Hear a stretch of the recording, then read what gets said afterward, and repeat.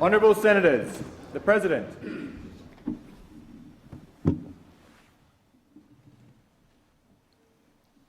I acknowledge the Ngunnawal and Ngambri peoples who are the traditional custodians of the Canberra area and pay respects to the elders past and present of all Australia's Indigenous peoples.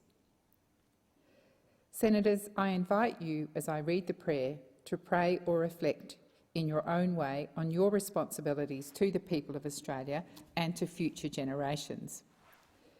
Almighty God, we humbly beseech thee to vouchsafe thy special blessing upon this Parliament, and that thou wouldst be pleased to direct and prosper the work of thy servants to the advancement of thy glory and to the true welfare of the people of Australia. Our Father, which art in heaven, hallowed be thy name. Thy kingdom come, thy will be done in earth as it is in heaven. Give us this day our daily bread, and forgive us our trespasses, as we forgive them that trespass against us. And lead us not into temptation, but deliver us from evil. For thine is the kingdom and the power and the glory forever and ever. Amen. Are there any documents to be tabled by the clerk? Yes, President. I table documents pursuant to statute as listed on the dynamic red. Are there any proposals for committees to meet during the sittings of the Senate? President, committees have lodged proposals as shown at item 4 of today's order of business. I remind senators that the question may be put on any proposal at the request of any senator. I call the clerk. Government business. Order of the day number 1. Family Assistance Legislation Amendment Cheaper Childcare Bill 2022. Resumption of second reading debate.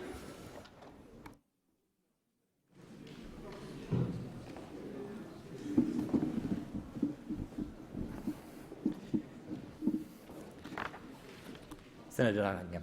Thank you, Mr Deputy President, and I'm pleased to commence the contributions of the second reading debate on the Family Assistance Legislation Amendment Cheaper Childcare Bill 2022 on behalf of the opposition.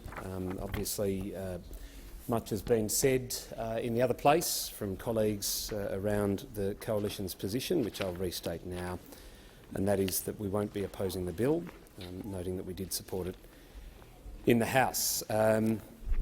It's important to outline from the Coalition's point of view why we've reached that conclusion, and also making it clear that given the nature of our political foundation, our framework of beliefs, we do believe in choice, and we believe that parents who engage in work or study should also be able to access care, whether that be through formal or informal arrangements. I think that's an important factor of this entire makeup of this sector of the economy, this service provision part of the economy that hasn't been dealt with properly here.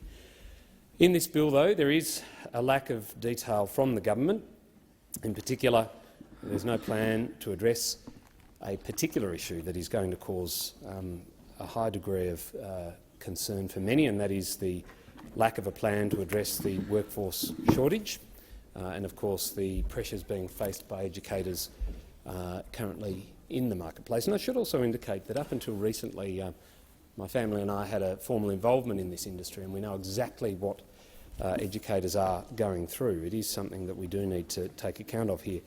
There's no plan to address access to care, given many parents and anyone who goes out into the community knows, and I'm sure it's across this place, that many parents are struggling to find a place for care and education of their child. It might be part of the week that they require that is covered. It could only be a day, but indeed the fact is that it is a difficult task to be able to find a place for care. There's no plan to address thin markets and childcare deserts, where, of course, there are no or little to no services, and there's no modelling to show that this bill will actually deliver on what the government has promised. There's $4.7 billion being spent here through this legislation, and not one single cent will be spent in creating additional places or services. And of course, as we've said previously, the bill that we're debating today favours high-income earners over the rest of Australians. In terms of workforce pressures, we know that early childhood educators who do an amazing job have been under pressure for a couple of years, and they've worked tirelessly throughout the pandemic, and now we're at the other side. Workers are leaving this sector for other careers. There are a range of issues that have contributed to that, but at the end of the day, they've become burnt out. There are currently 7,200 vacancies in this sector, but there are pieces of recent data showing there could be up to 20,000 vacancies, which of course does point to the concerns the Coalition has raised around this legislation.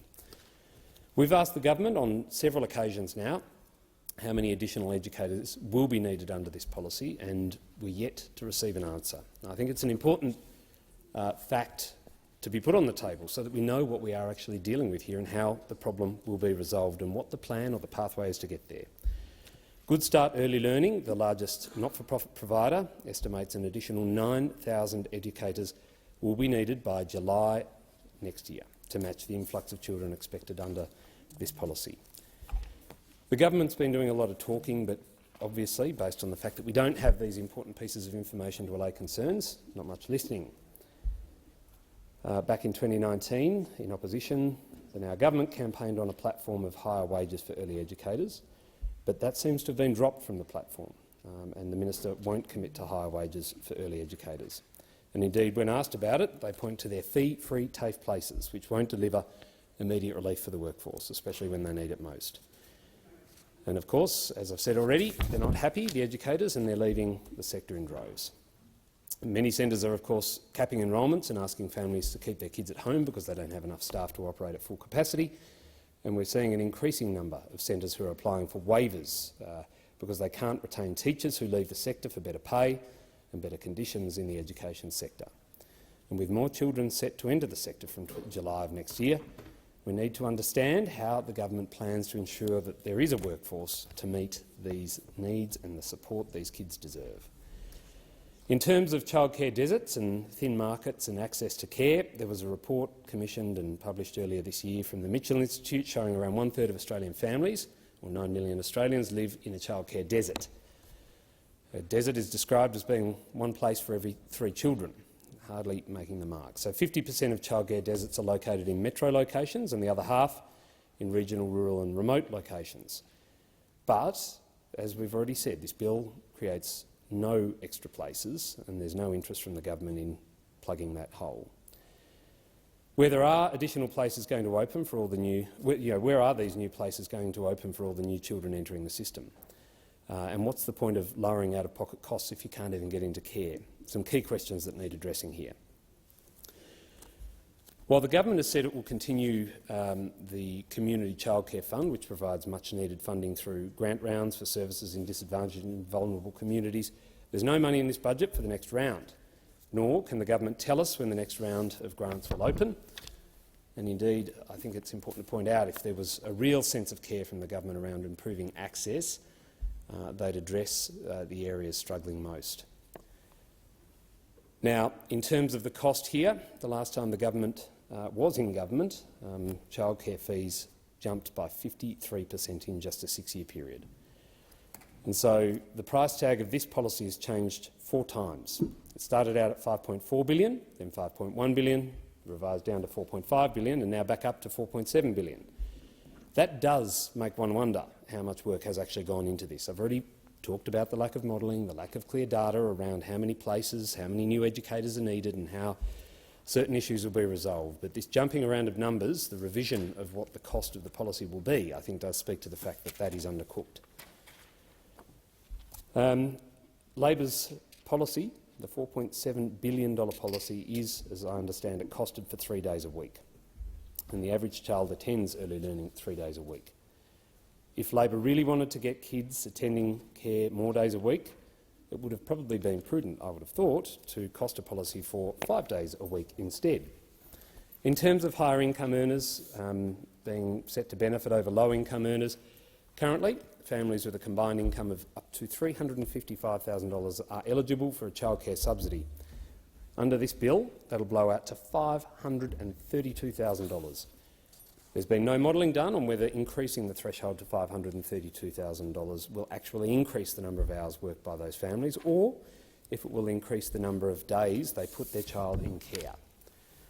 We don't know what the families in those brackets currently do, whether they access care 5 days a week or whether they use a mix of informal and formal arrangements, or whether they have a nanny or an au pair or a stay-at-home parent.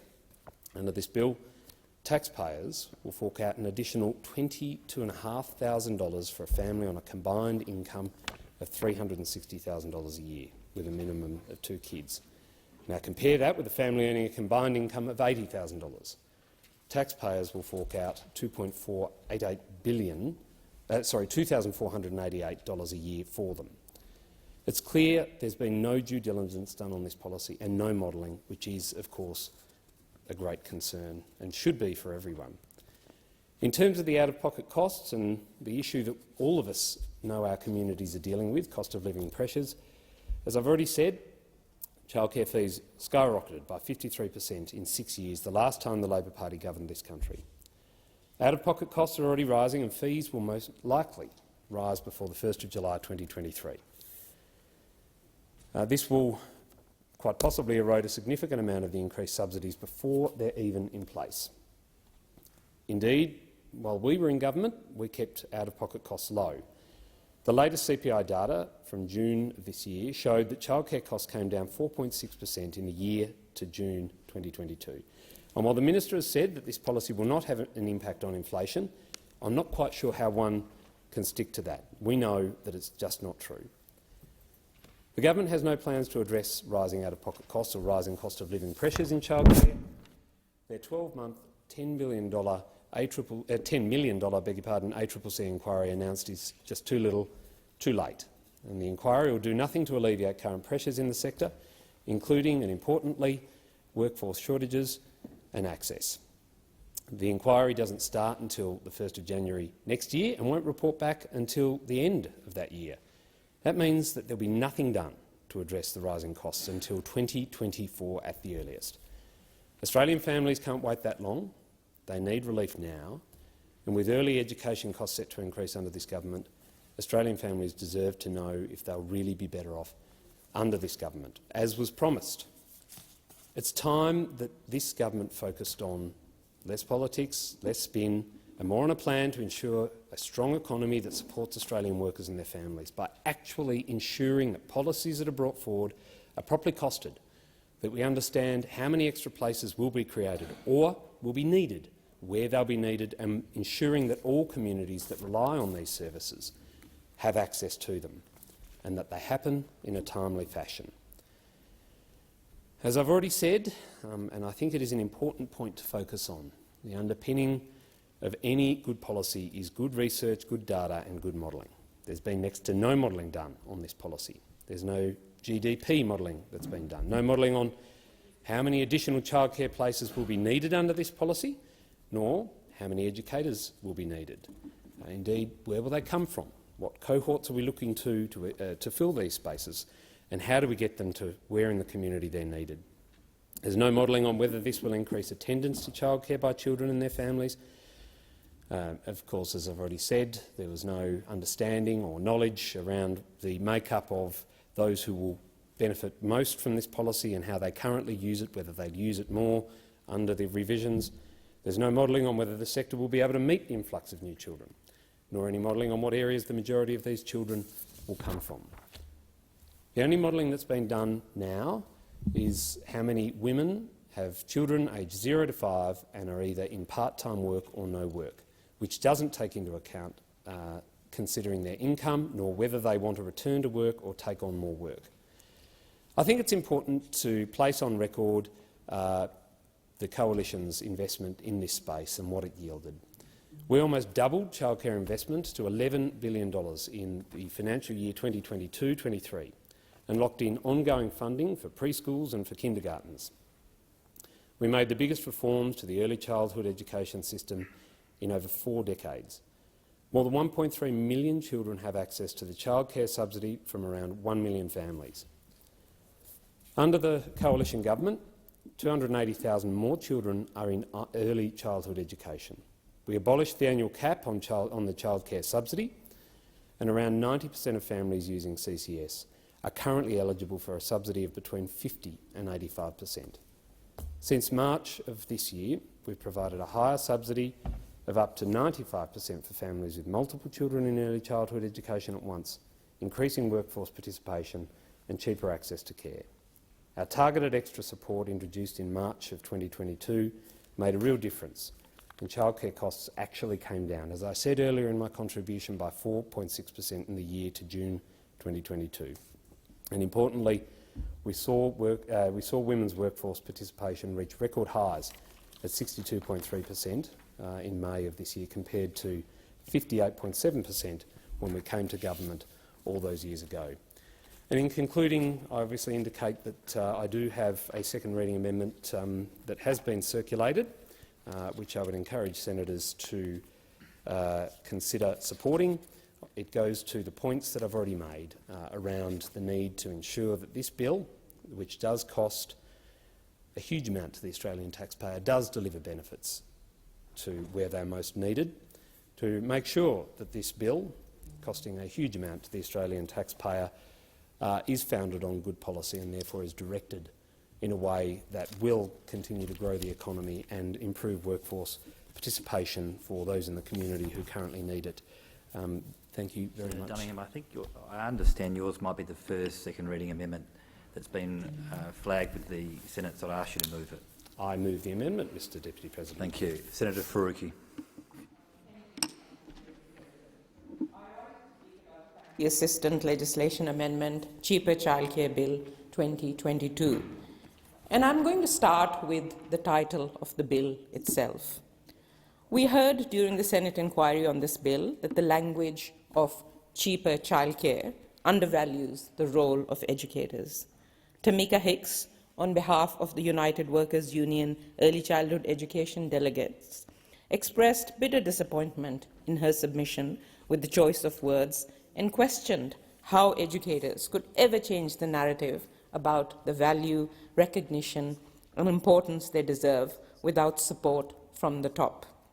We know early learning educators are some of the lowest paid workers. They were the first sector from whom JobKeeper support was withdrawn by the coalition during the pandemic. But they ought to be highly respected, and their contribution to children's development, the community, and society also highly valued.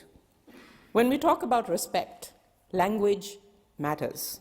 So the Greens support the view of UWU and other educators and consider the government should take a leading role in shifting public discourse by replacing the words in the title cheaper childcare with more affordable early education and care in the title of the bill.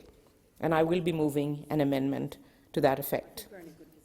And we should also commit to consistently using the term early education and care instead of the term childcare. Now to the bill itself.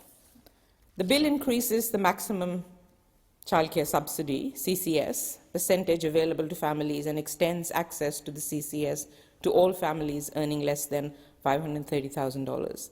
The bill introduces a new base level of 36 subsidised hours of childcare per fortnight for First Nations families, regardless of their activity levels.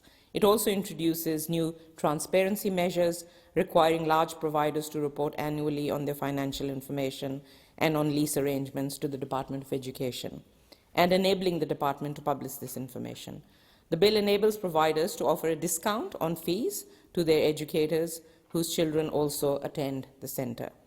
Finally, the bill introduces good governance as a core eligibility requirement for provider approval and imposes a new requirement for providers to submit accurate records, receive gap fee by EFT, and keep proper records.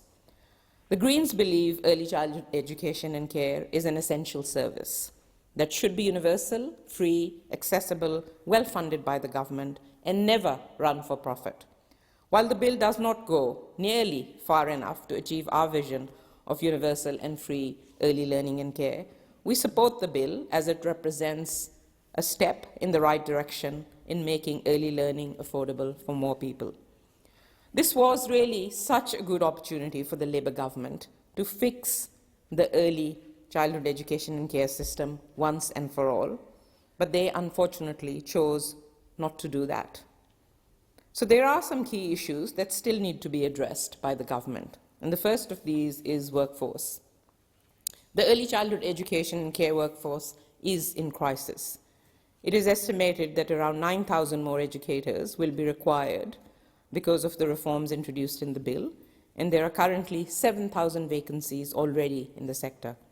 Assuming attrition rates continue as they are, it is estimated that there will be over 10,000 vacancies next year.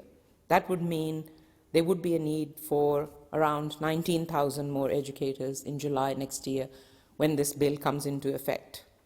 A big driver of this attrition is poor pay, with degree-qualified educators often being paid 20 to 30% less than primary school teachers.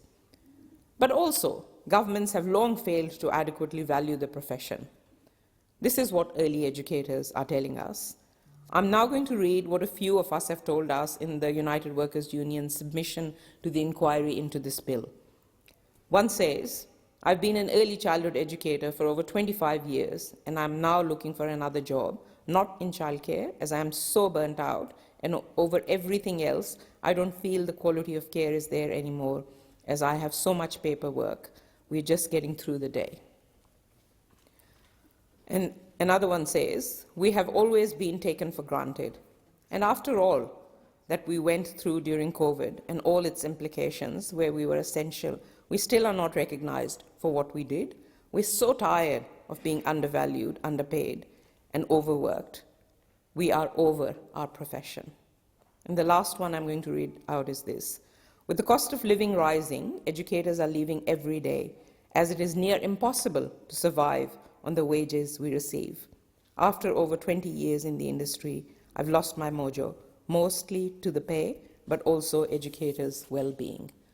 This is an atrocious condition for those people who serve such an essential, respected, and professional role in society, that is the development of our children. Currently, the only measure in this bill aimed at attracting and retaining educators is the provision of a permissible educator discount that providers may offer to their educators. Under this measure, early childhood education and care providers will be permitted to offer a discount on fees to staff engaged as educators, without affecting the amount of childcare subsidy payable for the educator. We support this measure and want it to be extended to all staff employed at centres, including cooks. But it is completely inadequate to address the scale of the workforce crisis. And let's not forget that a vast majority of workforce is women, who already face a huge pay inequality gap. We support calls from the sector that the government should provide an urgent interim wage supplement. The government should implement protections to ensure that the wage supplement is passed on in full to educators. For clarity, this measure should be interim, while longer-term structural changes are undertaken to improve educator pay and conditions, such as proposed changes to the Fair Work Act to address gender pay equity and improvements to bargaining processes. As the inquiry into the bill heard, immediate action is needed to address workforce shortages and the pay and conditions that workers face before the bill commences in July, to ensure at a very basic level that the policy aims of the bill can be realized. The government has been made aware of this fact loudly and clearly and cannot ignore it any longer. Now moving to the activity test. The Greens welcome the new baseline entitlement to 36 hours per fortnight of subsidised early childhood education and care for Aboriginal and Torres Strait Islander children, regardless of the activity levels of their parents. This change has been long overdue. The reality is, though, that the activity test as a whole is cruel, punitive, and beyond repair. It denies access to early childhood education and care for the most disadvantaged children and punishes families who have insecure casual work. The activity test should be abolished entirely, as many witnesses to the inquiry stated, including Early Childhood Australia, the Australian Childcare Alliance, UWU, the Parenthood, and Lisa Bryant. As Lisa Bryant put it, the activity test is a punitive measure introduced by the previous government, more or less on ideological terms, which said that only the deserving should get access to childcare. No child should be penalised for what their parents do or can't do. According to an August 2022 report from Impact Economics, the activity test is also contributing to at least 126,000 children from the poorest households missing out on early education. The report found that because of the activity test, single-parent families are over 3 times more likely to be limited to 1 day of subsidised childcare per week. Aboriginal and Torres Strait Islander families are over 5 times more likely to be limited to 1 day of subsidised care per week. Non-English speaking families are over 6 times more likely to be limited to 1 day of subsidised early learning and care per week. And low-income families earning between 50,000 and 100,000 are 6 times more likely to be limited to 1 day of subsidised early learning and care per week. Removing the activity test would represent significant progress towards delivering universal early learning and would ensure the full benefits of the CCS increase can be realised by all families and children. Thousands of children from disadvantaged families are missing out on early education and care. Now, there is sufficient evidence to warrant abolition of the activities test immediately. The government does not need to wait for the outcome of the Productivity Commission's inquiry to act on this. And I will be moving an amendment to abolish the activity test and encourage my colleagues to support it. The Greens agree with the many stakeholders that supported a need for greater transparency in the early childhood education and care sector during the inquiry. Many early learning centres are run by large non-government providers. There has been a proliferation of for-profit providers in recent years, and it is no coincidence that prices have risen by 41% in the past 8 years. Given the substantial public money that providers receive, there is a compelling need for a robust transparency regime. I therefore welcome new reporting requirements for large providers, but consider that these requirements should be expanded to cover all providers and that this information should be publicly available.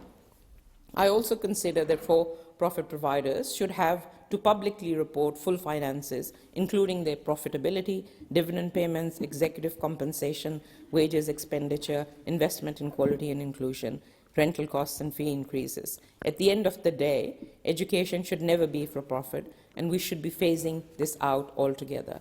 And I will be moving amendments to that effect later on during our committee stage. Once the bill comes into effect, it will increase demands for early learning. This needs to be matched with a corresponding investment in providing extra places. As pointed out by regional and rural stakeholders during the inquiry, waiting lists in many places are already too long. According to a report from the Mitchell Institute earlier this year, 35% of the population live in neighbourhoods classified as childcare deserts, where there are more than 3 children per one place. People in regional areas are more likely to live in this desert, while those in remote regions are highly likely to be living also in areas where there are limited places. The Mitchell Institute report noted that areas with the highest fees also generally have the highest levels of accessibility, suggesting that providers are not only establishing services where there are greater levels of demand, but where they are likely to make greater profits. The government must develop a plan to phase out for-profit early childhood education and care, which has clearly contributed to these inequities. And the government must work with states and territories to invest in greater availability of early childhood education and care. So the Greens will be pushing for the government to consider this issue in the context of the Productivity Commission's review of the sector, which will commence next year. And I look forward to working with the government on this review, which is badly needed. The Greens will keep pushing for an early childhood education and care system that we can be proud of, one where every child in this country has access to high-quality, free, accessible early childhood education and care, no matter what their postcode, their bank balance, or their background. And every early childhood educator is respected and has better pay and conditions which reflect their profession and the responsibility they take on in the development of our children. So I will be moving Green's second reading amendment, which will reflect this, by noting that the bill only provides limited support for families that are currently paying exorbitant fees for early childhood education and care, only makes modest changes to the activity test, does not do anything to address the workforce crisis, and then call on the government to make early childhood education and care universal and free, address the workforce crisis by immediately funding an interim wage supplement. High-quality early childhood education and care can give children the best start in life and is a critical component of lifelong learning. It also enables women to pursue career opportunities and ensures they aren't held back because early learning and care is too expensive or not available. As a migrant parent with no family in Australia, I would not have had the opportunity to study or embark on my engineering career, nor my children had the opportunity of early development if it wasn't for affordable childcare at that time. The government should scrap Stage 3 tax cuts, which benefit billionaires and the wealthy, and instead invest in an early education system which is universal and free, with higher wages and better conditions for workers. Senator Green.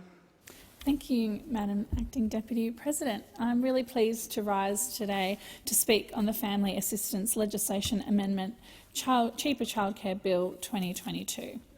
I rise to proudly speak on this bill today because this is a bill that will make a system fairer. This is a bill that will make a system more accessible, and it is the bill that recognises the importance and value of early childhood education. Because for far too long, under those opposite, early childhood education has been overlooked and undervalued. But it is so incredibly valuable. Early childhood education gives our youngest Australians the best start to life, and it enables parents, especially mothers, to get back into work when they want to. And I know a few of those opposite in the other place may disagree with the value of this bill. It is particularly interesting to hear those opposite now concerned so deeply with access and workforce shortages and wages issues after 10 years of spending 10 years treating early educators so poorly and dismissing their continual concerns that the early education industry be valued for what it is. Well, their disagreement is well documented from the last 10 years and in the media. We've heard things from those opposite like the best place for children is at home and that working women are outsourcing their parenting when they use childcare. Well, these old, antiquated points of view do not belong in Australia in 2022, and they certainly do not belong on government benches. And it is why this government is so proud to introduce this bill, to pass it through the parliament and to deliver our promises to early childhood educators and to parents across the country. It was those opposite who ripped JobKeeper from dedicated early childhood educators during the pandemic. Early educators were the very first to be cut off when JobKeeper was ripped away. But early childhood educators were at the time at the forefront of the pandemic, in settings where being so COVID safe was just impossible. Early educators were ensuring that other frontline workers could do their job, but they were completely dismissed by those opposite. So it is now completely shocking and disgraceful and absolutely shameful to hear those opposite trying to mask this behaviour when we talk about the lack of educators and the workforce shortages that are being faced. Early childhood educators are underpaid. I don't think anyone on this side of the chamber is arguing anything other than that. They are also undervalued, and they have been undervalued by those opposite when they were in government for almost a decade. They are leaving the sector in droves, and we know this because under the former government they were treated so poorly. They don't see value in their work add up to their pay packets. That is unfair, and it is time for that to change. Our incredible early childhood educators aren't just caring for our youngest Australians. They're ensuring that our children are getting the best start to their lives and their education. It's why this bill will see more kids in childcare and more mums participating in the workforce. There is more work to be done to get wages moving for educators, to make the system fairer for educators. We don't pretend that this bill to deliver cheaper childcare, more affordable childcare for every Australian who uses the system is a one-stop shop. We know that there is more work to do. And I'm really proud that this week, or this sitting fortnight, the Senate will get a chance to have its say on the Secure Jobs and Better Pay bill. Because if you support early childhood educators getting a pay rise, well then you can support this bill as well. I think early childhood educators would be pleased to finally hear those opposite finally concerned about their wages, finally concerned about the fact that their wages haven't kept up with the cost of living. It will be incredibly interesting to see what the crossbench and those opposite do when given a chance to support a bill that will deliver wage growth for workers just like early educators. It is only our government that understands the importance of early childhood education, and that's why we took this promise to the election. We know that making early childhood more affordable and more accessible to families is an economic measure. During the election, we heard from those opposite that we had a lack of economic policies. They're so dismissive of this policy as being an economic measure. They don't see the value in it. But we do, our government does, and that is why we are delivering through this bill. This is a policy that will make our entire country better.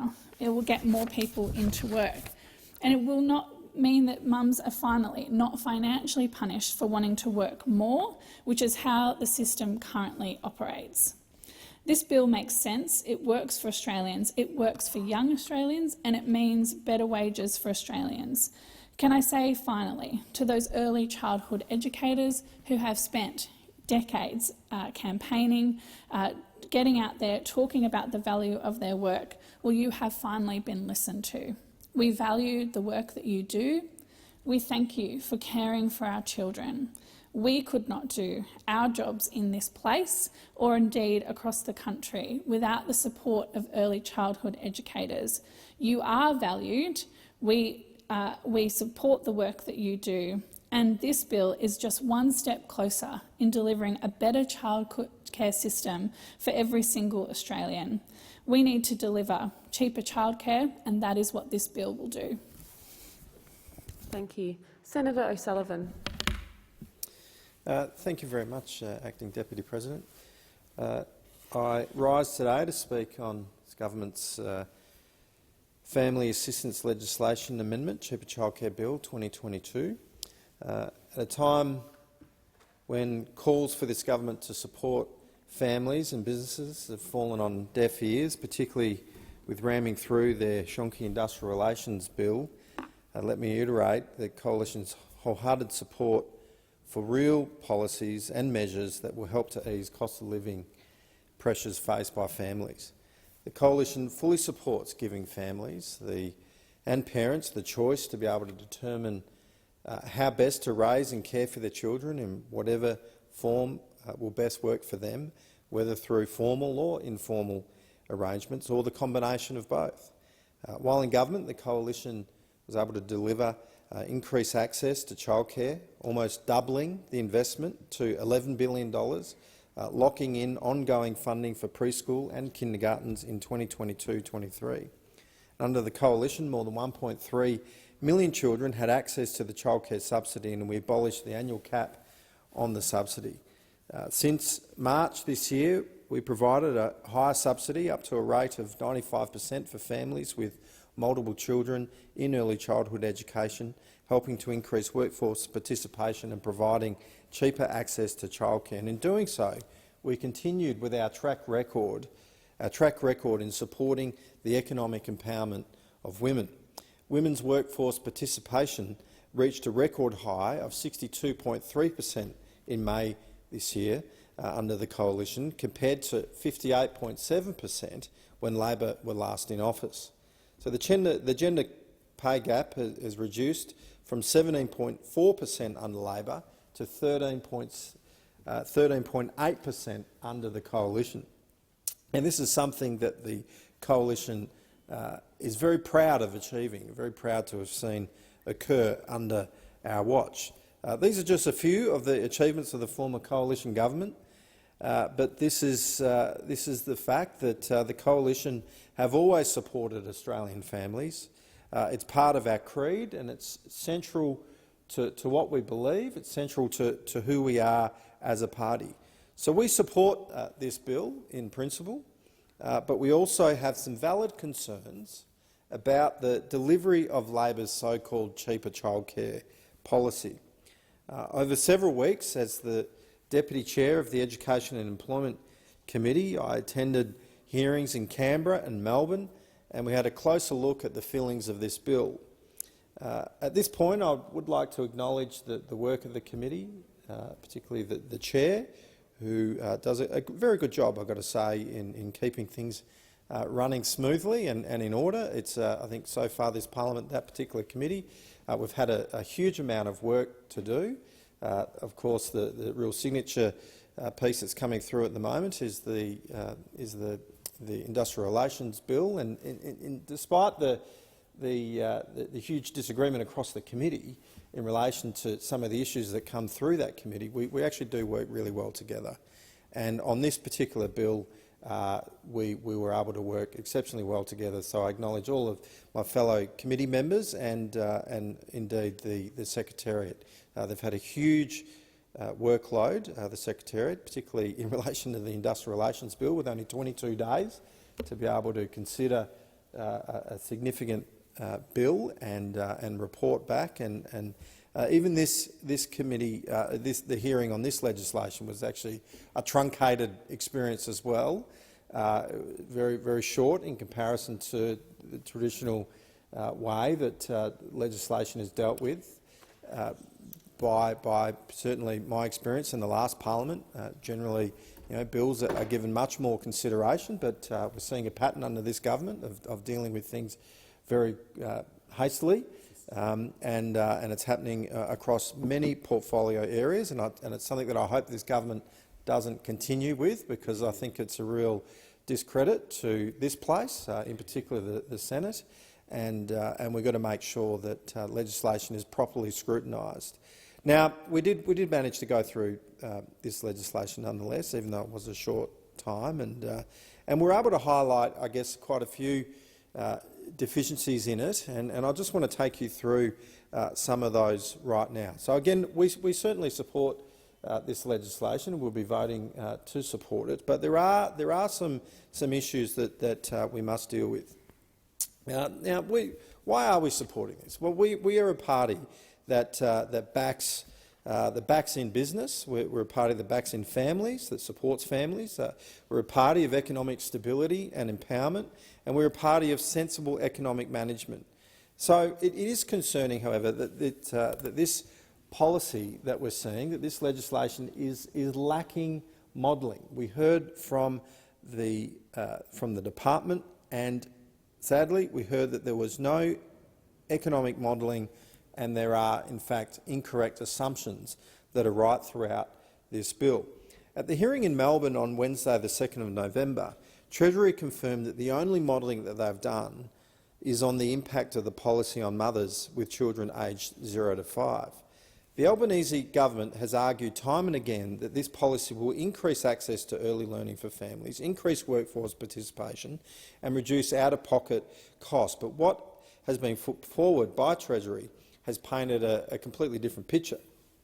When questioned about the modelling underpinning this policy, Treasury admitted that they'd done no modelling on the impact of the policy on the gross domestic product, no modelling on wage costs or increases, no modelling on the provision of early childhood educators, and no modelling on the impact of rising fees.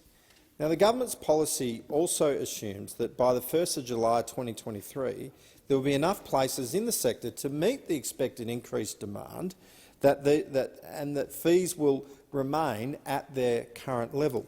Yet we have seen no modelling, none at all, as to whether or not the sector will be able to meet the influx of new children. Now, the department took us through why it is difficult to do the modelling. Okay, so if we accept that, then how is it that this government is out there proclaiming the virtues of this policy, and that we're seeing members in the House of Representatives in their own electorates, Labor members in their own electorates, claiming that this policy will increase X number of places, X number will assist X number of families. The member for Kingford Smith said that it's going to help 7,000 families in their electorate.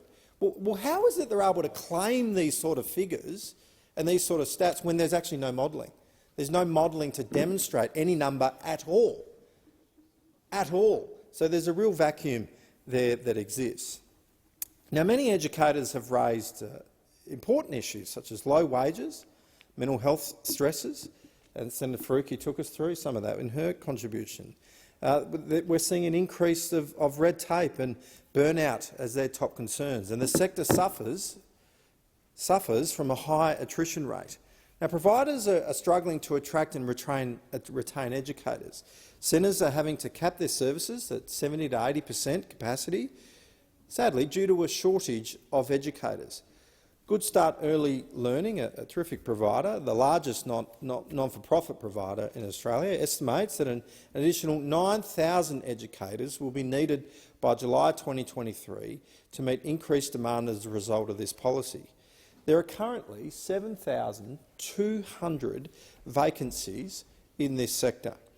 But once again, there's been no modelling done by the government to show how many educators will be needed, nor how they will address the current workforce crisis that we have.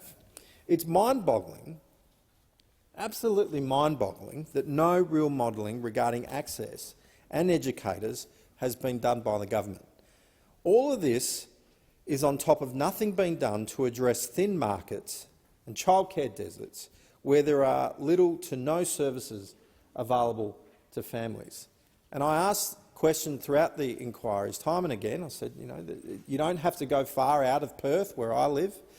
You don't have to go even to the outer suburbs, and you start to see childcare deserts. Not to mention the absolute dearth of provision in regional Australia, and certainly in some of our more remote parts of our country. You go across the Kimberley, and it's almost impossible to find a childcare or a childcare place. Even in the Pilbara and in more populated cities like Karratha, there's just a massive shortage, and you just can't get access to childcare, which is obviously incredibly difficult because it's difficult for these towns to attract people to come and base themselves there and bring their families and work in these places. Often these places have a fly-in, fly-out environment, and so how do you attract workers when you can't get access to childcare in these places? And unfortunately, this bill does nothing to address those sort of issues. It does nothing to address those issues. The Mitchell Institute reported earlier this year that around a third of Australian families live within a childcare desert, where there is only one place available for every 3 children. Now, $4.7 billion is, of course, an incredible amount of money, and not a single cent of that $4.7 billion is going to be spent on creating any additional places or services. So if you're one of those families that can't access a childcare centre, who can't get a place, then how is it possible that this policy is addressing your cost of living issue? The government's out there saying that this bill, and I remember it right through the campaign, saying we're going to address cost of living by reducing childcare. OK, they were elected on that platform. I get that. They've got a mandate. But how is it that you can still say that this bill is going to address cost of living when we know that this bill is not going to actually deliver an additional childcare place anywhere in the country? So if you can't access childcare, how is it possible that it's going to reduce your cost of living?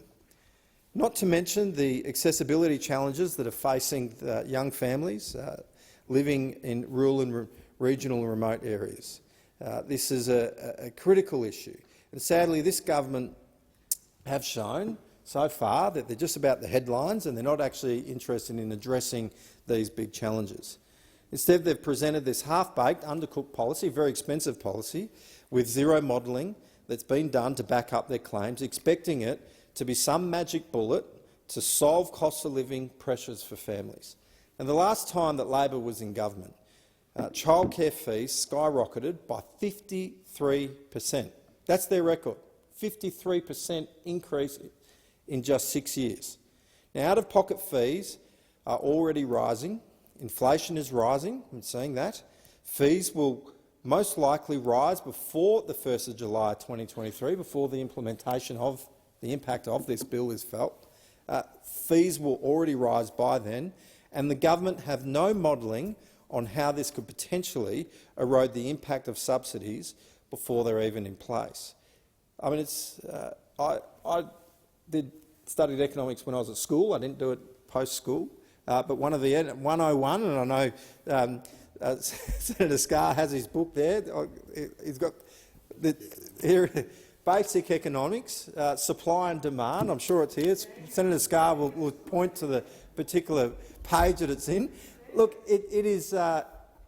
We know that when you increase demand, you see that there will be an increase in costs, and this is going to impact families. And there's nothing in this bill. There's nothing in what the government have demonstrated to us so far that is going to protect families from rising costs of childcare.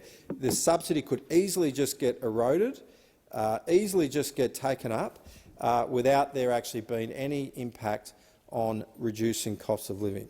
And our families need to know if they are really going to be better off under this bill. They need to know whether they will be better off under this Albanese Labor government, because so far they haven't. Everything's going up. Everything's going up except for the wages and the money in people's pockets. Our families, the backbone of our society, they're counting on this government, and our families, the future of our nation, are depending on them. And it's time for the Albanese Labor government to come up with some real policies that are actually going to support families, that are actually going to impact on the ground, and that are going to deliver for the workers of this country.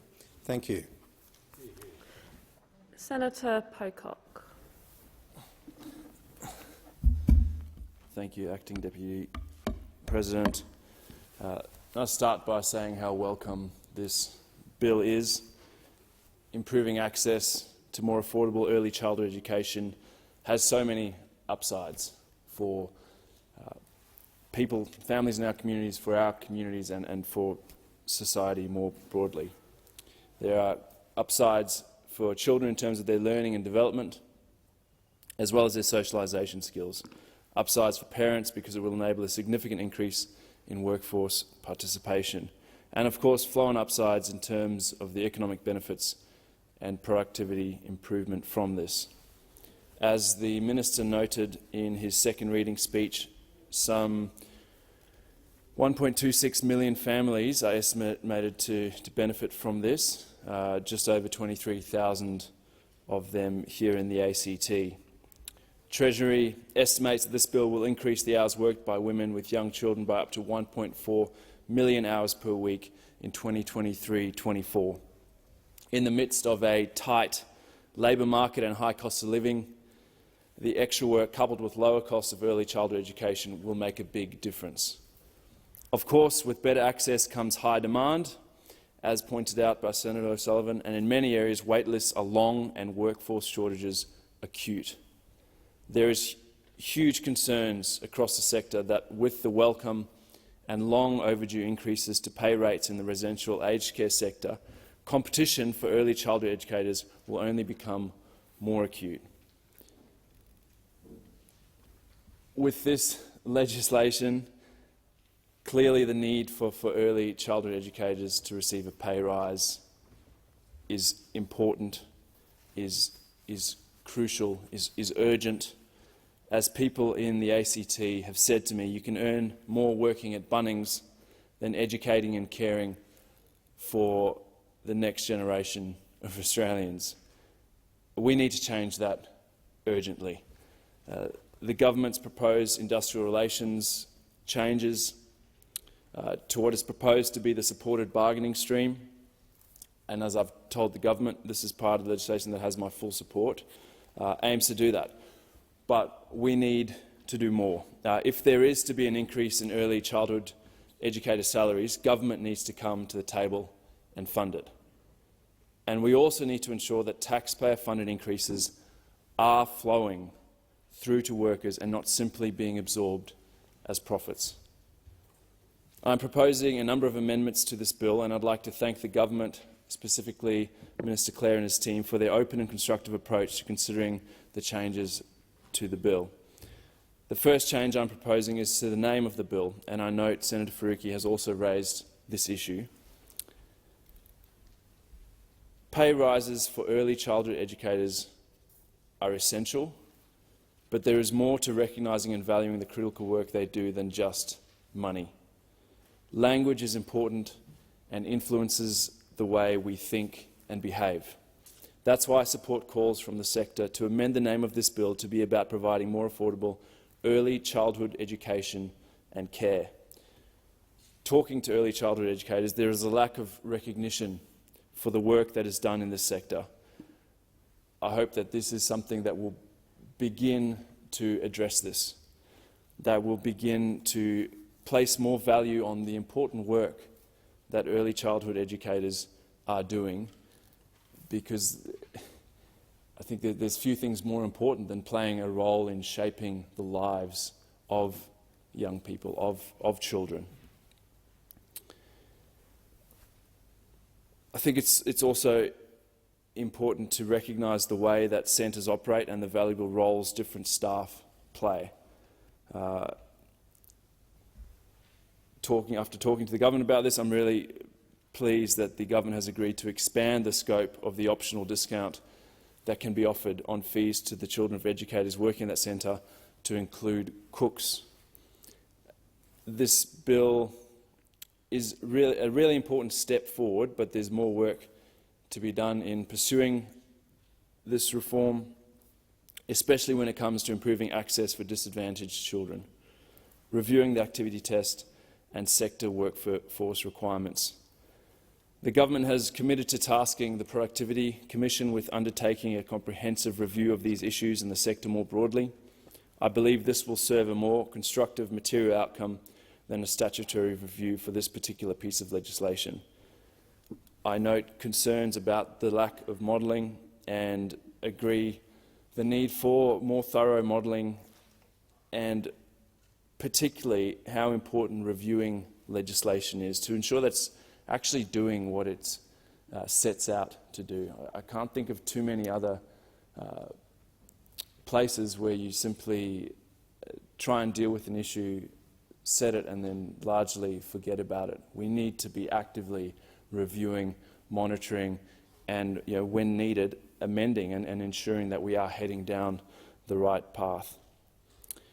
Delivering on the aim of implementing a universal 90% subsidy for all families is a worthy goal, and I look forward to supporting the government's effort to implement this on behalf of the people of the ACT. Thank you. Senator Pocock. Senator Polley. On the Family Assistance Legislation Amendment, Cheaper Childcare Bill 2022. Under the reckless governing by those opposite, childcare costs were allowed to increase by 41% over the past 8 years, and the cost of living was allowed to skyrocket. This has had a devastating impact on Australian families and their ability to send their children to early education and care. It is also a further reflection of the lack of importance and value that the Coalition places on women in the workforce and the benefits of childcare and early childhood education. The Cheaper Childcare Bill is an important and necessary bill that will help make a meaningful difference to the lives of Australian families, to the Australian job market and to the Australian economy. It is a multi-billion-dollar commitment to Australian families and to our children, and it upholds another Albanese government election commitment, because we value families and children and we want to see them thrive. And as a mother myself, I understand just how important it is to have the options available for affordable early education and care for our children. This bill is a crucial step in helping women return to the paid workforce. Now, I make the reference to paid work because, as everyone who is a parent will agree, parenting is one of the hardest and most underpaid jobs you will ever do, and I don't want to diminish the value of that important work. But those parents who want to return to the paid workforce, this bill will make it more accessible for them. It is widely known that in Australia, mothers are typically the parents who spend more time raising their children. In 2016, the Australian Institute of Family Studies found that approximately 5% of families had a stay-at-home father, compared to 27% having a stay-at-home mother. It was also estimated that fathers spent approximately 13 hours a week on childcare, compared to a mother's 27 hours. This is a huge difference, and for mothers who want to return to work, they need affordable childcare. Otherwise, it simply isn't a feasible option. The Australian Bureau of Statistics announced in February 2022 that there were approximately 745 people who were wanting to work and were able to begin that work within 4 weeks, but were still unable to. 113,600 of these people were unable to work due to childcare constraints, and 106,800 were women. Better enabling the approximately 106,800 women who have been unable to join the workforce will contribute to gender equality by accelerating work to close the workforce participation, pay and, very importantly, superannuation gaps. According to the Workplace Government Equality Agency, the national gender pay gap is currently 41.1%. This bill will help reduce this and will allow women to better support themselves now and into the future. This is a win for women, for their families and for the Australian economy. This bill will enable more children to access early childhood education and care. This is so important when it comes to helping set up our children for formal schooling in later years. This bill and the support these will approximately help 16,400 Tasmanian families. They will get the help that they need, and this is a significant step in filling these gaps, and it will also reduce the cost of living pressures. These parents who want to and will be able to return to the workforce where their skills and knowledge will be greatly appreciated. With the timely passing of this legislation, these changes should come into effect by July 2023. This will be such a relief for Australian families. This bill is not a handout, it's an investment in women, in children, in families, in the Australian job sector, and most importantly, it will enable these women and these families to contribute to our economy. Supporting families and children in Australia should be a bipartisan issue. We shouldn't be them versus us, so I urge those opposite and around the chamber to support this very important piece of legislation. Thank you, Senator Polley. There are no further speakers. Minister. Thank you, Acting Deputy President. I thank those senators who've spoke on the Family Assistance Legislation Amendment, Cheaper Childcare Bill 2022, and for their contributions to this debate. It's a bill which is good for children, good for families and good for our economy. It will support the development of our youngest Australians in those crucial early years. It will provide more choice to parents, in particular women, in choosing to re-enter the workforce and work more hours, which is so desperately needed in the economy. Treasury estimates that these measures will unlock the equivalent of up to 37,000 full-time workers in the first year alone. It will make early education and care cheaper for more than 1 million families. It will introduce a base level of 36 subsidised hours per fortnight of early childhood education for First Nations children as well. It will improve transparency and integrity measures in the sector, and it delivers on a key commitment made to Australian families in the 2022 federal election. I thank Senator Pocock for his contributions to this bill, and the government will support those amendments. This bill has won widespread support from families, the business community and the early childhood education and care sector, and I commend it to the chamber. Thank you, Minister. Now, I do believe Senator Pocock has an amendment to move. I'll just check with the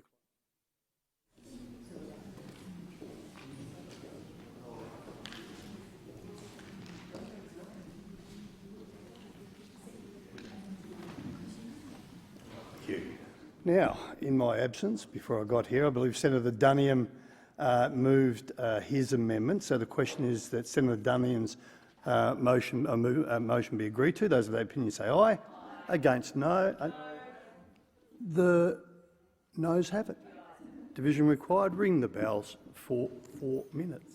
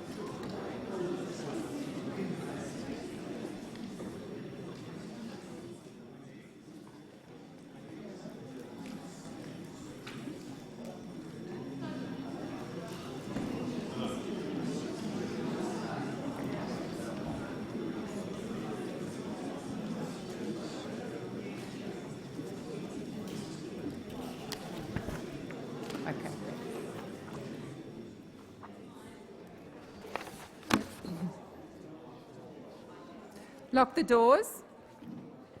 So the question is that the second reading amendment is moved by Senator Duniam be agreed to. The ayes shall move to the right of the chair, the noes to the left. I appoint Senator O'Sullivan as teller for the ayes and Senator Pratt as teller for the noes.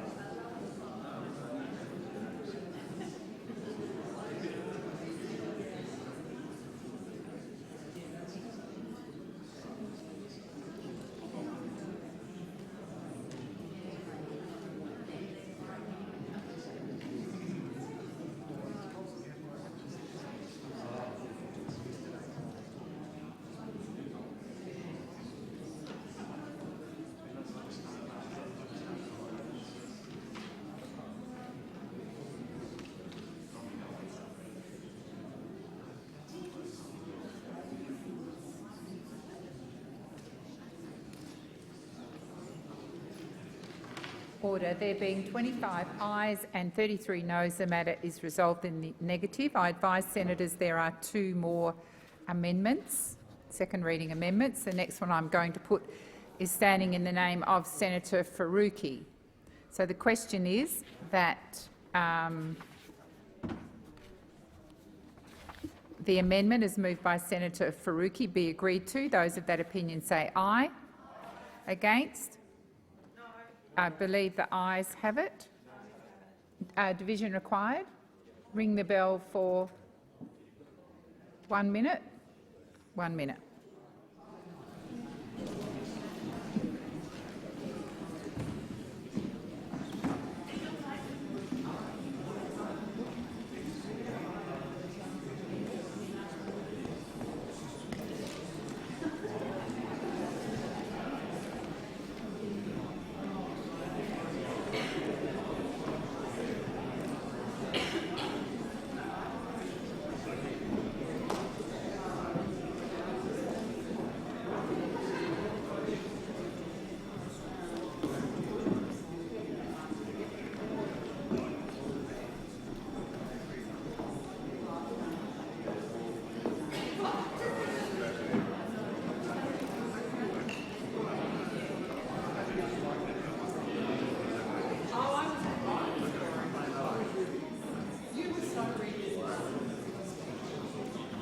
Lock the doors.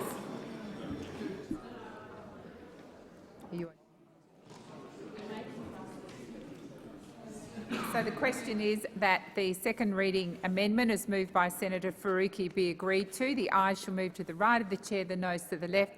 I appoint Senator McKim as teller for the ayes and Senator O'Sullivan as teller for the noes.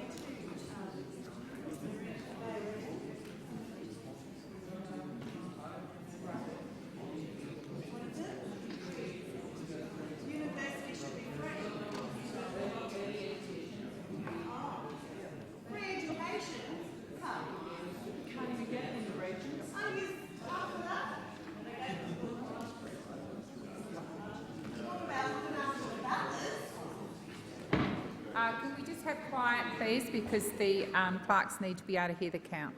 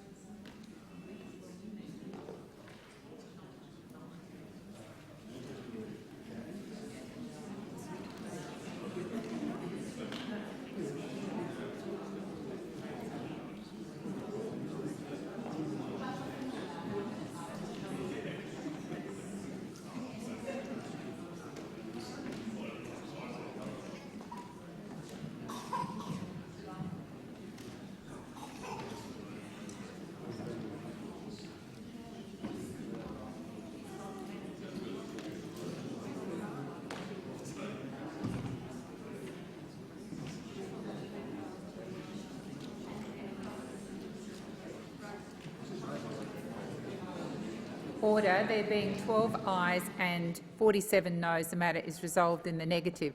I'll now move to the second reading amendment standing in the name of Senator David Pocock.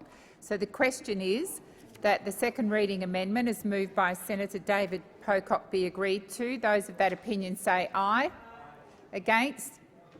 I believe the ayes have it. The ayes have it.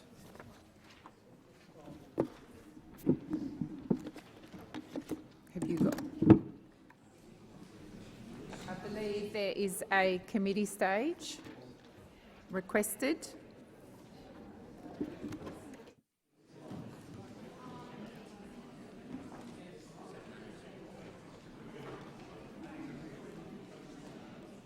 Before we move into committee stage, we'll just read the second reading amendment. So the question is that the second reading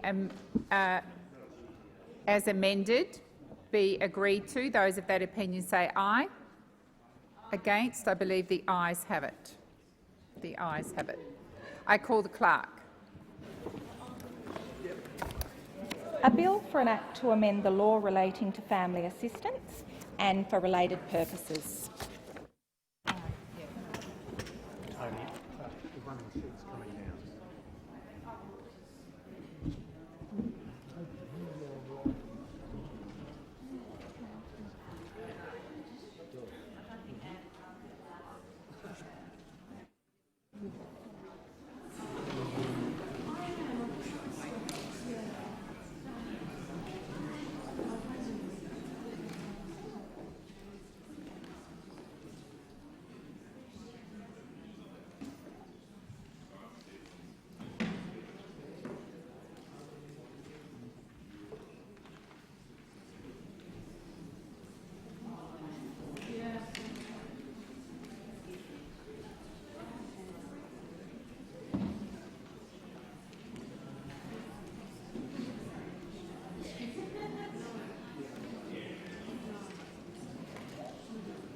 Thank you very much.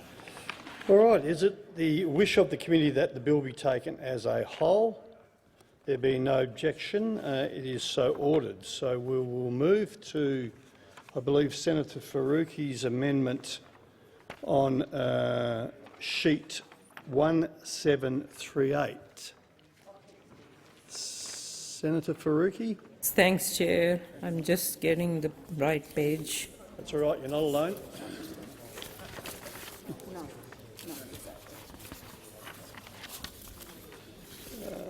Senator Faruqi's got a couple, has she? 1738, yes. Yes. Thanks, Chair. I move Green's amendment on sheet 1738. This amendment is about changing the short title of the bill. And the reason for that is that cheaper childcare is a way of framing a sector which is not respectable. And I did speak a bit about it in my second reading speech, but educators have really been disrespected and undervalued for a very long time. And as I said earlier, language really does matter. So my amendment changes the title, a short title of the bill, from cheaper childcare to more affordable early education and care. And I understand that Senator Pocock has a similar amendment for the long title of the bill as well. So these should really be taken in conjunction. There is no reason that both the titles should not be changed. So I move the amendment. Minister. Thanks, Acting Deputy President, and I thank Senator Faruqi for her discussion on this, and we had a question in estimates about it as well 2 weeks ago. And I can certainly say that this is a government that respects the role of early educators in the community. We value the role that they play in the community, and I think we've demonstrated that by our actions in government, supporting a pay rise, our efforts to tackle the workforce shortage that we have underway.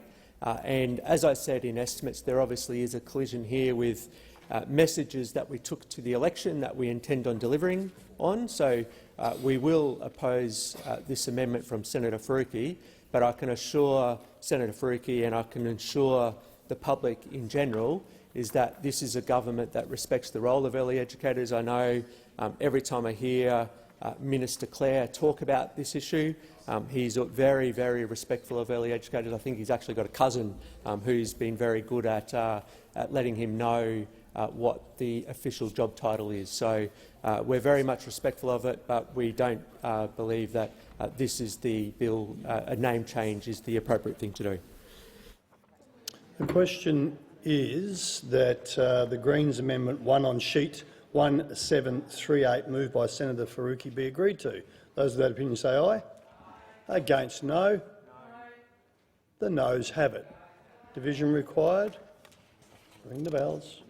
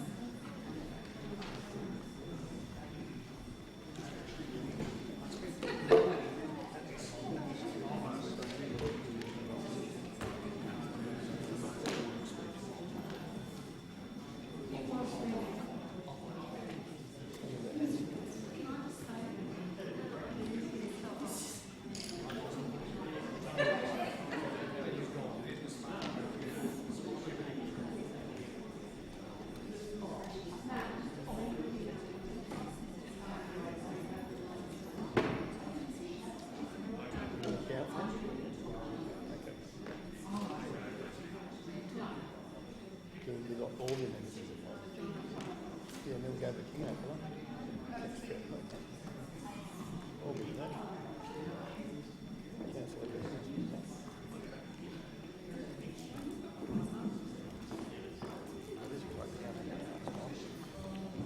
That's all work on this one.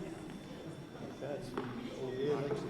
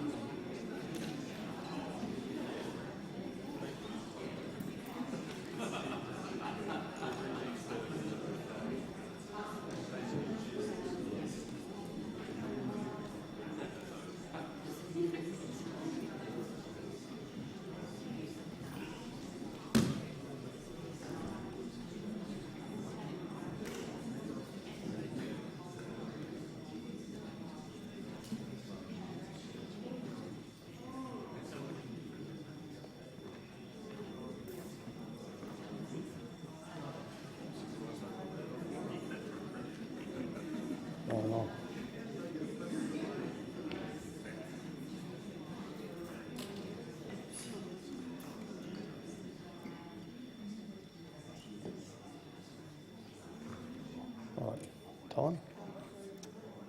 That's it. Thank you. The question is I'm sorry. Can you lock the doors? Thank you. Okay. The question is that the Greens Amendment 1 on sheet 1738, moved by Senator Faruqi, be agreed to. The ayes shall pass to the right of the chair. The noes shall pass to the left of the chair. I appoint Senator McKim to tell it for the ayes and Senator O'Sullivan to tell it for the noes.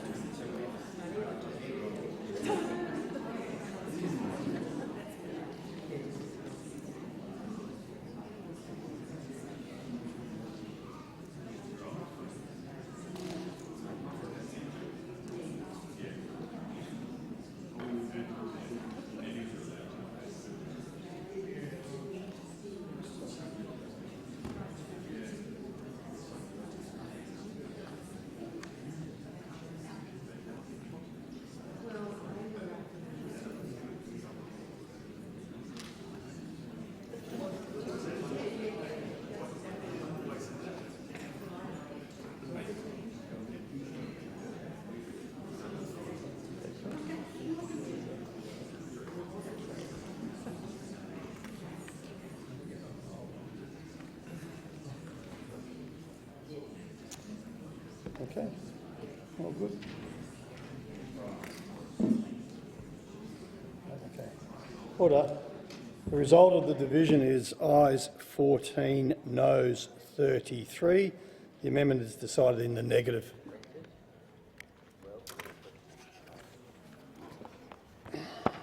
Thank you.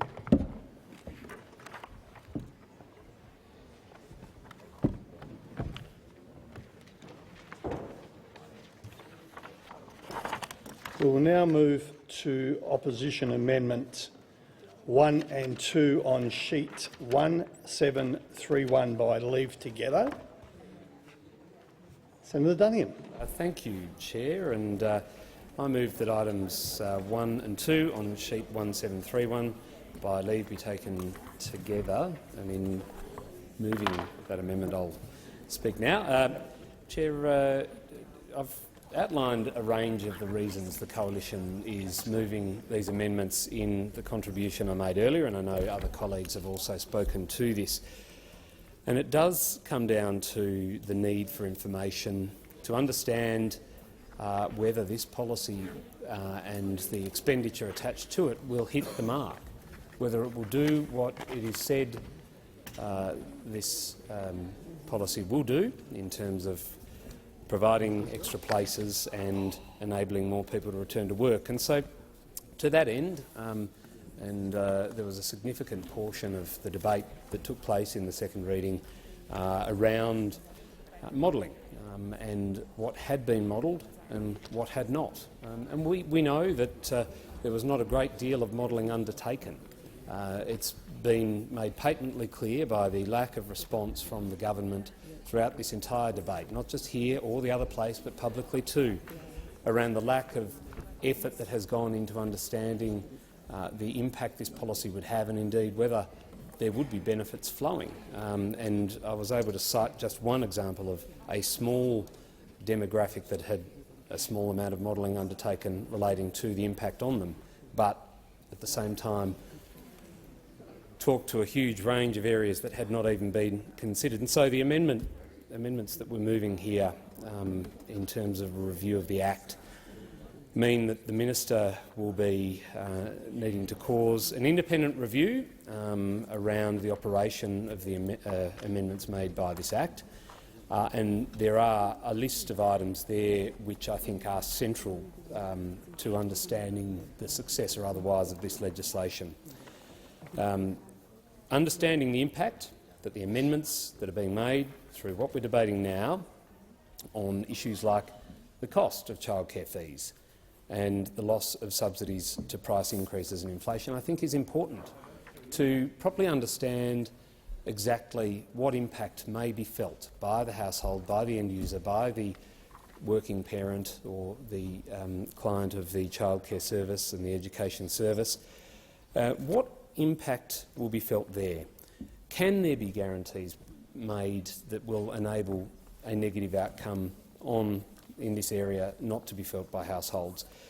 We know, based on the information provided to us to date, that there hasn't been modelling undertaken on these issues. And I would have thought we're all in the business of problem solving, we're all in the business of making sure that Australia is a better place, that those who seek to work can do so more freely, those who want to take advantage of this great service in the early childhood education and childcare sector are able to do so, but we don't know whether there will be a loss of subsidy due to price increases and inflation, and whether the cost of childcare fees will go up. So it is important to understand what impact will be felt by the policy levers being pulled in this legislation, and that's what one of the elements of what this review would look into.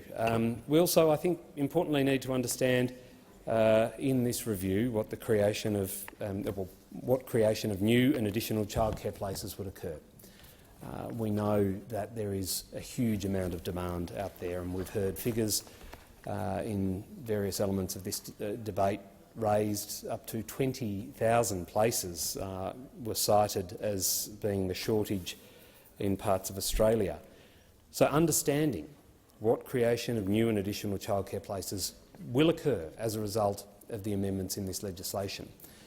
Because, as I think has been said in the debate, and whether or not these amendments give effect to this or not is a different question, but the point's been made that in theory it will occur, but no one can tell us how many, no one can tell us where, and that is a problem, and that is why having a review to look at this as well is incredibly important. Also, the changes to service gaps across Australia, particularly in rural and regional and remote Australian communities, and I know that Senator Mackenzie will probably have some remarks to make about this, perhaps with other colleagues as well, but it is an important thing. We talked about childcare deserts, where services are thin to non-existent on the ground, where the demand outstrips supply by 3 to 1. Are we going to see these gaps filled? Are we going to see these holes plugged? Are we going to see the problems for these communities when it comes to access to this service, this vital economic service? Are we going to see those problems solved as a result of this legislation? Again, because there was no modelling done, we don't know. We can only assume, based on what we know to be the experience under our time in government. We know that a lot more needs to be done, but understanding, of course, what impact will be had, and we don't know what impact will be had as we go to spend in excess of $4 billion on this policy resulting from this legislation. Also, the changes to Indigenous children's attendance, specifically an increase in the number of Indigenous children attending childcare. No modelling done on that. an important area of policy, an important consideration in the deliberation of this legislation. For those communities out there in regional and particularly remote communities, how will these changes specifically impact on them, the needs they face, and the improvement of life outcomes for them? Every senator who has spoken on this legislation has pointed to the importance of a solid early childhood education sector and the foundation that it provides for young Australians, no matter where they live in the country. We know that there are improved outcomes for those who gain access to a good system that provides needs, but we don't know, though, what changes there will be to Indigenous children's attendance, specifically if there will be any increase in the number of Indigenous children attending childcare or early childhood education.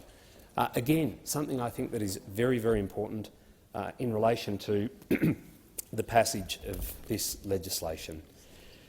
One thing that has been spoken about a lot, again, that we don't have any detail around, is the number of early childhood educators and any workforce gaps that exist. The review we're proposing here would take us through that. We'd understand exactly where the gaps are and what problems are faced.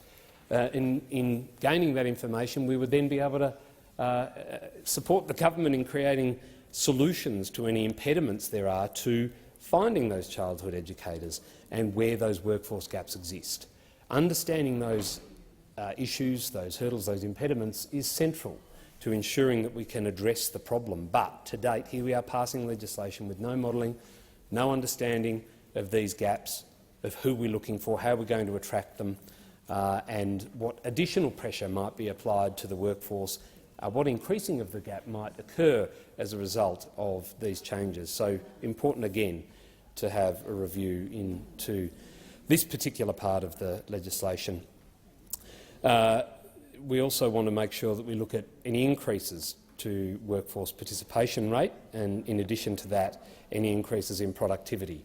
There's been a lot of talk about the economic outcomes of this legislation, what it will mean for communities, for an economy that needs every bit of boost it can get. And I think understanding what this injection of in excess of $4 billion of expenditure to support and augment this sector, understanding what impact that will have in the economy is, I think, an important part of what we should be considering here. As I've said already, we don't know because the modelling hasn't been done. There have been varying figures around even the cost of this bill. As we move forward, all of us want to be solution providers and problem solvers. Understanding how this policy will translate into increased workforce participation and increased productivity, I think, is exceptionally important. I don't think it's something that we should be forgetting as we go into this. Everything we do, particularly with the pressures that we face across the economy, across society, across every region of our country, we should understand what improvements that there would be made to economic outcomes in terms of workforce participation and productivity. In calling for this review, we do want to ensure that both quantitative and qualitative research is conducted. I think it is important to understand not just the numbers and stats, but also the improved outcomes for people across the country, households and families who want to take advantage of this service. As I said right at the beginning, we all want to make sure that this sector is functioning as best it can to support the needs, wishes and dreams of Australians, better outcomes for young Australians with a good foundation. It's an important amendment and I hope colleagues will look to support it because having data is central to a good outcome. Thank you, Senator Dunning. Senator McKenzie. Is the minister going to I answer? did glance to the minister, but I think you're going to get the call. Senator McKenzie. Thank you, Chair. Well, it's hard not to be cynical that this Labor government has any commitment whatsoever to those 9 million of us who don't live in capital cities in this country.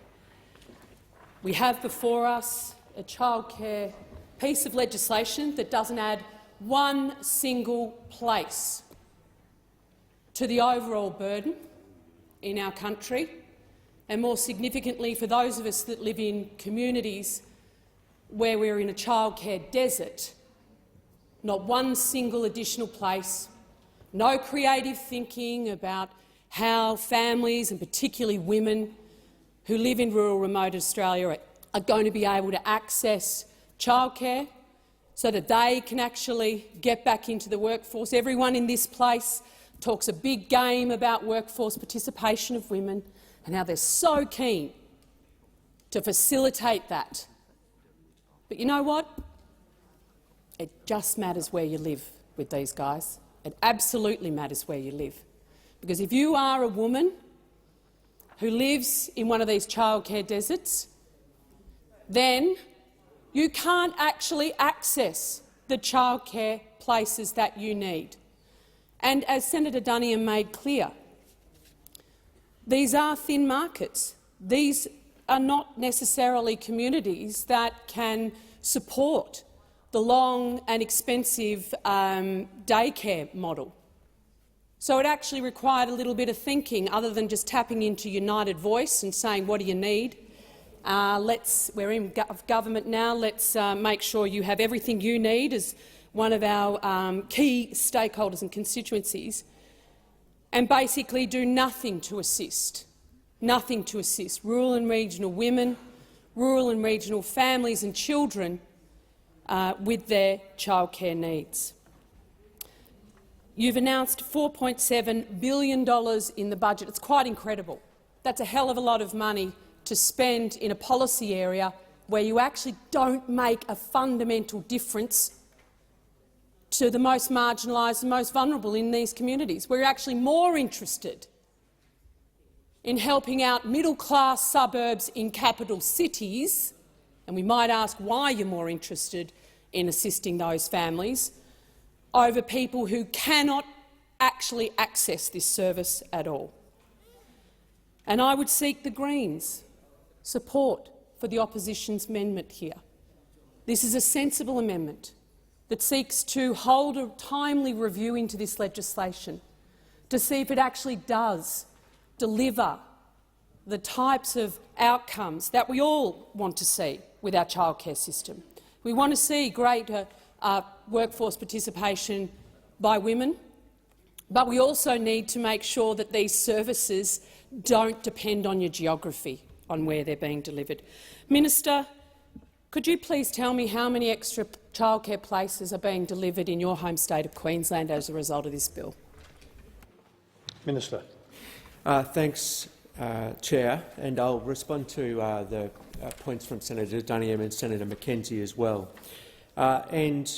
Just in terms of the substance of these amendments, what we've been very clear about is where we think the review should take place, and we believe that there are challenges in this sector, which is why we've asked the ACCC, and we've provided them with $10.8 million to undertake a price inquiry into childcare in 2023, and this will consider the effectiveness of the existing price regulation mechanisms, the drivers of rising early education costs, the impact of these childcare subsidy changes on out-of-pocket fees. So we've asked the ACCC to do that, and we think that's complementary to the legislation that we obviously hope to pass today. The government is also committed to tasking the Productivity Commission with conducting a comprehensive review of the sector. That review will commence in the first half of next year, and both of these reviews we think are comprehensive and therefore do not require additional reviews at this time. There's no doubt there are challenges in the sector, and I think it's obviously not for other politicians to lecture colleagues on self-reflection, but surely those opposite do have to have a little bit of self-reflection that they've just concluded 10 years in government and we've inherited this mess that we are trying to fix. They make no mention of that in their contributions here. They say that they are supporting this bill. I have not heard one positive comment out of any of them in terms of their contributions to this, which is what we took to the election and are hoping to implement here today.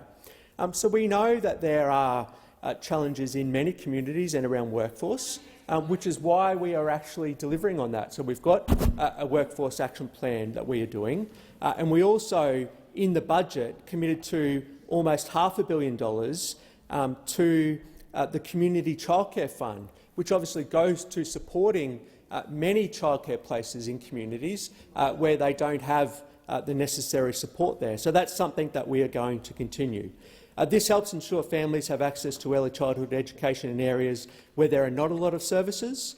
And I also note that some state governments have announced substantial reforms in this space as well, particularly in New South Wales and Victoria, around establishing new services in areas of need. So through providing more subsidy to families, there will be an increase in demand, and obviously that will go towards there being the market responding and creating more spaces and more services at the same time. And our workforce initiatives, which are comprehensive, including fee-free TAFE and additional higher education places, will increase the availability of educators to meet demand. So there's a combination of things that are happening in terms of what the government response is, and that is in regards to the Community Childcare Fund, but it also goes to the increase in demand that will come from this legislation, meaning that the market will respond and create more places at the same time. Senator Mackenzie. Thank you, Chair. I note the minister refuses to accept the fact that this bill will not add any additional places in his home state of Queensland. Minister, when you talk about the review that you're proposing, ACCC, Productivity Commission, for those of us that don't live in capital cities, it is our lived experience that unless you explicitly ask bodies to examine the impact of government policy on rural, regional and remote communities, on workforce participation of rural, regional and remote women, of the impact of your policy decisions on country kids, their development and growth, and our future prosperity, then it just doesn't happen. And unfortunately, our experience under your government thus far shows that it doesn't happen. You've in fact cut the very funding mechanisms that have built childcare centres and facilities in country communities, the Building Better Regions Fund and others, that you want to typify as wasteful spending in our communities, that have actually led to families being able to access childcare, often for the very, very first time. So excuse me if I'm not, dancing in the streets over $4.7 billion to satisfy middle-class income earners in capital cities and your union mates from United Voice. I want to particularly put on the record, in the time that I have available to me, the hard work of Anne Webster, the National Party member for Mallee, who has just championed this issue for so many of her country towns and regional centres. 7 towns in the Mallee right now are without childcare: Birchip, Boort, Kahuna, Matoa, Pyramid Hill, Rainbow and Wedderburn. Other larger centres, there are long waiting lists. One centre in Mildura has a waiting list of 200 kids. And this is a regional capital that exports to the world. And the latent capacity, particularly of women in that community, all bar for the access to childcare, cannot pursue their careers and their jobs to provide for their families as a result of this. And you say, many state governments are stumping up. Well, cooey Daniel Andrews, you've got 5 days. Labor has not only ignored the need for services in the Mallee, but deliberately scrapped the funding, as I said, provided for this, in the form of Building Better Regions Fund Round 6 and the Community Development Grant programs. And Anne Webster has people in Mallee who want to go back to work, professionals who offer their towns vital experience and skills, but can't, simply because there is no place to safely place their children to receive quality childcare education in a safe manner. Minister, how many additional places, as a result of $4.7 billion of funding, are going to be available in rural and regional Australia as a result of your government's legislation? Minister. Thanks, Chair. And as I said, Senator Mackenzie, We know that there are many challenges in many parts of the country around access to early childhood education, which is why we are confident that making it cheaper and more affordable will see that more families take up that option, and we also see that there will be a response from the market to increase these facilities because they know there will be more demand. But we've also got the commitment that we made to the Community Childcare Fund that will obviously go some way towards tackling some of these challenges. And you mentioned some of our regional funding. Well, we do have a focus and a fund that is being set up that will be available for regional communities to apply to. But unlike your funds, ours will be transparent, ours will be accountable, they will open at regular times, there will be a guidelines for people to follow so communities know when they can apply, they know the rules that will apply, and they know how they can apply and when they'll be successful, rather than those ones that yourself and the former Deputy Prime Minister dreamt up that suited you but didn't actually suit the majority of Australians. So we take these issues seriously, we take integrity and accountability seriously, and that's why that we are setting up appropriate funding mechanisms for regional Australia that will be able to benefit from those funds. Senator McKenzie. Thank you, Chair. Minister, through you, Chair. Minister, as a former minister that actually funded a round that was supposed to open in August this year to actually support these types of facilities being supported in communities such as I've mentioned in the Mallee, I find it the height of hypocrisy that you have the hubris to stand in this place and call out somehow a lack of integrity around how our government administered childcare funding and grants programs across the board. You've failed. You've actually failed in your attempt to categorise spending in rural and regional Australia as wasteful, because it's not. It's not in your seats. It's not where people vote for you, because they do vote for the Liberal, the Nationals, the Country Liberal Party and other independents. They're never going to be voting Labor. You know why? Because every time you get into the Treasury seats, you show exactly the kind of disrespect you are with this legislation and others in turning your backs on the very needs and critical investment required for the 9 million of us that don't vote for you, but we are still Australians and deserve access, equitable access to services. Senator Faruqi.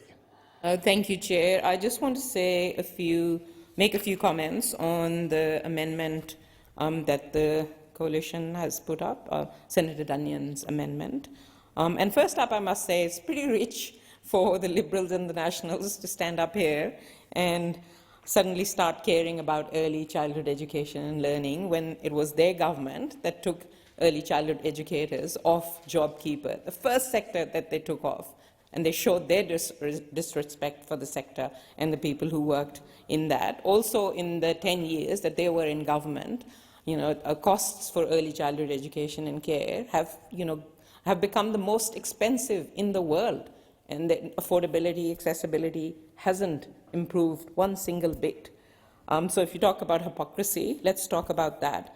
But having said that, the amendment right in front of us is an amendment that the Greens will support, because it is about accountability. It is about, as Senator David Pocock said earlier, we make these changes here and then we forget about them. It is about making sure that the changes that are made today and that come into effect in July next year are changes that actually have an impact. And if not, then things will need to be changed. What's being proposed in these amendments is a pretty targeted review about the impact of this bill in particular. And given the concerns that we have had about some of the provisions of the bill in terms of how it will meet what is needed to be met in terms of more places and wage rises and making sure that there are educators that are available for those places, I think this review is pretty appropriate. There is no reason why a targeted review can't take place alongside the more expansive reviews that the government is intending on doing anyway, like the ACCC and the Productivity Commission. So the Greens, on principle, will be supporting this amendment. Senator Sullivan. Thank you. I acknowledge the Green support for this amendment. Thank them very much for it, because it's absolutely critical that this review happens, and I'm pleased that on the strength of that this review will happen. It's very disappointing that the government doesn't accept this amendment and won't be opening themselves up to scrutiny of this of the impact of this bill. I just want to speak very quickly just about the importance of looking at Indigenous children's attendance in childcare, noting that this bill does increase the number of hours that Aboriginal families are able to access, for lifting it from I think 24 to 36 hours across a fortnight without having to undergo the activity test. The questions that we asked through the committee stage that weren't able to be answered and still haven't been answered, I understand, is what is the average number of hours that Indigenous children are taking up already, even though they're eligible already for 24 hours. What's the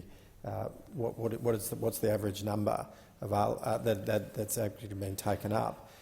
Given that this bill will open it up to 36 hours, well, if the current average is below 24, then just increasing the number doesn't actually change anything. It doesn't actually change anything. What needs to happen is there needs to be a much greater emphasis put on activation and put on engagement in Indigenous communities in helping people. And of course you need to have places for those people to go to in the first place.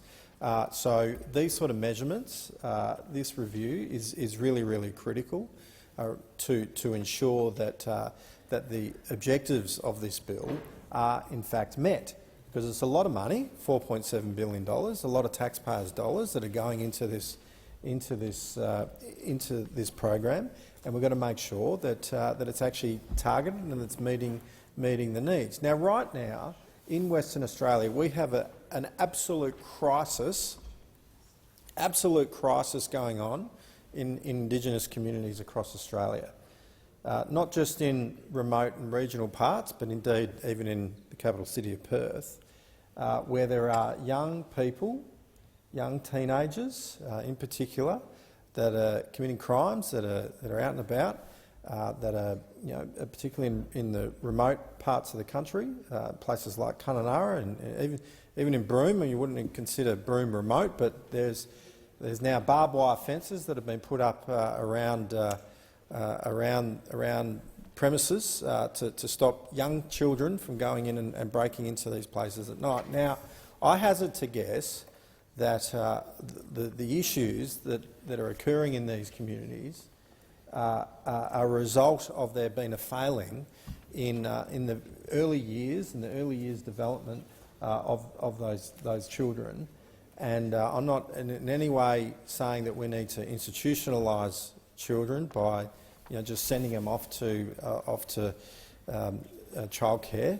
But I think there is a real need to make sure that there is an investment put into the development of children, and particularly in those early years. We know that children's brains grow by 300% in the first 3 years of their lives. We know that by the time they're 5, the brain has already grown to 90% of an adult-sized brain, and in those early years, the frontal lobe of the brain is where is developed.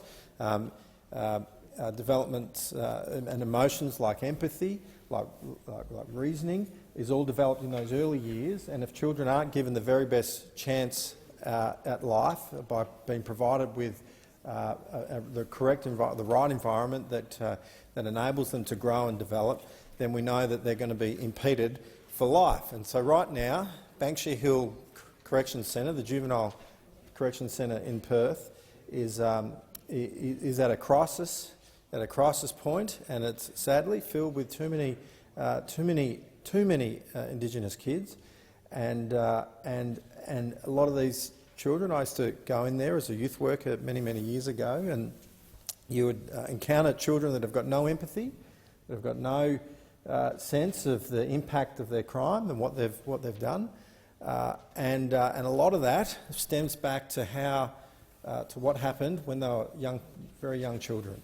The environment they were exposed to, and sadly for many it's the fetal alcohol spectrum disorder that they were born with because of the consumption of alcohol in utero. And so these are issues that need to be resolved, and I think early learning and early childhood development plays a critical role in helping families, particularly young families, and particularly, we've got situations where there's children that are having children, young teenagers that are now mothers and are struggling in raising their children. Having the services there in communities to help them is absolutely vital to ensure that they can go on to live. Those children can go on to live productive lives. And if the mothers themselves weren't provided that opportunity when they were infants and when they were very young children, then we're going to make sure that we stem the flow, that we actually break that cycle. And so it's really, really critical. And I'm hoping that this $4.7 billion that is being put in will go, as Senator McKenzie was saying, into regional and remote Australia. We can't be sure that it will because there's no modelling that's been done. But I'm pleased that this review is going to happen because we will actually be able to check the progress to see whether or not, in fact, it does impact on the ground where it's necessary, that we're able to ensure that young families and young children in particular in disadvantaged communities are given the very best chance at life. And so just having a review that actually looks into this, that checks whether or not there is access, and in fact it does actually lift, while you're lifting it from 24 to 36 hours, the number of hours that Aboriginal and Torres Strait Islander families can access services without going through the activity test. I think just actually seeing if this change actually does make that impact, then that's a very good thing. And I urge the government to consider actually joining with their partners in government in supporting this in this amendment, because I think it's going to be very important and be a good show of faith to the Australian people and indeed to regional and rural Australia that you are on their side. Senator Knapp, Chairman by Price. Colleagues, I concur with the concerns Senator O'Sullivan is expressing with regards to ensuring that some of our most marginalised children in this country get the best start in life. It is a deep concern with regard to attendance rates, whether it's in childcare for Indigenous children, whether it's in schooling for Indigenous children. The relationships between families and schools, education, begin with early childcare. In a former life, I was very privileged to be able to bring messages of education and health and a better way of living to an early childhood audience, to early childhood audiences throughout the Northern Territory in remote communities, throughout Queensland in remote communities, throughout New South Wales, throughout South Australia.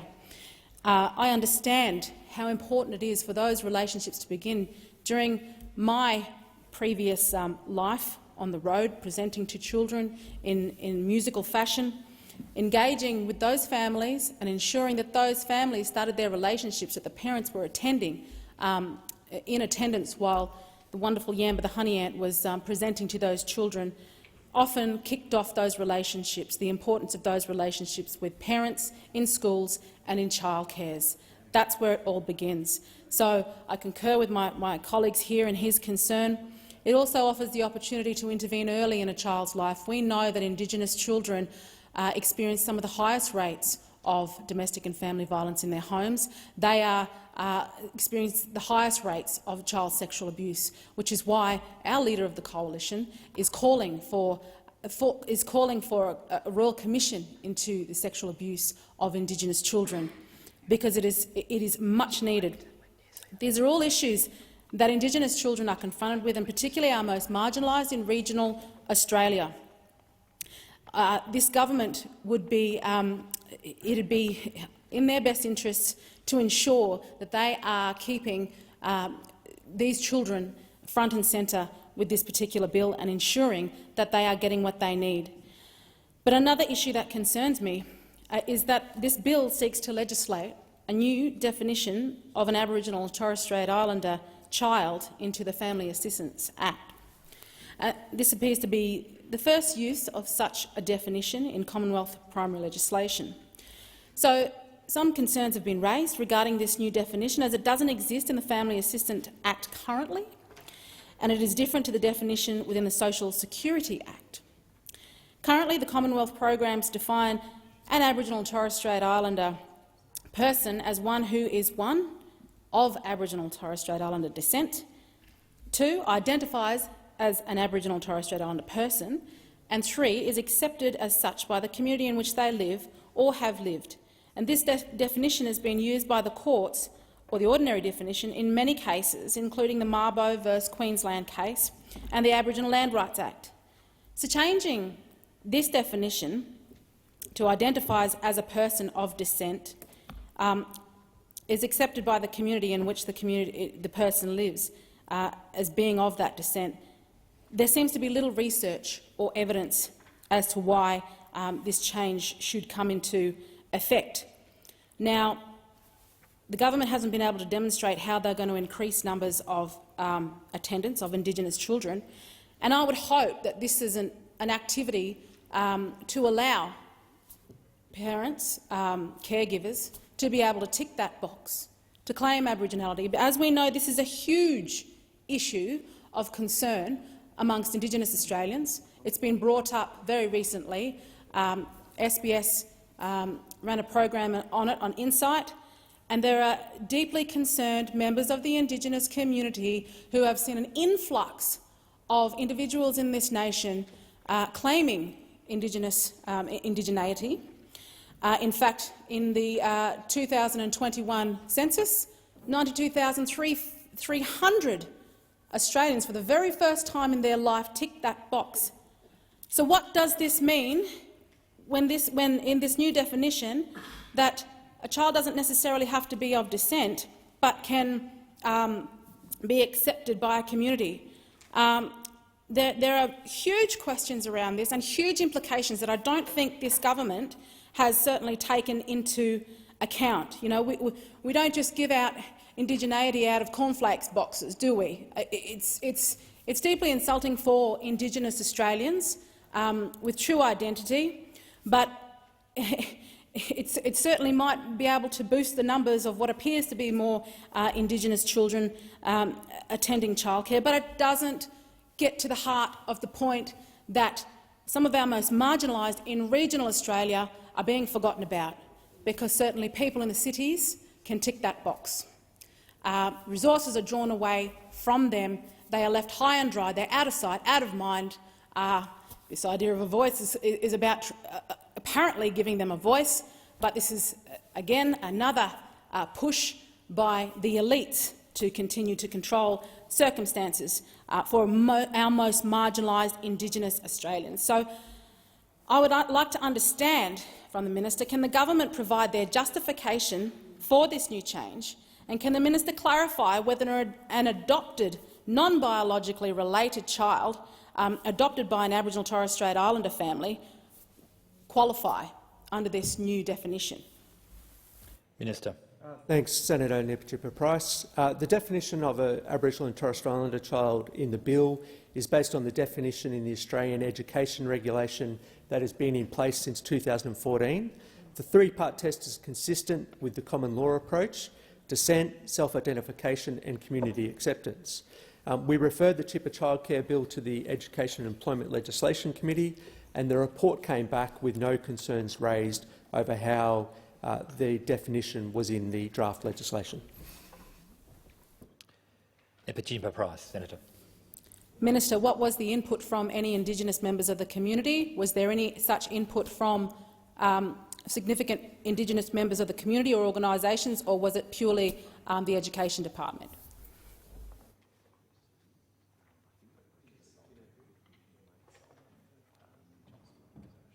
Minister, you have the call. Thanks, Chair.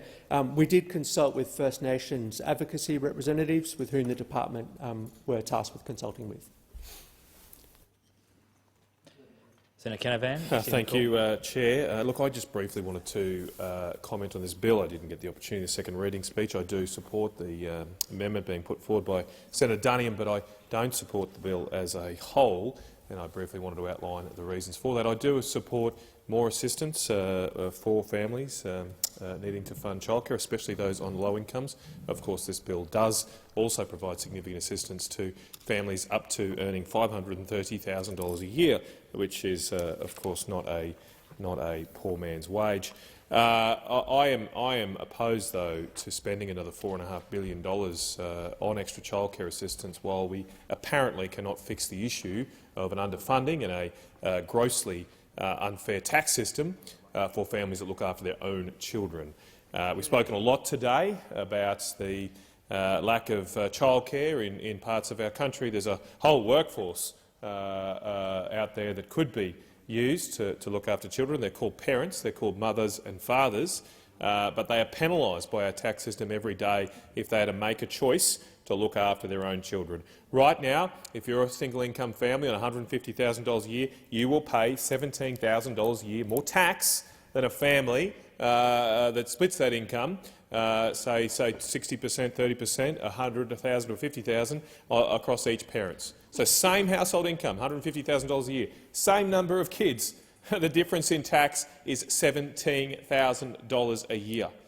The decision to look after your own child should not be the most expensive financial decision you have to make in your life. We should be encouraging that, because all of the evidence shows that a child who can be looked after by their mother or father, especially at young years of their life, does really well. It's really, really good for them to have that parental care, especially in their first year of life. And I just want to quote from some research done by some researchers, including Dr. Baum, where he says, "This article identifies the effects of maternal marketplace work in the initial months of an infant's life on the child's cognitive development. Results suggest that such work in the first year of a child's life has detrimental effects. Where significant, the results also indicate negative effects of maternal employment in the child's first quarter of life." That is the stats. We spend so much money on education, on schools and all these things, and the people we have out there that can do the best things, some of the best things for a child's cognitive development, the mothers and fathers of that actual child, are discouraged from looking after their own children. I just briefly want to read into the Hansard too. An excellent article was written by Virginia Tapscott in The Australian a few months ago. Senator McKenzie obviously read the same article. She is a stay-at-home mum, somewhat unexpectedly, I should say. I don't like using that term, stay-at-home mum. They're really work-at-home mums. They were working at home before it was cool. It's much, much harder work than I do. When I've had to look after my 5 kids, I need a break and to come to this place and get a break from them, but my wife doesn't always get that. She works a lot harder than me. Virginia says in this article that "I think it's a ridiculous notion that women need to position themselves in a workplace in order to be valued and earn respect.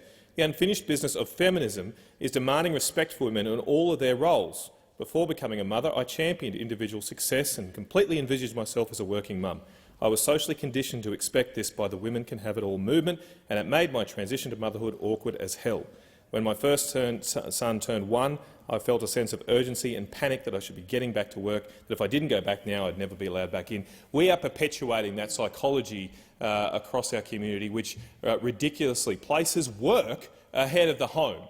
The home is the most important thing in our nation. Every profession out there is actually there to defend the homemakers. They're the ones that bring up the next generation. It's the most important job in our community. And anyone thinking that staying back late, working for a big investment bank or a consulting firm doing spreadsheets or PowerPoint slides is somehow more rewarding in your life than changing nappies or making lunches has a warped sense of priorities, and this bill perpetuates that warped sense of priorities. We should be respecting motherhood, we should be respecting fatherhood, and we should be funding it through our tax system. Does any senator wish to make a further contribution in respect of the amendments on sheet 1731? Otherwise, I will put the question. Senator Roberts. You're talking just the sheet 1751? 1731. Which just is, that sheet. I want to make the contributions later on. You're able to. You want to make further contributions, but not necessarily on one. On my amendments. Oh yes, we're not moving to those amendments. Does any other senator wish to make a contribution on the amendments on sheet 1731. Otherwise, I'll put the question and then we'll move on to other amendments. I intend to put the question. I put the question on the amendments moved by Senator Duniam on sheet 1731. It is amendments 1 and 2. They're being moved together by leave of the committee. I put the question that the amendments be agreed to. Those for the question say aye. Aye. Against? No. I think the ayes have it.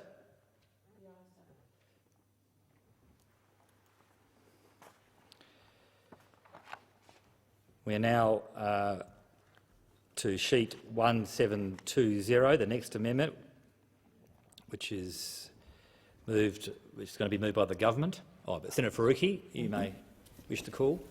I think it's sorry, Australian Greens. Sorry, no, yeah. My mistake. My apologies. That's all right. Thanks, Chair.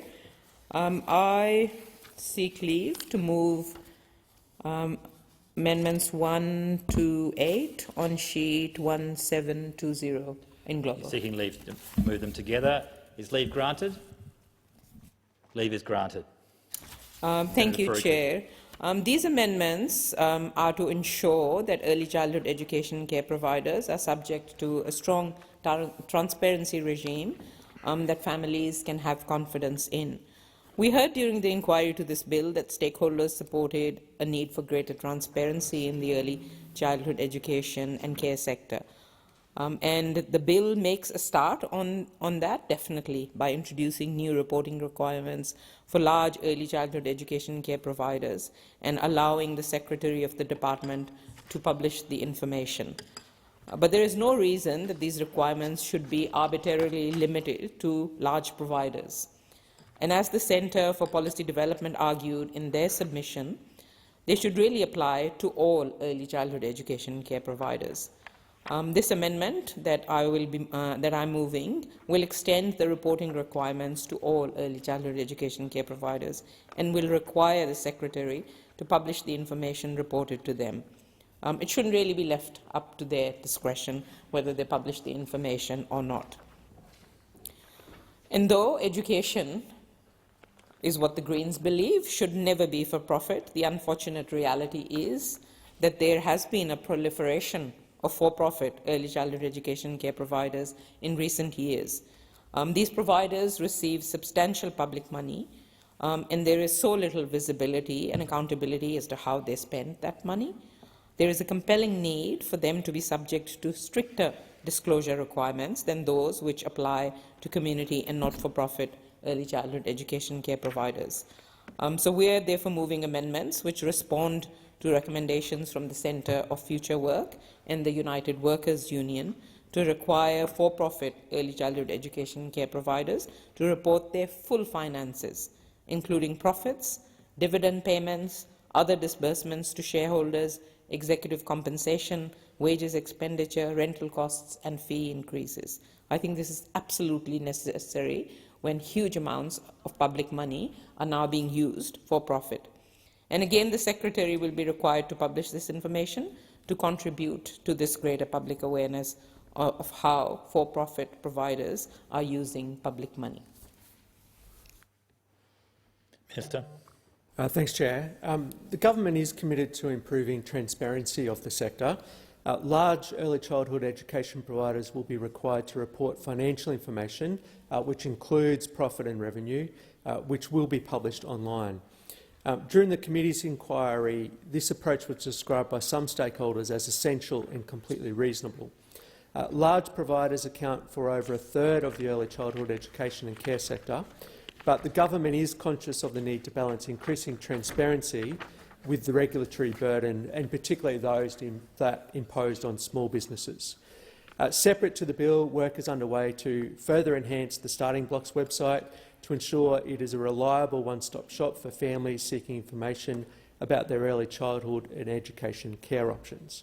So we believe we have the appropriate transparency mechanisms in place and don't support the amendment put forward by Senator Faruqi and the Greens.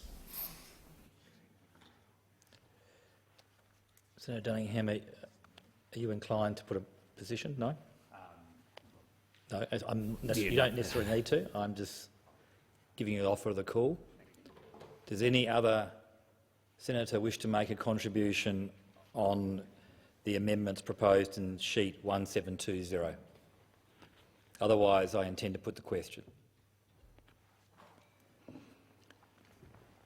I put the question that the amendments be agreed to, and the amendments I refer are the ones moved by Senator Faruqi on sheet 1720, which by leave of the committee, amendments 1 to 8 are moved as one. I put the question. Those for the question say aye. Against, no.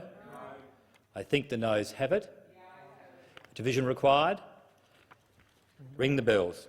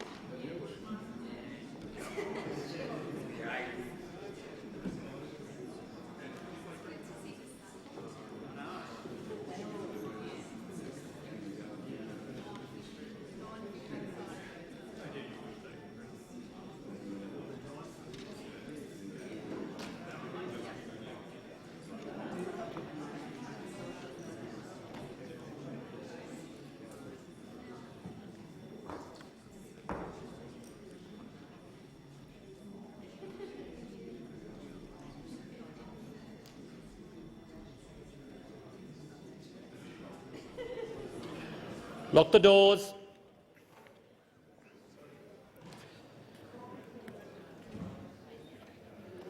The question before the committee is that the amendments moved by Senator Faruqi on sheet 1720, amendments 1 to 8, by leave of the committee, should be agreed to.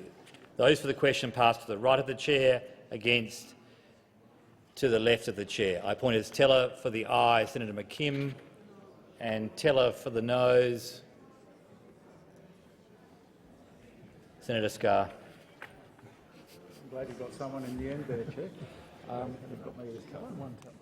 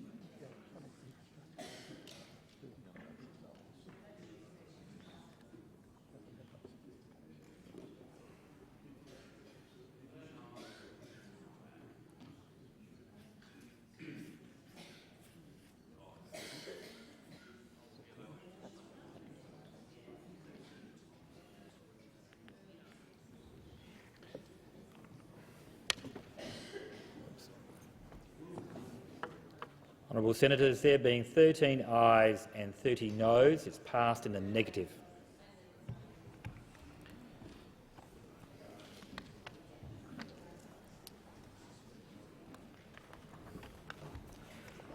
I'll give honourable Senators a moment if they wish to leave the chamber before we continue with the committee.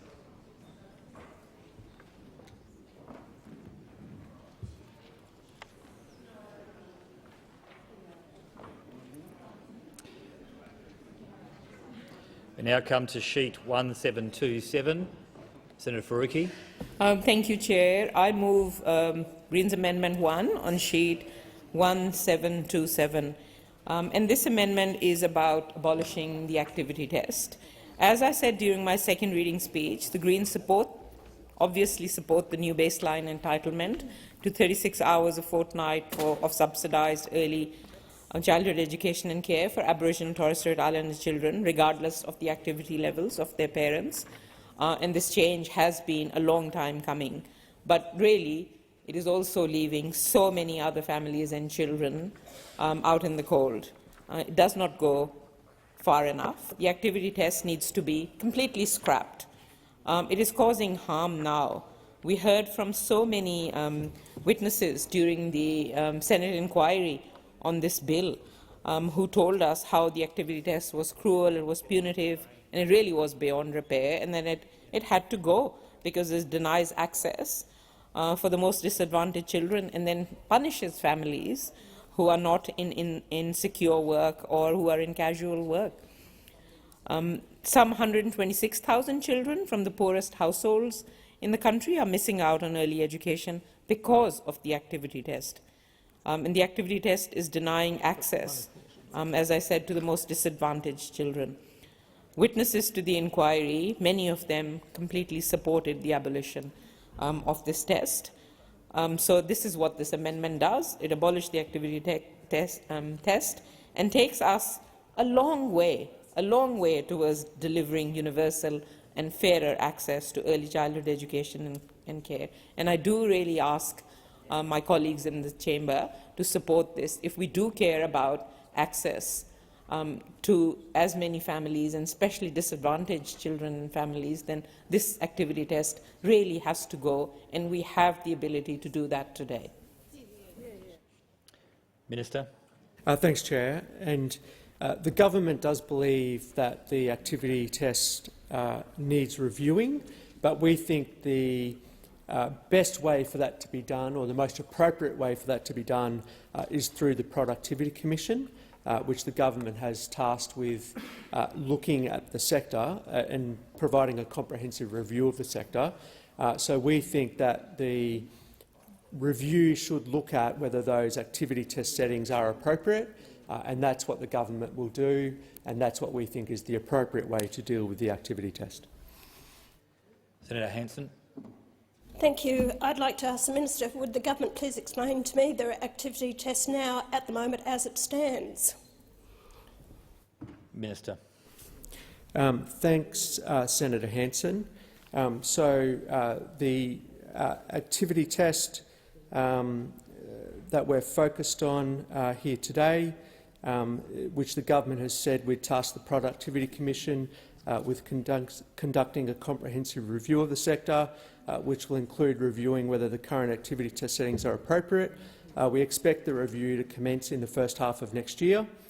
However, we thought that there was an urgency to act in the current environment, and particularly those to support education outcomes for Indigenous children.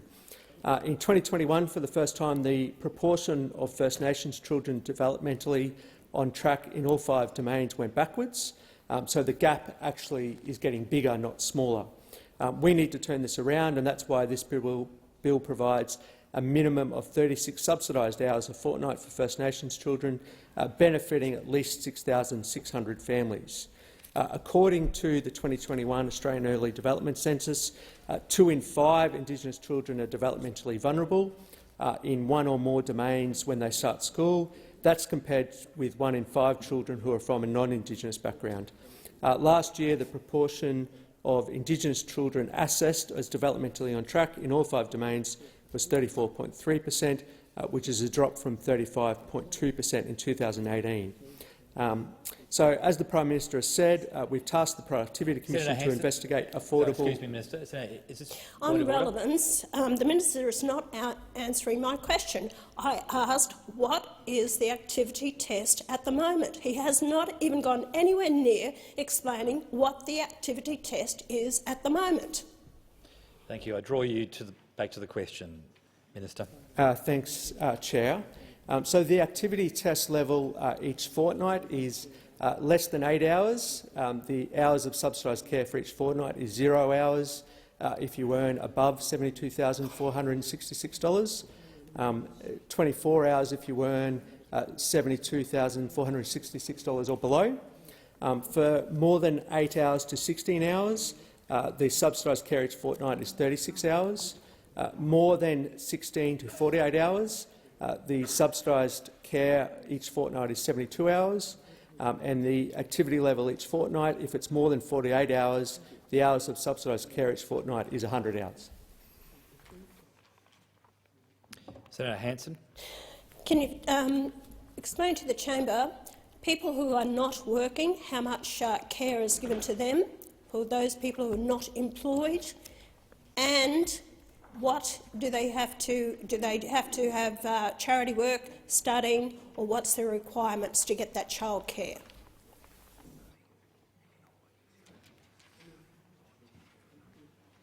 There's a lot of other factors involved there, Senator Hanson, so it would also depend on whether they're studying or doing some type of training as well. So it's a really hard one to give a simple answer to, because there's other factors at play. Senator Hanson. I ask the question, is childcare paid by the government, or the taxpayer I should say, is it given to families who are not working at all, and how much?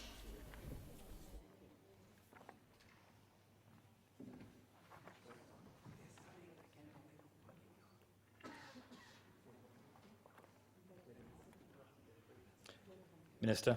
If they're not working, then they don't get any subsidy.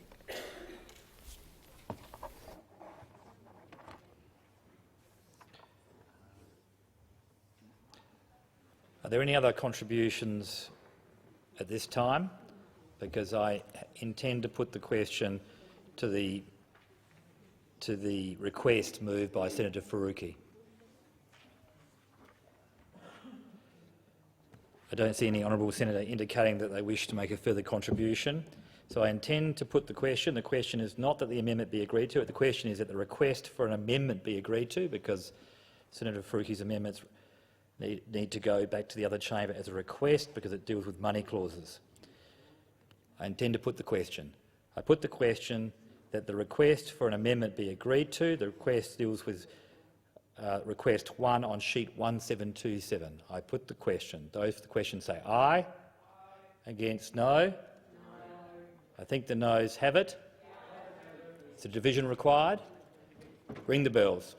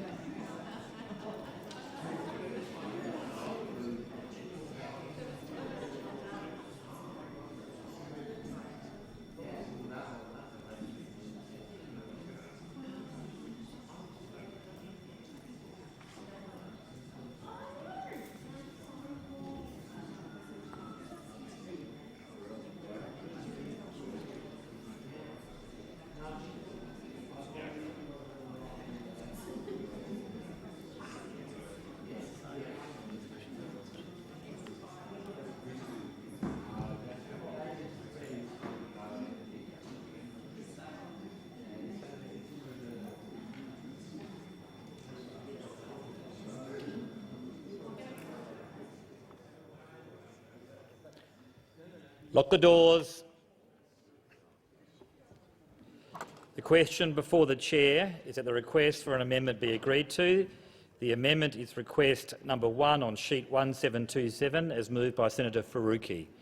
Those for the question pass to the right of the chair, against to the left. I appoint as teller for the aye, Senator McKim. Appoint as teller for the no, Senator Cadell.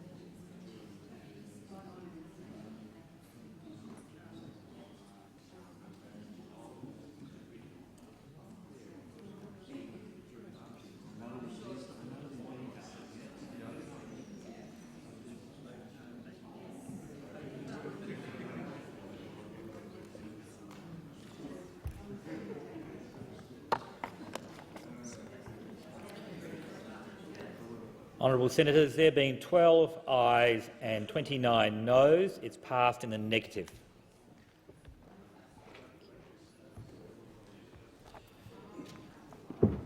We now come to sheet 1735. Senator Roberts. Thank you, Chair.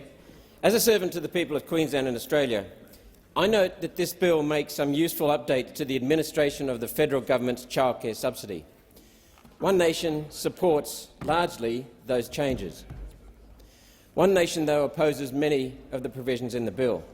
Before moving my amendment, I'll put it in context and ask 4 questions of the minister, because this bill has not been thought through. Firstly, this bill will add $4.5 billion over forward estimates to the cost of childcare to the federal government, taking the annual cost above $10 billion. Childcare, or early learning, is an industry worth $14 billion a year, employing 133,000 Australians to care for 1.3 million children. The government is promising this bill will make childcare more affordable, and the expectation is to allow more families to put more children in childcare. But it's difficult to see how. Remember, subsidies always make services and goods more expensive. A family earning Australia's median wage of $52,000 will see an increase in the government subsidy from 85% of the cost of childcare to 90% of the cost, just a 5 percentage point increase. At an average cost of $80 a day for a preschool place, this saving will amount to $4 a day. For long day care, around $8 a day. How fast will this benefit be eaten away through inflation? Well, it already has been eaten away. Childcare centres starting to putting their prices up straight after Labor's election victory in the expectation of this increase in the government subsidy. As rising energy prices, rising wages, insurance and overheads impact cash flow, childcare centres will raise their prices further. According to a Mitchell University study, childcare was unaffordable for 386,000 Australian families, and this was keeping 73,000 people out of the workforce. What's missing from the explanatory memorandum, the Bills Digest and Committee report, was any proof that making childcare $4 to $8 a day cheaper will have any effect on childcare update. Did anyone ask why these everyday Australians could not afford childcare? Had this question been asked, we would find everyday Australians not only find childcare unaffordable, everyday Australians can no longer afford their electricity bill, their rent, their mortgage payment and weekly grocery bill. Did anyone, Minister, ask if these families could not afford childcare because they can't afford a car to get there or the petrol to go in that car? So my first question, why has the government advanced this bill as a solution to childcare affordability without actually doing the work to prove this bill will make childcare more affordable? What about tax reform to enable families to look after their children, the best form of care, respect for families and parents? What about the modelling? I'm pretty sure it won't do a damn thing for everyday Australians, this bill. Thanks to the economic policies of the previous Liberal national government, which Labor supported from opposition, inflation is now running at 8%. I've spoken previously about the inflation that has resulted from wasteful COVID spending, funded through increased debt and money creation using electronic journal entries. That's where the problem is, wages going backward from runaway inflation due to government spending that's already out of control. What does this bill do? It adds another $4.5 billion to government spending. Chair, if everyday Australians are not benefiting from this bill to any useful degree, where's the $4 billion coming from? So figure 1 is a handy chart from the Bills Digest and it's most instructive. The biggest financial benefit in this bill to existing recipients goes to families who are earning $170,000 a year. The biggest winners overall are families earning between $360,000 and $530,000, who did not get childcare subsidy before, yet now will. Does this sound like a measure to help working Australians? No, it does not. To One Nation, it sounds like the government is spending billions to make themselves popular with urban professionals who voted Greens and Teals in the last election. What about rural and regional Australians? Urban professionals are the winners from this bill. Working and regional Australians get scraps. That's a cynical political decision from Prime Minister Anthony Albanese. Let's turn next, secondly, to One Nation is compelled to raise another issue arising from this legislation. Qualification for free, taxpayer-funded childcare is being based on race rather than need.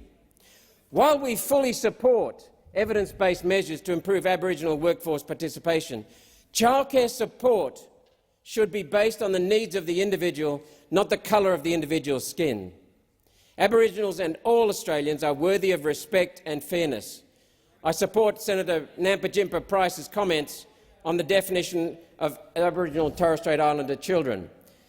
This bill has not been thought through. Third, this bill includes a provision that will have the effect of prohibiting the million or so Australian families using childcare from paying for their childcare in cash. By cash, I mean cash or cheque. Australia's 2 million small businesses often deal in cash. Rural Australia still needs cash. Anyone in a flood, a blackout or with a hacked bank account has to pay in cash. Family members help each other out in cash. And yet the globalist billionaires have told Prime Minister Anthony Albanese and Minister Stephen Jones to ban cash, and now we have snuck into this bill a provision that all payments made to childcare centres must be made using electronic funds transfer. No cash allowed, Minister. This continues the Liberal Nationals' war against cash. As the Reserve Bank of Australia admitted to me in Senate estimates hearings, that it is working on a CBDC, a central bank digital currency for Australia, and working with other nations' central banks to develop a global digital currency, The predatory billionaire said jump, and Prime Minister Anthony Albanese said how high? Now an entire industry worth $14 billion a year can no longer accept cash payment unless the minister writes a specific exemption, which the minister will not write because the whole idea of banning cash payments is to ban cash. There is no reason for this new provision. The King's currency, our national currency, is by law legal tender across the nation and must be accepted. If this government wants to stop Australians using cash, then have that conversation and bring on that legislation. I understand some childcare centres are not collecting the gap fee and relying instead on the 85%, now 90% government payment as their full revenue. Taking payment for the gap in cash or any other measure and not declaring it is already illegal under the law. Not taking payment for the gap is already illegal under Section 201B, Clause 1 of a new tax system, Family Assistance Administration Act 1999. Criminal and civil penalties are provided, $12,000 per offence. Under Section 201B, subsection 1A of the same Act, the Minister can prescribe rules that could be used to ban a childcare centre from accepting cash if they are caught rorting the system. However, if they are caught rorting the system through use of cash or any other method, they lose their licence anyway through failing the fit and proper person test to work in childcare. Some welfare groups raised concerns with this provision in the committee inquiry. I suggest more would have if they were more aware the measure was hidden away in the bill. I note that the word cash is not even used. That's sneaky. The provision to ban cash payments in the entire childcare industry makes no sense if judged on the reasons the government itself states. It does make sense if the intention is to make another incremental removal of cash from common use as part of a wider agenda to force every Australian onto a central bank digital currency linked to a digital identity. Last week, the New South Wales government announced a digital identity for New South Wales, not just linked to state government paperwork, but to be used for liquor purchases. Government and the private sector working together like one big corporate state. One Nation was successful in fighting the cash ban bill in the previous parliament, with help from the Citizens Party. The Senate rejected a cash ban in 2021, and I asked the Senate to reject a cash ban again today. Countries in Europe that have tried a cash ban are now winding measures back. What makes sense to inner-city elites makes no sense at all in the real world. I foreshadow that we need to remove this provision that will stop Australians paying for their childcare gap in cash. We have one flag above this building. We are one community, we are one nation, and the King's currency cannot be refused. Minister, in addition to the previous questions, why is Labor joining the Liberal Nationals in banning cash? Your dwindling grassroots members said resoundingly last year, no, keep cash. Why are you banning cash? Before I give the Minister the call, Senator Roberts, would you like to move your amendments? Yes, I would. Move my amendments on sheet 1735. Do you seek leave to move them together? Well, they can't be moved together. They have to be moved separately. We can do it either way. So separately. Okay. So you're moving, I think, Amendment 2 first. On sheet 1735. Correct. Thank you, Minister. Thanks, Chair. Thanks, Senator Roberts, for that contribution. So, the cost of early childhood education is a concern, and it's gone up by 41% over the last 8 years. And what this bill actually seeks to do is cut the cost for over 1 million families. So that is what we are doing. That is part of our plan, re-tackling the cost of living and the challenge that we inherited on that front, but also the complementary measure that we have in place to ensure that we have fairness in pricing is the government has committed $10.8 million for an ACCC inquiry to commence next year as well, to work in complementary fashion with this legislation if it hopefully passes. The ACCC will investigate the drivers of rising early education costs, and it will examine the impact of these childcare subsidy changes on out-of-pocket fees, and it will consider the effectiveness of the current mechanisms designed to put pressure on fee growth. So that is our response and how we think is the best response to tackling that challenge when it comes to cost of living and ensuring that fees are responsible. In terms of who will benefit from these changes, and if you are a family on an income of $60,000, you'll get a 90% subsidy, which is worth $14,580 a year. So that, for me, shows you the substance of the package that we put forward before the election, and what we're delivering on in government is those people on a modest income of $60,000 will be the ones who get the most subsidy as a result of these changes if we are to get them implemented. In terms of the electronic payment of gap fees, so this, from our point of view, is purely an integrity measure. The government is making a significant investment to cut the cost of childcare, but we must protect this investment from fraud and ensure families receive the benefit and that taxpayer funds are used appropriately. The bill sets out a requirement for electronic payment of gap fees. This will allow the government to test whether gap fees have been paid, and it will present a significant obstacle for fraudulent services that try to claim childcare subsidy for care that isn't occurring. So I think that for anyone who's concerned about the use of taxpayers' money and the fact that it should be used appropriately, this is an important measure that goes to tackling that problem to ensure that people can have trust in the system as well. Many key peaks and providers support this move, including Early Learning and Care Council of Australia and Outside School Hours Care Australia as well. There are many forms of electronic payment that parents can choose from, which do not incur costs, and that is what we think is an appropriate way to deal with any potential fraud. Senator Roberts. Minister, could you tell me, please, why you haven't done the analysis already? Why is this bill being pushed without the analysis being done? You're saying we'll have the analysis next year. Why not do it now and understand the cost pressures of childcare centres? And why not do it now so we can face up to the fact that your government is putting huge cost of living pressures on people through energy policies, taxation policies and other policies already? Minister. Thanks, Chair. And as we've been very upfront about this from the beginning, and this is something that we talked about in opposition for many years and are committed to delivering on in government. And for us, there obviously is the economic focus of these reforms that enable more people to get back into the workforce. And for me, and I spend much time in rural and regional Australia, the workforce shortage is acute in the cities, but it's also acute in regional areas as well. So for me, this policy is one that will benefit so many communities across the country because it will enable more people to get back into the workforce, which will help ease that labour shortage that we've got in so many communities around the country. It does reduce the fees for 1 million people who will be better off from a cost of living point of view, but for me, the longer-term economic benefits to so many communities will be widespread, and that's why this government is committed to delivering on it. It was an election promise.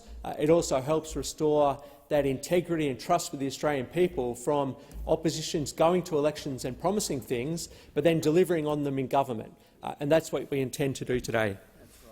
Senator Payne. Senator Payne sought the call, and then I'll come back to Senator Roberts. Senator Payne.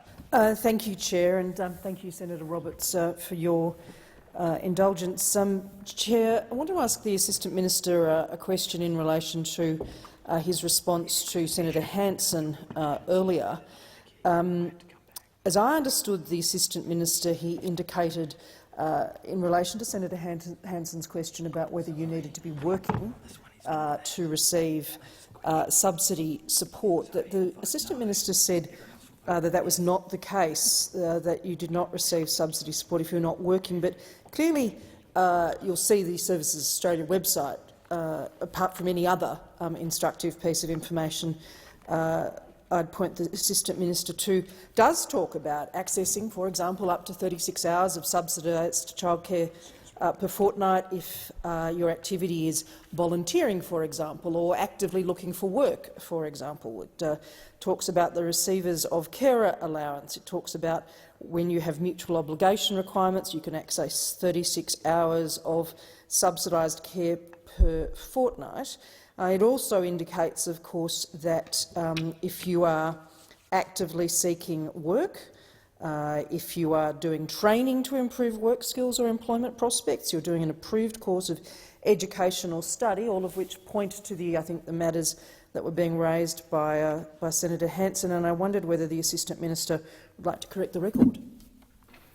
Minister. Thanks, Chair. I was responding to Senator Hanson's question, which went if people were doing nothing. And I did make the point that if people were training and doing other things than they were meeting the eligibility test, the activity test, then they would be eligible. So it's entirely consistent with what I said. Senator Roberts. Thank you, Chair. Minister, the government can keep its promises its pre-election promises, and provide good governance simply by doing your analysis up front. Do the homework and get the job done properly so that we have a proper bill before us. Why aren't you doing that? Minister. We have. Senator Faruqi. I want to make some comments on Senator Roberts' amendment. The Greens will not be supporting this amendment because, as I understand and the Minister said earlier, these changes to prevent gap fees payment by cash are needed so providers do correctly report and to prevent any fraud caused by providers not reporting correctly. We do acknowledge, though, that there need to be exceptions for cash payments for disadvantaged vulnerable families, which I understand will be in the regulation. And if the Minister could just confirm that, I'd really appreciate it. And we will work with the government to ensure that these exceptions are fair. Thank you. Minister. Yes, that is the case. Senator Roberts. Minister, isn't it true that not taking payment for the gap is already illegal under Section 201B, Clause 1 of the A New Tax System Family Assistance Administration Act 1999? Criminal and civil penalties are provided, $12,000 per offence. Under Section 201B, subsection 1A of the same Act, the Minister can prescribe rules that could be used to ban a childcare centre from accepting cash if they are caught rorting the system. You already have this power. Why do you need to ban cash from everyday Australians across this country when it is absolutely essential?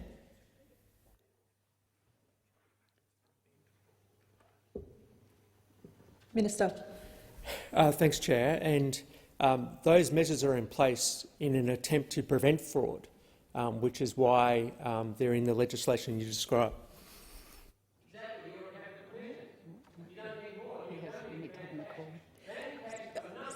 Senator Roberts, can you wait until I allocate the call? Thank you, so that we can make sure your microphone's turned on. Are you seeking the call? Senator Roberts. Exactly, Minister. These provisions to stop fraud are already in the bill. You can apply them. You don't need to ban cash to do that. Banning cash is being driven by another motive, the same motive that the Liberal Nationals use, to get rid of choice and freedom for people. Why are you banning cash? Minister. Thanks, Chair. There are penalties for fraud in the system, but this is also focused on the prevention of fraud, which is what we've sought to do in this legislation.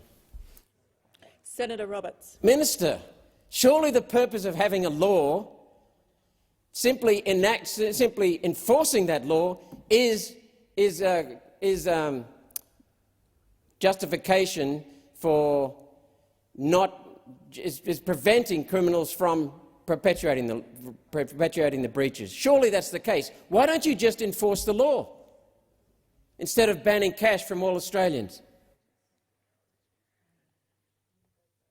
Minister. Thanks, Chair. And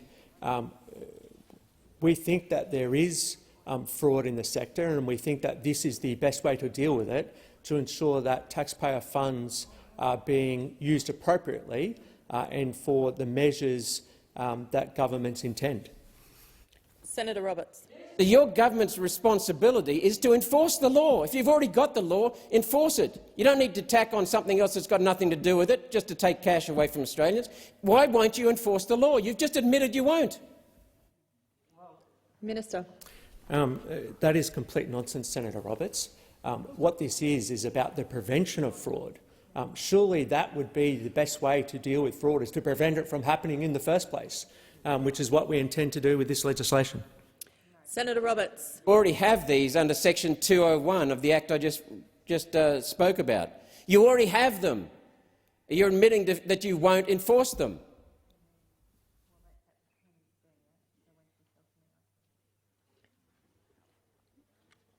Senator Roberts. Thank you, Chair.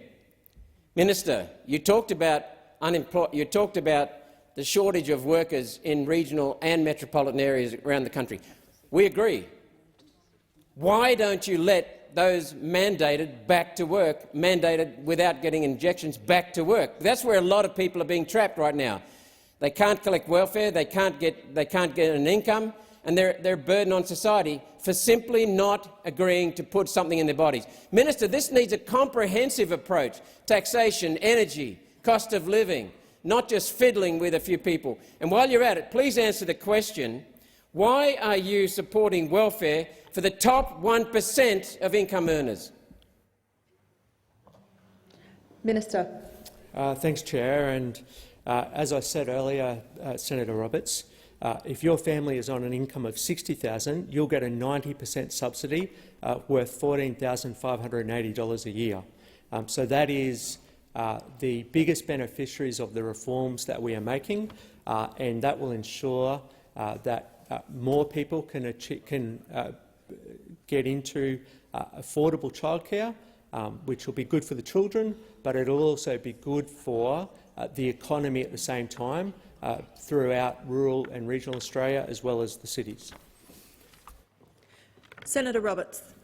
Minister, the biggest winners overall from this bill, your government's bill, are families earning between $360,000 and $530,000 a year who did not get childcare subsidy until now. Why? Minister.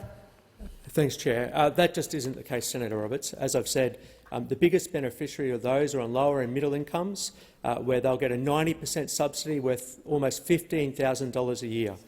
That is who we believe are the biggest beneficiaries of these changes. Senator Roberts. The fact is that families currently earning between $360,000 and $530,000 do not currently get the childcare subsidy. Yet if this bill passes, they will get it. Why are you giving welfare to the top 1%, people in the top 1% of earners? Minister. Thanks, Chair. And I think the key point of difference here is, Senator Roberts, is we don't see this as welfare. We see it as an economic reform, and we've been upfront about that for many years now, and particularly in the lead-up to the budget when we announced our plan to implement these changes. And if you can't understand the economic impact of this reform, given what the country currently confronts, then I don't think you'll ever understand it. But it is going to be so beneficial to so many people and their ability to get back into the workforce, and that is predominantly women, but also goes to those challenges that I've talked about now repeatedly with you about the impact in many communities where there is a labour shortage. This will be a significant impact on ensuring more people are available to work in the industries that we need them to, and that is why it is an important economic reform. Senator Hanson. Thank you very much. I just want the minister to clarify something for me. Did you or did you not say that people in excess of $360,000 a year don't get childcare subsidies whatsoever? Is that the case? Minister. No, Senator Hanson, I never said that. I said the biggest beneficiaries are those on lower and middle incomes. Senator Hanson. Right, then I'll ask the question. Do people on incomes in excess of $360,000 will receive child support benefits under your legislation? Minister. Absolutely, Senator Hanson. Someone on that wage will, and that is why we are focused on this important economic reform, because it will enable more people to get back into the workforce, which is exactly how we've detailed and talked about this for many years, and we think that is important in any economic situation, but particularly now, given the challenges the nation confronts. Senator Hanson. Up to what income are you going to be giving child subsidies in excess of $360,000? Up to what amount?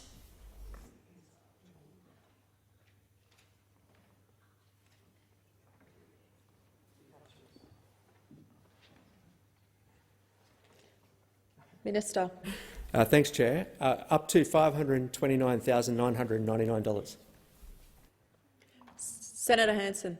will you give me an explanation of the variance of the child subsidies that will be paid out to these people on that income? For a matter of fact, look, just tell me, or the people of Australia, someone on that over $500,000, what child subsidy will they get back? Minister. Well, there's obviously many components to that, Senator Hanson, but if they had a single child subsidy, would be 6% or $970 annually. Senator Hanson. I just want to ask you another question where you're actually saying that for fraud reasons, so cash won't be used again now. Just clarify also, is this for everyone who uses childcare will not be able to use cash at all? Is that it's everyone, right across the board? Minister. Thanks, Chair. There will be provision for exceptions that would be made in consultation with the sector. Senator Hanson. Explain who?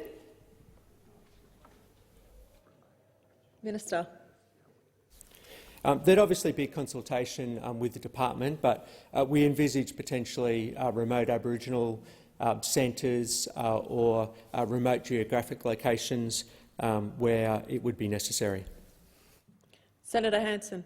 So they can use cash, but other people throughout the country can't use cash. So it's just basically we're going to say it's for Aboriginals because you have white families, not Aboriginal families, but everyone else, who actually do live in remote areas as well, who possibly may need to use cash.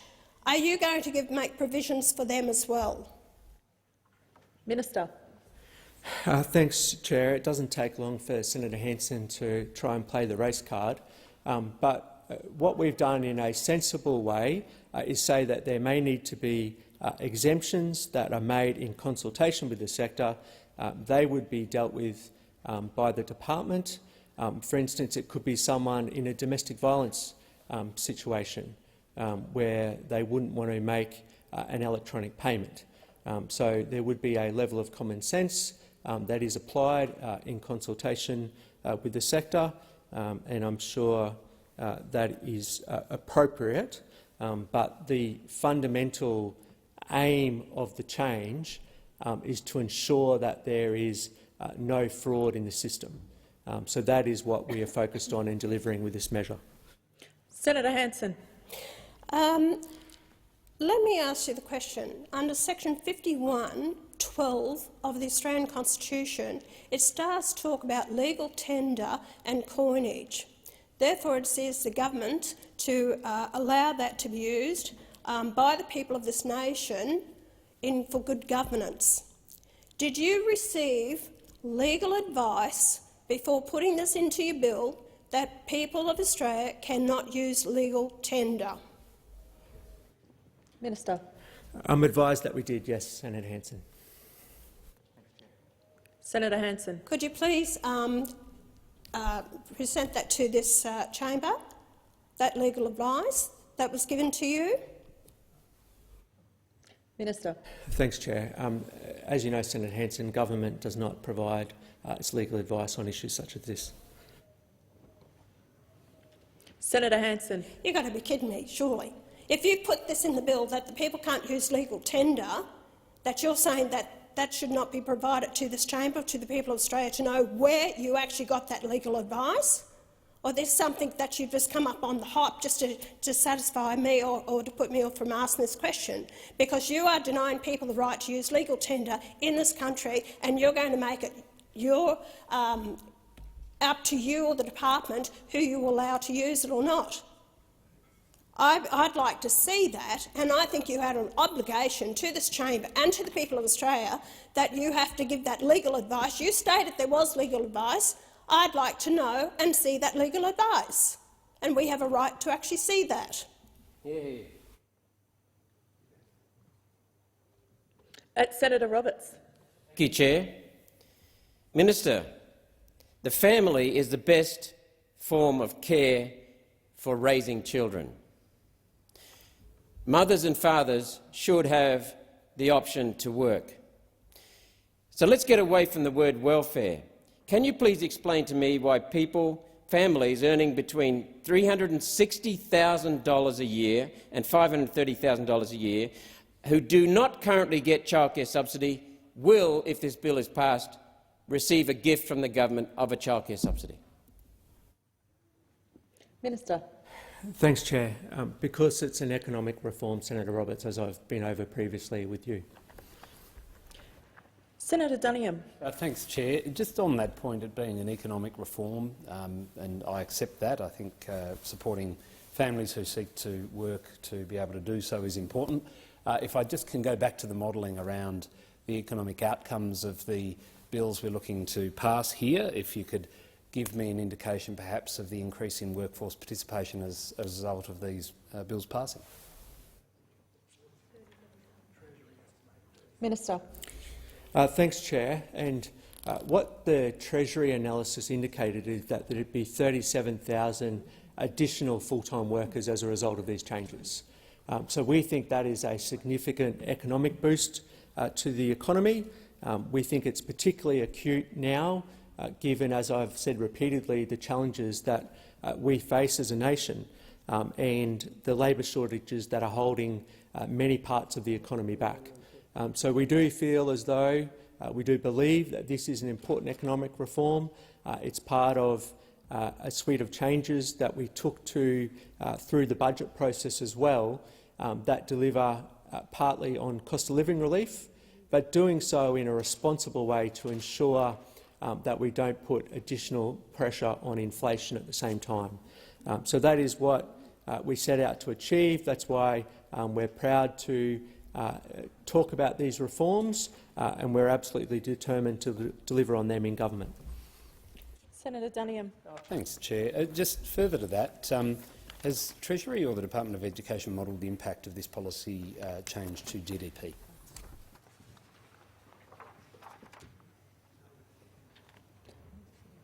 Minister. Thanks, Chair. What I can say in regards to the modelling is that the analysis that was done by Treasury was the same or used similar Treasury modelling that the previous government did for the higher childcare subsidy.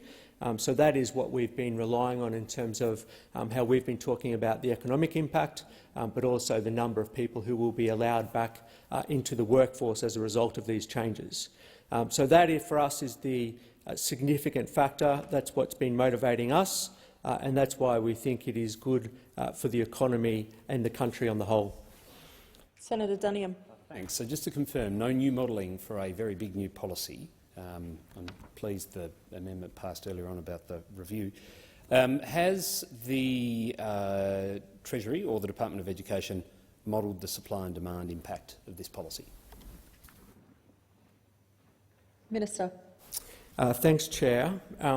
As we went through in detail at Senate estimates, what our focus has been on is delivering on the policy, and we know the work that Treasury have done on some of their analysis.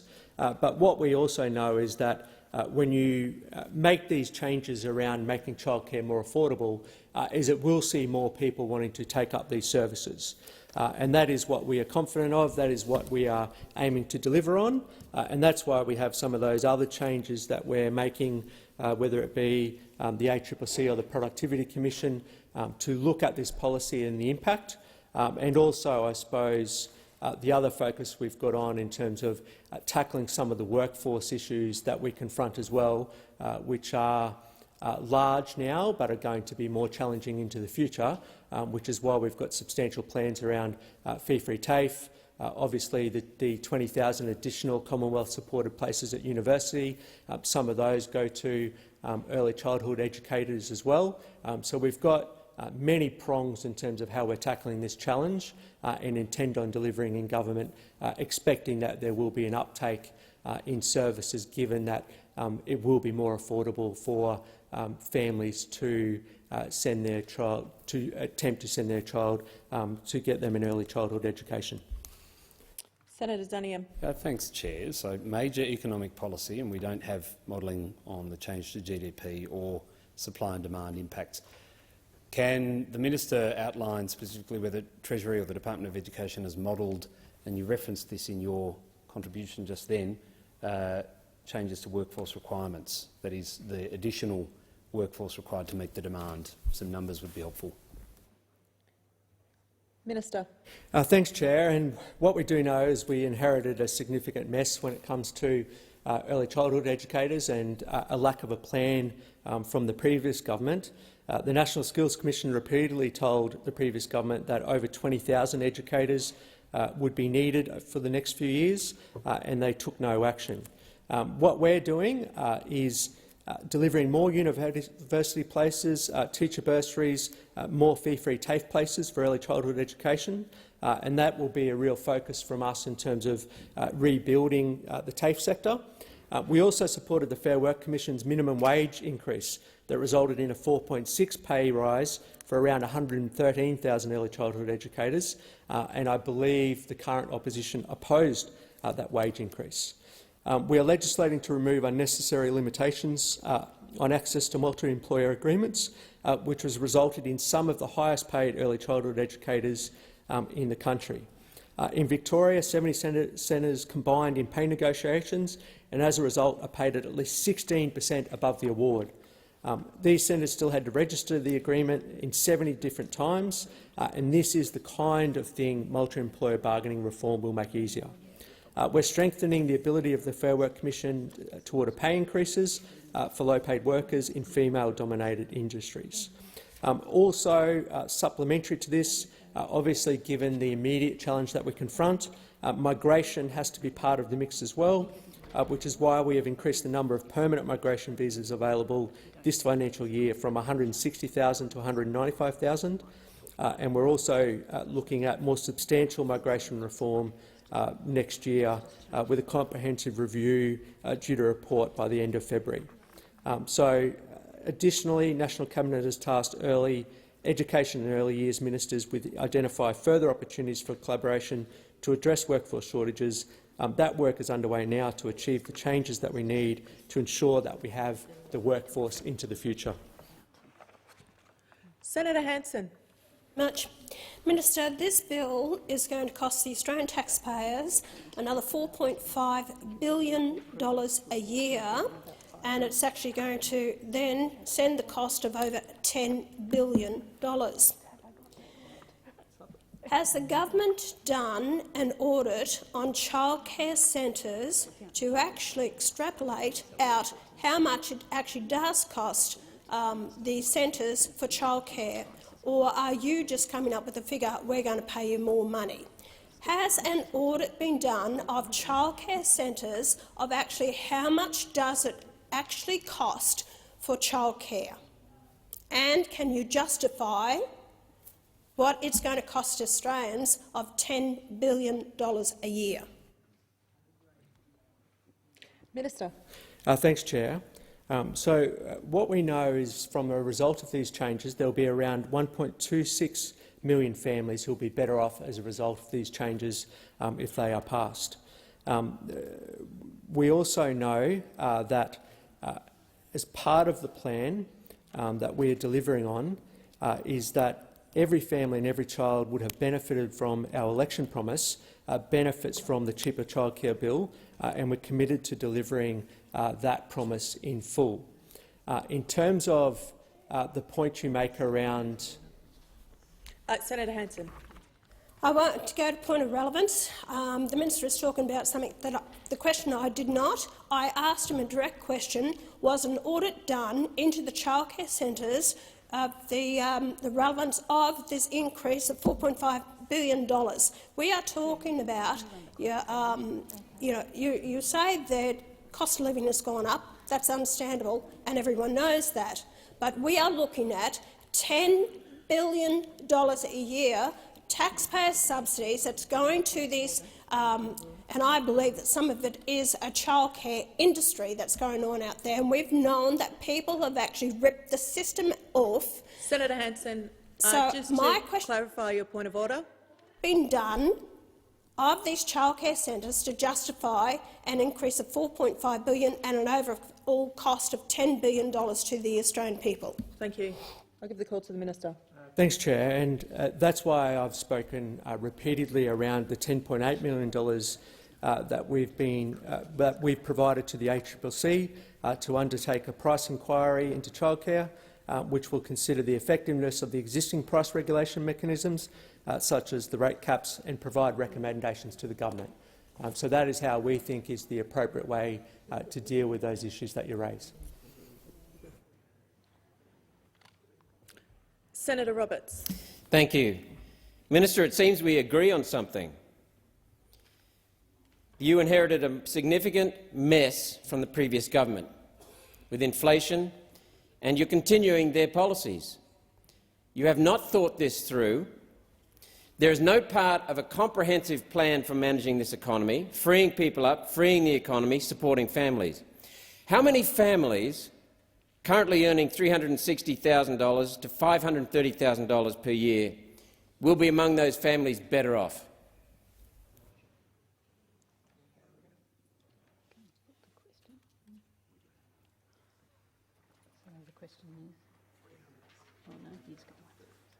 Minister. Thanks, Senator Roberts. What we know is that 96% of families will be better off as a result of the changes that we're making in this legislation.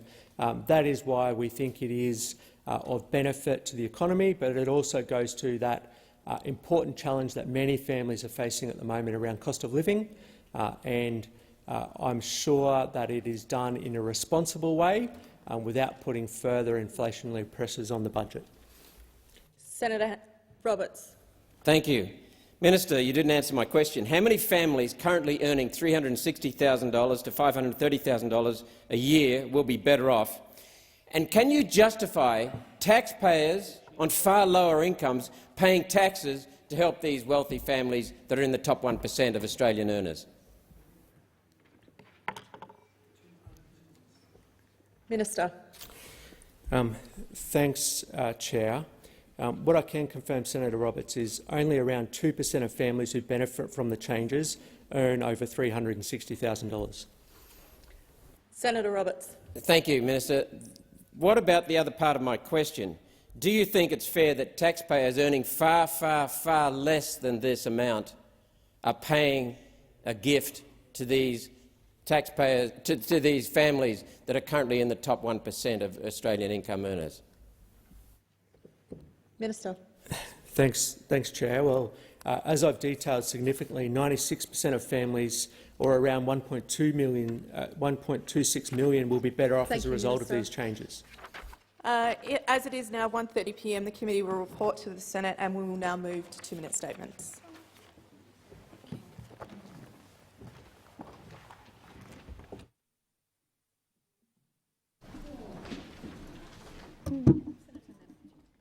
Oh, is it?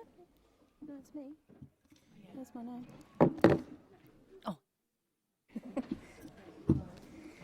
Senator Nampijinpa Price. Thank you, Acting President. Recently, the ABC's Four Corners program highlighted the prevalence of homicide, domestic and sexual violence faced by Aboriginal women, particularly in places like the NT. While the ABC should be commended for the program highlighting a crisis of epic proportions, it was wrong to frame this issue as if it has never been highlighted before. It was in fact one of the reasons why the Howard government initiated the intervention. The ABC failed to consult former NT Minister for Women, Bess Nungare Price, who worked alongside my fellow Senator Michaela Cash to develop the first National Action Plan to address DV. As part of the former Country Liberal Party government, she made 23 separate media releases and made 5 presentations to the floor of Parliament on the issue. Over the last 2 years, there have been approximately 82 separate occasions where DV against Indigenous women have been mentioned in a speech, question or response to a question in the Senate and House of Reps. Yes, the justice system needs to be better support victims, but every single one of us need to be honest about the contributing factors that myself and women like my mother are vilified for highlighting, and why the media like the ABC pretend we don't exist. We live the cultural factors that contribute to the violence and demand responsibility from our families, communities and perpetrators. I commend the work of the Tungunjira Women's Safety Group, but it disappoints me, however, that their CEO, Walter Shaw, in 2016 attacked me after my Ending the Violence National Press Club address by calling me an oxygen thief and putting me on notice. He's accused me of politicising DV and stopped me from speaking at White Ribbon Day events in my hometown while obstructing any involvement to support the Tungunjira women. It's no wonder Aboriginal women cannot come together to demand change when we're not only victimised at 40 times the national rate, but we're constantly being controlled by the Aboriginal patriarchy, who get away with their behaviour because they too are classed as victims because of colonisation. Let Aboriginal women have our feminist movement, not just white leftist women. Senator Sterle. Yeah, thanks, Madam Acting Deputy President. I just want to highlight to the chamber and anyone listening that this week the SDA and the TWU are calling out the disgraceful behaviour of Amazon worldwide, in this nation, around this country, Amazon, where the owner of Amazon is worth no less than $117 billion. And good luck to him. I wish I had $117 billion because I wouldn't be sitting in here whinging about him and Amazon. So I have no problems with people earning money, but I have a serious problem when they're making huge amounts of money off their workforce. It is a well-known factor around the world, and in this nation, Amazon workers are too frightened to collectively bargain, to come together for the threats of being dismissed. It is a well-known fact in this nation why some people applaud Amazon that are stealing food off the table of workers from other retail companies such as Woolworths and Coles, who do pay the right money to their people, who do pay the superannuation, who do make good-paying jobs full-time, who do supply all the good stuff that goes around that in holiday pay, maternity pay, sick leave, rostered days off and overtime. So how the heck can we put our hand on our heart and look up to Amazon? So the TW and SDA have an online retail campaign going. They've been having it going for years. They work with other unions around Australia. And I would just urge every Australian consumer that we all want the same thing. We all want what's best for our children. There's not one person I've ever met who doesn't wake up in the morning saying they want to deliver for their children. Well, if you want to deliver for your children, and I'm not preaching to you, we know they have to have good education and good paying jobs. But not every Australian kid wants to go to university. Not that they can't. I know I didn't want it. I couldn't think of anything worse. I wanted to get out and start working, and I wanted to be rewarded for the effort I put in. I commend the TWU, I commend the SDA to keep the campaign going against the greed of Amazon in Australia and worldwide. Senator Hanson-Young. Thank you, Madam Acting Deputy President. Today I'm going to read out a speech from 11-year-old Ida Adams from my home state in South Australia. In fact, she goes to primary school just around the corner from where I live up in the Adelaide Hills. It's been written as part of the Raise Our Voice in Parliament campaign, which amplifies the voices of young people and their visions for the future. So Ida says, "I'm passionate about making this place a better world for humans and animals alike.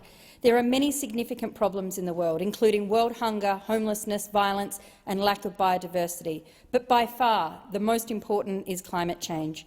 Australia is an amazing country, and we are also fortunate to live in it. But it may not stay one. Our leaders need to understand what climate change is and take action. It is no longer just plastics pollution but overuse of electricity, fossil fuel mining, vehicles, food production and so much more. These things tragically result in multiple consequences such as weed and pest invasions, salt invasions, extreme temperatures, etc., resulting in an unlivable climate for humans, plants and animals alike. Australia can't stay this way. If we keep polluting it, it will get worse. This problem is major and you cannot ignore it. We need to figure out solutions and replacement for oil, gas and water and other resources. But more importantly, we need more government funding for research for this to happen. We created the problems so we can fix it together for a strong and healthy Australia. But the leaders of today need to have insight, see what is wrong and step up for what is right. The solutions to problems of tomorrow are in the hands of politicians today. That's a statement from Ida Adams in South Australia. Senator Smith. Thank you very much. Meeting the human rights challenge across the world can at times be overwhelming and sometimes it can be difficult to find progress. But last week we heard the fantastic news that Professor Sean Turnell, an Australian citizen, was released with almost 6,000 other political prisoners in Myanmar. This is the time to harden our resolve against the military regime in Burma. Over 1 million people have been displaced. Thousands of children have been killed. Tens of thousands of homes have been destroyed. Villages have been burnt to their ground. And it is now time for Australia to do more. Professor Turnell's release is great news, and we should take that as a demonstration that Australia can now do more to support the Burmese people in Myanmar, but give life to the aspirations of the Burmese diaspora in this country. This is the time for Australia to strengthen its voice with its regional partners. This is the time for Australians to do more in demanding greater international effort.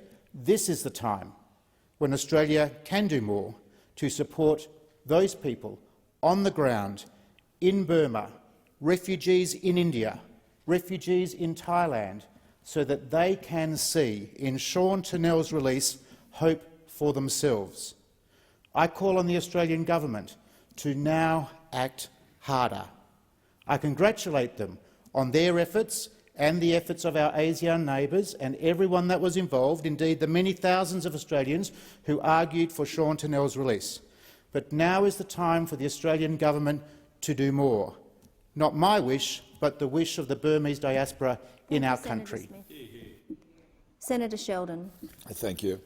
Well, Australian workers have suffered through a decade of declining wages and working conditions, and it is unprecedented. But this plague is not an act of God. It hasn't fallen from the sky. It is a deliberate outcome of anti-wages, anti-worker and anti-union policies by companies like Qantas and Amazon.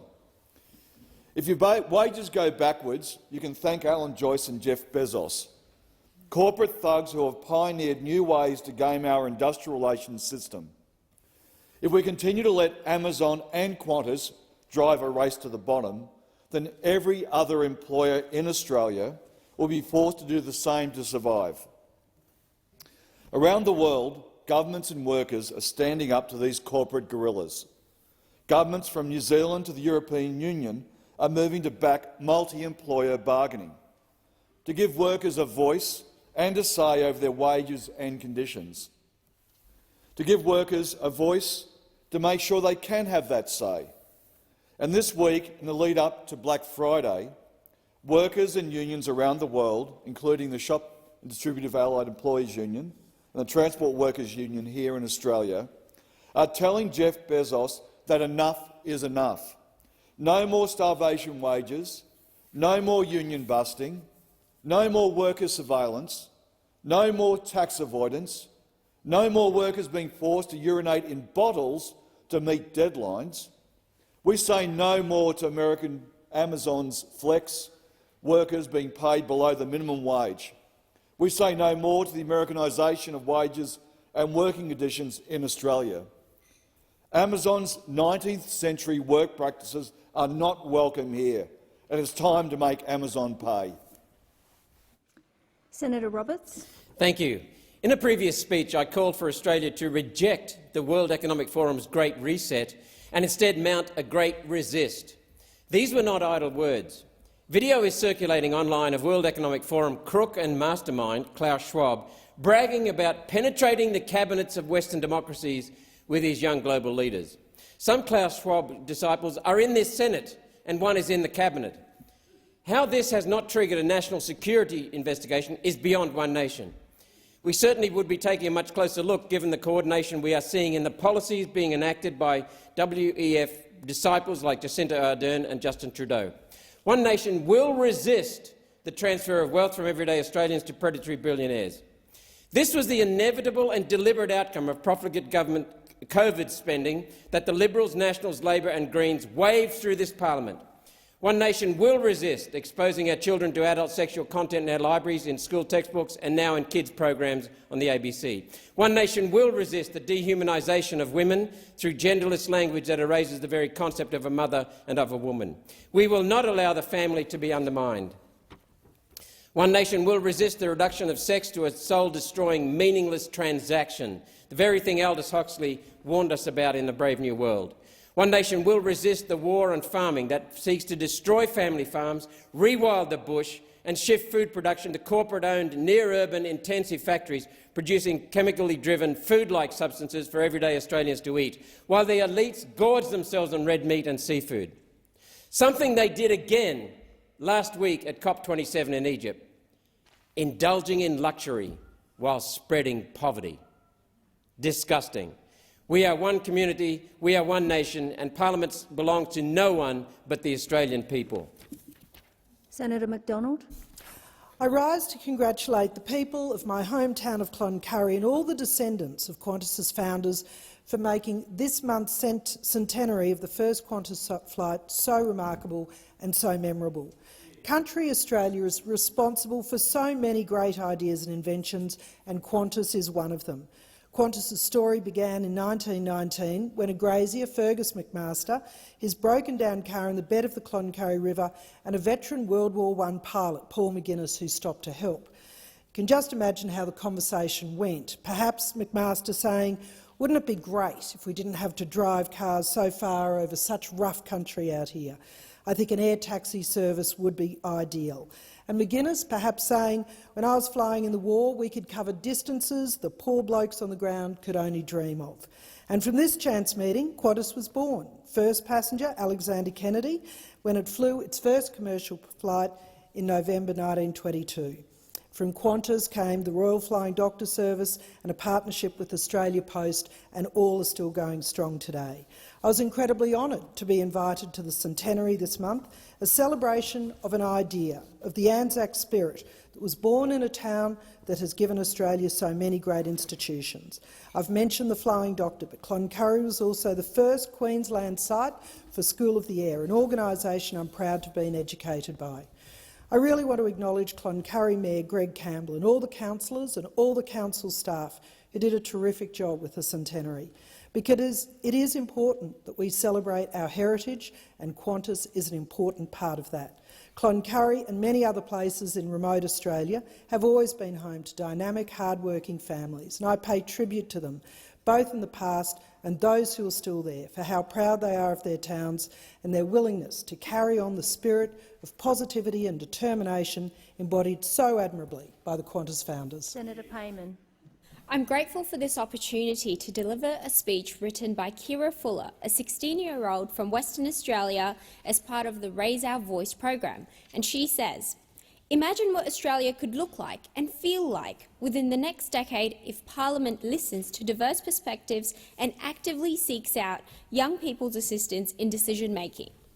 I believe there should be more opportunities and connections for young people, First Nations, people of colour and LGBTQI+ people to be involved in decision-making in Parliament. Politicians have so much power over the legislation, laws and opinions of Australians. However, these views and opinions are often from the same types of people. As young people, we cannot vote until we turn 18, but we have so much to contribute. There is a stereotype that young people are uneducated on the real world that I wholeheartedly disagree with.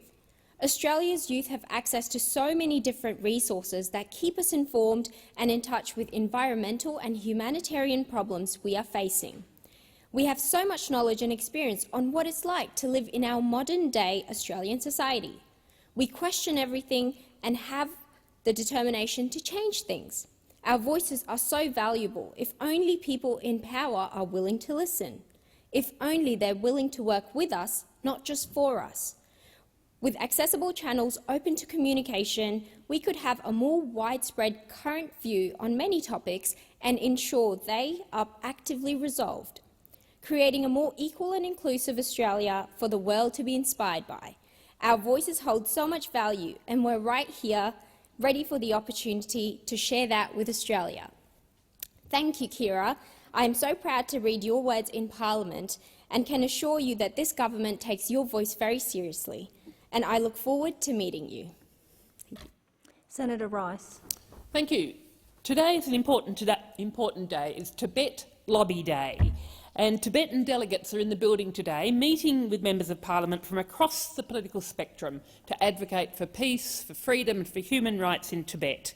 And I particularly want to acknowledge the delegates who are seated in the gallery today, including Mr Tenzin Phuntsok Doring, the member of the Tibetan Parliament in exile for the electorate of Australasia, and Mr Karma Singay, representative of His Holiness the Dalai Lama in Australia. And I had the privilege of travelling with Mr Singay to Washington DC in June this year for the 8th World Parliamentarians Convention on Tibet. And one of the issues that the Tibetan delegation are raising with members of parliament, which I spoke to them about this morning, is the succession of the Dalai Lama. In 1995, Chinese security forces kidnapped a year-old Tibetan child, Gedun Cherki Nyima, following his recognition by the Dalai Lama as the Tibet's Panchen Lama, and tragically he hasn't been heard from since. Today he would be over 30 years old. Tibet's traditional practices, culture and Tibetan Buddhism are under threat. Carrying or possessing a photo of the Dalai Lama brings with it harsh penalties, including imprisonment. The Greens believe that universal human rights are fundamental and must be respected and protected for all peoples in all countries, and that applies here in Australia as well. And we will speak out about human rights abuses wherever they occur. We urge the Australian government to oppose any effort to interfere with the practices of Tibetan Buddhism and only recognise the Dalai Lama appointed via Tibetan Buddhist traditions and practices. And I have lodged a motion to this effect on the notice paper today, and it was something that I will continue to raise in this place through every means possible. Senator Babbitt. Thank you. Do you want to know how desperate Daniel Andrews is? I'll tell you how desperate. He has taken to labelling his political opponents Nazis and racists. That's how desperate. Now, when Andrews said at the weekend that there was no place for Nazis, racists or bigots in the Victorian Parliament, well, I could have been forgiven for thinking it was a resignation speech. That's what I thought. Now, sadly, Andrews will not remove himself from power. He's dug in there like a tick. Only the people of Victoria are able to do that, and that's exactly what you need to do this Saturday at the ballot box. When you are an abject failure as a premier, all you've got left is to call your opponents names. And less than a week out from the most important election in Victoria's history, that's where we are. Daniel Andrews can't talk about the health system. It's a disaster. He can't talk about the Victorians' finances. They're a mess. He can't talk about integrity, not with 5 IBAC inquiries under his belt. He can't talk about unity. Even his colleagues despise him. He can't talk about hotel quarantine because he doesn't remember. He can't talk about his handling of the pandemic. It was brutish. So what has he got left? The Victorian Premier has been reduced to funding woke netball teams and accusing anyone who doesn't approve of him of being a Nazi. He gave this woke netball team $15 million. Taxpayer money. That could have paid for approximately 200 paramedics in a state where people are dying at home waiting for an ambulance to show up. Just when you thought he couldn't divide the community anymore, he starts defaming anyone who thinks differently. What happened to the kinder, gentler politics federal Labor promised? Where is that in Victoria? There are no Nazis in the Victorian Parliament, but there is a tyrant who needs to go. Senator Antic. Thank you. If you've been paying attention recently, then you'll have noticed the term myocarditis and died suddenly has featured quite a lot. Now, we know that myocarditis and pericarditis are 2 heart inflammation conditions well associated with the COVID mRNA injections. Even the Therapeutic Goods Association admits that. Yet, despite this well-established fact, the injections were mandated to thousands of Australians, and speaking out about these incursions on freedom got one labelled an anti-vaxxer or a peddler of dangerous misinformation. Now, I've obtained data through Freedom of Information from SA Health in South Australia regarding the number of cardiac presentations per month in South Australian public hospitals since 2018. The data reveals that cardiac-related presentations for 15 to 44-year-olds remain steady at 1,100 per month from January 2018, but drastically spiked in July 2021 through November 2021, peaking at 2,172 per month just as these injections were rolled out. They almost doubled. Then there was another spike in February of this year, right around the time when the boosters were being mandated. These injections are harming and in many instances killing our young people. So what does SA Health have to say about this? Nothing. They continue to roll out the injections. They continue to push the injection narrative. This injection campaign is going to go down as the greatest scandal in medical history, and none of you said a single thing. Senator Tyrrell. Thank you, Acting Deputy. You know, doing this job, you come across some wonderful people doing really great things. It makes your heart warm and fuzzy. I had one of those moments last week when I went to visit the Self-Help Workplace in Youngtown. Self-Help Workplace is staffed by people with special needs.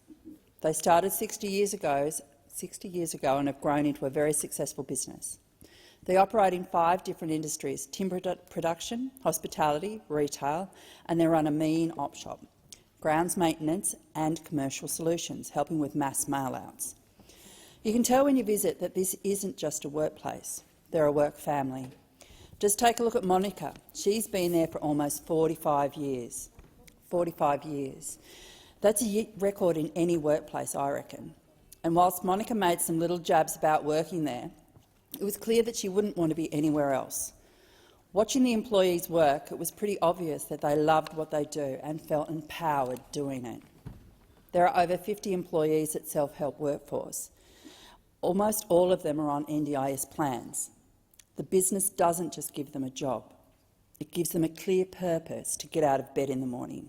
It helps them to interact with others and learn new things. The team also helps their employees to learn life skills and be more self-sufficient at home.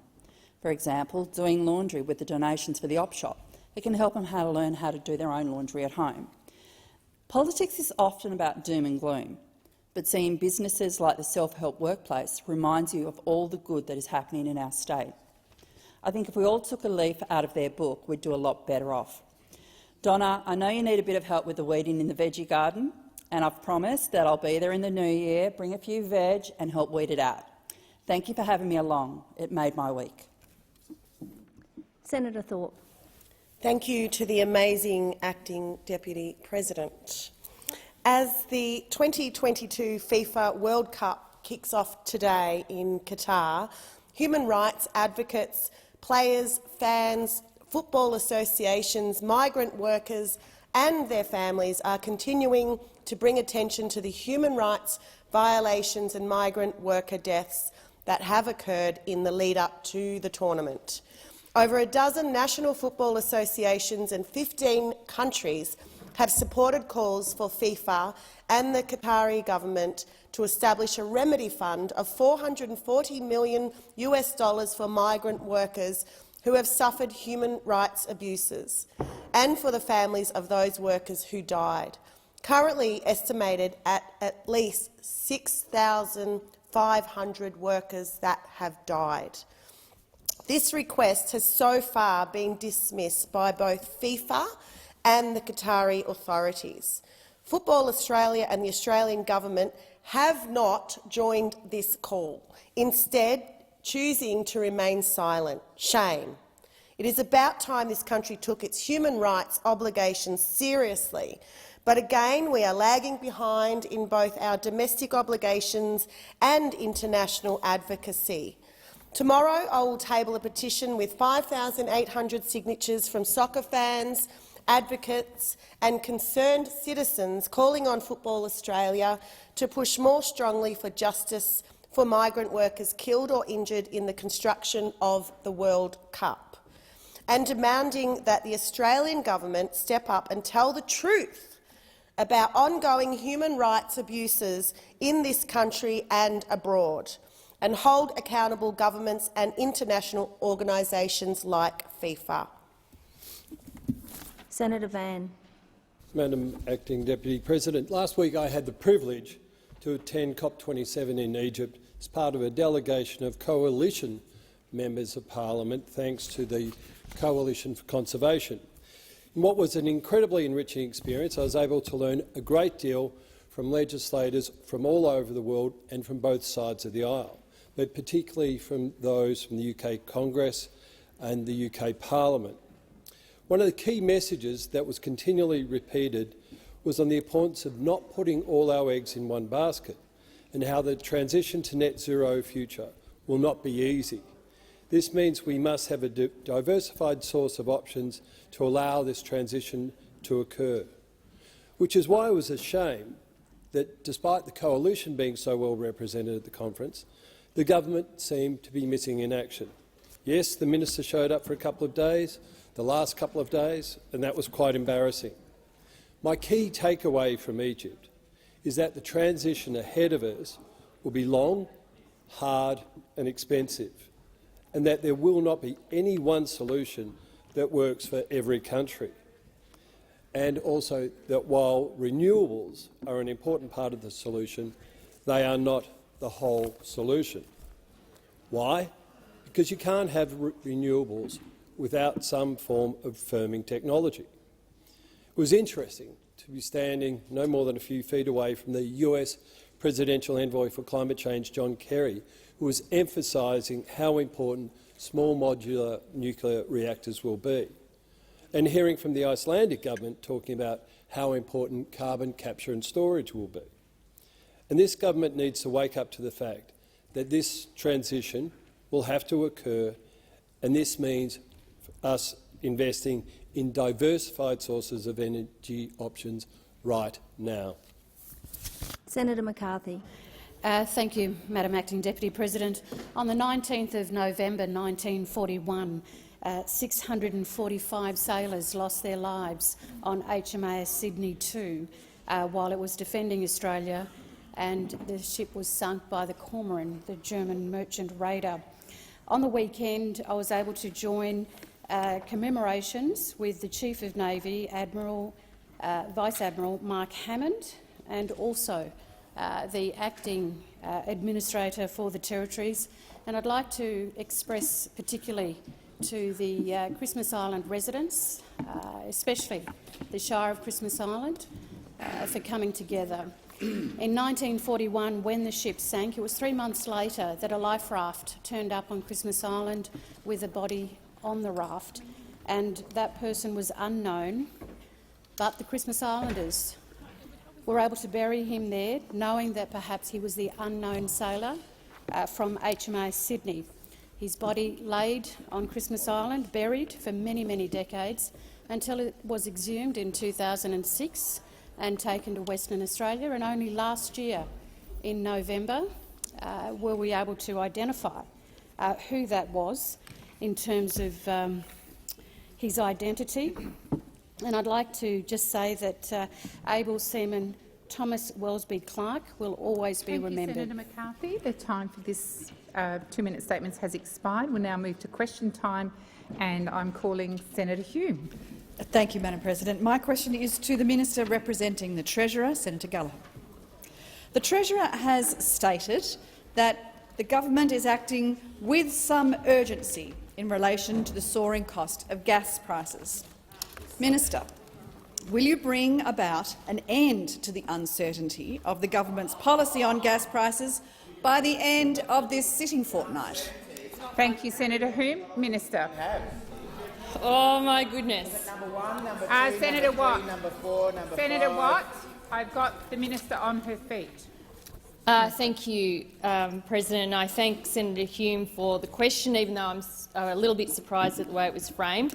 Will we end the uncertainty? We ended the uncertainty with the election of an Albanese government.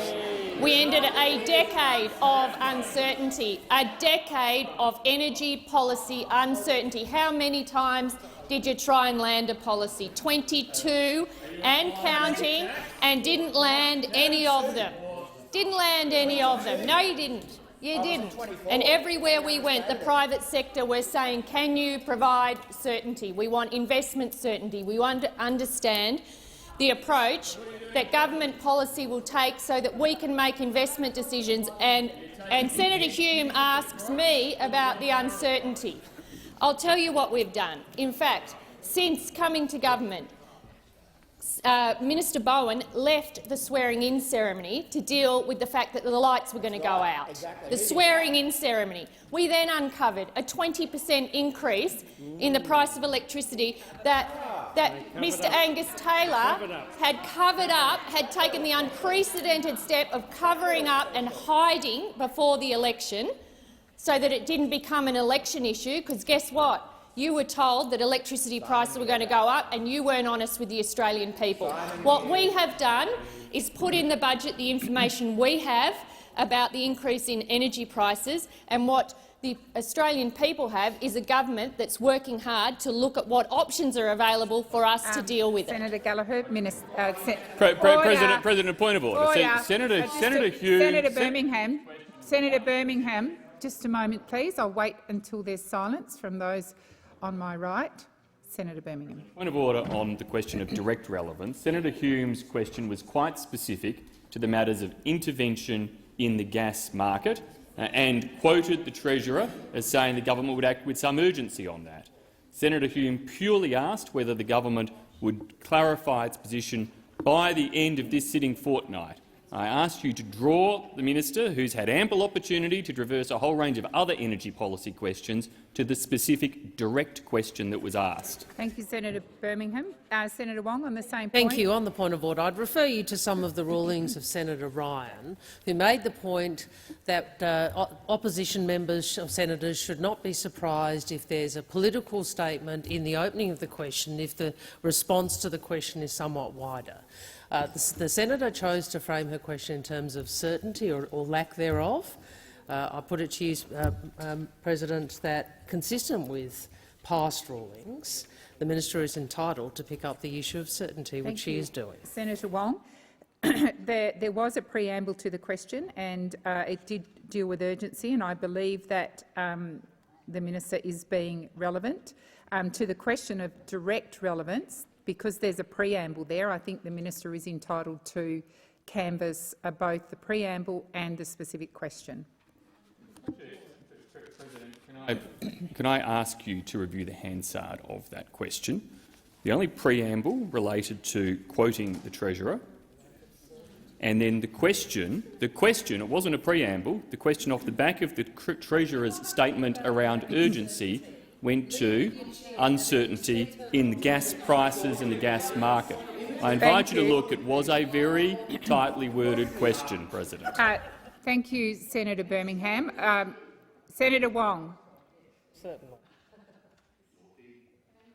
There was a preamble to the question, however it's phrased. There was, and the minister is entitled to go there, but I will review the Hansard. But my ruling remains. Minister, you've got 22 seconds. Second thing we did was deal with the lack of supply, the supply shortfall that we were advised by the ACCC. And what we're doing now is to sensibly work through options to deal with ensuring we get reasonable prices into the market. That's what the government is doing right now.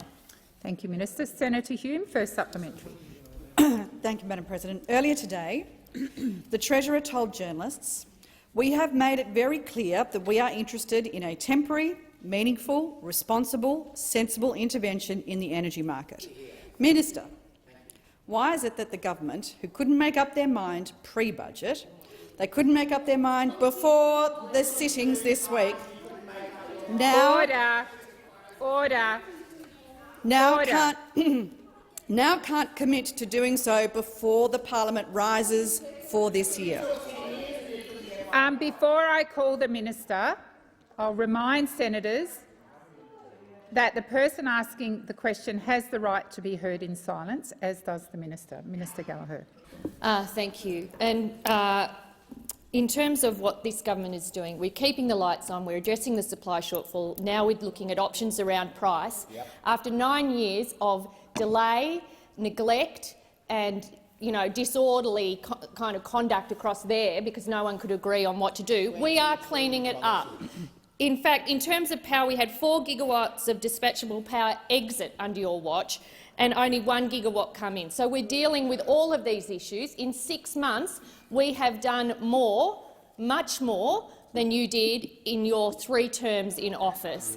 And we are working hard to resolve it. We are explaining, and the Treasurer there couldn't have put it better myself in terms of the language he used.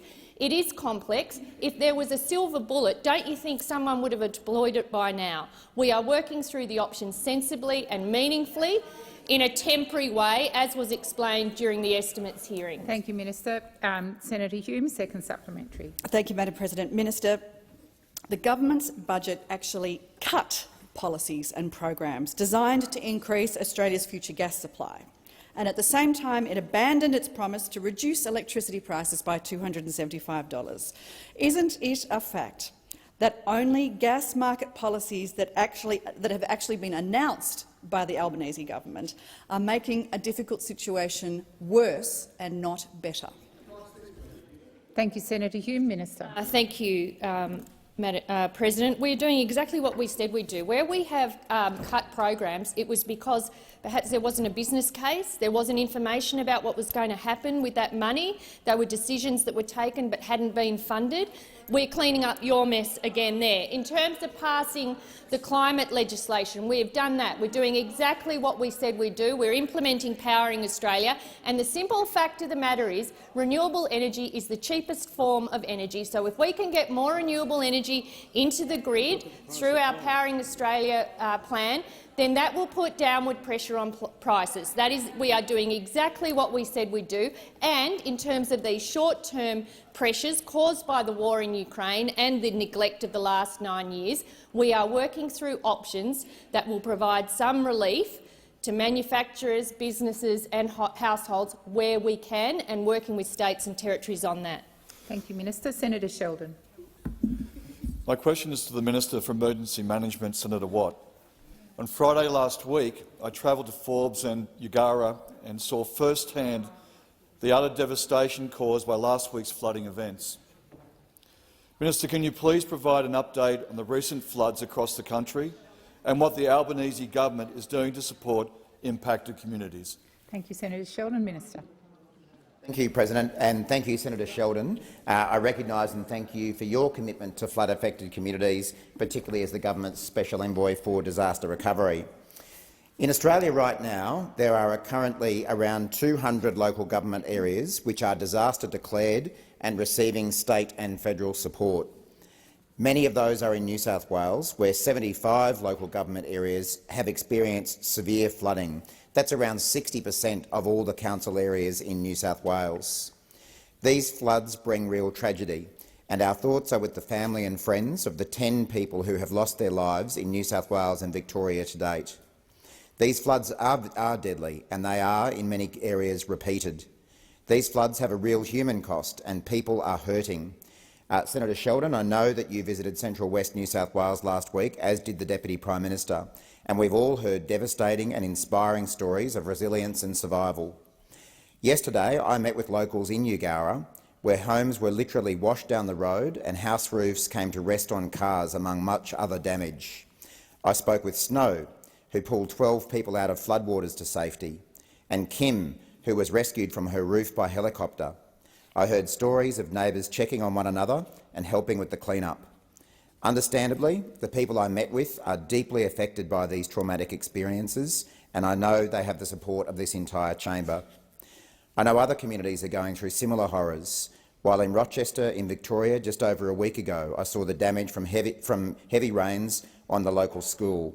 I've seen similar damage on homes, crops and businesses in Echuca, Moree, Forbes and Parkes just since Parliament last sat. I want to commend the heroic work we're seeing from local communities and from local SES, police and fire services. The federal government is currently deploying 200 ADF personnel in central New South Wales as we speak, and it's been terrific to see support from our international friends in New Zealand and Singapore as well. Everyone is supporting these communities Senator right Watt, now. The time has expired. Senator Sheldon, first supplementary. Minister, I'm aware over the past month you have visited communities across Tasmania, Victoria and South Australia, which are out of the immediate disaster and are now entering the long-term recovery. Minister, we know that flood recovery will take months, if not years, and these communities will be reliant on our support. what financial assistance is currently available for flood-impacted communities? Minister. Thanks again, Senator Sheldon. This severe weather is very widespread, with disaster declarations for the September-October floods and storms now in effect in New South Wales, Victoria, South Australia, Tasmania and Queensland. As I mentioned earlier, in Australia there are currently around 200 local government areas which are disaster declared and receiving state and federal support. This includes a combination of support for individuals, financial help for councils and homeowners for clean-up and repairs of roads, bridges and other infrastructure, supports for primary producers, assistance for small businesses and hardship grants for non-profit groups. Currently, we're delivering support that will help communities' immediate needs as we continue to assess the longer-term supports that will be necessary to help towns recover and rebuild. The Albanese government continues to work very closely with state governments and councils to make sure that appropriate support is getting where it's needed. I'm very pleased to see such bipartisan spirit, and I acknowledge the contact I've had from Senator Davey in her shadow role, along with other members of the Senator National Sheldon, Party. second supplementary. While I was in Western New South Wales, many community members raised the state of the roads and their concerns about getting produce in and out of flood-impacted areas. What support is the Albanese government providing to help fix the roads in these communities? Minister. Thanks, Senator Sheldon. We understand that road repairs are a major concern for a lot of regions who have experienced flooding. Roads are the arteries of regional Australia, and we need to try to keep them open as quickly as we can. Support for road repairs is currently available in New South Wales, Tasmania and Victoria through the disaster recovery funding arrangements, which are jointly funded by the federal and state governments. These funds provide immediate help for states and councils to repair roads, footpaths, bridges, tunnels, flood levees and stormwater infrastructure. And the National Emergency Management Agency and Resilience New South Wales will be meeting with councils in New South Wales this week to help them with information about what kind of support is available. I'm very conscious that these floods are not just happening in New South Wales. They've been happening in a number of other states, and our friends in South Australia are watching with concern about what might be coming down the Murray River shortly. And that support will continue to be in place for every state and every community to repair the roads and infrastructure that we're seeing destroyed. We are standing with these communities, and we will continue to do that for as long as is necessary. Thank you, Senator Watt. Senator Cash. Thank you, President. My question is to the Minister representing the Treasurer, Senator Gallagher. Minister, what modelling has been undertaken by Treasury into by how much workplace productivity and real wages will increase as a result of the government's industrial relations legislation? Thank you, Senator Cash. Minister Gallagher. Thank you, and I thank Senator Cash for the question. Well, as the senator would know, Treasury does a range of detailed modelling on the economy, and all of that is presented in the budget. It's updated regularly to factor in changing economic conditions as well as policy decisions over time. The legislation, we went through this at estimates. The legislation that this chamber will hopefully debate before the end of the year hasn't been settled yet. You know, the modelling that the Treasury has done and the forecasts on wages, assumptions, etc., are all part, have not taken into consideration the Secure Jobs Better Pay Bill because it hasn't been settled. Senator Cash, first supplementary. By approximately how much will real wages increase as a result of the government's industrial relations changes? Thank you, Senator Cash. Minister Gallagher. Thank you. Well, the government has made no secret about the fact that we want to get wages moving again after almost a decade of stagnant wages. We wanted to see wages grow in a responsible way. We're seeing some early signs of that with the wage price index that was, I think, released last week, which had wages increasing to 3.1%. But you can see the wage forecasts, the wage price index forecasts that are factored into the budget in one of the budget books, and that has wages growing at 3.75% in 22-23, 3.75% in 23-24, and in 24-25 at 3.25%. Senator Cash, second supplementary. Minister, given your government's budget papers show real wages are declining and productivity is decreasing, when will Australians and which Australians will see an increase in their real wages? Thank you, Senator Cash. Minister Gallagher. Well, again, you know, if I can just go through the record of what happened under the previous government. Well, there's some context that should be. I know it's an uncomfortable truth. I know it's an uncomfortable truth about what happened to wages, because it was a deliberate design feature of your economic architecture to keep wages low. We are dealing with an inflation challenge at the moment, and no one is pretending that wages should be growing at the pace of inflation. But we are seeing wages growth. We are seeing wages growth. When we look at what happened to you, 2.2% a year under the previous government, and we have already seen the wage case, the minimum wage case, deliver over 5%. We've seen the aged care workers, all of the low-income workers that you fought against ever getting a pay rise. Remember, your submission had the benefits of low-paid work in it. We actually want to see low-income workers get a pay rise, and that's what they'll get under this government and under the laws that we're going to pass. Senator Cox. The question is to Minister Wong, representing the Minister for Climate Change. This government went to COP27 telling the world that they are back, which begs the question, back from where exactly?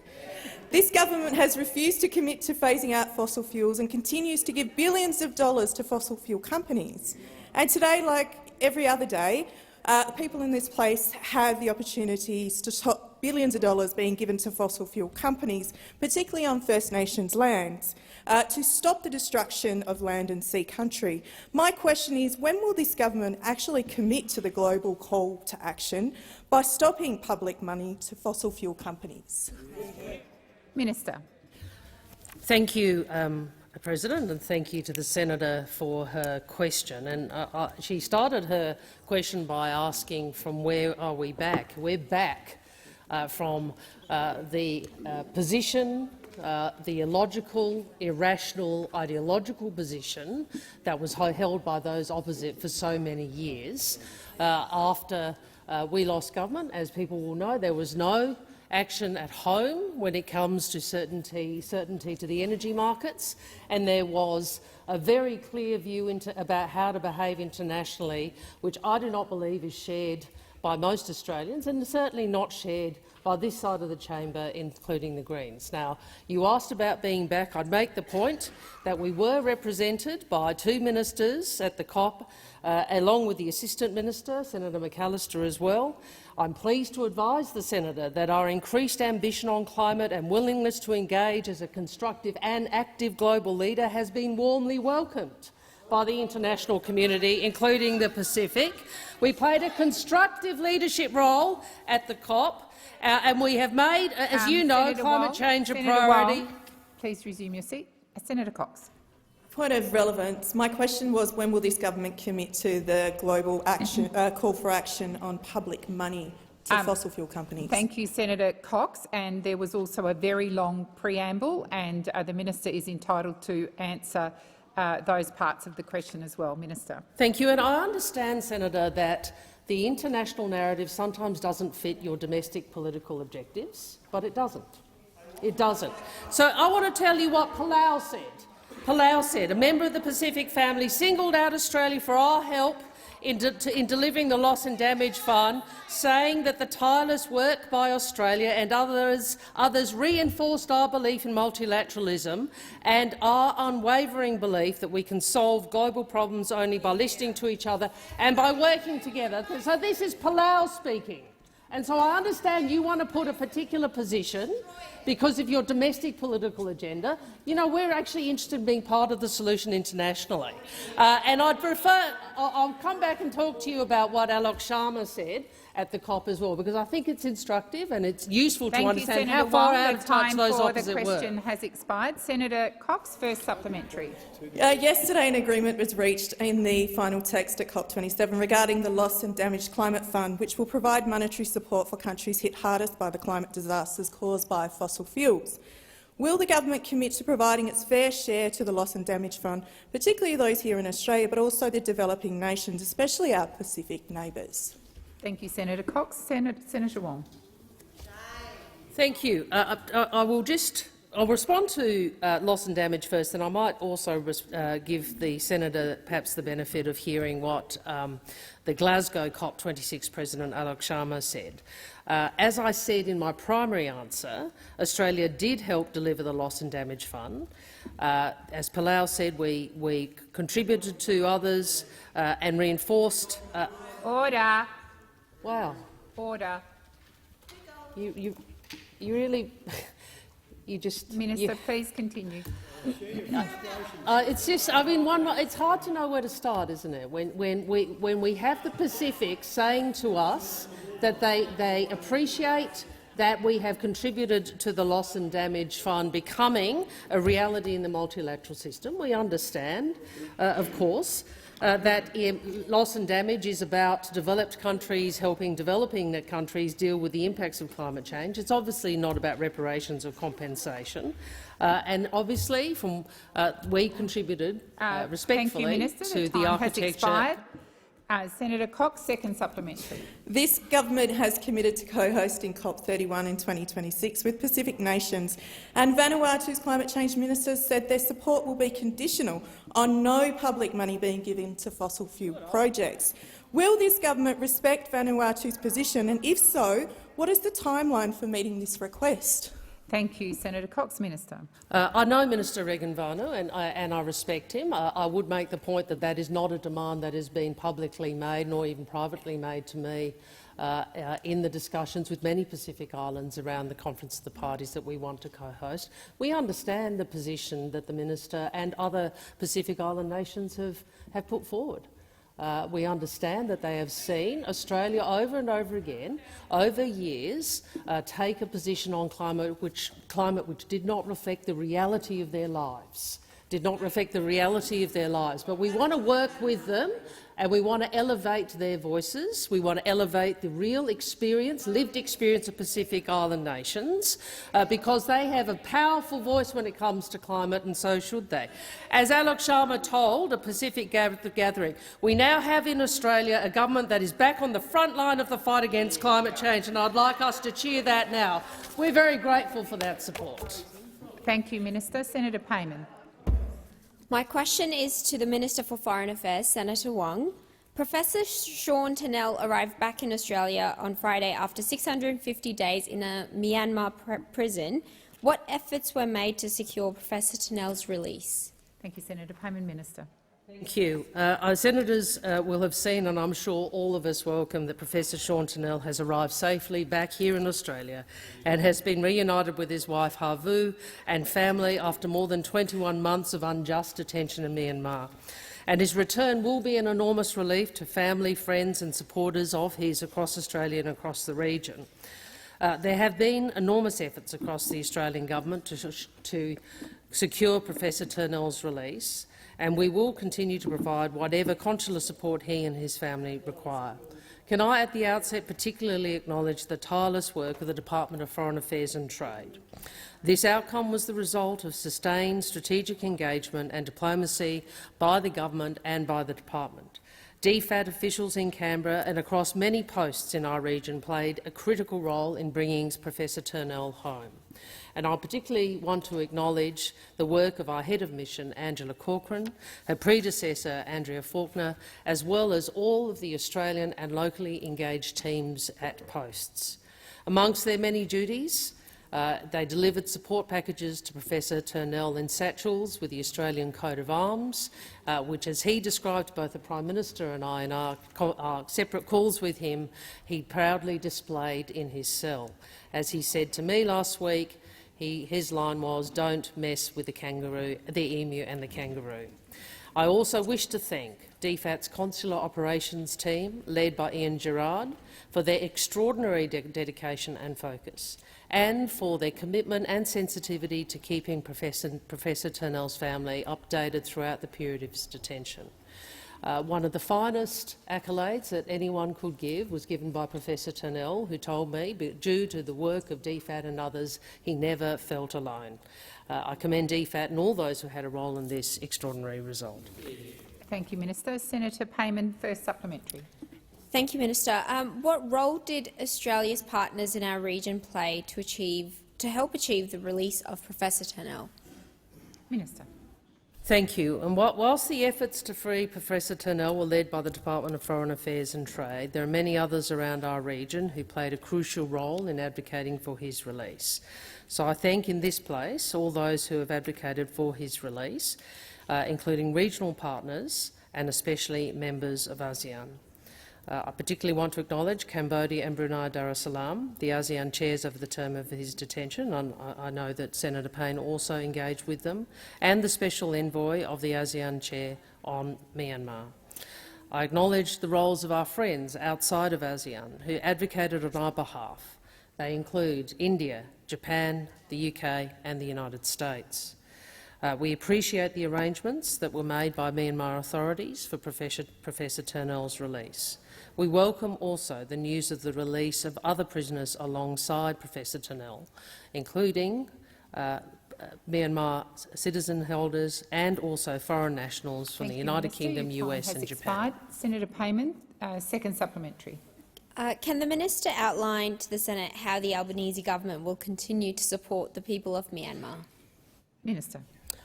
Thank you, Senator Payman. Well, I think we all remain deeply concerned about the deteriorating security and humanitarian situation in Myanmar. And we continue to condemn the regime's brutal behaviour at every opportunity, including in our regional and international advocacy. We will continue to advocate for the release of the remaining political prisoners, including Daw Aung San Suu Kyi. We will continue to speak up for human rights in our region, and that means we will continue to engage with those who do not agree with us. As I did decide to directly engage with the Myanmar military regime in order to seek to secure Professor Turnell's release. I did so not because we agree with them, but because we have to deal with the world as it is, but seek to shape it for the better. That is why this government will continue to support the humanitarian response in Myanmar and Bangladesh, including $135 million this financial year to assist with the delivery of life-saving food, water, shelter and other essential time for this question has expired. Senator Roberts. My question is to the Minister representing the Minister for Health, Senator Gallagher. It has been 4 weeks since the Australian Bureau of Statistics published data showing a 67% reduction in Australia's monthly birth rate between July and December 2021 as compared to the long-term average, a startling decrease. I drew attention to this data during Senate estimates, hoping for some reassurance. None was forthcoming. So let me ask again, Minister, why has Australia's birth rate declined from June 30th, 2021 to December 31st, 2021, revealing a 70% reduction? Thank you, Senator Roberts. Minister. Thank you, President, and I thank Senator Roberts for the question, and I recall the discussion that we had at estimates and the fact that certainly we requested from Senator Roberts some time to go through the information that he tabled in that hearing. I haven't got that information back, but I think the advice given by the Chief Health Officer, who I was sitting next to, or Chief Medical Officer, and myself was that the data that you were using didn't align with information that we had, that we hadn't seen a drop-off of that size. That would be quite noticeable. And in fact, that financial year of reporting, which incorporated births, was actually the strongest birth record achieved so far, that we'd seen more births during that period of time. So, but I do think we have to come back to you because you tabled some documents in that meeting. The Department of Health took them away, and if there's anything further I can advise you, I will do so. Thank you, Minister. Senator Roberts, first supplementary. Thank you. Minister, that's not as I remember it, but we'll wait for your response to come back. Is there any systematic information sharing between the Australian Bureau of Statistics and Department of Health to keep an eye on key indicators reflecting on our COVID measures, or does the Australian Bureau of Statistics just publish critical data like this in due course and hope that somebody notices at some time? Thank you, Senator Roberts. Minister. Well, the ABS, thanks, President. I thank Senator Roberts for the question. ABS does work alongside other departments very closely with the data they are collecting and keeps an eye on on tracking any significant changes. So if the ABS saw something in their data that would concern them, which I would imagine the numbers that you're citing about declines in birth numbers in 1 month would raise attention, would be dealt with across government. Certainly the ABS is looking at, I think ABS in their cause of death publication did report that there had been 15 deaths due to the COVID-19 vaccine in 2021, and that was against vaccinations of 42.5 million vaccines administered in that year. Thank you, Minister. Your time has expired. Senator Roberts, second supplementary. Thank you, President. Minister, what specifically is the government doing to get to the bottom of this staggering decline in births? Minister. Thank you. Well, the first thing, and I remember this quite clearly from estimates, was that we undertook to have a look at the information that you had tabled in that hearing and align that with some of the data that the APS was actually collecting. They collect their births and deaths data as soon as they are available based on data from the state and territory registries of births, deaths and marriages. But I think from the first thing we need to do is get to the bottom of the numbers that you had provided and just make sure that the data that we got from the ABS, certainly that I saw in that hearing, didn't align with those numbers that you had tabled. Thank you, Minister. Senator McDonald. My question is to the Minister representing the Minister for Employment and Workplace Relations, Minister Watt. The mining industry has told the government that tens of thousands of jobs are at risk due to Labor's IR legislation and Mining Tax 2.0 thought bubble. Minister, will you admit that 33,000 jobs could be lost due to Labor's latest proposals? Thank you, Senator McDonald. Minister Watt. Thank you, President. And again, I note that the Shadow Minister for IR has been banned from asking questions about IR issues, and that can only be because, of course, that everyone remembers the work that Senator Cash did as the IR Minister, where she inflicted conflict and low wages on the Australian public. But I'm, of course, happy to hear those questions. I'm happy to take questions from Senator McDonald, who I know does have a genuine interest in the resources industry. I completely reject the claims being made by some employer groups that the government's industrial relations plans will cost the sort of job numbers that are being thrown around. In fact, one of the reasons the government is pursuing these IR changes is because they offer the opportunity to deliver a win-win to both employers and to employees. This, under the former government and the policies that they pursued, we had persistently low productivity in inflicting a conflict-based system on employers and employees, and at the same time they, of course, delivered some of the lowest wage growth that our country has seen on record. We can have every confidence that as a result of the government's IR changes, should the Senate pass them, and I sincerely hope they do, that employers will win through higher productivity, and that includes mining employers, and that workers will win through getting the pay rise that they have been denied by the former government for far too long. The kind of claims that we're seeing being made by some groups in the community, backed in by the coalition, are not based on fact. They are not based on the experience of every other country around the world that has pursued the kind of changes that our government is pursuing. Our changes are about driving up productivity and giving workers the pay rise that they finally deserve after waiting so long. Thank you, Minister Watt. Senator McDonald, first supplementary. The mining industry has told the government that $77 billion of resources projects are now at risk due to Labor's irresponsible IR legislation and Mining Tax 2.0 thought bubble. Minister, how many of the 140 projects in the pipeline will not go ahead due to Labor's latest proposals? Thank you, Senator McDonald. Minister Watt. Thank you, President, and thank you again, Senator McDonald. Again, the sort of figures— I respect the fact that the mining industry and other employer groups are out there at the moment running a political campaign against what our government is trying to do. They have every right to do so, but they also have a responsibility to put facts on the table rather than put facts and figures out there that have no basis in reality. Anyone who has any contact with the resources industry at the moment, and I'm sure Senator McDonald does in her shadow capacity, and I certainly do as a Queensland-based minister, knows that the resources sector is incredibly excited about the opportunities that exist for investment in a range of commodities. Of course, critical minerals, massive opportunities in that front, particularly in the north of our country. In some of the more traditional minerals as well, there are massive opportunities there as well. And I have every expectation that while ever commodity prices remain high, as they currently are, the mining industry will invest in those projects so that they can generate those profits. Thank you, Minister. Senator McDonald, second supplementary. With $100 million budget cuts to critical minerals funding, irresponsible IR legislation, a mining tax 2.0 thought bubble, can the minister confirm how many of the 46 critical minerals projects currently in the pipeline will not proceed under Labor? Thank you, Senator McDonald. Minister.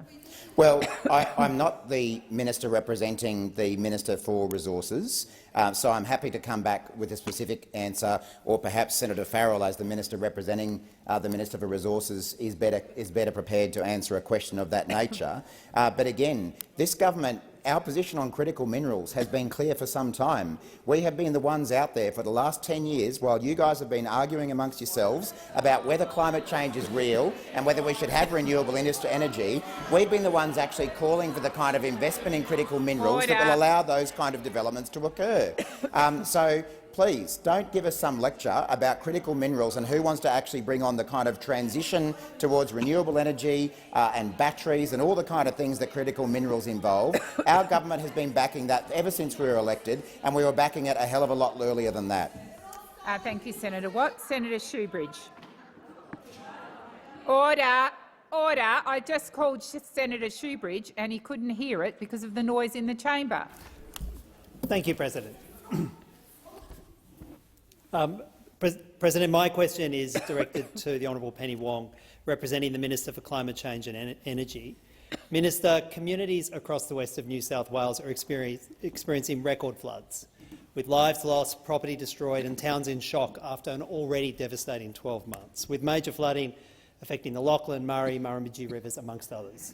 Residents in Forbes, Condobolin, Deniliquin, Eugowra, Walgett, Collarenebri, town after town are being subject to major floods. Minister, do you accept that these major flooding events are being driven by and exacerbated by climate change? Thank you, Senator Shoebridge. Minister. Thank you, President. Well, Senator Shoebridge, I think I'm on the record for many years in accepting that there— actually since I was Climate Minister in 2007 and in the 2007 campaign, where we campaigned for an emissions trading scheme, which you also supported at the time.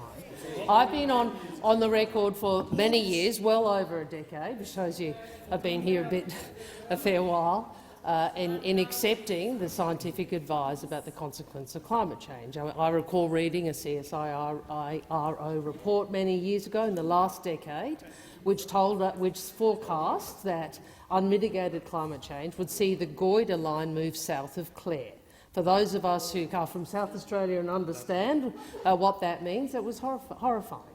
That is what has informed, in part, my commitment and our government's commitment, certainly in government last time, to implement an ambitious emissions trading scheme, which I realise you weren't there, but your party voted with the coalition against. That's right. That's why in government we delivered a climate scheme when the Greens did decide to vote for it. Perhaps not quite as ambitious, but important nevertheless. And that is why for 9 years we, in opposition, have argued each election, notwithstanding the challenge of that, for a clear, credible, ambitious position on climate. And I am very pleased that after years of irrationality that the Australian community has returned not only a government— Thank you, Senator Wong. Senator Shoebridge, I have already drawn to your attention you do not start saying point of order the minute you stand. You wait, I give you the call, and then you tell me what the issue is. So, Senator Shoebridge. It's relevance. We're a minute and a half into the answer on floods and the terrible floods that are happening now, and the minister has not once addressed them. Thank you, Senator Shoebridge. Order. Order. Order. I have the minister on her feet. Minister, please go ahead. Thank I'll you. remind you the question was about the floods. Yes, and as I said at the outset, I'm sorry if the senator needs me to repeat it, but I am on the record for over a decade. Wow. Would you like to speak, Senator Whish-Wilson? I notice you always want to interject. Would you like to? You go right ahead, mate. Senator Whish-Wilson. I did get an invitation. Senator Whish-Wilson, do you have a point of order? No, thank you. Minister Wong. He's always so keen to interject, particularly on some people, that we'll give you leave, mate, if that's what you want. Senator Shoebridge, I'm sorry, I was actually genuinely trying to answer your question. I have always accepted the scientific advice about the consequences of climate change. I also recognise, and this is where our parties do differ, that you need to actually have policies to meet a target and recognise that ensuring that you meet a target of reductions in emissions Thank you, Minister. Your time is a has tough expired. policy. Senator Shoebridge, first supplementary. Minister, when Brisbane was devastated by flooding in 2011, we all had to pay to clean it up through a flood recovery levy. Now we're making our children pay through increased government debt, and all the while coal and gas companies are still making billions, and fossil fuel subsidies of a staggering $11.6 billion a year. Why won't your government make coal and gas companies pay for disaster preparedness and to rebuild and support these devastating communities, since they created the problem in the first place? Thank you, Senator Shoebridge. Minister. Well, the problem, I appreciate that the political object of that question is to try and suggest that only one part of the economy has responsibility, only one sector in society has responsibility. The reality is this is a whole of economy, a whole of society response. It is a whole of economy and a whole of society response. And we'll be able to deal with it if we deal with it together.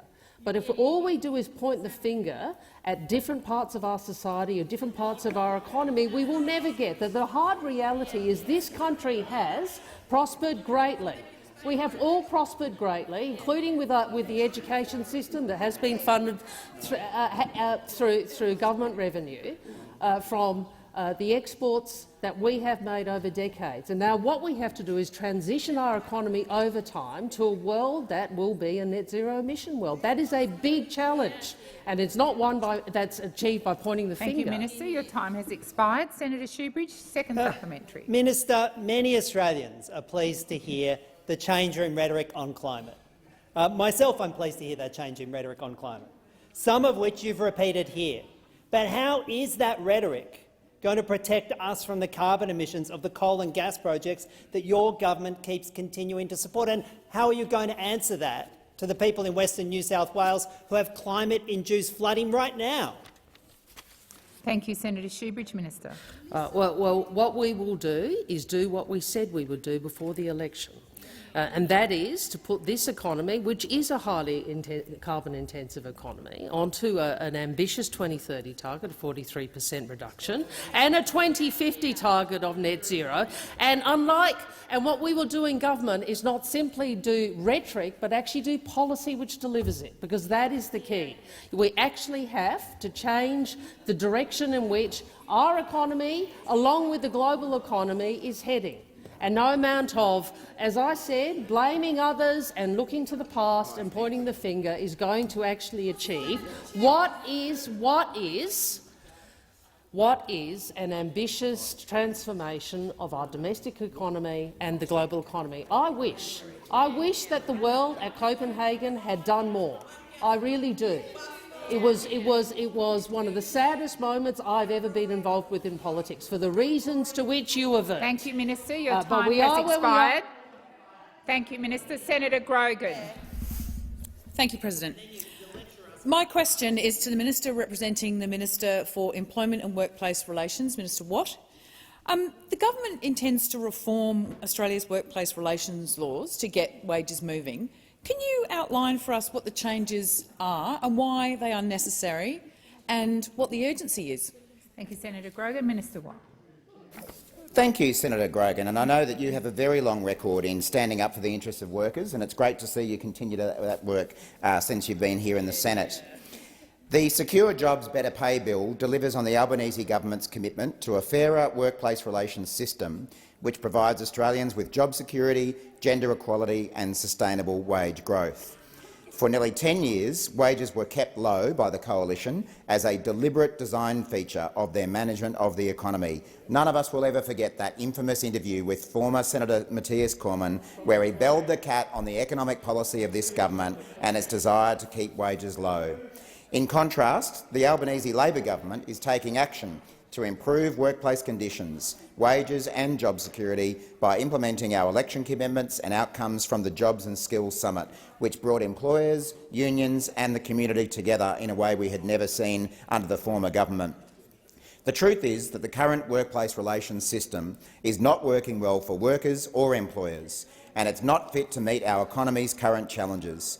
In particular, the bargaining system is broken. And we've all heard over recent weeks, Senator Cash in particular, but other members of the opposition say that what we're proposing to do is terrible, it'll make the sky fall in, it'll have all these kind of consequences. The one thing I can guarantee you is that if we don't make changes to Australia's bargaining system, if we do persist with the regime that was in place under the Coalition, we can guarantee the same outcome, which is low wages and low productivity well into the future.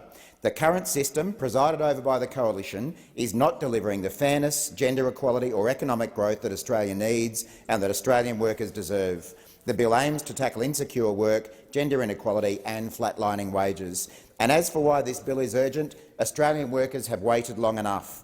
They've been waiting a very long time for a decent pay rise, for wages to keep up with the cost of living and to help them with the cost of living, and we're going to do something about it. Senator Grogan, first supplementary. Thank you.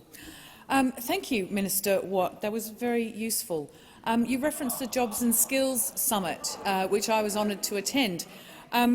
Since that time, we've seen many scare campaigns, which I've been quite surprised about, regarding these new proposed laws. Could you please outline for us where the errors are in these scare campaigns? Minister. Thank you, Senator Grogan. And I'm not surprised that Senator Cash is feeling a bit sensitive about scare campaigns because most of them have come from her. But here's a few facts for Senator Cash. And Minister Burke took the National Press Club through this the other day, but in case Senator Cash missed it, I'm here to repeat them. The first scare campaign that we've been hearing from the opposition is that this bill will produce coast-to-coast strikes. In actual fact, the bill makes industrial action harder with an additional requirement for mandatory conciliation before industrial action can be taken. Ballots need to be agreed on by an employer basis as per the current Senator rules. Watt. And don't they react? Senator Watt, please resume your seat. I'll just wait until there's quiet. Thank you, Senator McKenzie. Minister. Don't they react when the first of their scare campaigns get called out? But you know what? I've got about 4 more to go through. Their second scare campaign is about pattern bargaining. But in actual fact, the restrictions on taking industrial action when the bargaining representative is engaging in pattern bargaining are already in the Fair Work Act. And they are not changing, not a word, not even a comma. So, in fact, what we're hearing from the opposition is a scare campaign about their own policy, Minister. and I've got 3 more. The time has expired. Senator Grogan, second supplementary. Senator Watt, I wonder if you would be able to— Minister Watt, I wonder if you'd be able to step out for us the difference in the workplace laws from previous approaches, because I think it may be very beneficial for those in this chamber to hear the detail of that. Thank you, Senator Grogan. Minister Watt. I would be delighted, Senator Grogan, to point out how our plans for workplace laws differ from those that we've seen previously, because the contrast between the Albanese Labor government's approach and the Coalition's when it comes to workplace laws could not be starker. On the one hand, we have Labor wanting to get wages moving again. On the other hand, we have the Coalition for whom low wages was a deliberate design feature of the economy. Under Labor, you have higher productivity for businesses. Under the Coalition, you have lower productivity. Under Labor, you have more agreements, a workplace relations law system that encourages more agreements. Under the coalition, you hear exactly what we're hearing over there, which is more conflict. They are addicted to conflict in the workplace and they want to hang on to it. We actually want to bring in more agreements between employers and employees. For the coalition, it is never the right time for a pay rise. For years they told us that low unemployment would deliver pay rises. We now have unemployment and we're not getting the pay rises going on with it. We saw Senator Birmingham on Insiders yesterday mumbling and fumbling his way through the answer to the question about how you get wage rises moving. Expired. Senator Chandler. Thank you, President. My question is to the Minister representing the Prime Minister, Senator Wong. Over the last 3 months, the Iranian regime has been accused of killing more than 300 civilians standing up for human rights, particularly Iranian women and girls. When the Prime Minister was asked by the opposition 2 weeks ago why sanctions had not been applied to the Iranian officials responsible for the killing of its citizens, he said that the government was considering the implications of doing so for Australian businesses. The Iranian-Australian community has been calling for weeks for the Australian government to hold the Iranian regime to account. Has the government now applied any sanctions, and if not, why not? Thank you, Senator Chandler. Minister Wong. Minister Wong, beg your pardon. Thank you, President. Well, the senator did canvass some of this in estimates, and I will repeat what I said to the senator on that occasion, which is there is, I think, bipartisan or multi-party condemnation of what is occurring in Iran. Which is also why the government has been very forward-leaning in its public statements of condemnation, its engagement through DFAT with the Sharjah here, and also at the UN General Assembly. And I took the senator through the interaction the government had had, including the statement at the General Assembly on the human rights situation in Iran. We supported calls for a special session of the Human Rights Council to address the deteriorating human rights situation in Iran. On social media, expressed support for the Australia-New Zealand statement at the UN Security Council, highlighting our concerns about Iran's membership on the UN Commission on the Status of Women, a body that Iran joined whilst the coalition was in government. We joined Canada and New Zealand in expressing those concerns to the UN Security Council. We delivered a further statement to the UN Third Committee Interactive Dialogue. And I can go back further. I've engaged with counterparts, including Melanie Joly, as recently as last week about this issue. In relation to sanctions, as Senator Payne and Senator Bishop and Ms Bishop would have said before me, we don't engage in public speculation about sanctions, and you will understand why not. But I would encourage the senator. I understand that this is an issue that many people are concerned about. This isn't a partisan issue. Thank you, Minister. This is an issue we are all joining. Senator Chandler, first supplementary. Thank you, President. Since the Prime Minister's comments, the Iranian government has used its military to fire on and kill innocent civilians, including children like 9-year-old Kian Pifalek, who died after security forces opened fire on the car he and his parents were in. When will the government do more than give lip service to the women and girls of Iran and the Iranian Australians calling for Australia to take action? Thank you, Senator Chandler. Minister. Look, I disagree with the lip service point. That seems to suggest the only way in which a government can express its view with the many regimes and countries with which we do not agree is by sanctions. And if that is the case, then there was almost no expression in support of human rights under the coalition, almost none. So my point is this: there are a great many states in this world, some in our region, whose actions we do not agree with. And sometimes you're right. Sometimes we look at what are the hardest form of expression of that. The UN sanctions are an example of that. The sanctions on North Korea and Russia are an example on that. But what we also should do is what Australia has been doing, which is bilaterally and multilaterally, add our voice add our voice in condemnation of what is occurring Thank you, in Iran. Minister. The time has expired. Senator Chandler, second supplementary. Thank you, President. Since the Prime Minister said Australia was still thinking about taking action, the international community, including the United States and the EU, have imposed sanctions on companies and individuals involved in the production or transfer of Iranian drones that have been used by Russia in attacks on civilians and civilian infrastructure in Ukraine. When will Australia catch up to the rest of the international community, and when will the government use the Magnitsky-style laws passed by this parliament for the express purpose of holding to account those responsible for the most egregious human rights abuses? Thank you, Senator Chandler. Minister. I think that. Thank the senator for her question. We actually implement the full suite of UN Security Council mandated sanctions on Iran, an autonomous sanction regime to prohibit the transfer of conventional arms to Iran. In fact, it's on this basis that we have imposed previously, and I acknowledge this is, I think, was Ms Bishop from memory, but it may also have been Senator Payne who continued them, targeted sanctions on Iran's Islamic Revolutionary Guard Corps as a whole and a number of IRGC, Iran Islamic Revolutionary Guard Corps linked officials, financial and travel entities, which I think may have been imposed by Senator Payne. In relation to the provision of armed drones and missiles, that is a deeply concerning report. We condemn any arms transfers to Russia to support its illegal aggression against Ukraine, and we call upon all countries to refrain from supporting Russia. Thank you, Madam President. My question is to the Minister for Trade and Tourism, Senator Farrell. Could the Minister outline the government's approach to trade policy? Thank you, Senator Polly. Minister.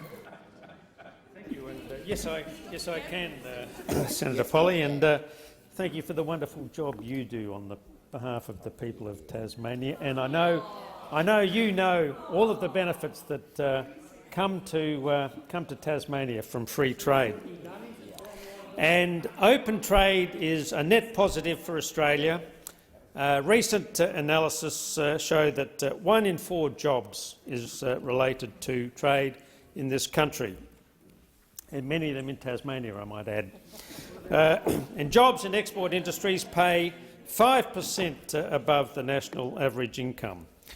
As outlined in my speech on the 14th of November to the APEC Study Centre in Melbourne, there are 4 principles guiding Australia's approach to international trade and investment under this government.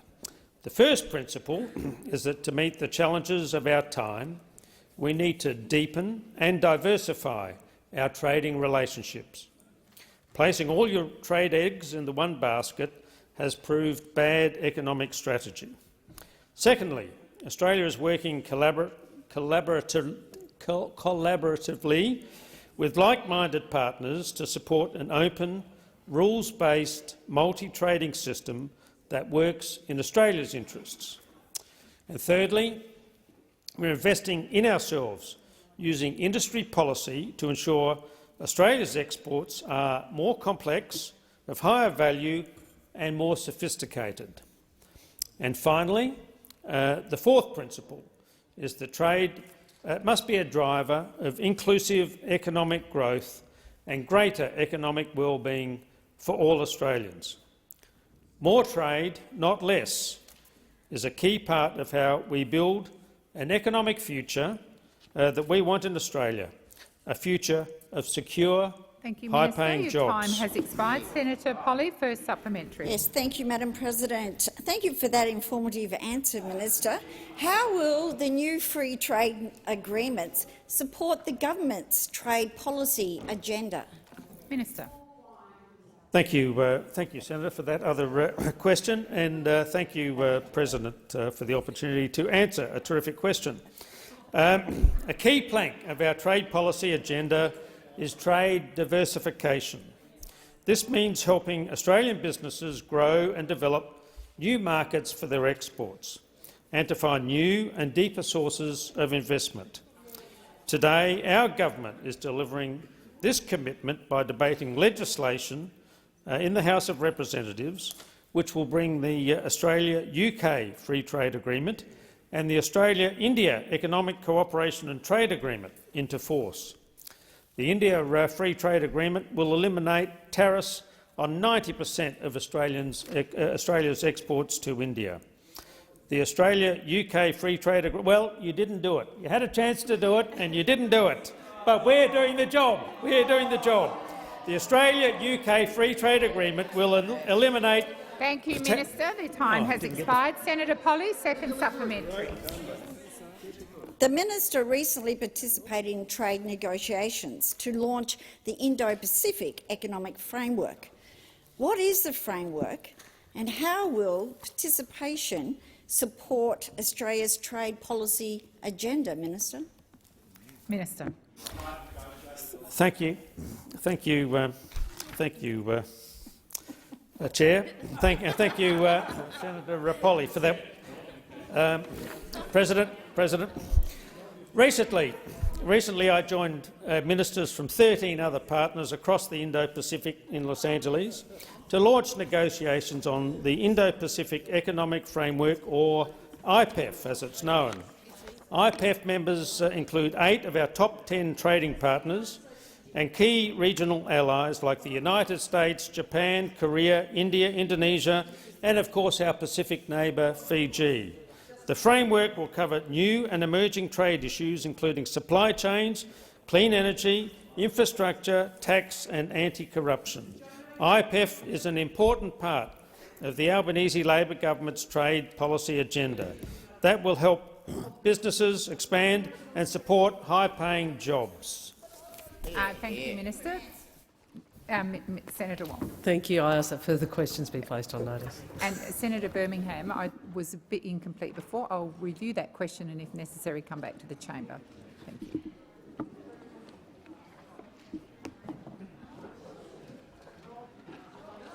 Senator McGrath. Thank you. I rise to take note of all answers to all questions asked by coalition senators. I'm going to begin with the question asked by Senator Hume in relation to gas policy and gas prices and energy prices. And we shouldn't forget, and it's hard to forget, that the Labor Party 97 times, that's 97 times, before the election, 97 times, Senator Goodell, promised 97 times that they would cut power bills by $275. It was one of those core promises of the Labor Party. They were going to cut your power bills by $275. 97 times they said that. And yet we find in the budget papers, and it was in very small font, I think about font size 8 or 9, that actually power prices under the Labor Party are going to go up 56%. 56% they're going to go up, Mr Deputy President, and that's not 15.6% or 5.6% or 0.56%. That is 56%. So we have a Labor Party who are in power who promised to cut power bills by $275, and yet we find a Labor Party who instead are going to, through their policy in action, and actually through the decisions they are making, so it's that axis of any decisions they do make are going to be the wrong decisions, and the decisions they don't make are also going to be the wrong decisions. So we're going to end up with power bills going up by 56%. Indeed, the average Australian family are going to be $2,000 worse off by Christmas because of the policies of the Labor Party. Mr Deputy President, Labor are always going to cost you more. They're going to cost you more with your power bills. They're going to cost you more with your interest rates. They're going to cost you more when your rent goes up. They're going to cost you more when unemployment goes up, which is going up at the moment under the policies of the Labor Party.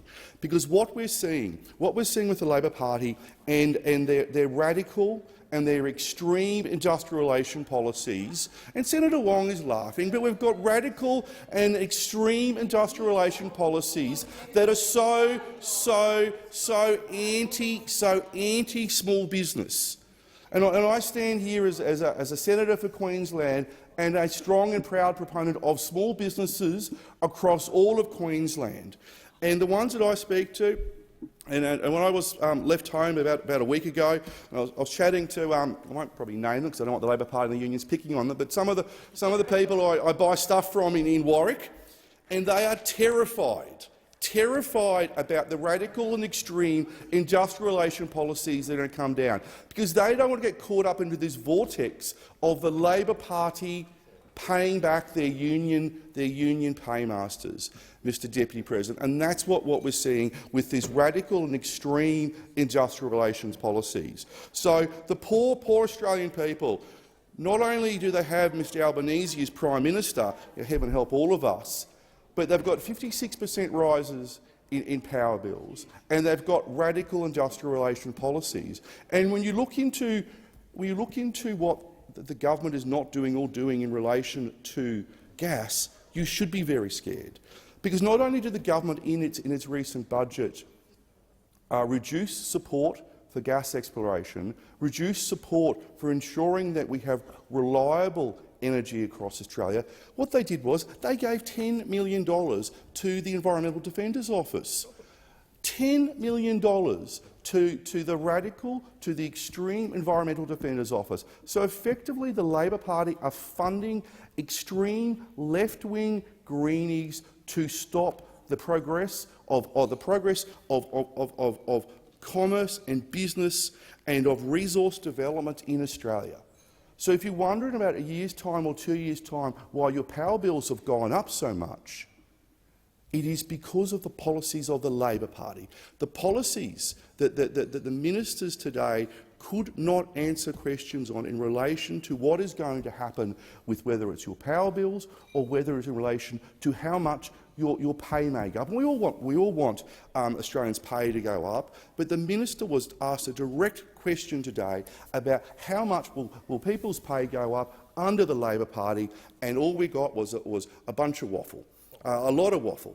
And it's not like the waffle that you can get and eat that comes out of a Jaffa line. It was the waffle that just causes you to lose the will to live, listening to those answers. So it is very, very sad that the Australian people will have higher power bills and actually will not get the pay rises they deserve because of the policy inaction of the Labor Party. Senator Urquhart. President. Well, what a load of waffle that was, from the best waffler in this place, I must say. Just absolutely ridiculous. I mean, honestly, we heard the most ridiculous questions coming from that side. I mean, the question that Senator McDonald asked Senator Watt about the mining industry and the loss of 33,000 jobs. What a ridiculous statement to make. Absolutely ridiculous. What they haven't listened to is the fact that the Minister for Industrial Relations has listened to feedback. We on this side actually go out and talk to people when we form policy. We've gone out, we've listened to feedback about how to make sensible improvements to practical applications of the bill. That's what we're doing, and we are continuing to consult as the bill progresses through the Senate. So those discussions are continuing to happen. The Minister for Workplace Relations and his department, putting you to sleep, am I, Senator Dunyam over there, making you yawn?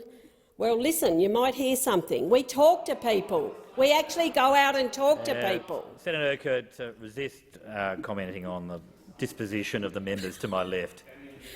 I don't need assistance, Senator I couldn't help it. He was yawning while I was speaking. He was yawning while I was speaking. And I thought I was loud enough to keep him awake, Deputy President. No, he doesn't. Please don't reflect on the disposition of the member to my left. The Minister for Workplace Relations and his department have consulted closely with businesses, the businesses that the people on the other side have pretended are scared, with unions who actually represent the workers in this place. Even though they don't like to use that word, they actually do represent the workers, and they have a place in businesses. And civil society. And we've dealt with all of those, and we've consulted, and we will continue to consult with all of those during the design of those reforms. And as I said, we are continuing. We're continuing to have consultations with stakeholders around concerns that small businesses have raised and the Better Off Overall test to ensure that no worker is left off. I don't know why on that side you have a problem with workers getting a pay rise. Do you ever go out and talk to workers? Because we do. Workers like me who used to work in a factory many years ago struggle. They're struggling today to make ends meet because for 10 years, while you guys were in charge, they had no wage increase. In fact, their wages were driven down and they had no ability. Low-paid workers, aged care workers, cleaners, childcare workers, low-paid workers who helped us through the pandemic that we had, who worked day in, day out to provide for us to be able to get through the pandemic. And all you want to do is suppress their wages and keep them down while the costs of living are rising, and we know that. There is an inflation challenge. Senator Gallagher said that in her answer to the question to Senator Cash. And we know that, but there is times when workers need wage rises and they need it now. And I think the scaremongering about job losses is just simply that. It is scaremongering. It is not a reality. We know that under the previous government, over that side of the chamber, wages were the lowest growth on record. Real wages went down for years and years and years under you guys over there, and workers really struggled. We know that higher productivity is when workers get good wage rises, we know that they get higher productivity. That is demonstrated by workers who are paid proper wages. But of course you don't know about that because you kept wages down for 10 years. We had hearings of this inquiry. There were 5 days of hearings, and I might say that was more public hearings than any other workplace-related bill inquiry since the first Fair Work Act commenced over a decade ago. So more hearings on this bill than what you people had over there when you made changes to the Act. And we heard from employers, the committee that run that, the Education and Employment Committee, heard from employers, employer groups, the ACTU, individual unions, workers, not-for-profit organisations, academics and the Department of Employment Workplace Relations. We know that there is a consultation. That is still happening, as I said, as it moves through the Senate. We have consulted. And you guys should stop that scaremongering because it just frightens people. And it's ridiculous. It is absolutely ridiculous. People deserve to get wage increases. People look to us and they will get a wage increase through the Labor Party and through the government now, and they deserve it because for 10 years you kept them suppressed and their wages suppressed. Thank you, Senator Smith. Very much, Mr Deputy President. In these final 2 weeks of Parliament, the matter that will be top of mind for many senators will be discussions, the debate and the resolution of the Labor government's new industrial relations platform. West Australians are confused. The government, it's fair to say, enjoyed strong electoral support in Western Australia. It won the seat of Pearce, it won the seat of Hasluck, it won a Senate spot. So West Australians can't understand why is it now that this Labor government has decided so quickly, and I think today marks the 6-month anniversary of the election of the government. West Australians can't understand why this new Labor government is now turning its back on West Australians, and importantly, turning its back on what is a critical part of the West Australian economy, indeed the most critical part of Australia's prosperity, and that is the mining and resources sector. There are 6 words that West Australians should not forget. It's not our policy, said Jim Chalmers.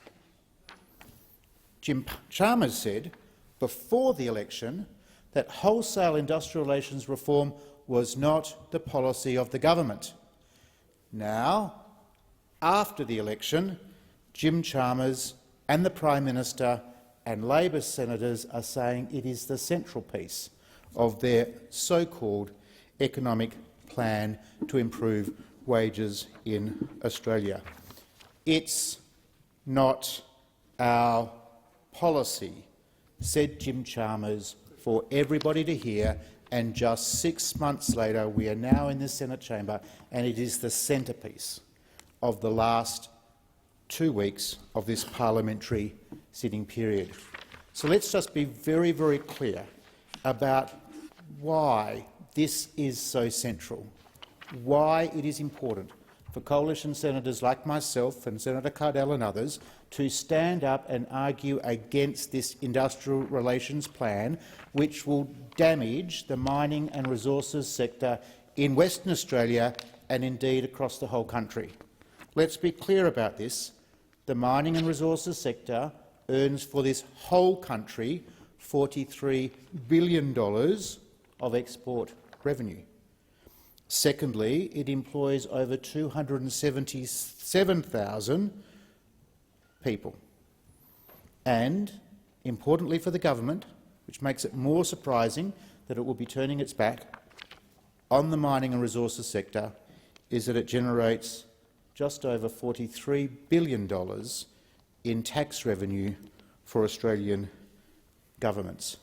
So West Australians have a right to be very, very distrustful so early on in the term of this government. Why is it, having enjoyed such electoral success in Western Australia 6 months ago, they are now in the final 2 weeks of this parliament deciding to turn their back on such a significant, if not the most significant industry in Western Australia and such an important industry across our whole country?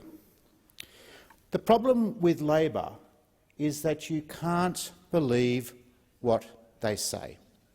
You can't believe what they say. Coalition senators on this side of the Senate are surprised that so early in the term of this new government, their mistruths, their lack of honesty, their ability to wholesale change policy commitments given prior to the election are now there for the whole community to see.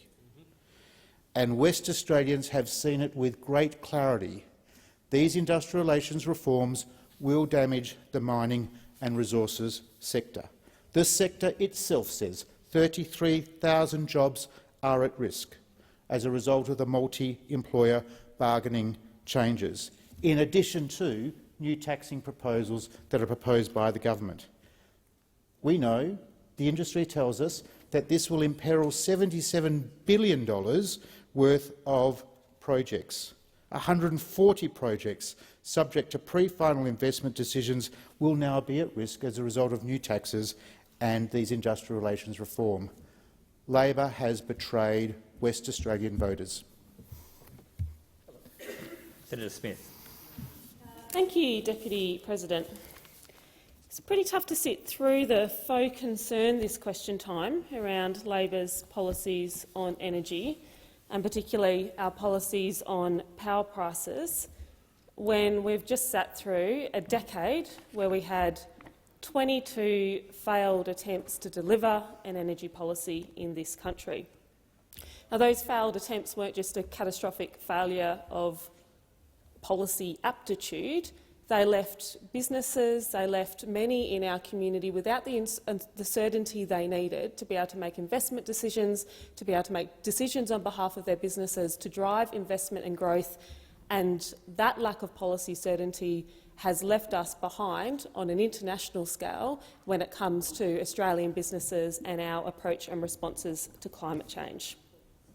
For a decade, we saw the other side argue about whether climate change existed, not doing the hard and detailed policy work required to deliver an energy policy that would deliver certainty to Australian businesses. And that's what they now have under an Albanese Labor government. Already we legislated 43% by 2030, net zero by 2050, policies enshrined by law to give that certainty to our business community, to drive investment in renewable energy and technology. And that's backed up by our Powering Australia policy, which is designed to put more energy into the grid, renewable energy, which is our cheapest form of energy, which will put pressure on energy prices. So I would argue that the concern expressed in question time today was faux concern. If you were really concerned about getting the policy levers in place to make a meaningful difference on energy prices and indeed on climate change, you would have spent the last decade designing an energy policy that you could deliver. Now, that's not to say the impact of energy prices at the moment in the cost of living challenges before us isn't very real and isn't very serious. Of course it is, and that's something that our government is looking at, and work is underway, as Minister Gallagher has said in question time today. And that's in addition to the other measures we're taking to address the cost of living crisis, measures like making access to early learning and education more affordable for over 1 million families, a piece of legislation being worked through the Senate today. Extending paid parental leave by 6 months to 2026, delivering cheaper medicines and more affordable housing, and yes, as was discussed today, getting wages moving again. Now, unlike the other side, where keeping wages low was a deliberate feature of the economic architecture, we are unashamedly keen to get wages moving again. We've supported an increase to the minimum wage. We've supported a wage rise for aged care workers. But there is more work to do to fix the broken bargaining system that we are currently dealing with in Australia.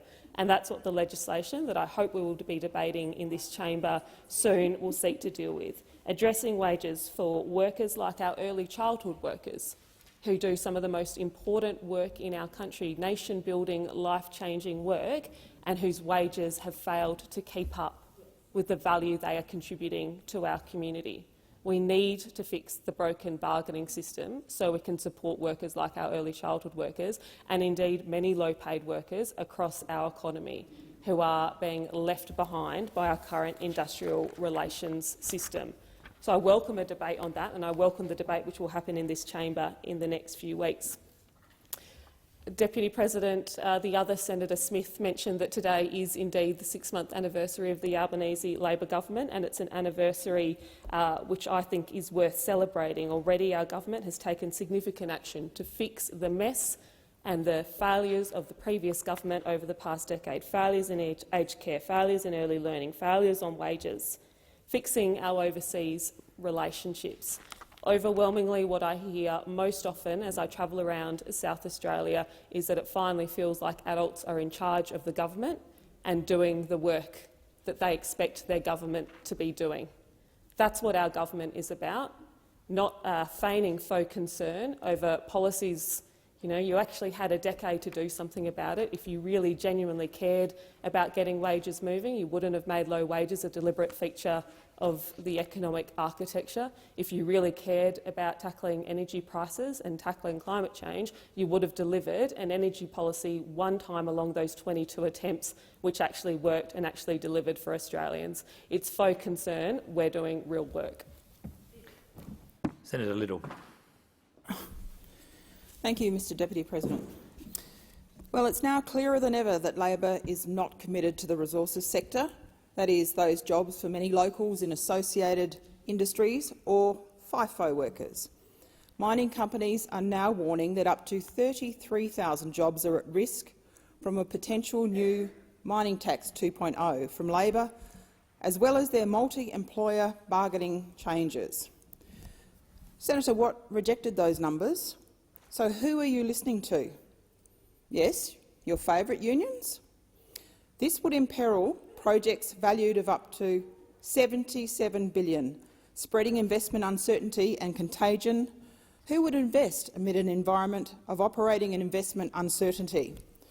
The mining sector has identified 140 projects subject to pre-final investment decisions that would be at risk from new taxes and ill-thought-through industrial relations changes. Of those 140 projects, 46 of them are critical minerals projects. Critical minerals, which are supposed to be part of the renewable technology supply chain Labor keeps talking about. Mining companies themselves are saying these changes will slow down Australia's energy transformation and that we need more lithium for batteries, more copper for solar panels and more cobalt for electric vehicles, not more uncertainty and risk that will simply chase away investment from our shores at this crucial hour. On multi-employer bargaining, not to mention the risk with Labor's rushed industrial relations policy, which will only lead to more strike action and which will put mine developments at risk of cancellation or delay. The proposed workplace changes represent the most radical shake-up of Australia's industrial relations systems in decades. Such reform with so little consultation, except with the unions. Labor have made it clear they want to hand over all workplaces to the unions. Small, medium and large businesses opposed it. I've heard it myself. Industry-wide bargaining will be devastating for the mining sector and the broader Australian economy, leading to widespread strike action, including potential sympathy strikes by those unrelated to a particular dispute, just like we saw in the 1970s. In my own state of South Australia, SA mining production is worth in the vicinity of $5.4 billion a year. What's the risk to that under this policy? The introduction of multi-employer bargaining is a breach of faith with all Australian businesses who took the Treasurer at his word when he said last year that industry-wide bargaining was not, that is, was not Labor's policy. I heard it, and so did the Australian public. This needlessly threatens the mining industry that earns over $413 billion in exports, employs over 277,000 Australians in high-paid jobs and contributes $43.2 billion in taxes in 2021. In the last 20 years, employment in mining has tripled and wages doubled, benefiting hundreds of thousands of Australians, especially in regional areas. In what is a recurring theme, Labor has no plan to support jobs in the economy. Labor is not supporting Australian families struggling with increasing cost of living, and clearly Labor does not support the resources industry. While the coalition wholeheartedly supports mining and the jobs it creates, Labor is beholden to its own left wing and their allies in the Australian Greens, who want to shut down the resources industry and the jobs of thousands of Australians, including those in regional and remote areas. Who are they listening to? Businesses actually delivering jobs for Australians in those areas? They don't like that you didn't consult with them on the common interest test or multi-employer bargaining or the removal of the ABCC. Your union masters like it, though. I'll put the question to the motion moved by Senator McGrath. Those for the question say aye. Against, no. The ayes have it. Senator Hanson-Young. Mr Acting Deputy President, I rise today to take note of the questions asked by my colleague Senator Cox to the Leader of the Government in the House here, Senator Wong, in relation to the government's commitment on climate action and why on earth Australia continues to fund fossil fuel subsidies. Of course, Senator Cox spoke eloquently about the COP27 negotiations, and we know, of course, that this last fortnight has been a tough 2 weeks, not just for those negotiating the final text at COP27, but a tough week for the planet. Because what we saw out of these negotiations is, while steps forward in some respects, terrible steps backwards in others, and of course an intransient attitude from those governments who continue to want to fund publicly the expansion and continued operation of fossil fuels.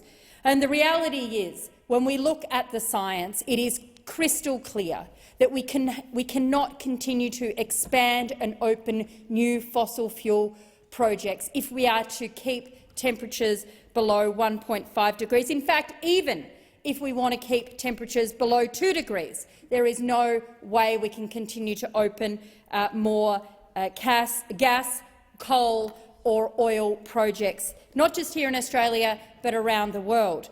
And Australia, of course, has a huge role to play in this. We remain the third largest export in the world of fossil fuels. Do you know what that means, Mr Acting Deputy President? That means we are the third largest exporter of pollution, dangerous climate change pollution in the world, and we have to take some responsibility for that, which is why Senator Cox asked the government today in question time, when will we stop funding fossil fuel companies to continue to expand and grow? When will we end in this country the unneeded, unnecessary, dangerous fossil fuel subsidies that litter our national government budget?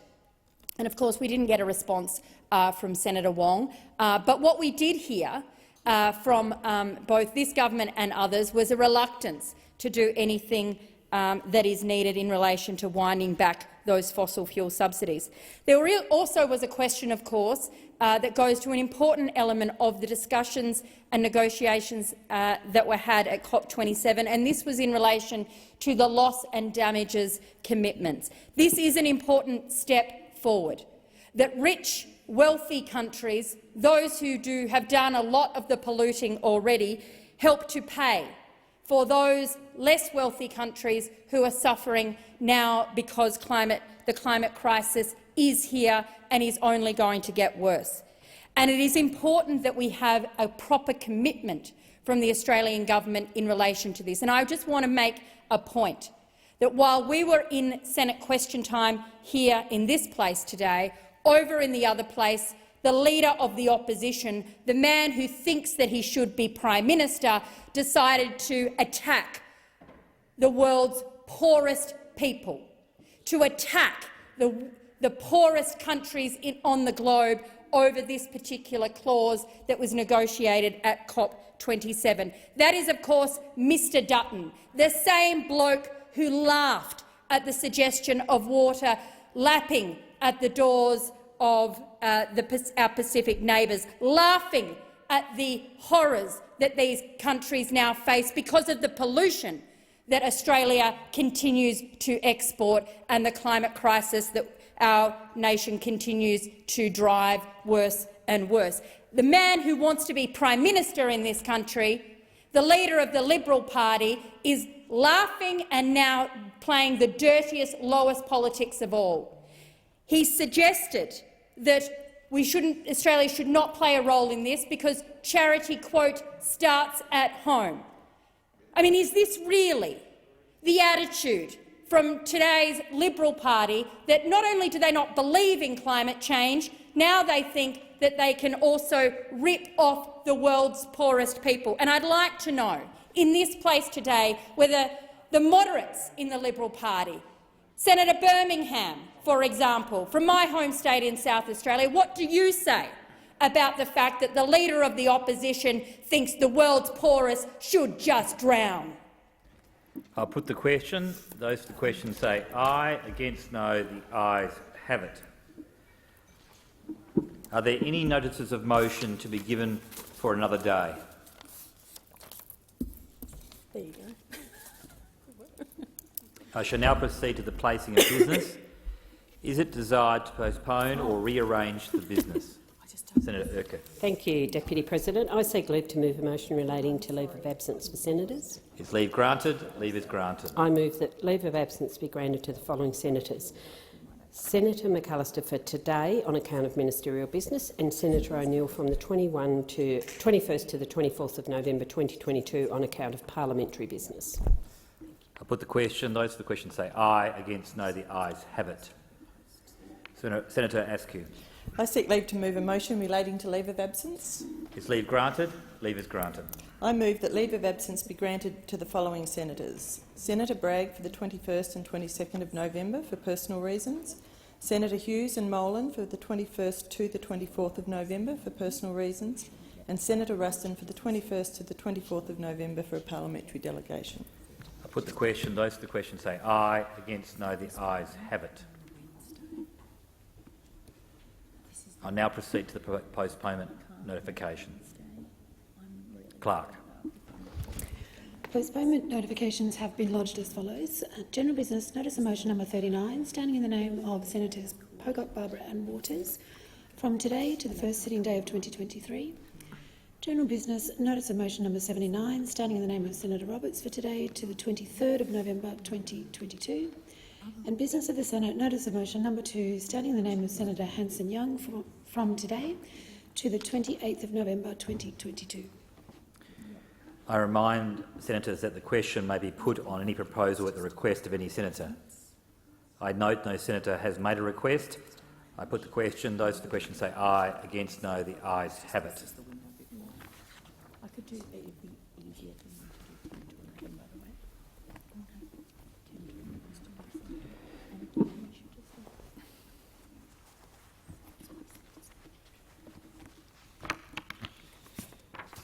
Honourable Senators, it is with deep regret that I inform the Senate of the death on 8 November 2022 of the Honourable Peter Keaston Reith AM, a former minister and member of the House of Representatives for the Division of Flinders, Victoria from 1982 to 2001.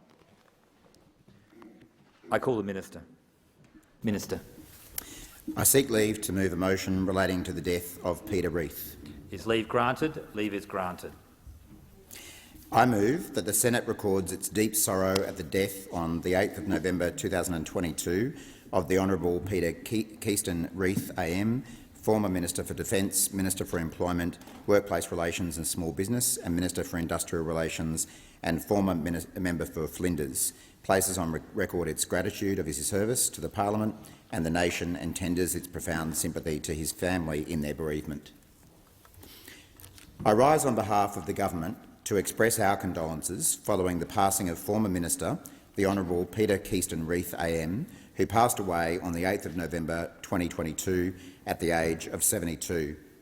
I do so as the Minister representing the Minister for Employment and Workplace Relations in the Senate, recognising the portfolios held by Peter Reith for the majority of his ministerial career. As I begin, I wish to convey the Government's condolences to Mr Reith's family and friends. I particularly acknowledge members of the Reith family who have travelled to be present for condolence motions in the House of Representatives and the Senate today.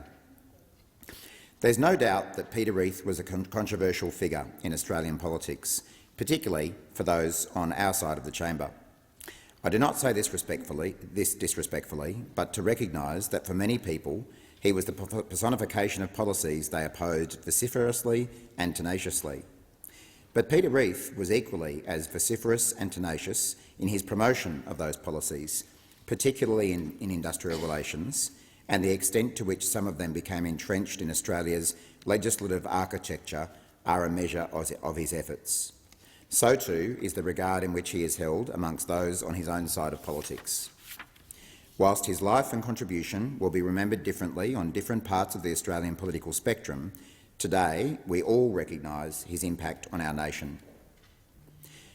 Peter Reith was born in Melbourne and was educated at Brighton Grammar School and then at Monash University, from where he graduated with qualifications in economics and law. He worked as a solicitor in Cowes on Phillip Island and was then elected as a councillor and later president of the Shire of Phillip Island. Active in the Liberal Party from his teenage years, he gained federal pre-selection after defeating, amongst others, Richard Alston, who would go on to become a senator and cabinet minister alongside him in the Howard government.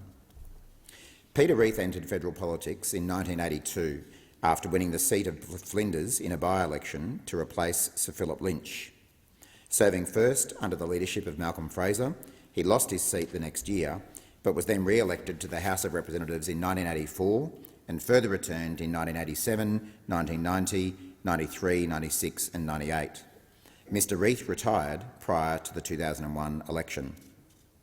Some might say the timing of Peter Reith's election was unfortunate, given it coincided with a sustained period of Labor government under Bob Hawke and Paul Keating.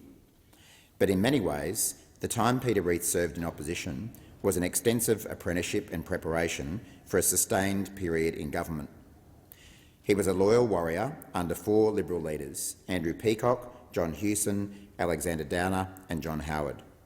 He held office as Deputy Leader of the Liberal Party from 1990 to 1993, shoulder to shoulder with John Hewson. In addition, Mr Reith filled a number of shadow ministerial positions in portfolios including Housing, Sport, Attorney-General, Treasury, Defence, Foreign Affairs and Industrial Relations. In these, particularly as the Shadow Treasurer responsible for selling tax reform with a consumption tax as its centrepiece, he travelled the hard road in pursuit of his beliefs. Paul Keating once described Peter Reith as, and I quote, "one of those inflatable clowns with sand in the bottom, and you knock them down and they bounce back up." I'm pretty sure that was a compliment. Mr Reith also earned a reputation as an indefatigable head-kicker and strong policy opponent, such as through his part in defeating the 1988 referendum proposals. The big defeat of the Keating government in March 1996 heralded a big change in Australian politics. Whatever you think, John Howard led a transformational government that would have a lasting impact on our nation. It was not a transformation that those of us on this side of the chamber agreed with necessarily. And Peter Reith stood alongside John Howard as a key lieutenant, charged with implementing some of the most contentious elements of the Coalition's policy agenda. He held the positions of Minister for Industrial Relations and then Minister for Employment, Workplace Relations and Small Business from 1996 to 2001. In addition, he served as Minister assisting the Prime Minister for the Public Service from 1996 to 1997 and Minister for Defence in 2001. Peter Reith's political legacy is undeniably extensive, and his pursuit of his vision for workplace relations reform was tireless. The reforms he put forward as the Minister responsible for workplace relations made a significant impact on Australia in the late 1990s and early 2000s. And although the Albanese Labor government has a very different vision for getting there, reforming the workplace relations system to underpin productivity is an important policy goal. And it's fair to say that we will put as much energy into reforming our workplace relations system as Peter Reith did in his time. Peter Reith will always be remembered for the role that he played in a series of waterfront disputes in the late 1990s, one of the most significant periods in Australian workplace relations history. Under the Howard government, following the Keystone 1998 High Court decision to prevent deunionisation of the waterfront, Mr Reith implemented significant workplace changes. It's fair to say that this decision and this time was one of the most polarising periods of Australia's workplace relations history. There are images and headlines that are seared into the collective memory of the union movement and of businesses, and these are not going to be forgotten, even though it happened more than 2 decades ago. Outside of his ministerial responsibilities, Peter Reith campaigned for a republic prior to the unsuccessful 1999 referendum. Its defeat welcomed as he reflected a preference for a directly elected president as opposed to the model put to the Australian people. In the final year of his ministerial career, John Howard switched Peter Reith to the defence portfolio, which placed him as a key figure in the contentious Children Overboard affair during the 2001 election campaign, in which the then government falsely claimed that asylum seekers had thrown their children out of a leaky fishing boat, later the subject of a Senate Select Committee inquiry. This was a regrettable end to a parliamentary career that had spanned nearly 2 decades. Peter Reith was a well-respected colleague and mentor of many in this parliament, and in the Liberal Party in particular, across 4 decades. His allies regarded him as a person of integrity and trust. I pay tribute to his undoubted commitment to his community, his dedication to his portfolios, and the fact that he was always true to his beliefs. Any chronicle of the Howard government will be incomplete without extensive acknowledgement of the contribution of Peter Reith. Today, we also acknowledge he has passed away at a relatively young age and in circumstances that robbed him and those around him of years and further contributions in his post-political life. I acknowledge that the fight against Alzheimer's disease is incredibly difficult for individuals, their families and their friends. The government again expresses our condolences following the passing of the Honourable Peter Keaston Reith AM, and we again convey our sympathies to his family and those who knew him well. Thank you, Senator Watt. Senator Birmingham. Thank you, President. President, Peter Keaston Reith was one of the great Liberals of the modern era, and indeed one of the great parliamentarians.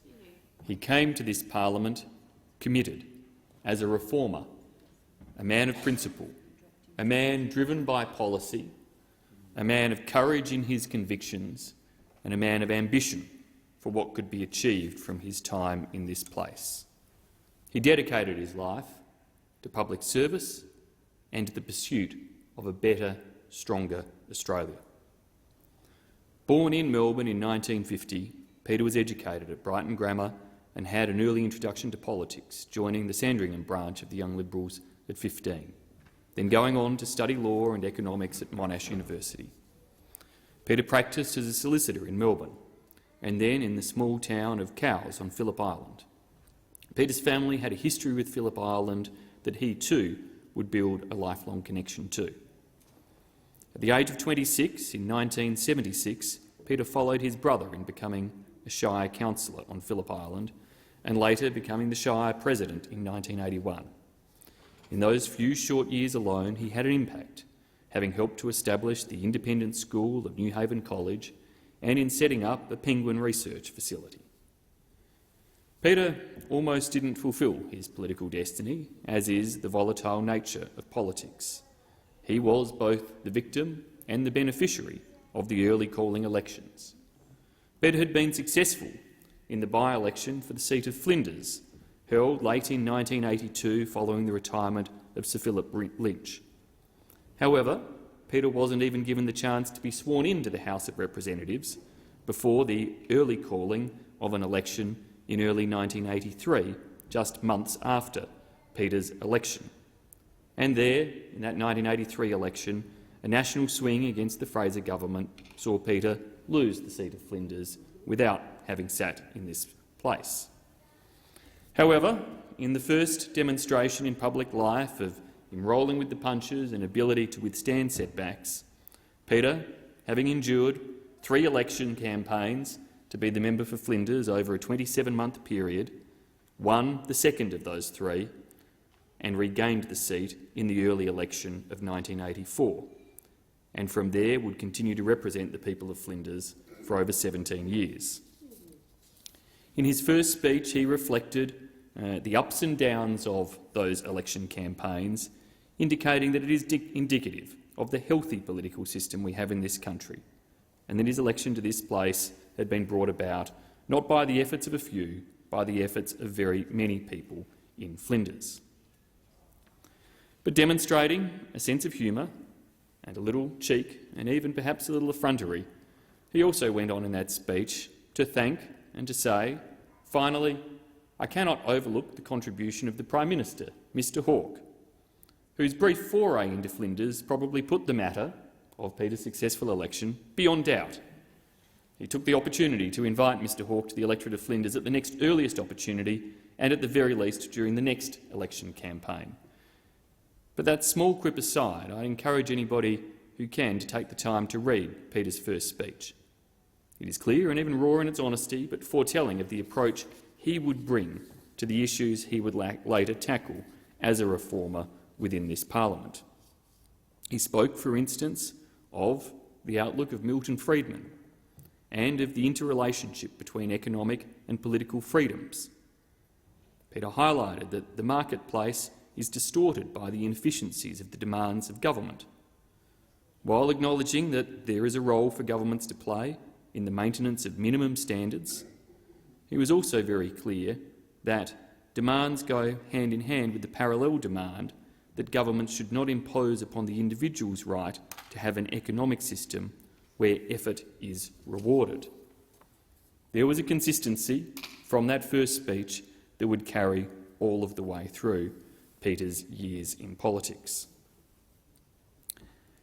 Peter's analytical and sharp policy mind reflected the positions he would hold as Shadow Minister across a broad range of portfolio areas, from foreign affairs and defence to education and sport to industrial relations and as Shadow Treasurer and more. He also operated as a powerful and effective manager of opposition business. His key, most notable and memorable contribution during his time as Shadow Minister was undoubtedly the most ambitious policy manifesto ever presented by an Australian opposition to a federal election. That, of course, was the Fight Back Policy Manifesto presented in 1993. An article from the Sydney Morning Herald in 1992 recounts a moment when Peter, as then Shadow Treasurer, earned the spontaneous applause of his colleagues after defending the Coalition's Fight Back policy on 4 corners, following a leaking of Treasury papers claiming an analysis of the Coalition's policy. The article read, and I quote, His performance in the interview was shrewd and calmly aggressive. He conceded nothing of any significance, undermined the government's case, questioned the credibility of the Treasury and cast doubt on the relationship between Four Corners and the government. It was Peter Reith's best performance and one of which any politician would be proud. President, while Fight Back may have gone down in history as a failed election manifesto, Peter's loyalty and beliefs in his party's mantra did not waver. And indeed, many of the policies within Fight Back, in particular the central tax reform agenda contained within it, would later become reforms to Australia's policy regime that last to this very day and that have enhanced Australia's standing. The policy ambition shown at that time was nothing short of inspirational, at least to some, and indeed can I note that it was at that time that I joined the Liberal Party, first campaigning for the party in that 1993 election. Peter served under Liberal leaders Malcolm Fraser, Andrew Peacock, John Hewson, Alexander Downer and John Howard. He demonstrated an ability to work with all, but always to put the policy and agenda of the nation first. Whilst that 1993 election defeat was a setback, Peter Reith typically bounced back. As is common for many who enter the public life of Parliament, your opponents, the media and the Australian people can perceive politicians in a very different light to who they truly are, or indeed can see those perceptions change over time depending on the circumstances and sometimes the luck that you face. Senator Watt referenced the Paul Keating quote about Peter Reith, but by 1996 one article described Mr Reith having taken on the ministry and become a leading figure in the Howard government as, and I quote, "no longer the political write-off of his critics or the butt of Mr Keating's bouncing clown jokes, the bald and bespectacled politician has emerged as a respected operator who is shrewd, intelligent and tenacious." It was those attributes that saw, under the Howard government, Peter have his most recognisable achievements in government. As Minister for Workplace Relations and Small Business, he became the architect of pivotal workplace reform which put the interests of employers and employees first. The 1998 waterfront dispute became one of the most significant moments in Australian industrial relations history. Prime Minister from that time, John Howard, reflected that however contested the outcome of the 1998 waterfront dispute may have been, it was undeniable that world-ranking productivity replaced the ruinous behaviour which severely damaged some of the most productive businesses in Australia. Standing up to the extreme intimidation of the unions didn't come without its own risks for Peter, whose management of the controversy saw him even offer his resignation to John Howard at one point. But of course, Mr Howard declined. And despite the threats and the months of police protection, Peter Reith remained fearless. As John Howard has said following Peter Reith's death, describing him as a great all-rounder, he said that he had lost somebody that he admired, who gave enormously to the Liberal cause. Mr Howard acknowledged that Peter Reith did fight very hard, but most importantly, he was there to bring about change. Even having gone through tumultuous waters with workplace relations and waterfront reforms, Peter Reith, through the Parliament, never lost sight of his time and responsibility to his local community. This was reflected by The Age in early 2000, who spent a few days with Peter Reith following him around the Flinders electorate, meeting with local constituents, a young couple who had bought their new home, visiting a nursing home, a visit to the local RSL, and another to a group of people who wanted to acquire a submarine for a tourist attraction. While the article called the latter idea harebrained, Peter Reith nonetheless acted as the effective local MP, picked up the phone and tried to help as best he could. Peter Reith will be remembered for pivotal moments in our Australian political history. and rightfully he should be remembered for what he set out to achieve. He said in his first speech to the Parliament that Australia is a lucky country. Let us not allow it to become a fool's paradise. We have the opportunity and resources to build up this nation, and I look forward optimistically to the Australia of the future and commit myself to working hard for its improvement. I would hope we can all agree, even if people disagree on some of the policies, that Peter Reith did just that, commit himself to working hard for the improvement of Australia, doing so as the member for Flinders, as a shadow minister, as a parliamentary manager and leader, as the Minister for Industrial Relations, Minister for Workplace Relations, Minister for Small Business and Minister for Defence.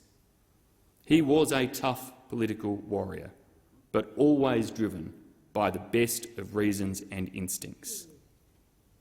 And as his family have indicated, behind the scenes, a different character.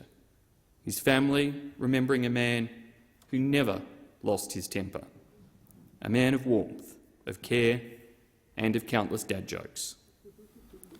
On behalf of the opposition and the Senate, to Peter's loved ones, to his wife Kerry and 4 sons, Paul, Simon, David and Robert, we acknowledge the difficult few years you have faced, the challenges that you have encountered, the loss of time you wished you would have had with your husband and your dad.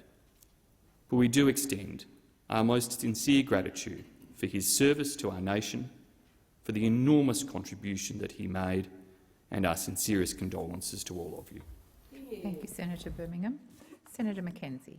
Thank you, Madam President. On behalf of the National Party, I rise to contribute to the motion on the passing of former Liberal Party member, parliamentarian and minister, a great Victorian, the Honourable Peter Reith AM. Elected to the seat of Flinders in 1982, he served our parliament for more than 17 years. He served under Liberal leaders Malcolm Fraser, Andrew Peacock, John Hewson, Alexander Downer and John Howard. His loyalty and dedication are well renowned within the coalition. And even more renowned was his wicked sense of humour, I'm told. Mr Reith was seen as the hard man of the Howard government, not only on industrial relations but also as leader of the other place. He was a Liberal MP over 6 parliamentary terms, the party's deputy leader from 1990 to 1994, Industrial Relations Minister and Defence Minister, as others have recalled. His time as Industrial Relations Minister delivered significant reforms to Australia's workplace culture and laws, creating more prosperity and productivity, which set Australia up to deliver the longest period of sustained economic growth of any nation in recent memory. His reforms included changes to the structure of the Commonwealth Public Service, a significant reform package for small business and an innovative targeted program for the employment of Indigenous Australians. But he's best known for securing significant productivity reforms which followed the 1998 waterfront dispute, where he fought alongside our primary producers, their state organisations, the Victorian Farmers Federation, for a more productive and more prosperous export industry. And that is actually what rural and regional Australia, and indeed our nation, was able to benefit from, thanks to the work of Peter Reith, and then, Agriculture Minister Peter McGauran and a whole suite of other from the private sector and beyond, fighting the stranglehold that militant unions had on our wharves at that time, ensuring that we could never actually realise our true potential as one of the great exporting agricultural nations that we have now become. He was an architect of pivotal workplace reforms which put the interests of employers and employees first. As John Howard said recently, however contested the outcome of the 1998 waterfront disputes may have been, it was undeniable that world-ranking productivity replaced ruinous behaviour, which severely damaged some of the most productive businesses in Australia. And the resulting progress, productivity and reforms achieved in the workplace because of Mr Reith's political fortitude and conviction are now at risk with this current government's approach to industrial relations. who want to return us to the days of industry-wide industrial chaos, dragging us back to the dark ages of union thuggery, corruption and strikes, where wharves are once again strangled, our export and imports damaged and hindered. And we, I hope, will remember Peter Reith's fortitude in taking on those unions and ensuring that our wharves and our economy more broadly became more productive and prosperous for all. Richard Alston said Peter's, and I quote, efforts in leading the reform of the waterfront mark him down as one of the best cabinet ministers of all time. Peter was fearless in pursuit of the reform objective despite having a 24-hour security guard. He never wavered. And throughout his public life, he delivered a lot. My own family was a beneficiary of his time setting up New Haven College. Both my eldest sons graduated from New Haven College. It's a great opportunity down in the Bass Coast that we had a choice of an independent Christian offering for families that's really super connected to the environment as well. So it's quite a unique education, so thanks to Mr Reith for that as well. At the time, Reith was the Liberal Party's deputy leader, and over almost 2 decades of involvement in federal politics, he emerged as one of the most significant and toughest coalition government ministers since World War II. During the 1993 federal campaign, an onlooker in Broken Hill, Australia's toughest union town, and yes, in the regions, was astonished to see Peter Reith alone on a street corner, extolling the virtues of Fight Back, the Liberal Party's, the coalition, offering at that election free market policy credo.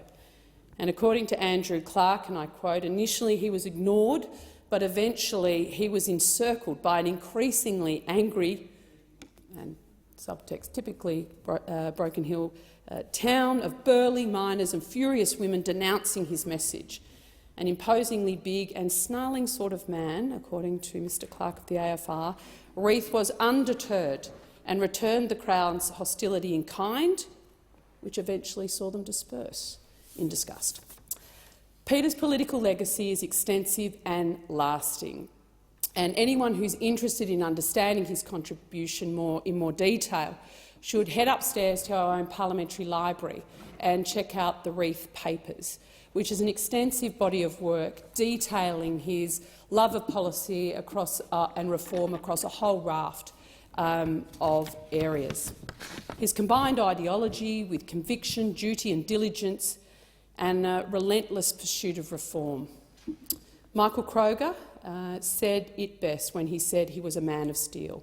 While all ministers and backbenchers and others ran for cover, and when things got hard, Peter never wavered. I want to conclude on a quote from Mr Reith himself, which I think sums up his achievements in public life and attributes of a conviction politician. He said, "You could say, well, the government took a beating. Well, every government has taken a beating in the past on waterfront reform.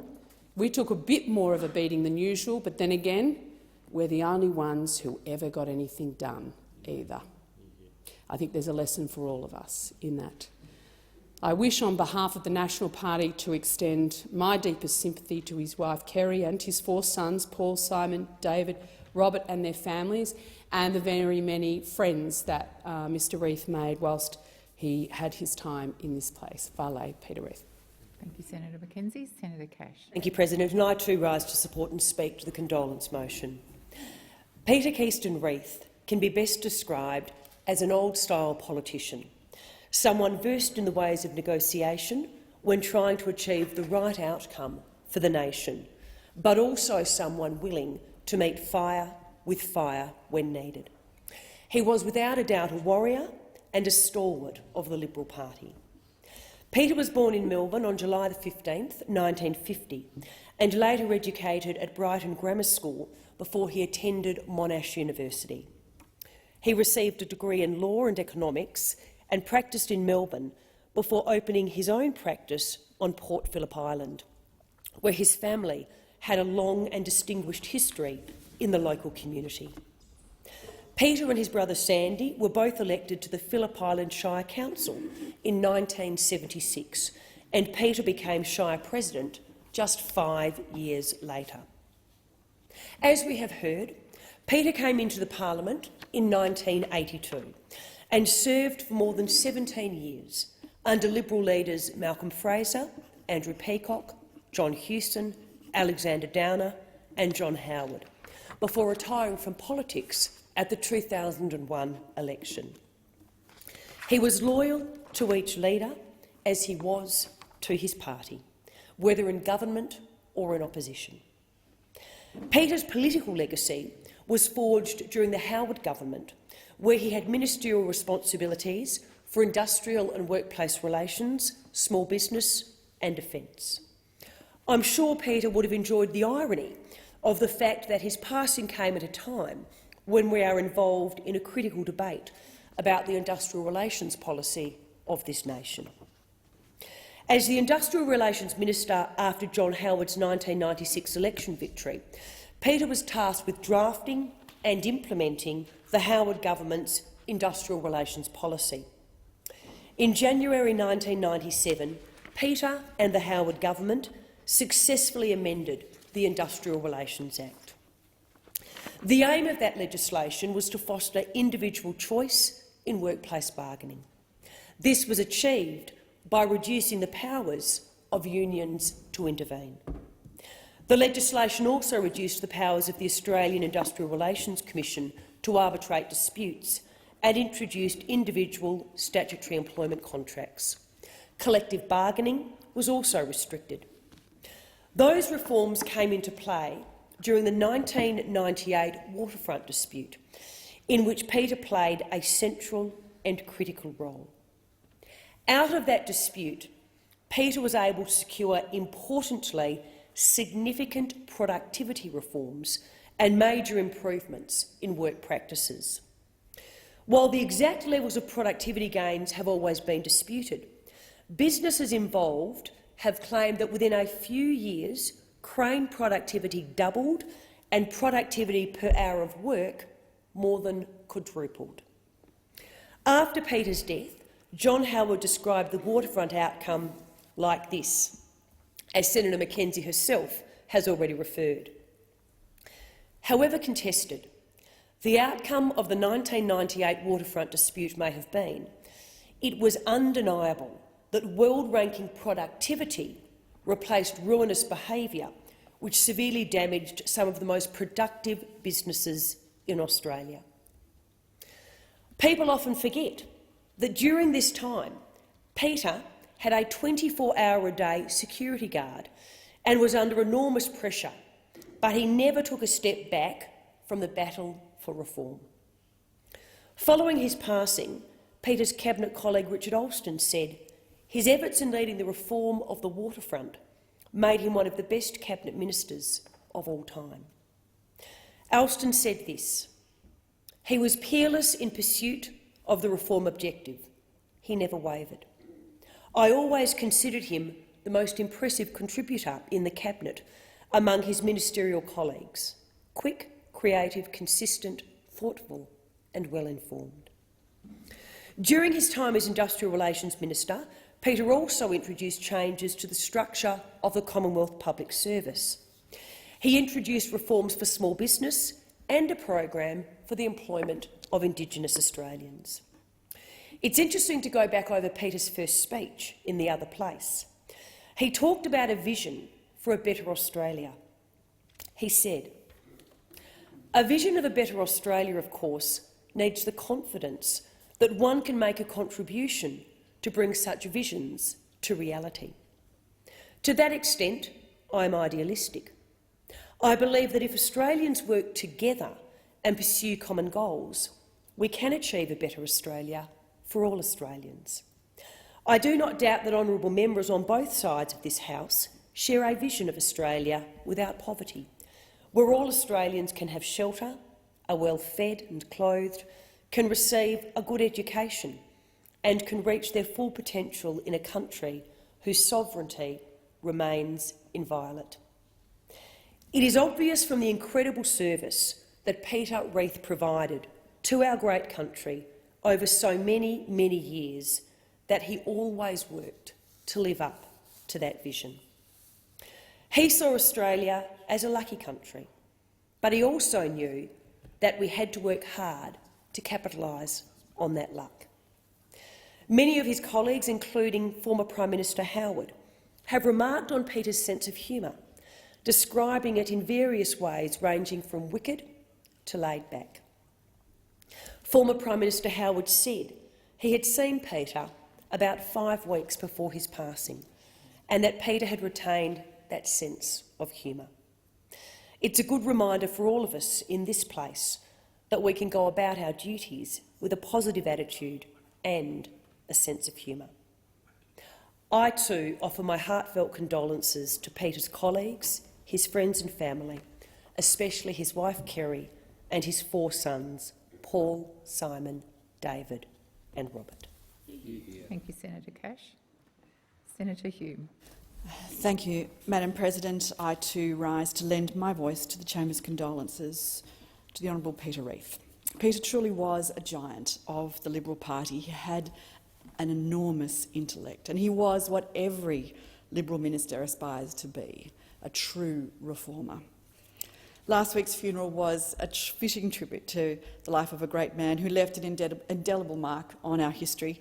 He embodied the values and the principles for which the Liberal Party stands. His greatest work, of course, was the reform of the industrial relations system in the late 1990s, and in particular on the waterfront, which has left Australia and Australians more prosperous and more productive.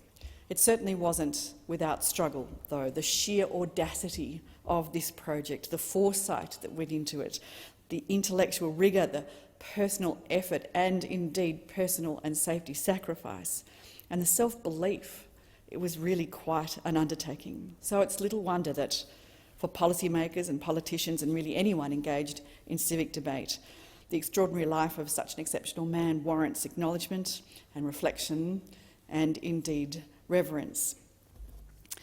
Peter was, I think, what so many of us hope we can be. There are lessons in his life for all of us. As a parliamentarian, he was respected and he was respectful.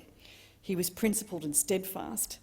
He was determined and he was effective. But he was also kind and he was encouraging. His staff tell the story that he never swore, and he never raised his voice. John Howard referred to Peter's team as always a functional office. That's high praise indeed in a place like this.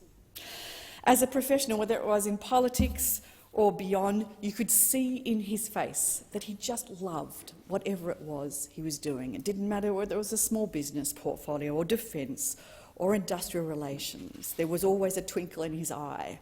And you could see that particularly when he became a commentator on Sky. And indeed, in his time overseas at the European Bank for Reconstruction and Development, he enjoyed that, even if his first task apparently was to suggest that it be dismantled, much to the fury of his co-board members. As a party man, Peter Reith was someone that we will all aspire to be. He was committed from day one, from university days right through to the very end. In fact, he had, in 2017, while he was campaigning to be the party president in my home state of Victoria, was when he first had a stroke. He was a mentor, and he was a guiding hand and a great friend to so many of us that came after. Most importantly, though, he was quite clearly an extraordinary man outside of politics who was committed to his family first and foremost. His wife Kerry, his 4 sons David, Simon, Paul and Robert, and his 13 grandchildren, who gave such a beautiful tribute to him at his funeral, who clearly loved him so much and who he clearly adored in return. If the measure of success in life is to love and be loved in return, Peter Reith was a very successful man. So, farewell to our vanished but never vanquished friend, a man whose trumpet never sounded retreat. He was one of the very best among us. Senator Hume. Senator Henderson. Thank you, Madam President. Like all in his Liberal family, I am very sad about the passing of Peter Keaston-Reith AM. Peter was one of the finest Liberals ever produced by the Victorian Division. He was an incredible warrior for Liberal values, a true reformer, and he was courageous. As we have heard in this condolence motion, especially from Senator Cash, his successful IR reforms following the 1998 waterfront dispute are legendary. As a Liberal candidate and then as the member for Corangamite, Peter provided me with wise counsel from time to time, for which I was most grateful. He was practical, good-humoured and refreshingly blunt. Those traits will be very much missed. Elected to the seat of Flinders in 1982, Peter Reith served as a member of the House of Representatives for more than 17 years. In his maiden speech, Peter described Flinders as one of the great places in Australia to live and enjoy. He kept his promise of representing the people of Flinders to the very best of his ability. He served under Liberal leaders Malcolm Fraser, Andrew Peacock, John Hewson, Alexander Downer and John Howard. He was renowned as being loyal to each leader, as he was to his party, whether in government or opposition. As opposition leader Peter Dutton said in paying tribute to Peter Reith, Peter Reith's analytical and sharp policy mind was reflected in the positions he held as a shadow minister, from industrial relations and education to foreign affairs and defence, to education and sport, and more besides. He was also a powerful and effective manager of opposition business. But, as we've heard, his main achievements came under the Howard government, where he had ministerial responsibilities for industrial and workplace relations, small business and defence. Peter's political legacy is extensive. He will be remembered most, however, for his fearlessness in the face of extreme union intimidation, especially by freeing up the waterfront to ensure Australia had a more productive, forward-looking economy. He was an architect of pivotal workplace reform which put the interests of employers and employees first. As we've heard also in this condolence motion, Peter Reith's work in Fightback formed the basis of much reform that was to come in the years ahead. I was honoured to attend Peter Reith's funeral, to listen to the special memories and tributes of his family, a former staff member, one of his closest friends, and former Prime Minister John Howard, who described Peter Reith as a great all-rounder. And Mr Howard said, "I have lost somebody that I admired very much, who gave enormously to the Liberal cause." Peter Reith was in Parliament someone who brought about change. He was unrelenting when it came to change. In the montage of pictures of his life that we saw at the funeral, there were countless images of Peter with his beloved grandchildren. It was clear that he really loved his children and his grandchildren. Peter Reith died way too young from Alzheimer's disease. A stark reminder that life is short. Make it count. Peter Reith certainly never wasted a moment in making his life count. I join with my fellow senators and members in the other place in offering my heartfelt condolences to Peter Reith's colleagues, his friends, his broader Liberal family and to his own family, especially his wife, Kerry, and 4 sons, Paul, Simon, David and Robert. Vale Peter Reith. Thank you, Senator Henderson. Senator Smith. Thank you very much. I also rise to add my voice on the significant life and legacy of the Honourable Peter Reith. Like his funeral in Melbourne, which brought together many distinguished Australians from all sides of politics, the tributes to Peter Reith in this place have reflected the high regard in which he was held.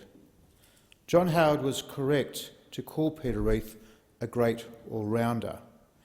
This well-deserved title represented Peter Reith's many achievements as a minister in the Howard government as well as his prior service to the Liberal Party during years spent in the shadow of the Hawke and Keating governments. As we've heard, Peter Reith began his political career by winning the by-election for the seat of Flinders in December 1982. John Howard is said to have jokingly remarked to Peter Reith that his victory in Flinders was the straw that broke the camel's back, leading to Bill Hayden being replaced by Bob Hawke. Peter Reith would lose his seat in the 1983 election, but come back in the substantial swing towards the Liberals in 1984. He was the deputy leader from April 1990 to March 1993 and would campaign with John Hewson for a board-based consumption tax, which, in a policy document known as Fightback, was the inception of the future GST. And it's this work with Fightback that made Peter Reith a household name amongst West Australian Liberals. West Australians endorsed the Fightback reform agenda like no other state. In 1993, at the general election, it was Western Australia against the odds that won the marginal seats of Stirling and Cowan. A great triumph for the West Australian Liberal Party on the back of the great work of Peter Reith and John Hewson. Of course, Peter Reith will perhaps be most widely remembered for his roles as Industrial Relations Minister, cleaning up Australia's waterfront, and as Minister for Defence in strengthening Australia's borders. It's easy to forget what was actually achieved on the waterfront after April 1998. The Productivity Commission at the time had found container stevedoring charges were higher than overseas, ship loading and unloading were slower and services were less reliable. But Peter Reith's reforms had worked, and by 2003 the Productivity Commission had reported net crane rate for terminals at Australia's 5 main container ports exceeded the 25 containers per hour target for the very first time. Peter Reith's passing is an opportunity to remember the life of a great and wide-ranging parliamentarian. A long-time Peter Reith staffer had reminded his peers that Peter Reith had often championed lesser-known causes. One of those was a local constituent who'd been sexually harassed while serving on the HMAS Swan. A government inquiry, prosecuted then by Peter Reith in opposition, led to changes to how women were accepted and treated in the Navy. And as we've heard, another was his low-key advocacy for Indigenous employment, conducted during a series of trips throughout regional and rural Australia, without the media in tow. His staff have often said that Peter Reith was someone who believed that there was no point in being in Parliament unless you were going to do something. Peter Reith sometimes held unique and surprising positions on various topics, like being a supporter of citizens-initiated referendums and direct elections for an Australian head of state. But Peter Reith always took a very principled position and campaigned against the Republic model in 1998-99, often copping criticism because he did not believe it was the best form of governance for Australia. Of course, inside the Liberal Party, opponents found it difficult to pin on him a faction or a camp, which again I think is why Peter Reith was a great all-rounder, someone who practised pragmatic and practical politics, but always delivering lasting, tangible results. After he retired from politics in 2001, he continued to be an active member of branch politics, and in 2010 Peter Reith chaired the Liberal Review for the 2010 election and discussed the benefits of party plebiscites for pre-selection nearly a decade before they became a commonly accepted mechanism. Our party is a stronger party for the contribution of Peter Reith. And this afternoon I add the condolences of every West Australian Liberal to his family and to acknowledge his tremendous strength of character, his policy foresight and, as has been mentioned, his tenacity. Thank you, Senator Smith. Senator Patterson. Thank you, Madam Deputy President. Madam President, I rise to pay tribute to Peter Reith as a values-driven reformer and a great Victorian Liberal. And in doing so, I want to associate myself with the remarks of other senators, in particular my Coalition Senate colleagues. Like many, I was the beneficiary of Peter's wisdom, his advice and his mentorship. And what I admired most about Peter is that he did not view reform as a technocratic exercise or a process of bland consensus building. He believed it was an opportunity to put Liberal values into action. For him, those Liberal values were the dignity of individuals and the power of free markets, and he looked for every opportunity to be bold in implementing them in government.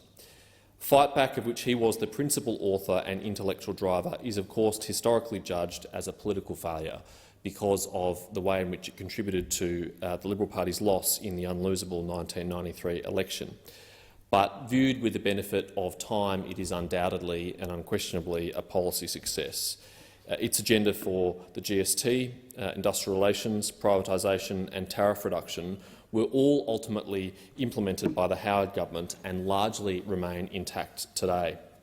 In fact, the only undealt with element of Fightback which remains to be considered by future parliaments is his view that we should introduce a more user-pays system in the public health system.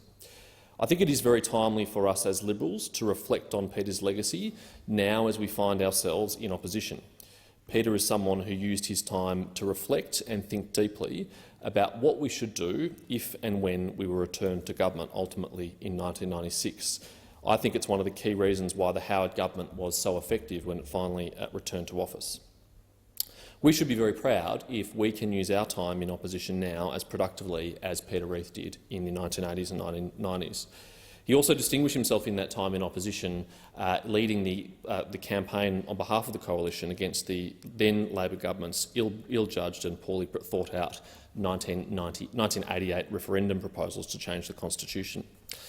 My thoughts today are with his wife, his 4 sons, his many grandchildren, and particularly his brother Sandy and his sister Janet, who I am very proud to call friends.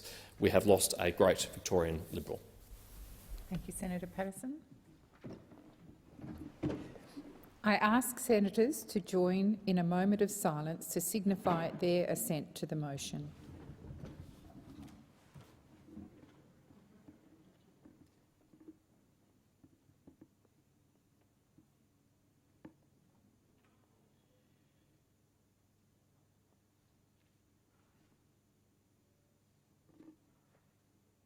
Thank you, senators. The motion is carried.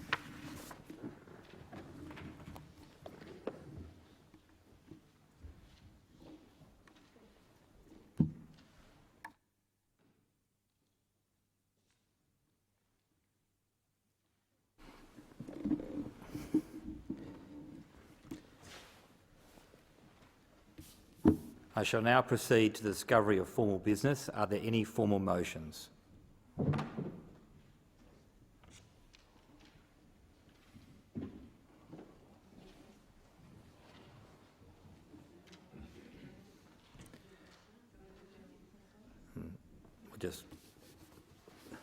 Senator McKim, I did give the call and I saw you were ruffling through your papers.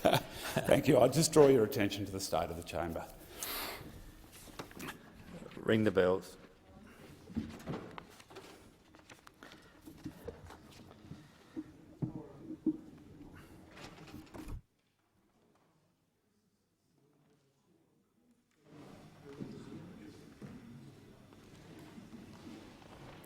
So are we expecting...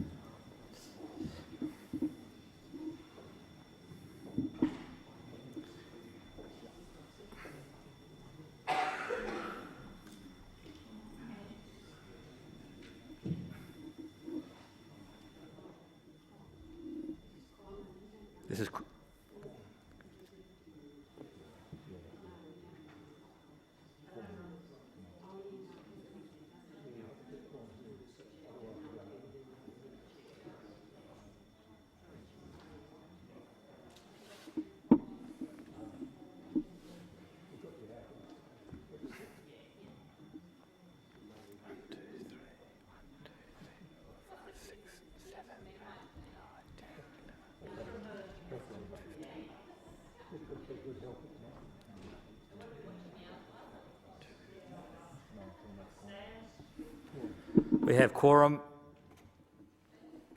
Senator Cox. I ask that business of the Senate notice of motion number 1 be taken as a formal motion. Is there any objection? There being no objection, Senator Cox. I move the motion and I seek leave to make a 1-minute statement regarding this motion. Is leave granted? No, you actually don't need leave. You can.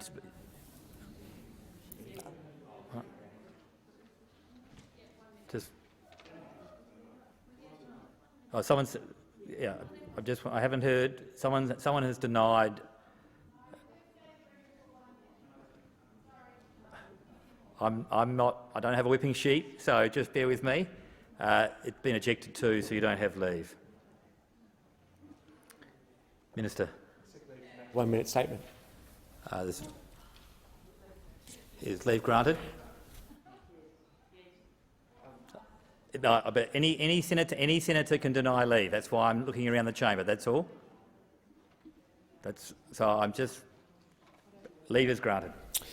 We do not support the disallowance of this instrument, which would undermine the contractual arrangements already entered into by the Commonwealth and Golden Beach Energy in good faith. The former government fixated on a gas-fired recovery, which has turned into a bin fire. The Albanese government is fast-tracking the uptake of renewables through its Powering Australia plan. What we won't do is push over projects that have made commercial decisions on the basis of committed, contracted government funding that is already being delivered, all for the sake of political point scoring. We look carefully at existing government programs through our audit of wasteful spending. The government has redirected more than $50 million in gas infrastructure spending from the previous government's accelerating priority gas infrastructure measure.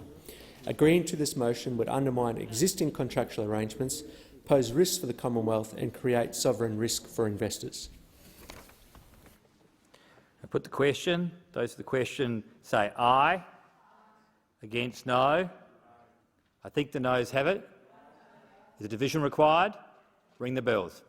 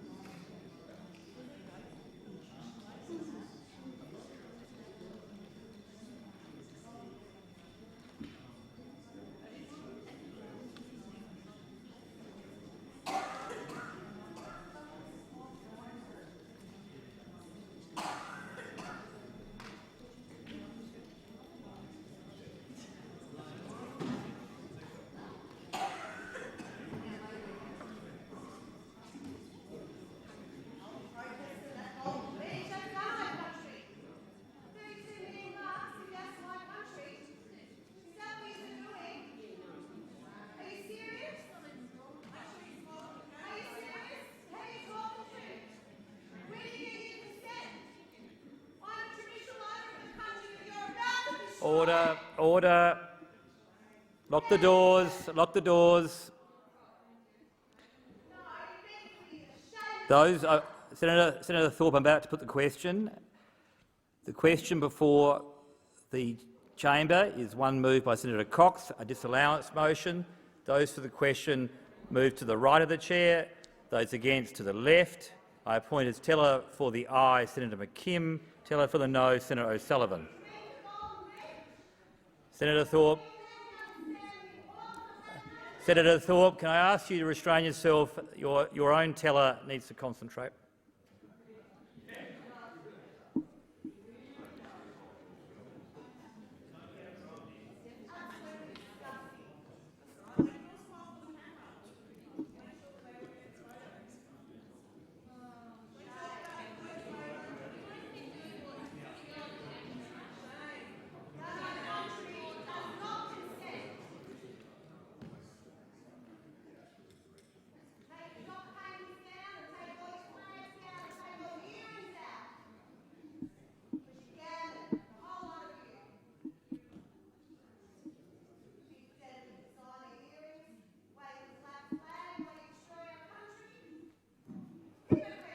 Senator Thorpe, please.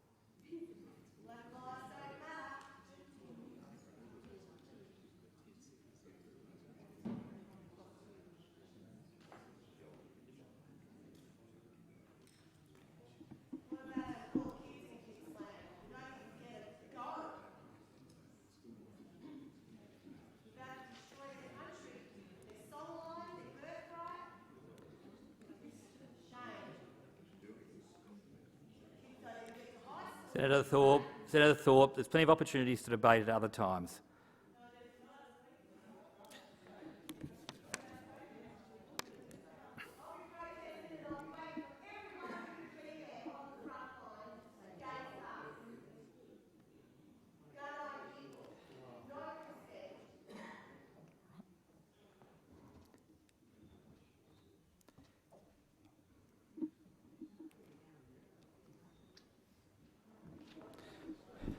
Honourable Senators, there being 13 ayes, 32 noes, it's passed in the negative. Honourable Senator Thorpe,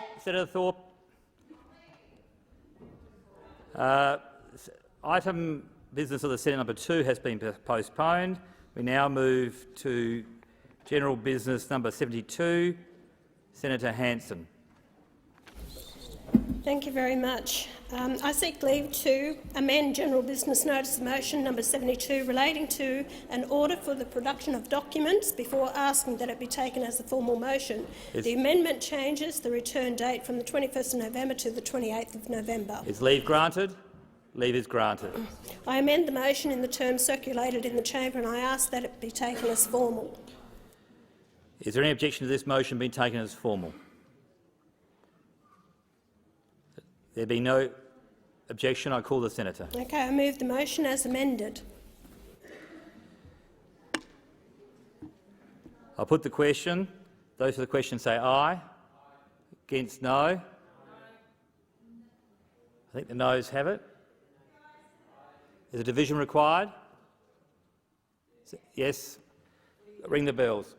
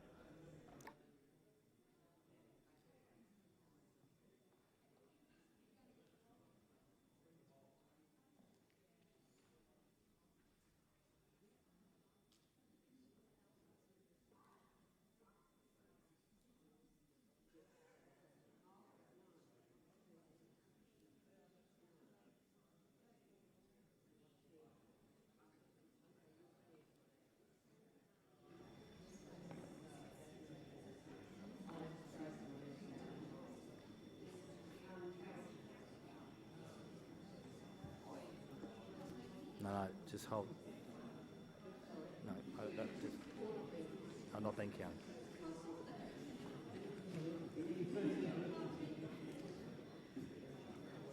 I'm not.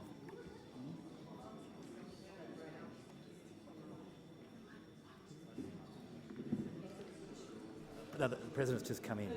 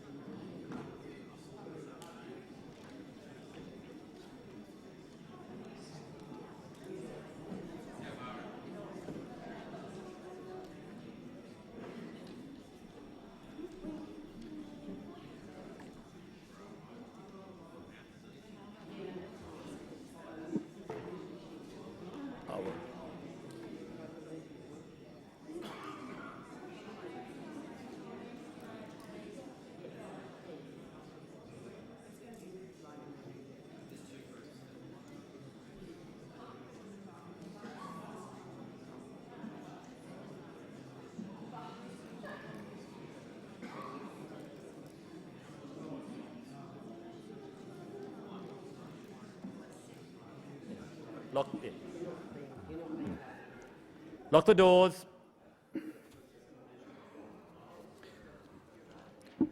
Order. The question before the chair is the motion moved by Senator Hanson, an amended motion for the order for production of documents. Those for the question pass to the right of the chair, the noes to the left of the chair. I appoint as teller for the aye Senator O'Sullivan, teller for the noes Senator Urquhart.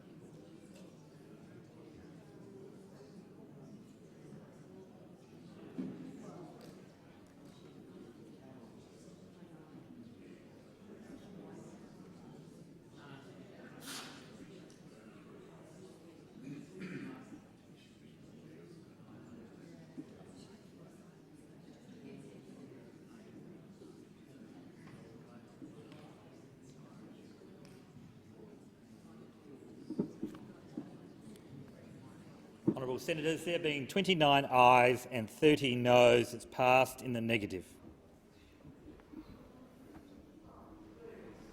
We now move to general business number 73, but I'll wait a moment before I give the member the call.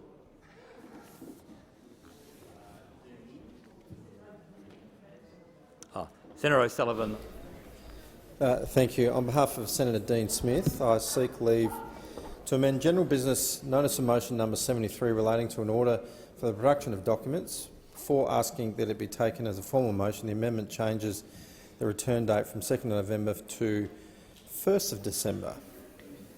Is leave granted? Leave is granted.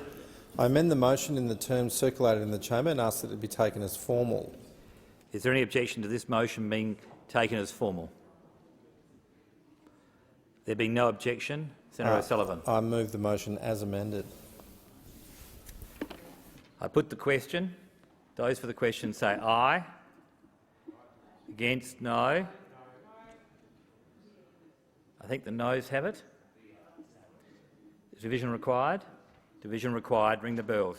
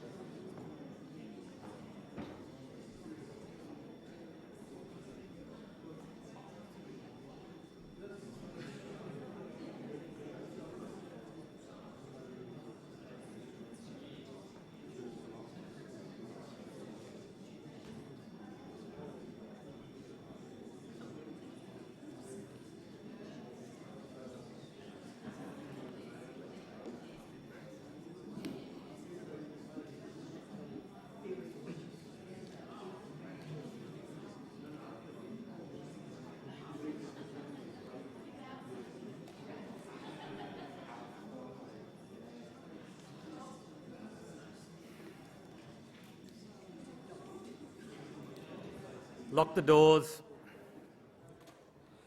Order. The motion before the chamber is item 73 of Senator Smith, as moved by Senator O'Sullivan. Those for the question move to the right of the chair. Those against the left of the chair. I appoint tellers for the aye, Senator O'Sullivan. I appoint as teller for the no, Senator Urquhart.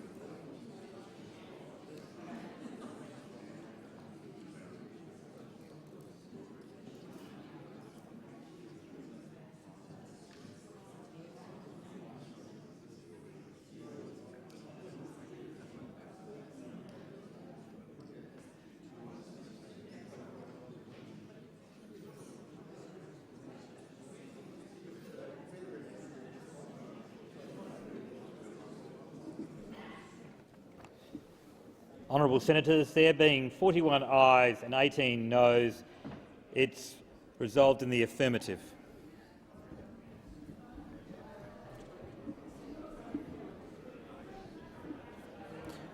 Senator O'Sullivan. Thank you. On behalf of Senator Cash, I ask that formal business notices of motion number 74 and 75 be taken together as formal motions. Is leave granted? Leave is granted. I move the motions. Is there any objection to the motion being taken as formal? There being no objection, Senator O'Sullivan. The motion. Thank you. Motion's been moved. I put the question. Those for the question say aye. Against, no. I think the ayes have it. Division required? Division required. Ring the bells.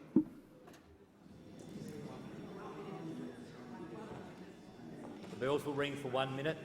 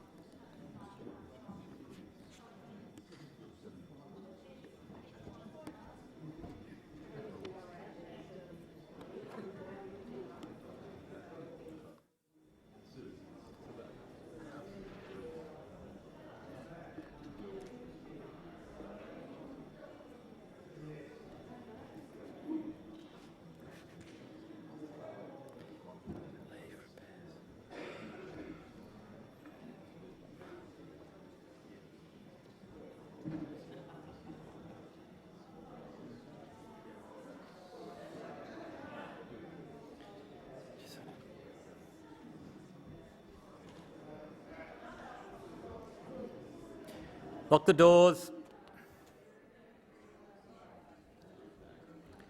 The question before the chamber is item 74 to 75 from Senator Cash, as moved by Senator O'Sullivan. Those for the question move to the right of the chair. Against, to the left. I appoint as teller for the aye Senator O'Sullivan and teller for the no Senator Urquhart.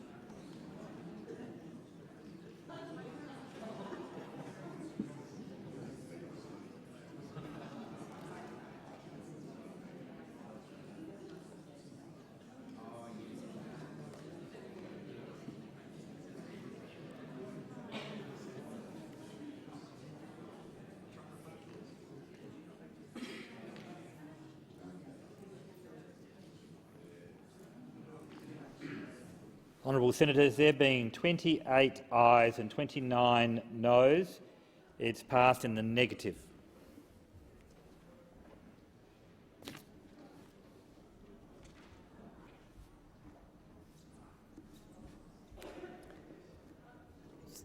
Senator O'Sullivan, are you seeking the call? Yes, I am. We're up to we've moved to item 76. Yeah, great. Thank you. On behalf of Senator Cash, I ask that general business notice of motion number 76 be taken as a formal motion. Is there any objection to this motion being taken as formal? There has not been the objection. Senator O'Sullivan. I move the motion. Moving the motion. I put the question. Those for the question say aye. Against? No. I think the ayes have it. Division required? Division required. 4 minutes has been requested. Ring the bells for 4 minutes.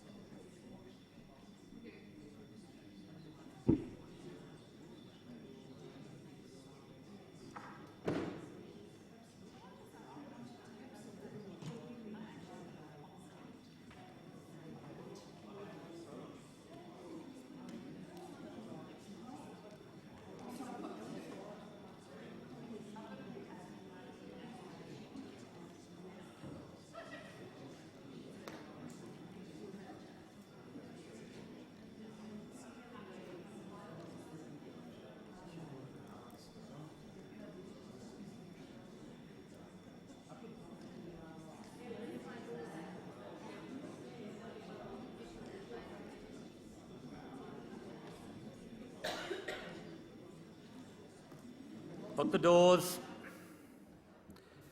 The question before the chair is general business item 76 of Senator Cash's, as moved by Senator O'Sullivan. Those for the question move to the right of the chair. Against to the left. I appoint teller for the aye, Senator O'Sullivan. I appoint teller for the noes, Senator Urquhart.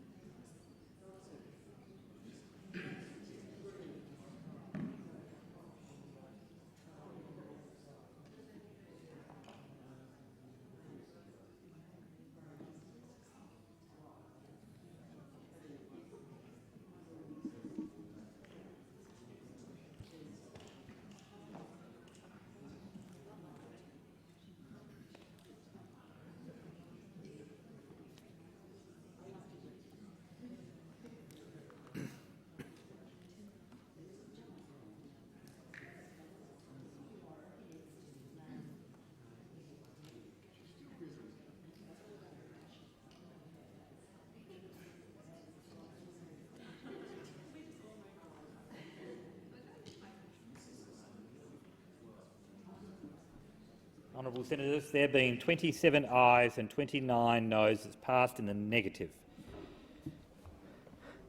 I warn the senators that we've come to the last matter, which there may well be a division, and if in the event there is a division, there's been a request for 1-minute bells. We come to general business number 77. Senator O'Sullivan, do you seek the call? Yes. Just conferring over here. Thank you, Deputy President. On behalf of Senator Duniam, on behalf of Senator Cash, I seek leave to amend. Sorry, let me rephrase. On behalf of Senator Cash, I seek leave to amend General Business Notice of Motion number 77 relating to outstanding questions on notice before asking that it be taken as a formal motion. Is leave granted? Leave is granted. I amend the motion in the terms circulated in the chamber and ask that it be taken as formal. Is there any objection to the motion being taken as formal? There being no objection, the member has moved. Sorry, was that? Because there were 2 amendments circulated, so I just want to clarify that it's being circulated to the amendment of the 28th of November. Senator Hanson-Young, are you opposing that it's formal? No, that's fine. I'm just. No confusion as to what the amendment is. No, thank you. Just for clarity and for the benefit of Hansard. The motion's been moved, so I'm going to put the. You move the motion. I'll put the question. Those for the question say aye. Against, no. I think the noes have it.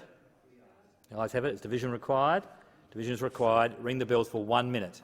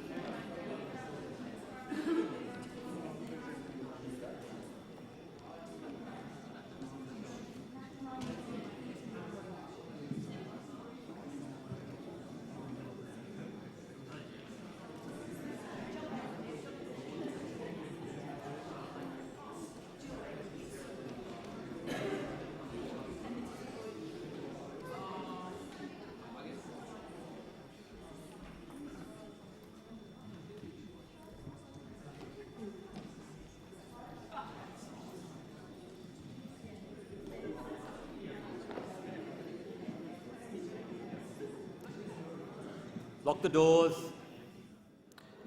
The question before the chamber is item 77, order for production of documents. A motion of Senator Cash is moved by Senator O'Sullivan. Those for the question passed to the right of the chair. Those against to the left of the chair. I point as teller for the aye, Senator O'Sullivan. I point as teller for the no, Senator Urquhart.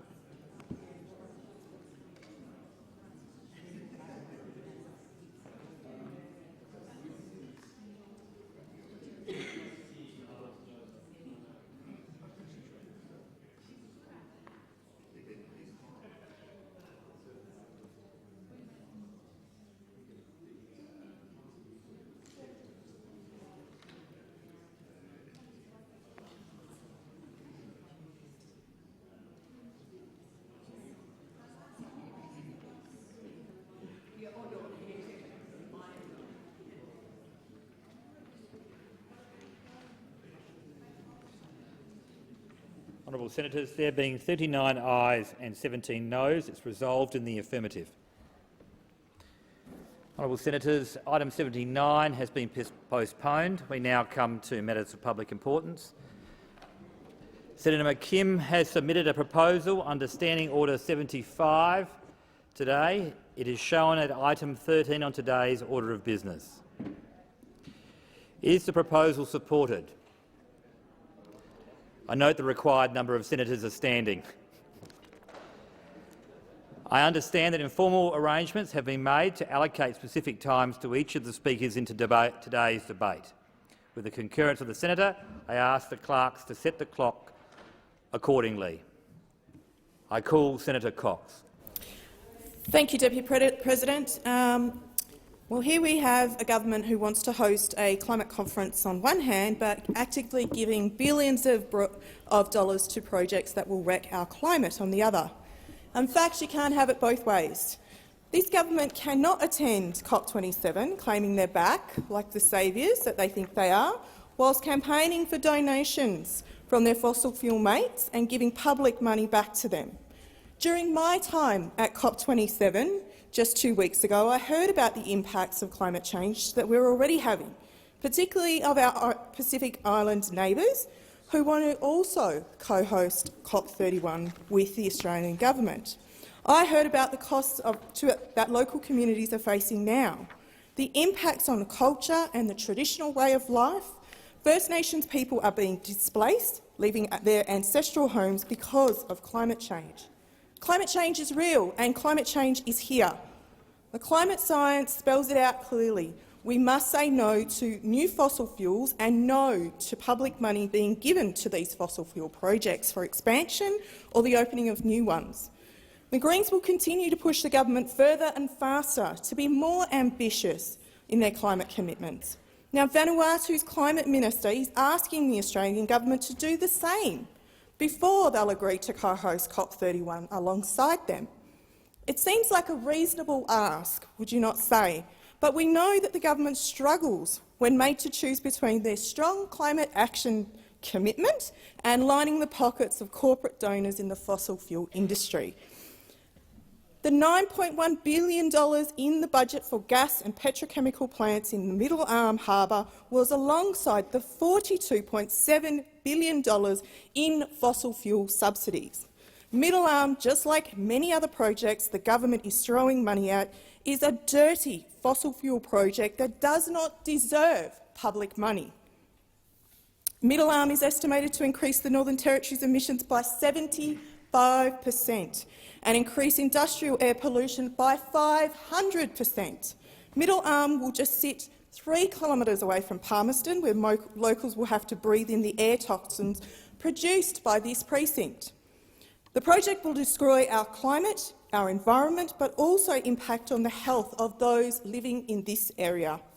The Beetaloo and the Barossa gas projects will also be used to power this gas and petrochemical hub at Middle Arm. Public money for Middle Arm feeding into the public money for Beetaloo and Barossa, and these projects all depend on each other. And just last week we saw the Resources Minister jetting off to Japan and assuring foreign investors that their investment in Australia's fossil fuel industry is good and is a welcome investment. So thanks to her for doing that on our behalf. While the Australian government loves to give away money to billionaires, much of this investment in the fossil fuel projects comes from overseas investors such as Japan and South Korea. If only the government could commit to phasing out fossil fuels and putting the equivalent of that $40 billion into renewable energy and infrastructure, that we need to build a clean, green energy grid. The government has a very important decision to make, and we think it's an easy decision, and indeed a decision that should be made the second they won the election. The Greens want to stand in solidarity with Vanuatu and all of our Pacific nations for that. For years, they have been sounding alarms and begging the Australian government to take climate action seriously and take the action that is necessary and required. The social licence for fossil fuels is disappearing and disappearing fast. This government can no longer justify their subsidies to their giant corporation mates whilst wanting our Pacific neighbours to support our bid to host a climate conference. In COP27, I also heard not just from our Pacific neighbours, but also those of the Torres Strait Islands, those that I've also spoken about in this chamber, and the alarming rates that our low-lying islands are disappearing. And we need to take that seriously. Our domestic policy that Minister Wong talked about today is just as important as supporting our neighbours in the Pacific. Thank you. Senator Grogan. Thank you. We will be voting against this motion, but I want to make clear why we will be doing that. The Minister for Climate Change and Energy has just returned from a very successful COP27 in Egypt, in which Australia was warmly welcomed back into the fold, into the international community as a climate change leader after 9 very long years of neglect. We are delighted to join with our Pacific family in bidding to co-host COP31 in 2026. We want the Pacific to have a voice, and there is no better way than hosting this conference with them in our region for the Pacific to put their case before the world. We look forward to working closely and cooperatively with the Pacific to secure and deliver a COP that will actually look to a collective vision in this important environment. Minister Bowen met with the Vanuatu Climate Minister at COP, and that minister has described having an Australian government with a strong agenda as a breath of fresh air. The level of support that we have received from around the world has been really, really encouraging for this bid, including very strong support from the Pacific region. But we also acknowledge that nations have differing positions which are rightly debated at these international summits. The question that we have in front of us refers to the Middle Arm Sustainable Development Precinct. The government is supporting the development of the Middle Arm Sustainable Development Precinct together with regional logistics hubs along key transport links. This investment will enable the precinct to be globally competitive and sustainable, with a focus on green hydrogen and critical minerals processing. This investment is not a subsidy for fossil fuel. So just to be clear, this investment is not a subsidy for fossil fuel. Rather, the funding will go towards infrastructure that will support users to export clean energy critical to meet our commitment to net zero. Not only green hydrogen, but also the manufacture and export of lithium batteries that are critical to global energy transition and decarbonisation. Demand is growing overseas for these clean energy sources, and this investment will help to position the Northern Territory and Northern Australia to diversify their economy and take advantage of new opportunities and provide significant economic benefits and sustainable jobs. Middle Arm is already recognised as a potential site for renewable energy, with companies like Sun Cable looking to establish renewable energy battery facilities at Middle Arm.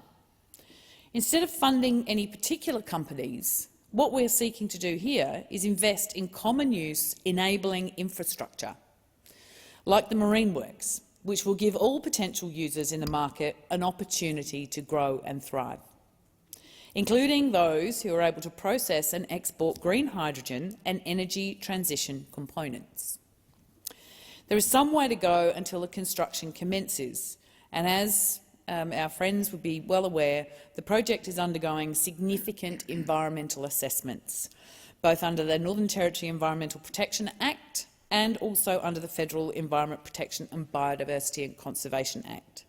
These assessments will look clearly at the impact of the proposed construction. The Australian government will work with the Northern Territory government, with the industry, the local community and the relevant First Nation communities to develop a sustainable growth plan for Middle Arm. with a view to further announcements next year on the implementation of this equity investment. The Australian government believes investing in projects such as the Middle Arm Precinct are indeed an important way of setting up our economy and the Northern Territory for a sustainable future. We are committed to playing a constructive role as a climate change leader, and we also support economic and job opportunities where it makes sense to do so. And we do believe that this project has potential for both the economic development and the job opportunities for the Northern Territory, as well as helping us into a sustainable future. Thank you. Senator Canavan. Thank you, Mr Acting Deputy President. This motion is a reflection of the complete failure of the Greens to get anything right on energy, and also the complete embarrassment that was COP27 for the Greens' political platform. Quite clearly, over the last couple of weeks, there's been no agreement among the countries of the world to get rid of, phase down, whatever you want to call it, fossil fuels. Indeed, the headline in The Guardian online paper was the COP27 agreement fails to call for phase down of all fossil fuels.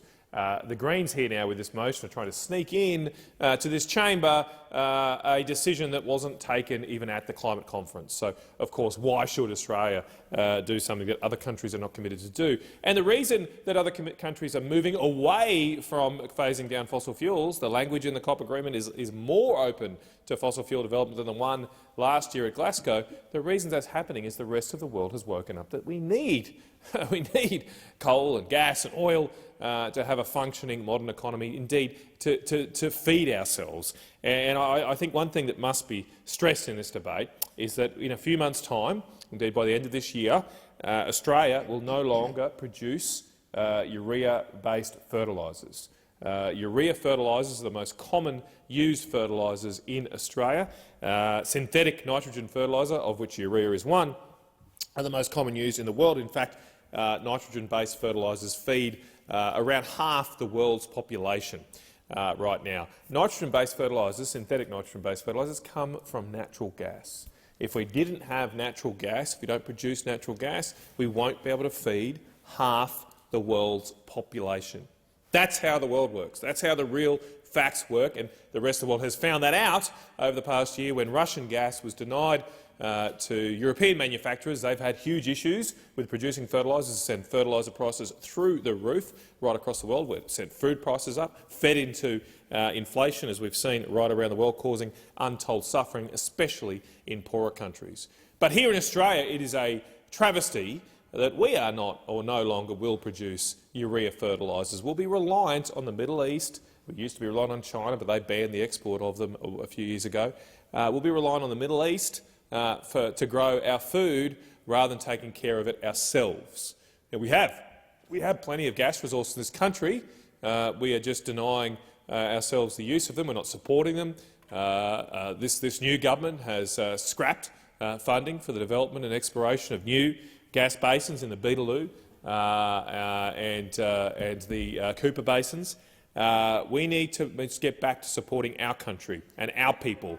And just like the rest of the world has worked out that you actually do need fossil fuels, not just to make things, but also to do the very simple things in life like feed oneself. Am I right? The other thing that this motion demonstrates is how wrong the Greens have been on energy over the past few years. I remember, I'm old enough to remember a few years ago, Greens senators would be in this place saying there's no market for coal, there's no future for it, no one's going to make any money out of it anymore.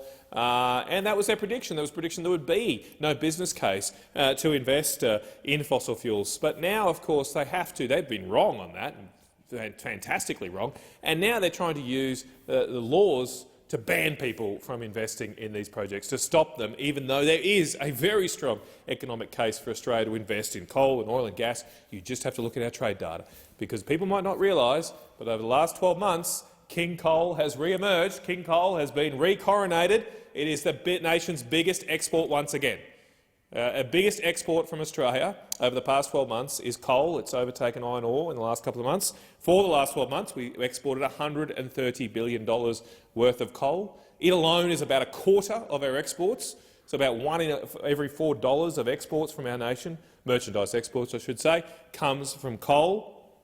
Iron ore is about $120 billion, very important. Gas, though, gas too is sitting just shy of $80 billion now, and together coal and gas and oil account for 40% of our nation's merchandise exports. A massive amount of wealth for our country and indicative of how much demand there is for our high-quality fossil fuel production in Australia. In that environment, we should be increasing our production of those commodities, because when the price of something goes up, when demand goes up, we should respond to that and help the world, especially overcome aggression from Russia, to help the free world provide for its own food and energy needs by increasing our fossil fuel production. This Greens motion would make us weaker and more dependent on dictatorial regimes who mean to do us harm. Senator Pocock. Thank you, Acting Deputy President. As mentioned earlier, COP27 came to a close overnight with really little achieved in terms of reducing emissions. Australia played a more positive role than we have previously, which some would argue would not be hard, but we still rank 9th last out of 65 countries on the Climate Change Performance Index. This is a long way from the climate leadership spoken of by the government. Continuing to subsidise the fossil fuel industry will only make things worse. Giving money to the profitable industry responsible for global warming, given what we know about the state of the climate, makes no sense. And funding of the Middle Arm project is particularly bad. The government has committed $1.9 billion to fund, as we've heard, common use infrastructure, which we are assured will be sustainable. Senator Grogan says that this is not a fossil fuel subsidy, but in estimates we're told that it's up to the market to decide, and the NT government and private companies are openly talking about using it for fossil fuels such as gas. If this proposal looks like a petrochemical plant, has the government ducking and weaving on whether it is a petrochemical plant and has the support of the gas industry, then it most definitely seems to be a petrochemical plant. At estimates last week, the week before, I asked the department what cost-benefit analysis has been done for this project. They weren't able to answer, so we still don't know how we can justify this $1.9 billion spend. I also asked if they were aware that the site chosen for Middle Arm, according to modelling done by the CSIRO and the IPCC, will be underwater by 2100. They weren't aware of that either. So while it's great to hear about the environmental impact assessments that will be undertaken, we're missing the whole point here around climate change. And I think Senator Canavan highlighted that in his speech, talking about the need to continue to invest because it's profitable. With climate change, whether or not it's profitable is beside the point. Is it morally right to continue doing what we're doing, given what we know about climate change? Not just given what we know, given what we're seeing, the flooding across the country, the droughts in the Horn of Africa. We've heard people in Parliament argue against loss and damage for people who live in countries who've contributed next to nothing to this issue, who are pleading with us to show some leadership. Finally, we have a government who is saying the right things, who is saying we're going to become leaders on climate. We're not seeing that yet. We're going to give them the benefit of the doubt and hope that we continue to see them heading in the right direction. But $1.9 billion for a fossil fuel project is not heading in that direction, in the direction that Australians want and that millions of Australians voted for. Senator Waters. Thanks very much, Acting Deputy President. Well, Vanuatu is calling out Australia on our nonsense.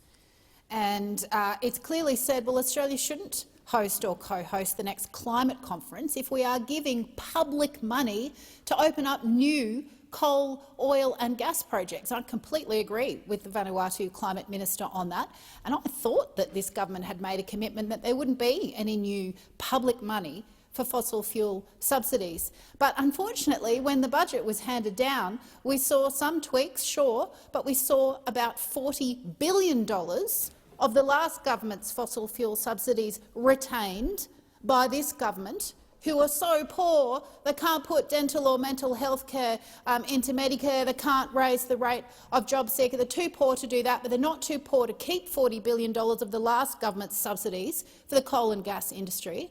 And then they have the audacity to add $1.9 billion for a new gas export terminal without the consent of First Nations owners. I hesitate and am desperately sad to see. $1.9 billion for an LNG export terminal and petrochemical hub. Now, we just heard from Labor that, oh, look, it might do some other things as well. Don't look too hard. Well, I'm afraid it is directly a gas export terminal that will prop up gas extraction from the Beetaloo Basin, that the $50 million public grant fund, which was proposed by the last government, is also being retained by this government. So this is a gas export terminal that will essentially create a market for the Beetaloo gas basin, which also lacks First Nations consent and which would be an absolute carbon bomb. So I'm afraid so much for no fossil fuel subsidies and so much for being too poor to fund decent things in this country, not too poor to give yet more handouts to the gas companies that conveniently make large donations to both political parties.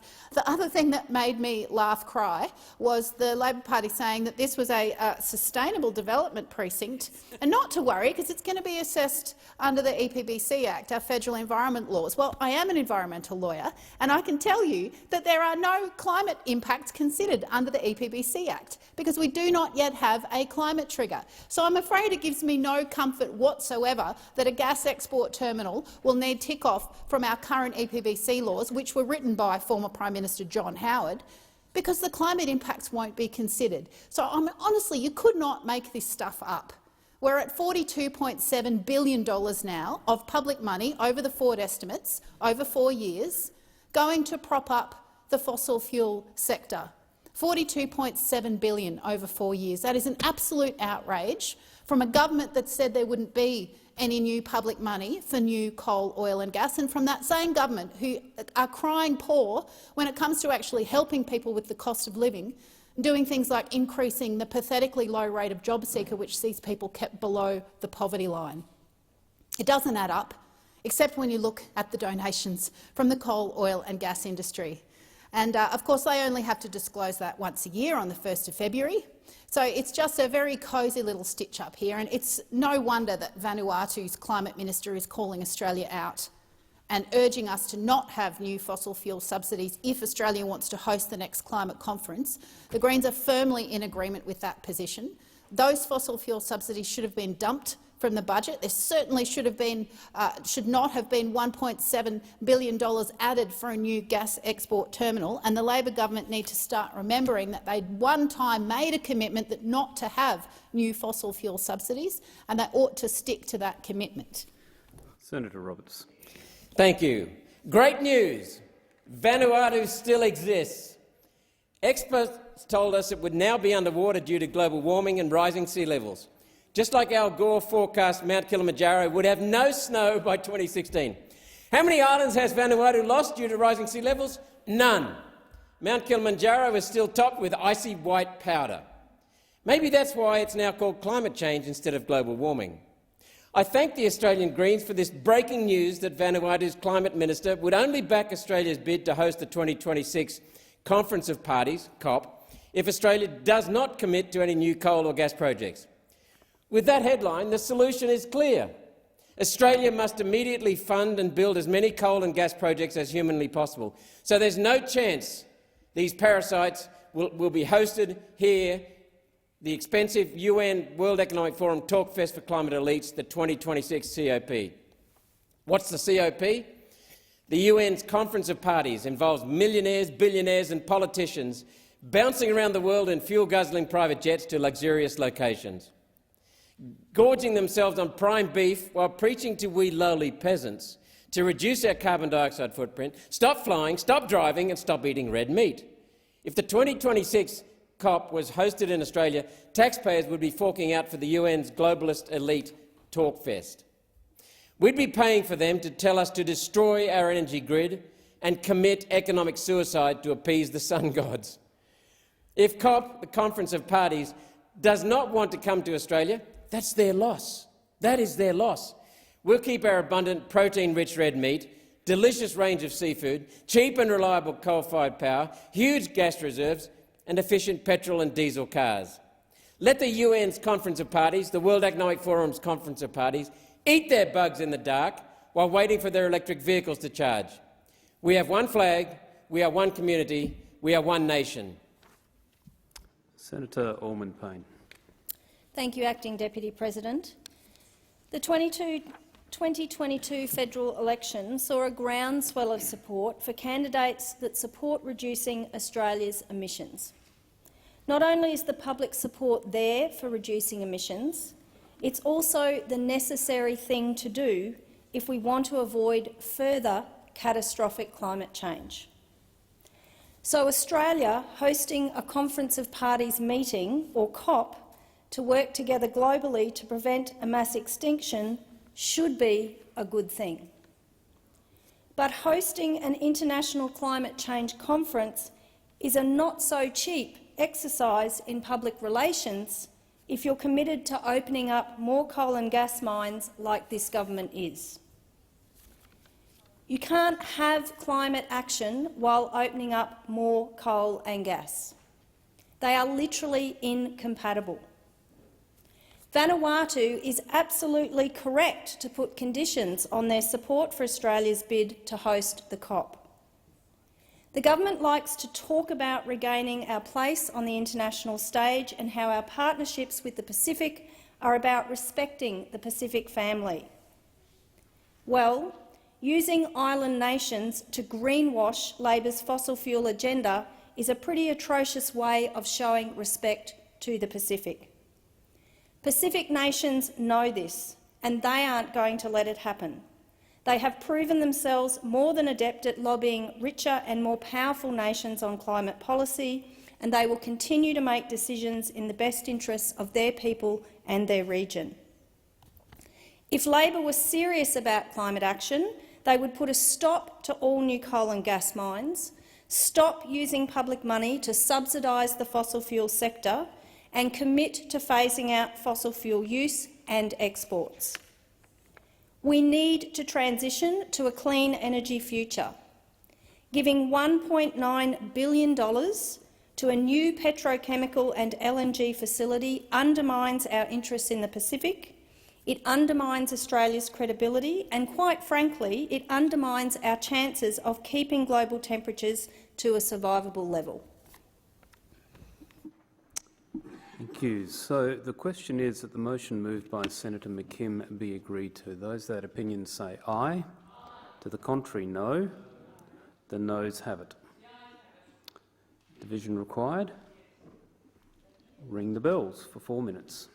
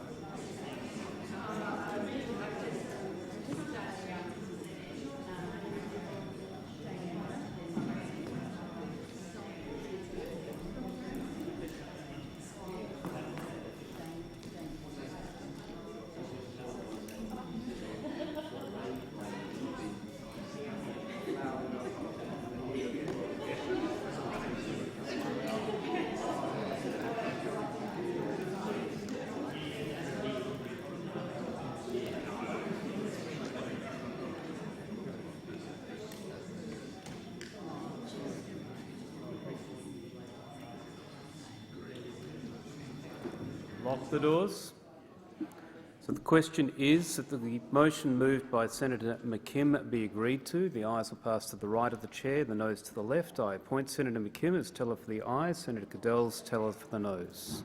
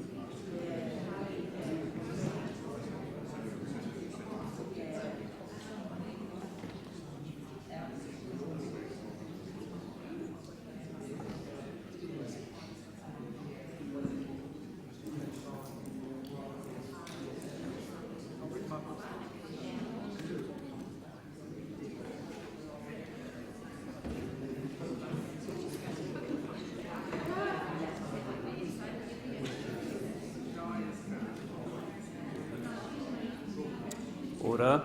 There being 13 ayes and 28 noes, the question is resolved in the negative.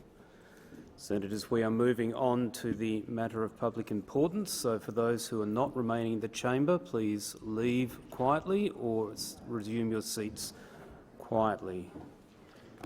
The Senate will now consider the proposal from Senator Dean Smith, which is shown at item 13 on today's order of business. Is the proposal supported?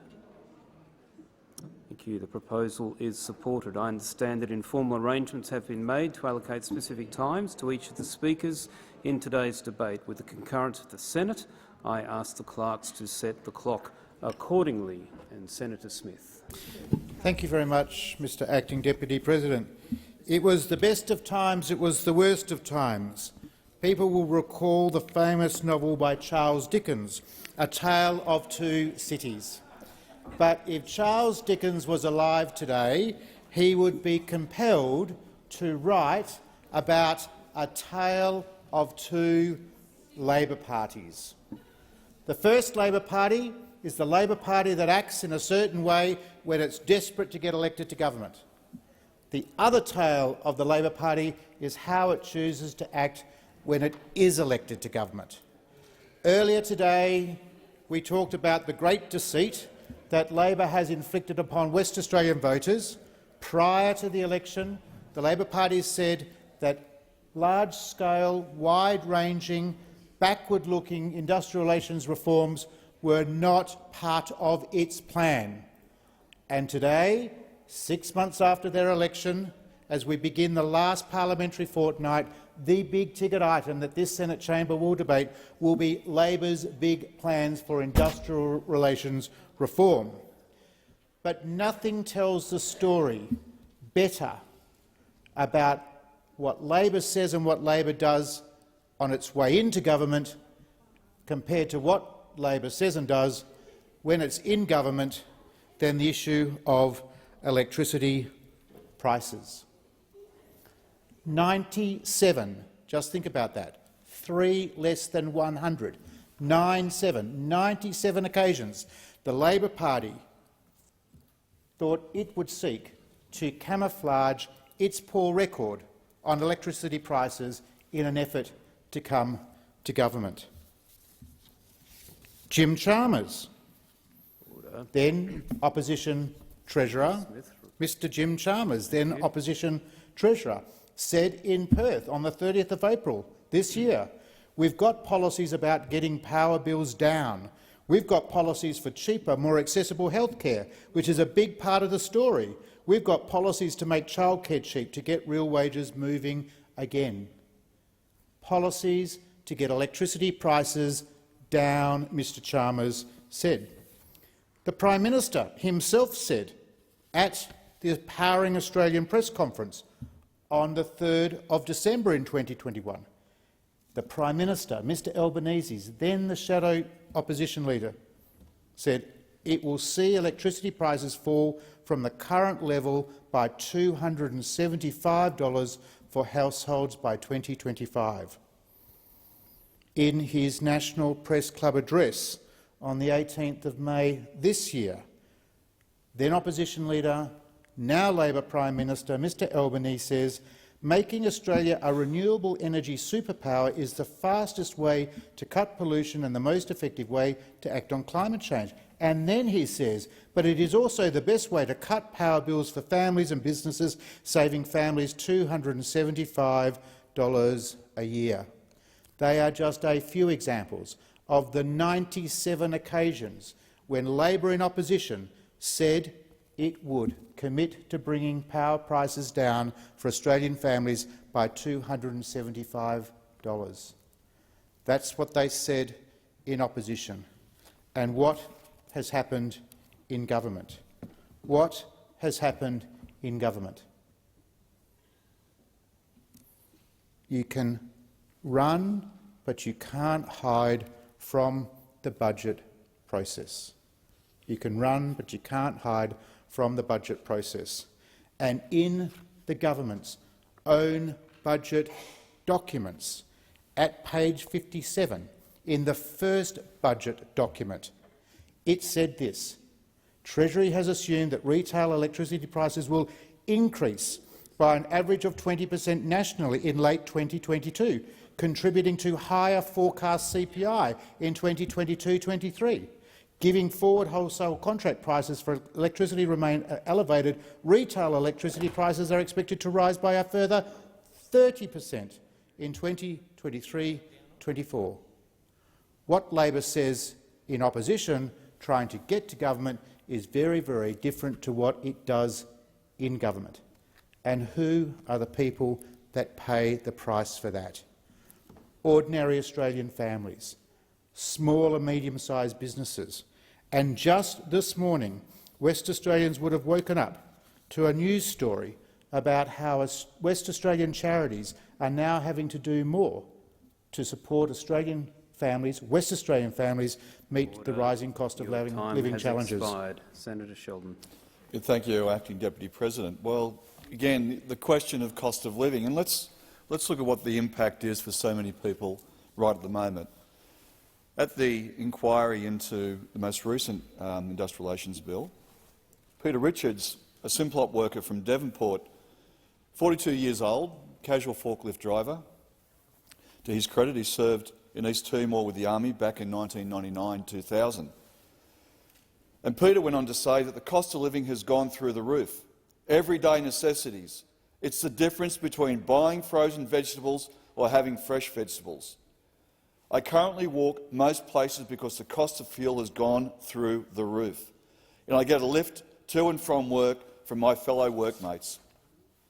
Paul Jeffries, again talking about the cost of living and the pressures being a working person in Australia at the moment, under the previous government's legislation. I work at CUB, Carlton United Breweries, here in Melbourne as a shift electrician. I've been there 30 years. He was told by a company by the name of Catalyst, who was operating as a recruitment arm of Programmed, that his wages and conditions, he had one choice.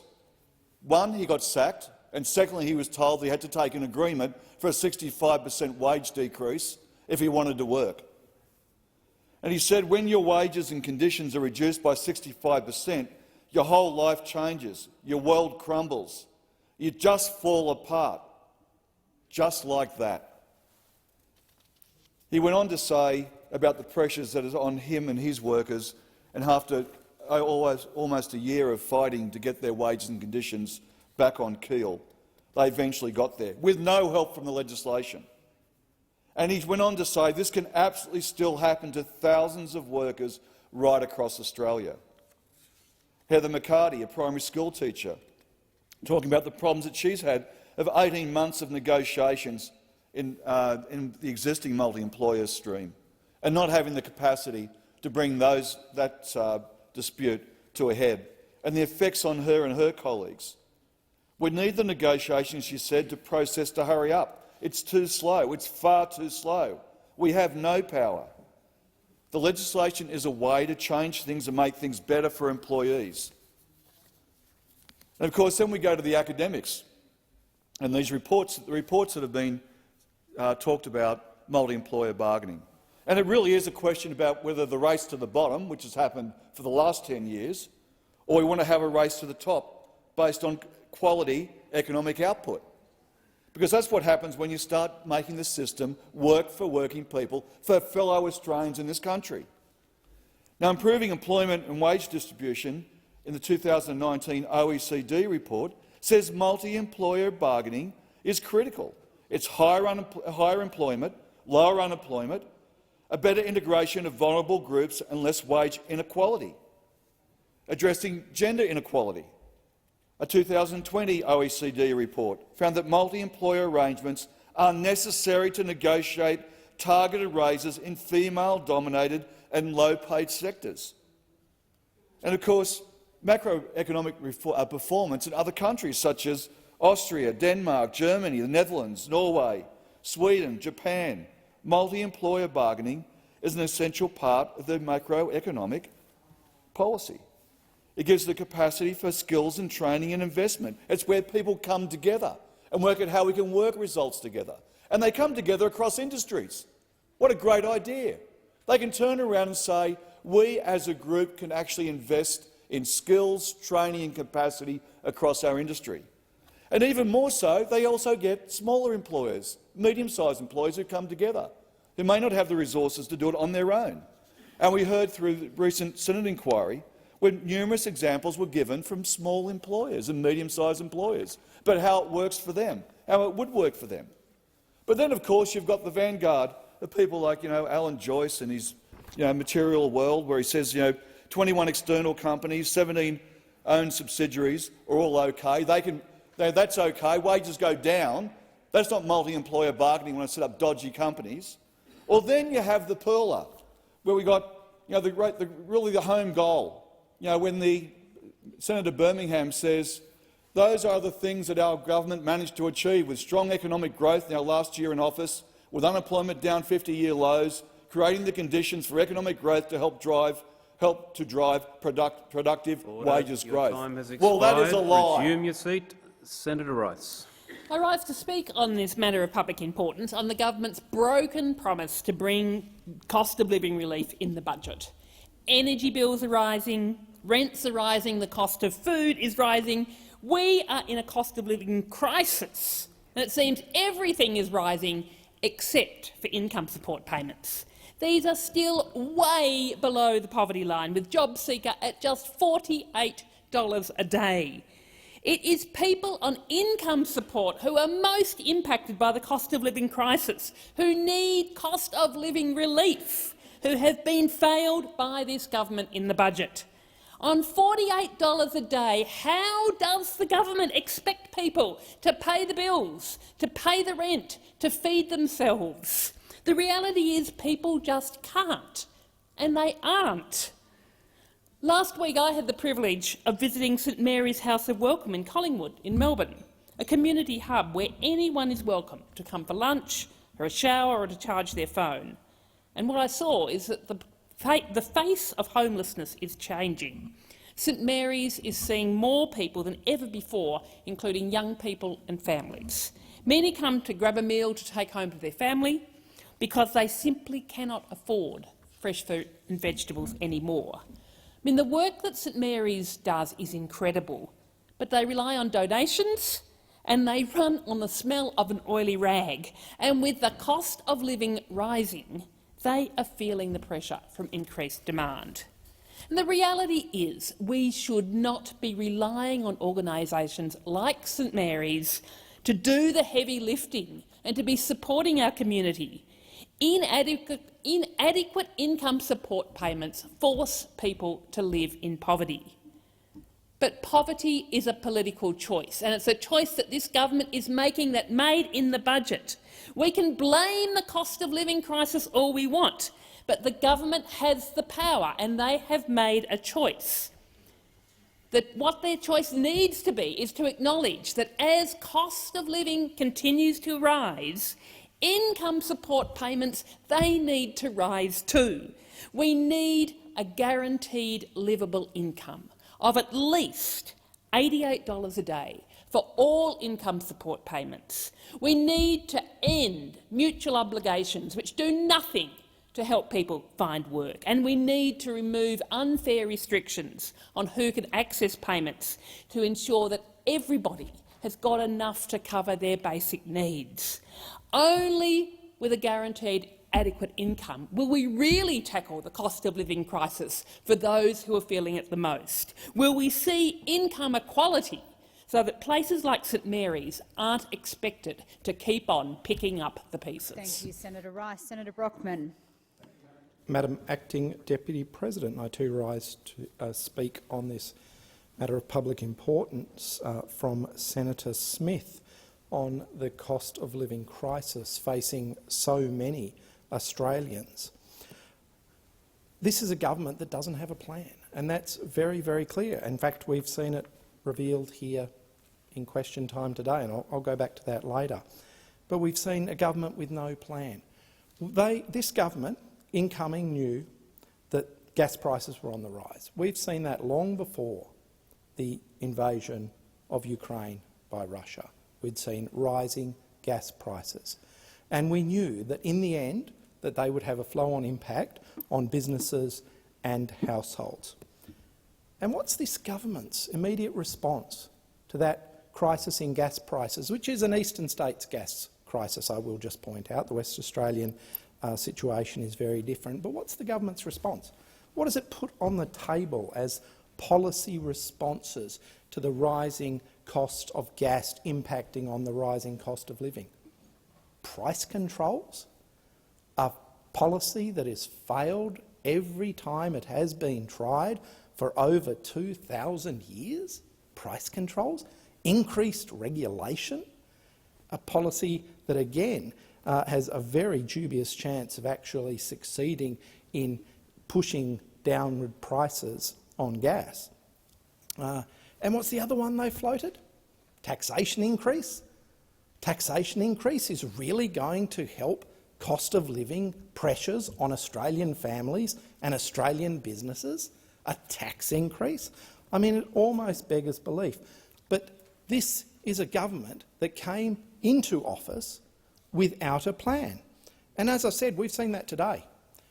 In answering a question on inflation and wages today, the Finance Minister said, and I quote, "No one is pretending that wages should be growing at the pace of inflation." Now think about that for a second. No one is pretending that wages should be growing at the pace of inflation. She said that just today.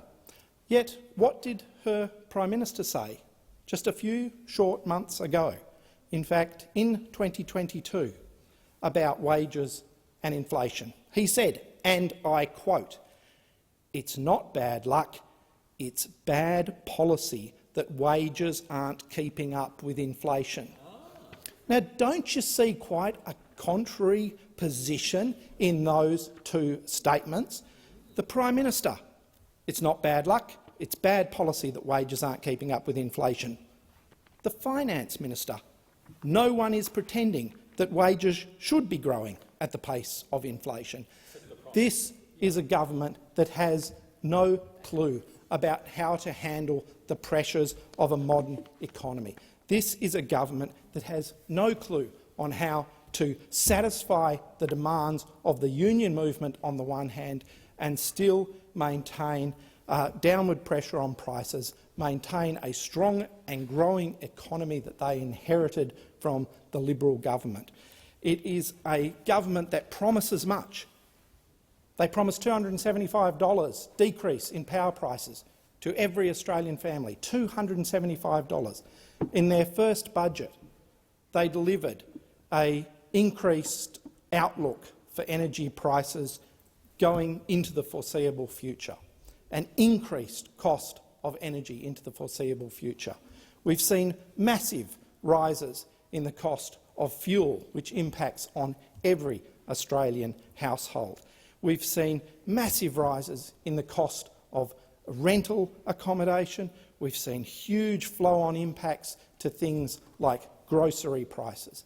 And every family knows that the headline rate of inflation is not reflective of the real cost of living pressures that are facing every Australian family. And part of the reason why these cost of living pressures will keep going is because this is a government that is contradictory internally. It doesn't know how to handle this situation, and it doesn't even understand how wages and inflation work. Thank you, Senator Brockman. Senator Green. Thank you very much. I'm very pleased to stand here today in the Senate and contribute to this matter of public importance debate on the cost of living. And that's because as we head into the final sitting week of this year, the Albanese Labor government isn't slowing down on delivering our election commitments. Over the next fortnight, we will be implementing our $7.5 billion 5-point cost of living plan. We will be delivering cheaper childcare, cheaper medicines, more generous paid parental leave, more affordable housing, and we will get wages moving again. In just 6 short months, the Albanese Labor government has taken more action on the cost of living than the previous government did in almost a decade. Just in the chamber today, we are talking about cheaper childcare. This is just one of those steps that we are taking. These changes will be material impacts for around 96% of families who use early childhood education. Labor's plan for cheaper childcare will make it more affordable for around 1.26 million Australian families. But it's not just cheaper childcare that we are delivering. Our cost of living plan won't just reduce those costs. It will also put Australians back on track for real pay rises. And that's because our secure jobs and better pay bill goes right to the heart of cost of living challenges Australians are facing right now. Australia's current workplace laws are not working to deliver meaningful wage increases, and no one forgets that under the previous government, under those opposite, it was a deliberate design feature to keep wages low. See, the hypocrisy for those opposite to come in here and talk about cost of living, while at the same time having a design feature to keep wages low, is not lost on everyday Australians. And the hypocrisy continues when it comes to the discussion around electricity prices in this place. Because can I tell you, the former government had 22 energy policies. 22 energy policies over 9 years.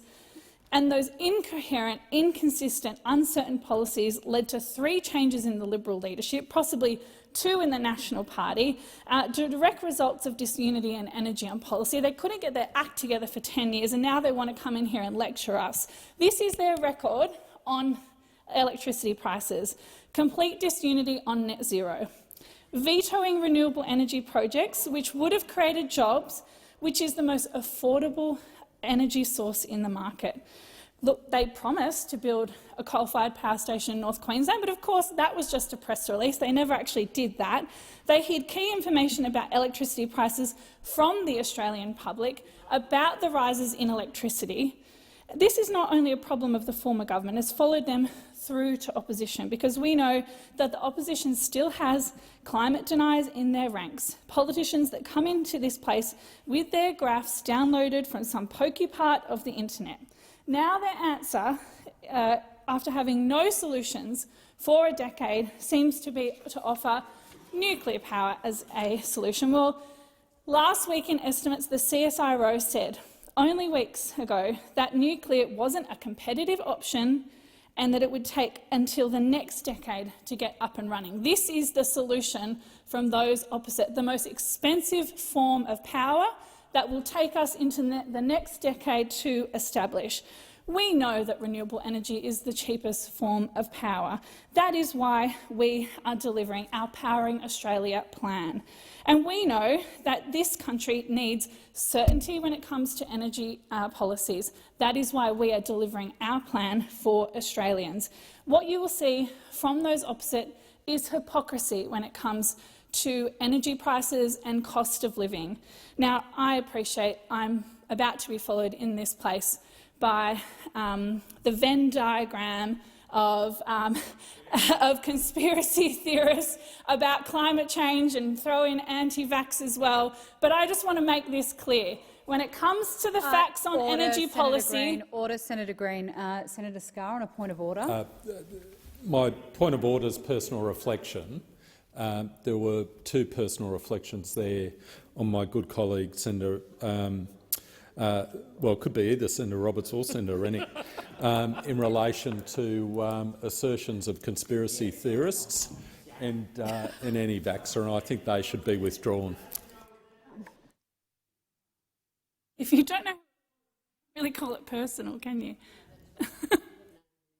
Senator Green, perhaps you could clarify that you aren't intending on making a reflection in your contribution, but I will draw you to the point of order from Senator Scarr and ask that you take note of the point that he made. I'm happy to paint the entire bench over there with the same brush. When it comes order, to— Senator Green. Senator Scarr, another point of order. Madam Acting Deputy President, I think the advice and previous rulings are that a personal reflection which is done in group form on a collective basis can perhaps be even more egregious, than if it's just directed at a particular senator. And I can certainly remember the clerk providing advice with respect to that sort of collective reference.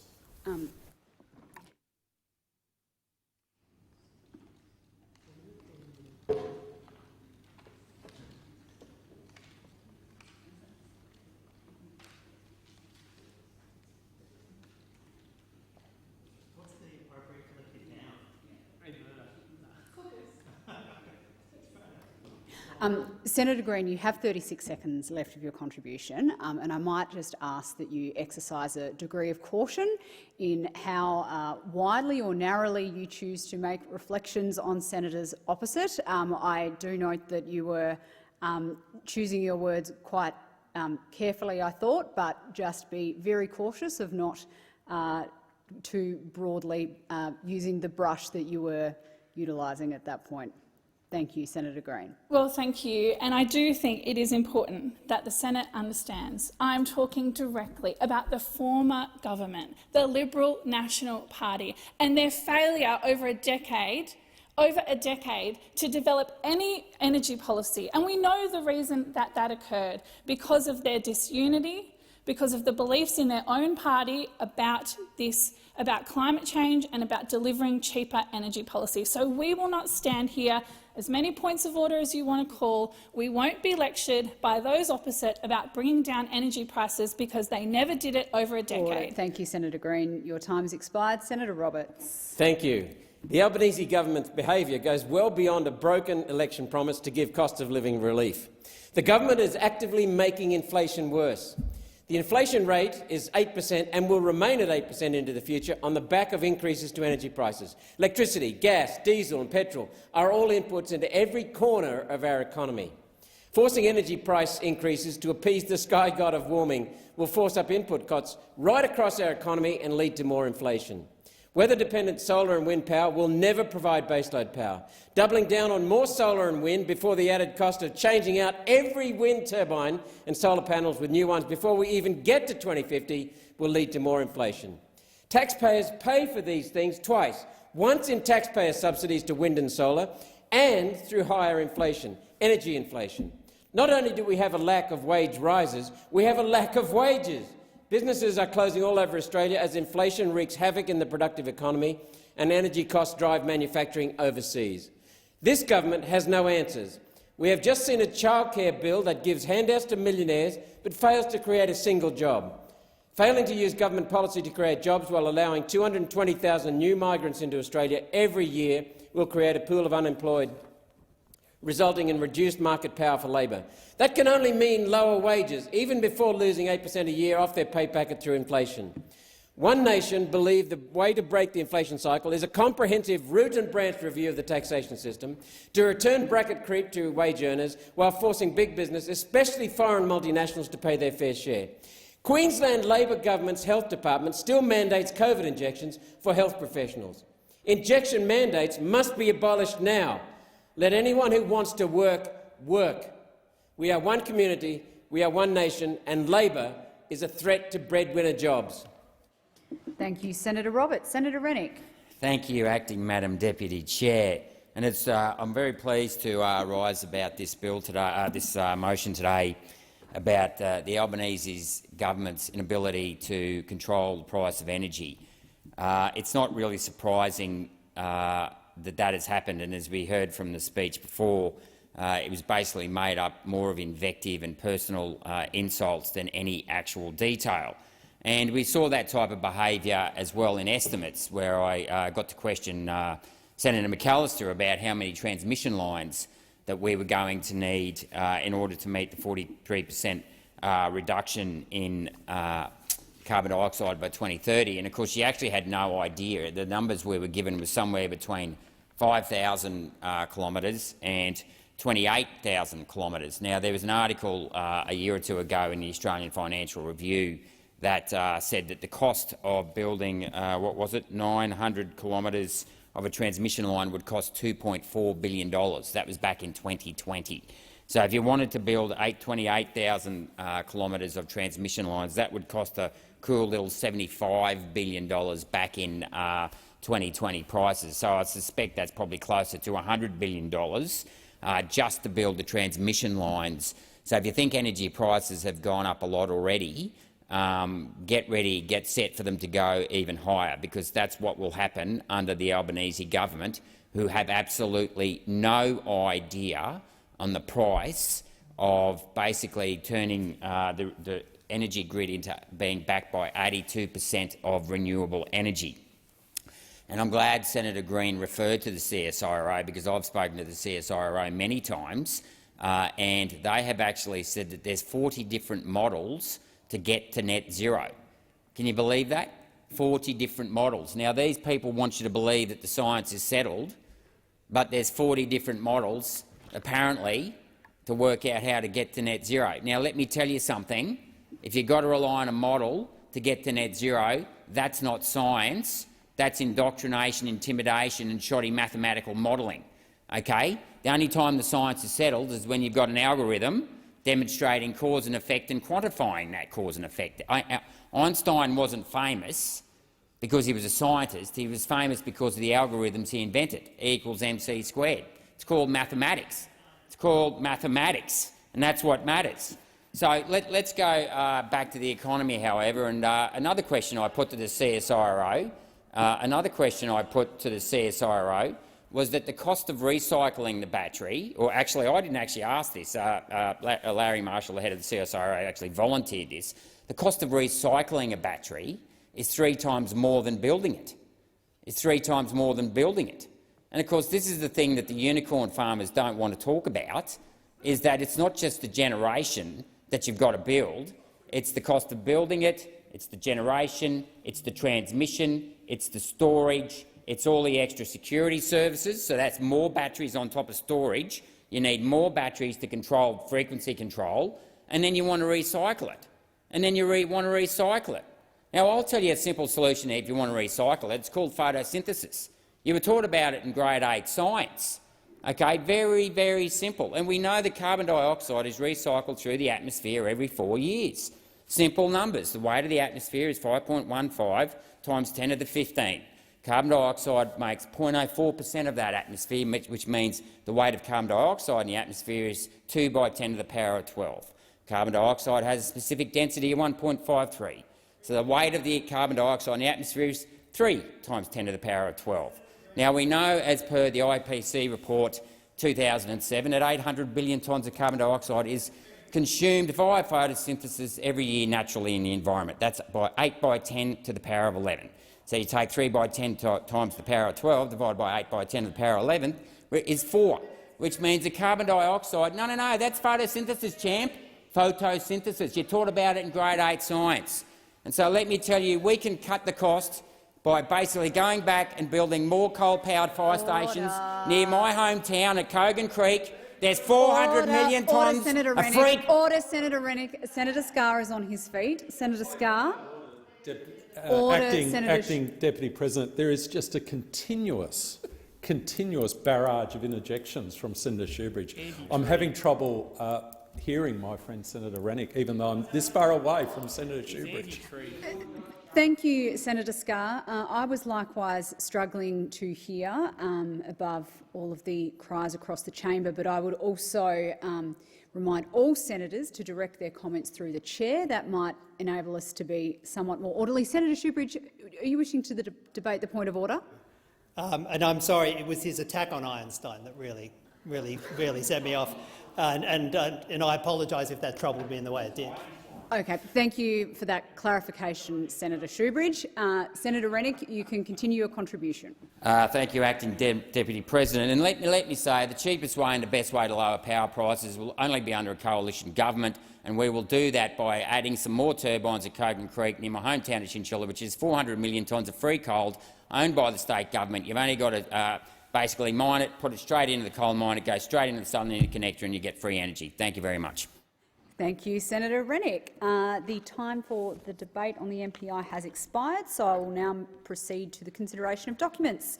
The documents are listed on pages 4 to 9 of today's order of business. Senator Cadell. Acting Deputy Speaker, I take note of all documents listed there between 1 and 109, between pages 4 and 9. I seek to continue my remarks. Seek leave to continue your remarks, indeed. Senator Scarr. I rise to take note of government document number 11, which is the annual report from the Australian Building and Construction Commissioner for 2021 and 22, but also the quarterly report for the period 1 April to 30 June 2022.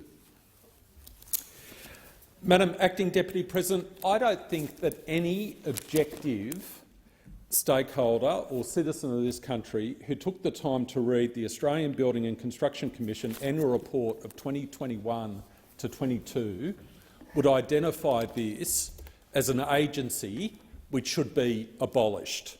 To the contrary, any reasonable-minded person who perused this annual report would come to the view that the ABCC is undertaking extremely important work which is in the best interests of Australia and the best interests of all Australians, including those in particular involved in the construction industry. You don't have to go too far into the annual report to make that assessment. Indeed, in the introductory section of the annual report, there's a performance snapshot with respect to the year-end review for 2021 to 2022. And what does that tell us about the performance of the ABCC? Let me tell you. 4,355 inquiries received, 203 presentations delivered, 99% of calls answered within 60 seconds, 1,638 site visits conducted. And listen to these figures. Listen to these figures. $5,278,478 paid to subcontractors following ABCC intervention. Over $5 million, Madam Acting Deputy President, paid to subcontractors due to ABCC intervention. 1,577 enterprise agreements assessed in an average assessment time of 2.4 weeks. 555 workplace relations management plans assessed, 225 code audits finalised, $2,569,852 worth of wages and entitlements recovered for over 4,000 employees. 161 wage audits finalised. Does this sound like an agency which should be abolished? Or does this sound like an agency which is in fact doing its job and should be supported? Budget increase. Addressing non-compliance, 171 investigations finalised, 164 new investigations commenced. So obviously there's still a problem, isn't there? Obviously there's still a problem. The pipeline of investigations which need to be continued continues. 22 proceedings finalised, but 23 new proceedings commenced. Again, there's a pipeline of issues which the ABCC needs to address. And then in terms of penalties, $3,087,438 of penalties imposed. Over $3 million of penalties imposed, and the success rate of the ABCC, and we've heard from some of those opposite who tell us the ABCC is pursuing matters which are trivial, inconsequential, etc. Well, what actually happens? What happened during the last financial year, ended 30 June 2022, when the ABCC actually had its proceedings finalised? 100% success rate. 100% success rate. 100%. Not 95, not 90, not 85, 100% success rate. And that builds on the success of the ABCC since 2 December 2016, where $13.5 million paid to subcontractors, 110 proceedings finalised with a 92% success rate since 2 December 2016, $728,000 in compensation paid to victims of unlawful conduct, over $17 million of penalties imposed as a direct result of actions taken by the ABCC. Over $17 million. Does that sound like an agency which should be abolished? Nope. Or does it sound like an agency which is doing its job and should actually be supported? Hence, it is tragic then to go to the message from the Commissioner of the ABCC. And he describes in the first paragraph how the ABCC is in transition. And let me quote, "We are in a state of transition to abolition," end quote. A state of transition to abolition. The Industrial Relations Bill, the government's Industrial Relations Bill, will come to this place shortly, and I'll continue my remarks. I seek leave to continue my remarks in relation to this annual report. Thank you, Senator Scarr. Were there any other senators wishing to take note of documents? If not, I will move to ministerial statements. Are there any ministerial statements? Thank you, Acting Deputy President. I table documents relating to the order for the production of documents concerning the Wine Tourism and Cellar Door Grant Program. Thank you, Minister. Any senators wishing to take note of that statement? No? In that case, I move to committee memberships. The President has received a letter nominating senators to be members of committees. Minister. I seek leave to move a motion to appoint senators to committees. Is leave granted? There being no objection, leave is granted. I move that Senators Hanson and Roberts be appointed as participating members of the Select Committee on the Cost of Living and the Select Committee on Work and Care. The question is that the motion moved by the Minister, Senator Brown, be agreed to. All those of that opinion say aye. All those of that opinion say aye. Those against say no. I think the ayes have it. The ayes have it.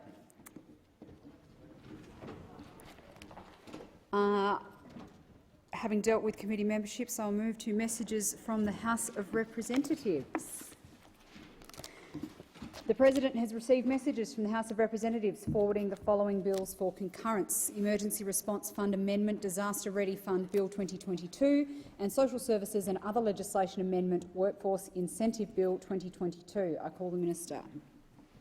Thank you. I move that these bills may proceed without formalities, may be taken together and be now read a first time. The question is that the motion moved by the Minister be agreed to. All those of that opinion say aye.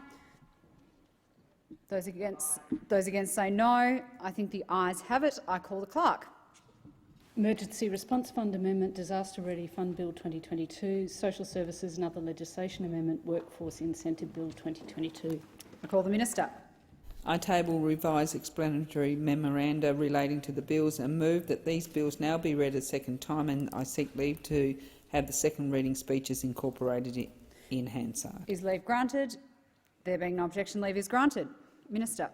I move that the debate be now adjourned. The question is that the motion moved by the Minister be agreed to. All those of that opinion say aye. Those against say no. I think the ayes have it. Minister. I move that the resumption of the debate be in order of the day for a later hour. The question is that the motion moved by the Minister be agreed to. All those of that opinion say aye. Those against say no. I think the ayes have it. Minister. I move that the bills be listed as separate orders of the day. The question is that the motion moved by the Minister be agreed to. All those of that opinion say aye. Those against say no. I think the ayes have it.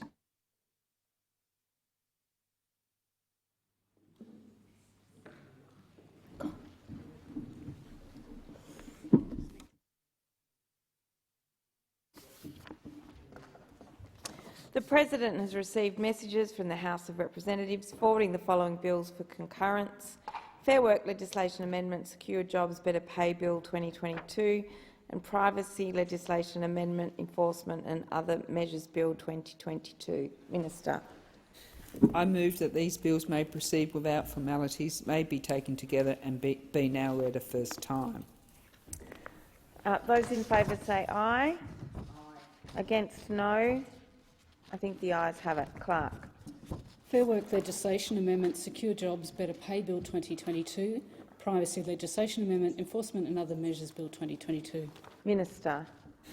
I table a revised explanatory memorandum relating to the Fair Work Legislation Amendment, Secure Jobs Better Pay Bill 2022 and move that these bills now be read a second time, and I seek leave to have the second reading speeches incorporated in Hansard. Is leave granted? Leave is granted. In accordance with Standing Order 115.3, further consideration of these bills is now adjourned to the 22nd of November 2022. Minister. I move that the bills be listed as the separate orders of the day. The question is that they be listed as separate orders of the day. Those in favour say aye. Against no. I think the ayes have it.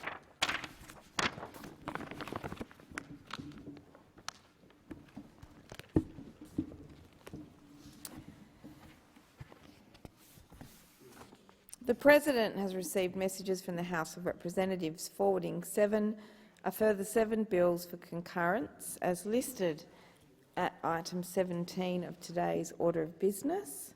Minister. I move that these bills may proceed without formalities, may be taken together and be now read a first time. Those in favour say aye. Against no. I think the ayes have it. Clerk. Anti-Discrimination and Human Rights Legislation Amendment, Respect at Work Bill 2022, Atomic Energy Amendment, Mine Rehabilitation and Closure Bill 2022, Australian Crime Commission Amendment, Special Operations and Special Investigations Bill 2022, Defence Home Ownership Assistance Scheme Amendment Bill 2022, Education Legislation Amendment 2022 Measures No. 1 Bill 2022, High Speed Rail Authority Bill 2022, Veterans Affairs Legislation Amendment Budget Measures Bill 2022. Minister. I table a revised explanatory memorandum relating to the Anti-Discrimination and Human Rights Legislation Amendment Respect at Work Bill 2022 and amendum to the explanatory memorandum relating to High Speed Rail Authority Bill 2022, and I move that these bills now be read a second time, and I seek leave to have the second reading speeches incorporated in Hansard. Is leave granted? Leave's granted. Minister. I move that the debate be now adjourned and the bills be listed as separate orders of the day. Those in favour say aye. Against, no. I think the ayes have it.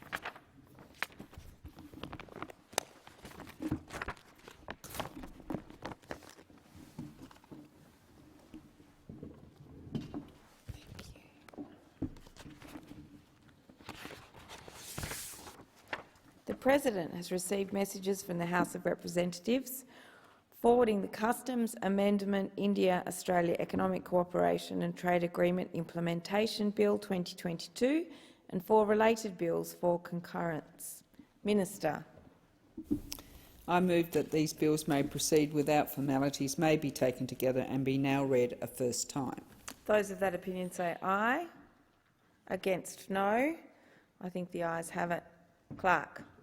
Customs Amendment India-Australia Economic Cooperation and Trade Agreement Implementation Bill 2022, Customs Tariff Amendment India-Australia Economic Cooperation and Trade Agreement Implementation Bill 2022, Customs Amendment Australia-United Kingdom Free Trade Agreement Implementation Bill 2022, Customs Tariff Amendment Australia-United Kingdom Free Trade Agreement Implementation Bill 2022, and Treasury Laws Amendment Australia-India Economic Cooperation and Trade Agreement Implementation Bill 2022.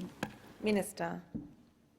I move that these bills now be read a second time, and I seek leave to have the second reading speeches incorporated into Hansard. Is leave granted?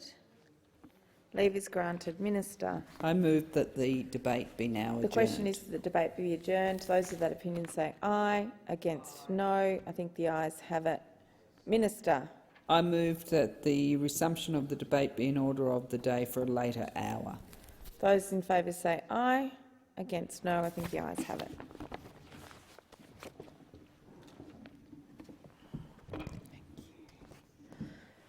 The President has received messages from the House of Representatives informing the Senate of the appointment of Ms Cheney to the Joint Standing Committee on Electoral Matters.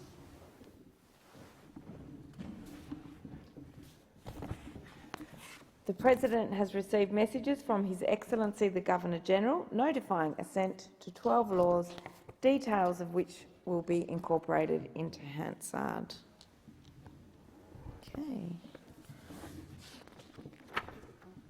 Clerk.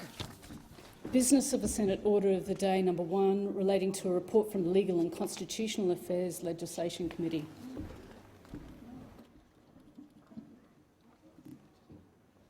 Senator Ciccone. Thank you very much, Acting Deputy President. Pursuant to order at the request of the Chair of the Legal and Constitutional Affairs Legislation Committee, Senator Green, I present a report of the committee on its consideration of time-critical legislation. Thank you. Clerk. Government Business Order of the Day number 1, Family Assistance Legislation Amendment Cheaper Childcare Bill 2022, resumption in Committee of the Whole.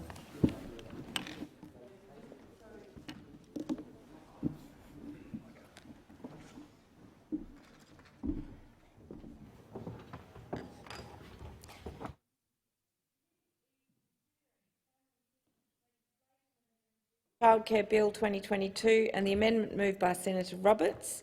The question is that Part 2 of Schedule 4 stand as printed. Senator Hanson. Sorry.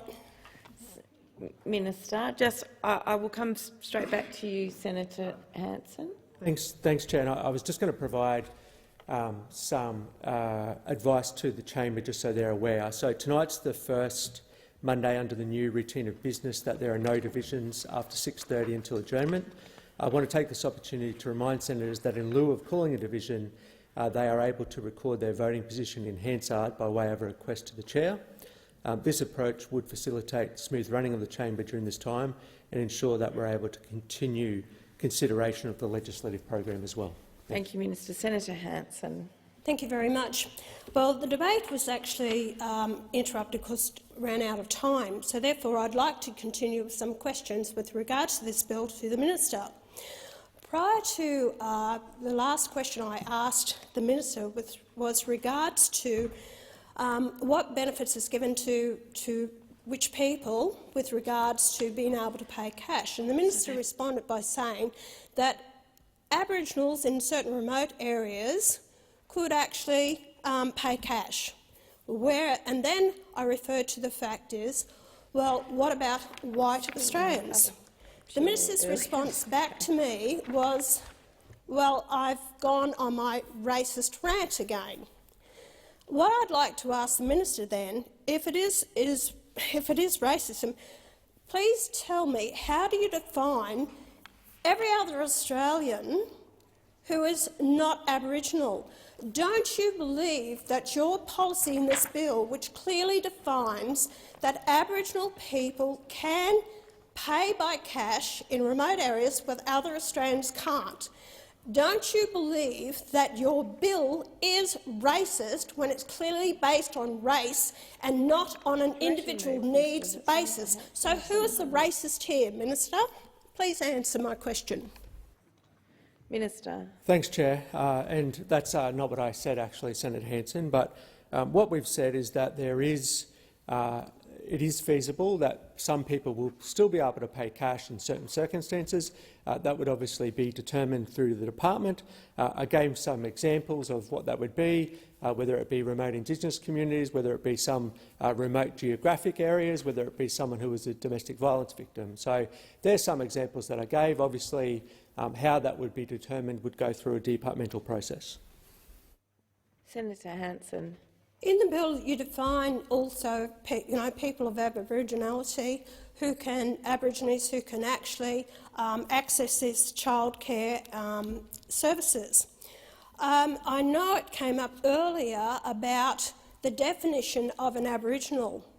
Now, self-determination accepted by the elders, or the fact is that you were born Aboriginal. Can you state that? Are you happy with these definitions?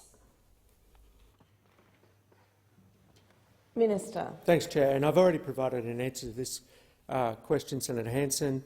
The definition of an eligible Aboriginal and Torres Strait Islander child is in the bill is based on the definition in the Australian Education Regulation that has been in place since 2014.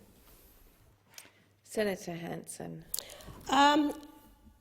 I have grave concern about this because if you look at the census of people claiming Aboriginality, that they are Aboriginals, in the last census it was around about 850,000 people. The one prior to that was about 670,000. There has been an increase over 5 years of 23 to 24% of people claiming to be of Aboriginal descent, whereas the rest of the population increased by 8%, and that included migrants into the country. Could it be possible that a lot of people are jumping on the bandwagon claiming to be Aboriginals when they are not, and claiming benefits from the taxpayer that they are not clearly entitled to?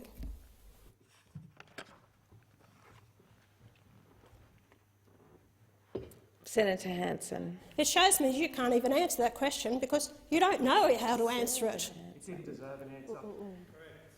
I need to call you, Minister, before you jump to your feet. Senator Hanson. Thank you. If we have a discrepancy in this nation and a division because people are coming from other countries, islanders who are claiming Aboriginality and getting benefits in this nation purely for the fact is, although they may, this definition that we have, what defines an Aboriginal self-identification, do you believe that it is good enough for taxpayer-funded services that the people of Australia, hard-working Australians, have to pay for? Minister.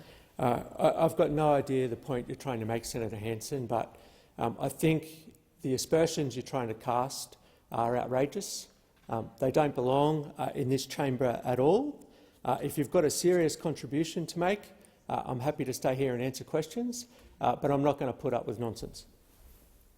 Senator Faruqi. Thank you, Chair. Chair, I just want to get up also and say that Senator Hanson is spreading pretty baseless conspiracy theories, and it's absolutely vile. And could I please request that the question be put?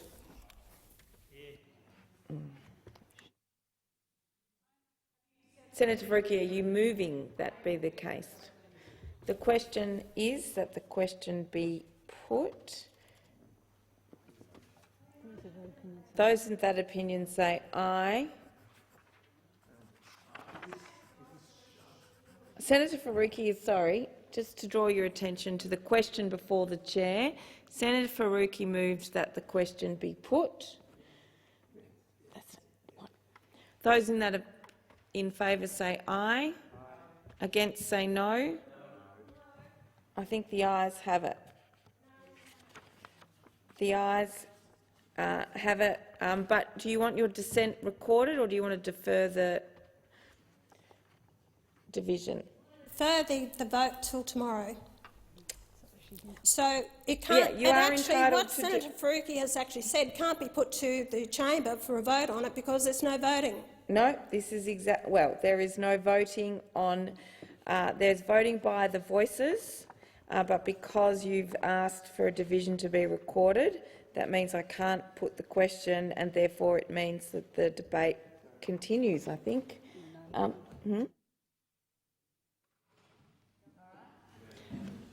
No. Well, Senator Faruqi. I'm just wondering, based on what the minister said earlier, we can still record our positions and our votes without having a division tonight. Well, you did put the question that the motion be put, Senator Faruqi, and that was carried on the voices, but I cannot implement that because it needs a vote in the chamber. So I'm seeking some advice from the clerks as to whether we are required to report progress or whether we can continue with the other question. Okay, I'm advised that we have to report progress.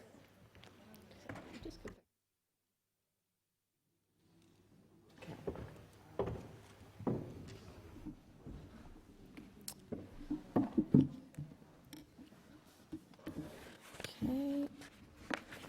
Clerk. Government Business Order of the Day number 2, Narcotic Drugs Licence Charges Amendment Bill 2022, resumption of second reading debate.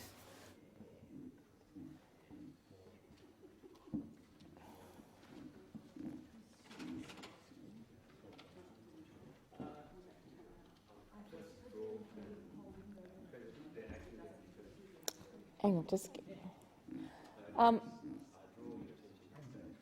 Yes, is quorum? Apparently, quorum is required. Narcotics.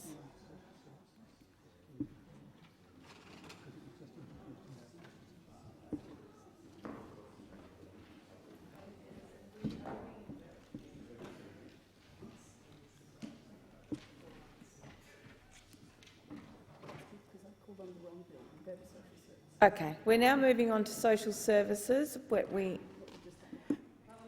For quorum.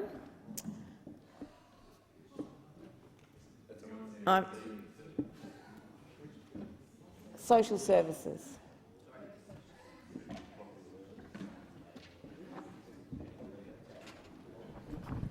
Thank you. So, Jono, you've got the call. You know that next on social service.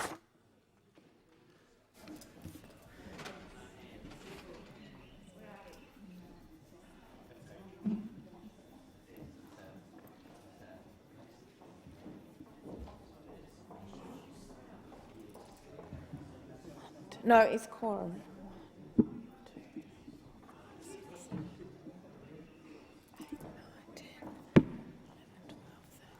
14, 15, 1, 2, 3, 4, 5, 6, 7,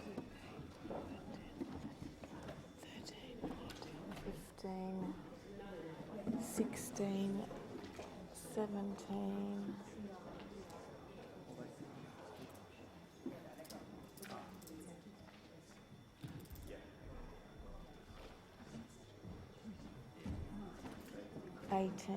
Quorum present. So we have now moved to the Social Services and Other Legislation Amendment Workforce Incentive Bill, and I call Senator Duniam. Oh, you're first, Clerk. Sorry, we've changed our order of business.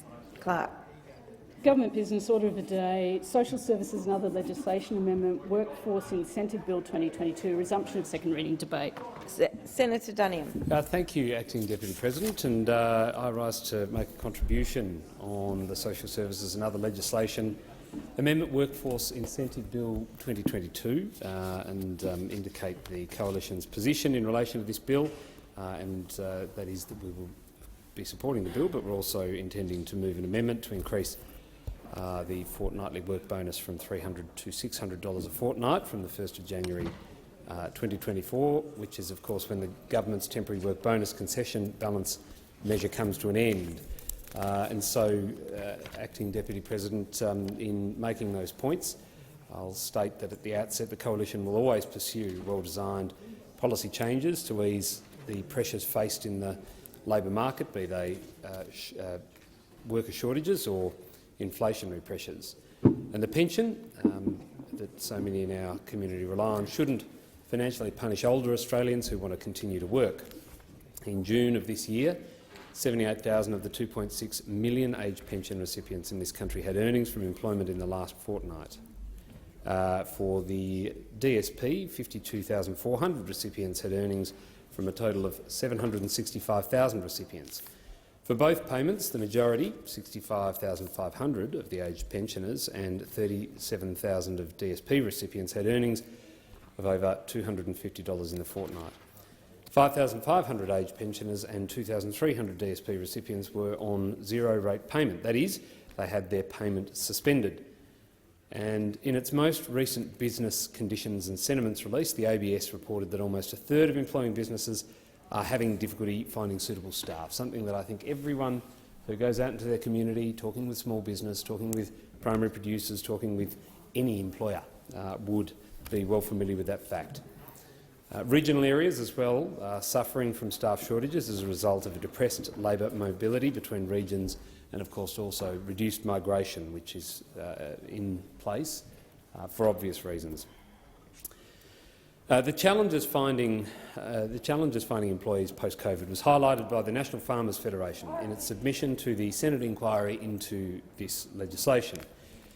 Before borders closed in February 2020, there were 337,800 people working in agriculture, forestry and fishing. In February of 2022, that figure had fallen to 301,800. So it's over 30,000, nearly 40,000 people less in that period of time. A recent survey by the Victorian Chamber of Commerce and Industry showed 75% of its members are reporting to be struggling to find suitable staff to hire. Pensioners who choose to engage in some paid employment during their retirement typically have higher incomes and can support a higher standard of living than those who, of course, don't.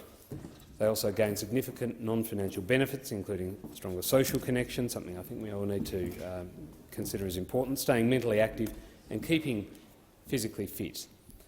In its submission to the Community Affairs inquiry into Senator Smith's very good social services legislation amendment enhancing pensioner and veteran workforce participation Bill 2022, Anglicare noted that as well as much-needed income, work can give people purpose. It can reduce social isolation and foster connection in the community. Pensioners who choose to work during their retirement make a valuable contribution to Australia's economy and to its community. Around 80,000 aged pensioners are supplementing their pension income with paid employment. The Coalition had a proven track record developing sound, sensible and practical policy to address the challenges faced by pensioners. The government has once again endorsed Coalition policy by adopting Schedules 1 and 2 from a government bill of the last parliament. Those schedules of that bill were introduced by the former Coalition government in February to incentivise recipients of the age pension of the disability support pension and certain veterans' entitlements to undertake or increase paid employment. Of course, the Coalition's bill didn't progress because of the prorogation of Parliament and the election. Under the current policy settings, pensioners with employment income have their age pension cancelled if their total income exceeds the pension income test limit for more than 12 weeks. They also lose access to their pensioner concession card after 12 weeks. It's quite clear to anyone who examines these settings that they can act as a deterrent for pensioners and those receiving the equivalent Department of Veterans Affairs payments. Understandably, many pensioners want to work but do not want to lose their pension status and have their pensioner concession card cancelled for earning too much. They also do not want to complete a full application to have their pension or pensioner concession card reinstated. Both Schedule 1 and 2 of this bill, initiatives of the former Coalition government, increase the flexibility for those people over the pension age who want to work by allowing pensioners to move easily between the pension and periods of work. Pensioners with employment income whose total income exceeds the income limit will have their age pension suspended for a period of up to 2 years rather than cancelled after 12 weeks. If at any time during the 2-year period their income is at a level that they can return to the age pension, they'll benefit from an abridged reapplication process. Acknowledging the importance of the pensioner concession card to pensioners, this bill extends the time a person can keep their pensioner concession card while their payments are suspended. The bill will increase and align the amount of time-aged pensioners and disability support pensioners are able to retain their concession card to 2 years. Relating to the work bonus, Schedule 3, both the Coalition and stakeholder groups have advocated for an increase to the work bonus. State and Territory Chambers of Commerce, as well as Council on the Ageing, the National Seniors Association, National Farmers Federation, the Benevolent Society and Housing Industry Association, amongst others, have voiced their support in providing pensioners with support to re-enter the workforce. On the 26th of June this year, just weeks after the election, the Coalition announced a Dutton government would support older Australians who choose to work more by doubling the amount of work bonus from $300 to $600 a fortnight that could be earned without reducing pension payments. This Coalition policy makes it further worthwhile for older Australians to pick up an extra shift or work extra hours and help businesses across Australia with labour shortages. Back then, the Coalition called on the Albanese government to implement the policy immediately to help relieve pressure on a very tight labour market. And of course, sadly, as we know, there was no response. In August, the Coalition introduced legislation to double the amount pensioners can earn before their pension payments are impacted and also remove barriers for working pensioners deterred by the risk of losing their pension or pensioner concession card, or the requirement to complete a full application every time they become eligible for the pension. Indeed, again, there was no response forthcoming on the government when this legislation was introduced. It took the Jobs and Skills Summit for the government to belatedly wander into this policy space. And indeed, while we welcome the government's long overdue announcement of an increase in the work bonus income, we said this temporary measure was too little, too late. The government has continued to drag its feet on incentivising pensioners to take up some employment without penalty. Pensioners could have had their work bonus already increased, but the Coalition's amendment to increase work bonus payments to $600 a fortnight, which had been passed in the Senate, were voted down by the government in the House only a matter of weeks ago. The government's temporary alternative to provide a $4,000 increase to their work bonus concession balance was originally due to terminate on the 30th of June 2023. The government finally listened to the Coalition and to stakeholders, importantly, and extended this increase to the end of 2023. However, with this extension of time, more can still be done. Increasing the amount pensioners can earn every fortnight will make a meaningful difference to household finances, and this increase should continue beyond the 31st of December 2023. That's why the Coalition is calling on the government to increase this work bonus from $300 to $600 per fortnight from the 1st of January 2024 to further incentivise eligible pensioners to undertake additional hours of paid employment. This increase would commence on the 1st of January 2024 when the government's temporary measure ends and would be ongoing subject to an annual review to ensure that these measures remain appropriate. With regard to the amendment I've already referred to, currently under subsection 1073AA of the Social Security Act, pensioners can earn income concessions of up to $300 over an instalment period of 14 days. The Coalition's amendment will enable eligible pensioners and relevant veteran entitlement recipients to earn up to $600 work bonus a fortnight and still receive the maximum pension payment. Pensioners will continue to accrue unused concession balance up to a maximum of $7,800, which can exempt future earnings from the pension income test. The amendments will encourage and support eligible pensioners wishing to re-enter the workforce or increase their work hours, enabling them to contribute to relieving the skill and labour shortages Australia is so badly suffering. The added income received by working pensioners and veterans means they are better able to support themselves and their dependents, considering the economic climate of increasing inflation and the growing costs of living. In June, recognising the challenges businesses face in hiring and retaining staff, the Coalition announced that a Dutton government would support older Australians by, as I've already stated, doubling the amount of income pensioners and veteran service pensioners can earn without reducing pension payments. The amendment follows through on the policy that was announced and would take, as I have already said, effect from the 1st of January 2024. It includes an annual review mechanism. It requires a ministerial review to be tabled in the Parliament on the operation of the amendments. It's an important point to make that the pension should not financially punish older Australians who want to continue to work. The Australian Chamber of Commerce and Industry, in its pre-budget submission made last December, noted the following, and I quote, "There is an army of older workers with skills Australia needs who would still like to work but don't participate in the workforce as it reduces their pension." In its submission to the Senate inquiry into this bill, ACCI also noted, considering the deeply rooted labour market conditions, faltering productivity rates and downgrades to domestic and international economic growth forecasts, these amendments will end long before the challenges facing businesses and the economy are solved. And I think they are important points to take note of from an organisation that is well connected with the business community, with employers and the pressures they are facing. So if they're saying that these measures in place already are going to come to an end too soon, it is a good reason to look to the Coalition's amendment.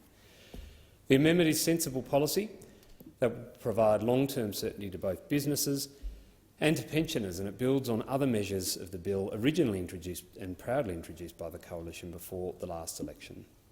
Again, the amendment will incentivise pensioners to remain engaged in the workplace, get those few extra shifts or extra hours without any penalty being applied, and provide businesses with an additional source of experienced staff and all of the other benefits that flow from being able to remain connected to society, to remain physically fit.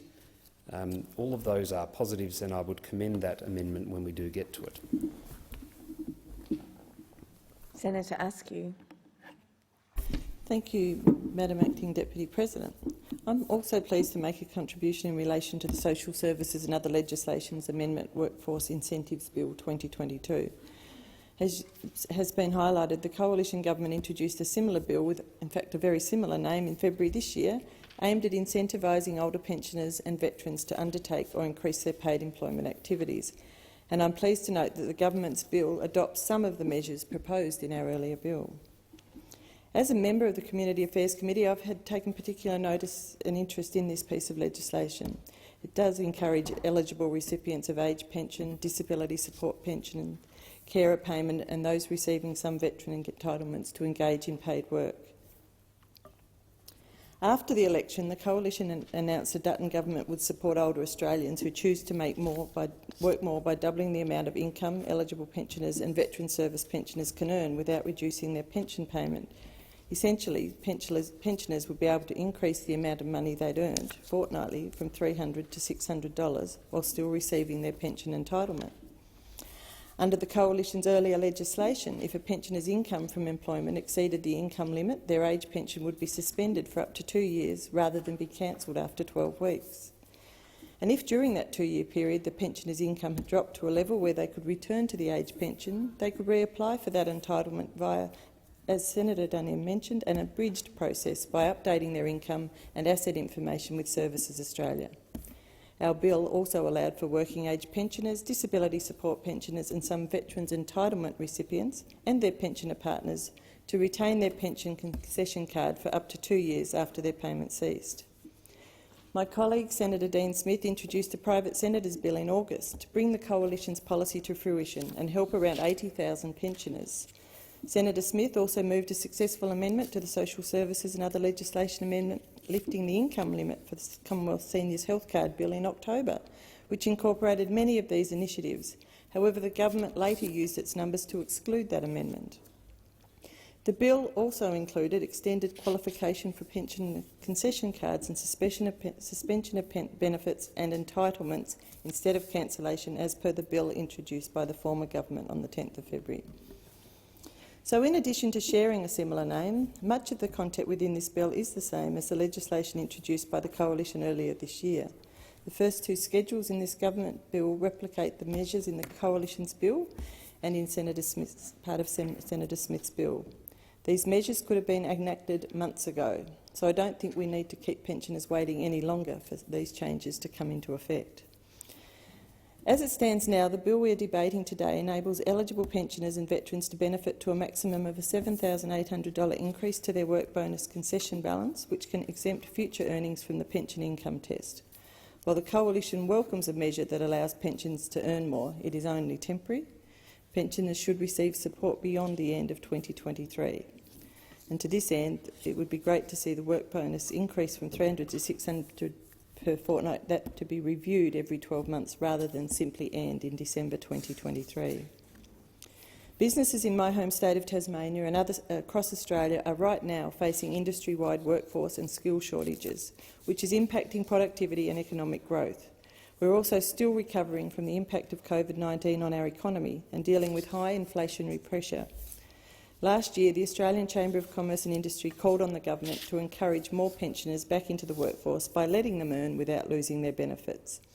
The organisation backed this up again in June this year, asking the Labor government to consider this important issue at the much publicised Jobs and Skills Summit in September. Indeed, 36 immediate actions were identified at that event for a bigger, better trained and more productive workforce. How many have been implemented to date? Following the summit, the ACCI made a submission to the Community Affairs Committee's inquiry, highlighting that businesses are already working at full capacity and looking to secure more labour. The ACCI submission said, and I quote, "There is now almost one job available for every person seeking work, with 470,900 job vacancies and 487,700 unemployed in August." And it went on to say, "Targeted and ongoing public effort has the capacity to increase workforce participation. With productivity growth over the past decade at 1.1% per year, its slowest pace in 60 years, and the RSA downgrading GDP forecast to 3.25% over 2022, 1.75% over 2023 and 1.75% over 2024, there is a need to ensure maximum participation." And yet we are still debating this topic today. Labour shortages are one of the top issues facing Australian businesses right now. Quite simply, if businesses don't have access to enough workers, they can't run. Let's help our businesses stay open. All sides of politics recognise this sticking point right now, and we have a good solution, and I commend the government for endorsing coalition policy by adopting Schedules 1 and 2 from our earlier bill. However, the solution this bill provides will be very short-term, not nearly long enough for the pensioners to supplement the income they are watching diminish as they pay more for essentials in today's climate, and not long enough for Australian businesses to reap the benefit of this experienced and willing workforce. We're not suggesting the work bonus increase becomes a permanent fixture within the legislation, but that's why an annual review would be excellent. That small change would make a world of difference. Thank you. Senator Rice. Thanks, Acting Deputy President. I rise to speak on the Social Services and Other Legislation Amendment Workforce Incentive Bill 2022. This bill makes small but meaningful improvements that will benefit aged pensioners and some veteran recipients. It'll mean that people's payments will be suspended for 2 years but not cancelled if people's incomes mean that they can't receive the payment. It'll enable people to keep their pensioner concession cards for up to 2 years after their payment ceases. That's a welcome measure, and we support it. And finally, and most importantly, it makes changes to the work bonus to increase the amount that aged pensioners are able to earn if they're working before their pension gets cut. I want to thank, to begin with, the Minister's office for their close and constructive engagement on this piece of legislation. The Minister moved an amendment in the House of Representatives as a result of negotiations with the Greens and advocacy with organisations such as National Seniors to extend the time that this scheme will operate on until December next year. And that is a really concrete improvement in the bill. And I also want to thank the opposition for their advocacy on this issue. They put forward a clear, concrete proposal that would help people on income support, and we welcomed that. And I want to say to the opposition and to the government that we'd like to see some other proposals for people on JobSeeker, to allow people on JobSeeker to be able to earn more as well. They're on lower incomes than people on pensions, and their effective tax rate, which operates as a disincentive to work, is much, much higher. And finally, I'd like to thank National Seniors Australia for their close engagement and advocacy on this issue. And we recognise that they would like to see further changes to the age pension, and we look forward to continuing to work with them on how the system can be improved. But as we discuss the measures in this bill before us, I want to actually make the contrast between what else needs to occur, and that is the appallingly low rate of JobSeeker, the desperate need for a guaranteed livable income, so that the benefits that are flowing through to age pensioners in this bill could also flow into other people on income support. And the same measures that could be taken to increase the amount that income support benefits, i.e. age pensioners, are able to receive that is included in this bill could be extended to other people on income support. I mean, mere days ago, we saw the collapse of Deliveroo, which is leaving around 15,000 workers without their usual source of income, with no more than a few minutes' notice. And sadly, we know that many people working as delivery drivers will not be able to access income support because of the restrictions in place.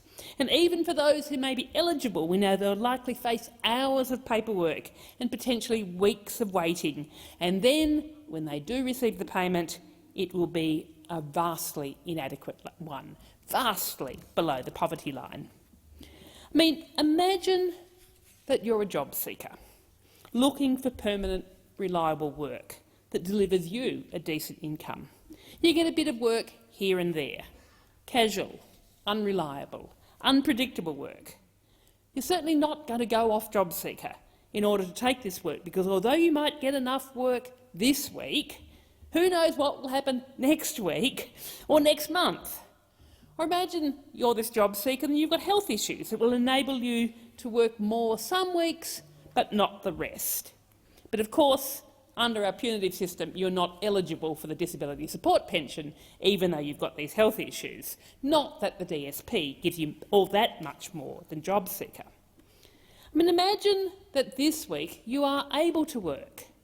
Imagine this person is actually just like the aged pensioner, somebody who is able to fill the labour shortage gaps that we are facing in this country. So imagine this week you're able to work. Your health is good this week, there's some extra hours of cleaning available at a local business, and you'd really like to take up this opportunity to pay a few bills, maybe to get the washing machine fixed, or pay off some of the loan that a friend generously lent to you 6 months ago so that you could repair your car. But it's not worth it.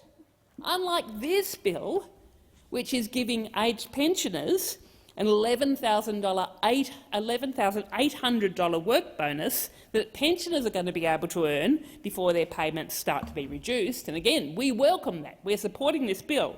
But unlike those pensioners, my job seekers that we're talking about, their payments start to be reduced and they only get a work credit of $1,000. So what that means is that as soon as they start getting a bit of extra work, then their payments get slashed. And in fact, They are facing an equivalent marginal tax rate of over 60% in many instances. In fact, looking at modelling of that, for some job seekers, depending on their particular circumstances, it's an equivalent marginal tax rate of between 60 to 80%. So not only are our job seekers who are capable of working some more hours, working to top up their job seeker payment, not only are they having to scrimp by on job seeker and get by on charity and loans to survive, but they just can't get ahead. And they are certainly not being incentivised to take up extra work if it's available. So that's the first reason why I wanted to bring the issue of job seekers into this debate, because they, like age pensioners, are available to take up extra work opportunities as they are available, and should also be available to this increase in the amount they can earn before their payments are slashed. But the other reason that we are actually debating this issue today and debating increased income limits for age pensioners is because we know that actually living on the age pension can be a real struggle, particularly if you're an age pensioner that is renting a private rental house. And pensioners, you ask them, do they want to be able to earn extra money? And they say they sure do, because surviving on the pension's a struggle. And they say they need to be able to earn extra in order to survive. But of course, as well as this focus on pensioners, we also need to be focusing on the people on income support who are surviving on much, much less. Those people on job seeker, those people on youth allowance, those people on parenting allowance. I mean, job seekers are expected to exist on $48 a day when the Henderson poverty line is $88 a day. And we know in the debate on this bill, we heard, and in the debate on this bill and in the committee hearings on this bill, we heard from the Australian Council of Trade Unions, who have publicly called for an increase in the job seeker rate. We've heard that from the Business Council of Australia, who acknowledged earlier in the pandemic that the rate needed to be raised. We've heard it from social services and community organisations around the country. And these two things go hand in hand. We need to increase the rate as well as allowing people to earn more. And most importantly, we've heard it time and time again directly from the people who have been forced to rely on inadequate payments. So I have been sharing stories in this place from people whose lives have been impacted by the failure to act on job seeker and other payments, and I want to thank them for their courage in sharing their stories. It's been a privilege to try and bring their voices into this place. And I also want to mention specifically that the rate of job seeker is an issue we've heard about from some senior members of this government. When legislation passed through Parliament after the COVID supplement ended with a minuscule increase to job seeker, multiple Labor ministers said that they thought the increase wasn't enough and that they would act. Well, now they're in government, but we have yet to see any action. I mean, the now Deputy Prime Minister in a speech said, "The government is in control of the budget and the purse strings, and in order to change the budget, ultimately we need to change the budget. Ultimately, we need to change the government. This is a matter to which Labor is committed. In government, it is something we would certainly seek to act on." Now, the legislation before us today is a great step forward for age pensioners, but we are yet to see any action on a change in policy that would increase the rate of job seekers or allow them to earn more. All we got from the government, all we have got so far, is a commitment that was made in the National Plan to End Violence Against Women and Children that they would commit to review the rate of job seeker before the budget and before budgets. So let me give them a hand with that review. The rate of job seeker is inadequate. And I asked about this very issue in estimates, and it turns out that a review actually doesn't mean whether the rate's adequate. It turns out the review actually isn't a review. In fact, Senator Ayres answered my questions in estimates. It wasn't a review as a noun, it was to review as a verb, and all that meant was that there was an informal discussion between the head of the department and the minister. That review wasn't examining whether the rate was adequate or whether people were able to live on the payment or whether the rate's so low that it's putting people at risk of domestic violence, of food scarcity, of homelessness. No. The review is whether government think that they can afford to increase the rate. But at the same time, the government tells us that the Stage 3 tax cuts are the holy grail of pre-election commitments. They cannot be reviewed, considered or contemplated in any way, shape or form, despite costing the budget bottom line $250 billion over the next decade. But no, we must not touch them. And in fact, it seems Labor ministers aren't even allowed to look at the Stage 3 tax cuts out of the corner of their eye. Probably because if they did, the right-wing media would assemble like a school of piranhas desperately to draw blood on the premise of a broken promise. Well, I hope that the Labor Party is going to find the courage of its convictions, and in addition to moving on aged pensioners, to act on increasing the rate of job seeker. And we hope that, because it will make a crucial difference to the people who are forced to be living below the poverty line and not able to earn anything extra without having it absolutely slashed by the income limits. And in the meantime, we will keep calling for a raise to the rate of job seeker as often as we can. I will keep raising it in any bit of debate on any bit of legislation that is relevant, because we need it. People are desperately living in poverty. And we will keep calling, in fact, for a guaranteed livable income for anyone who needs it. Poverty is a political choice. It is a choice that the Liberal Party made for over a decade, except for that brief window when the COVID supplements lifted payments above the poverty line.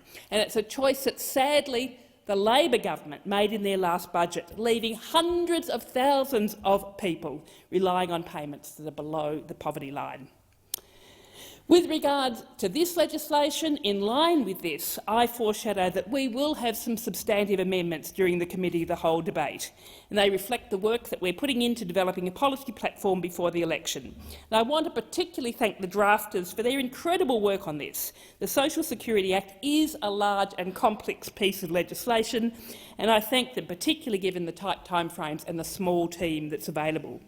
We are putting these forward as substantive amendments because we want to make the point that poverty is a political choice, and that politicians in this place, in the way they vote, they are making choices that impact the lives of people across the country. The amendment items in the sheet that's been circulated in the chamber set out clear changes that we call for all parties in this place to support. And most important among them is raising the rate of income support to $88 a day. We know that the rate of job seeker and other payments is too low. We know that it needs to be increased. Here today is an opportunity to do that. We also have an amendment to abolish mutual obligations. We've seen reporting about how these systems have failed to help the most vulnerable and instead have left people interacting with a baffling and at times cruel system. We can end it. And we have an amendment to provide earlier access to the age pension, to help people who in previous years would have been able to access the age pension at 65 who now are no longer able to. And simply put, we think this could make a huge difference to thousands of older Australians who are eking out, surviving until they reach age pension age. And this is particularly true for First Nations peoples, who we know face a lower life expectancy. We have an amendment to lower the age for job seeker from 22 to 18, and that, in combination with removing mutual obligations, would make a huge difference to thousands of students around the country. Too many people are forced to study full-time on payments that are inadequate, and this would change that. And finally, we have an amendment to extend the work bonus to other income support groups. If people can enable those on age pension to earn more before losing their income support, then why can't we do it for people on job seeker or the DSP? That is a simple question that I want to put to everyone in this place. Senator Pocock. Thank you, Acting Deputy President. I rise to speak in support of the Workforce Incentive Bill. According to the Department of Social Services, only 3% of pensioners receive income from employment. According to recent reports, employers are struggling to fill about 480,000 jobs. Pensioners represent an eminently qualified pool of workers that we could be better utilising. Traditionally, pensioners have been rightfully cautious about taking up work for fear of how it will impact their pensions. Understandably, not everyone wants to go to the hassle of liaising with Services Australia and risking their pension just to work a few hours here and there or to work a couple of weeks over the holidays. Removing the barriers standing in the way of getting pensioners to take up more hours or get back into the workforce is good public policy. I share the government's optimism that these changes to the work bonus will get seniors back into the workforce at a time where we desperately need them. The changes would give senior Australians more flexibility by putting $4,000 up front into their work bonus income banks.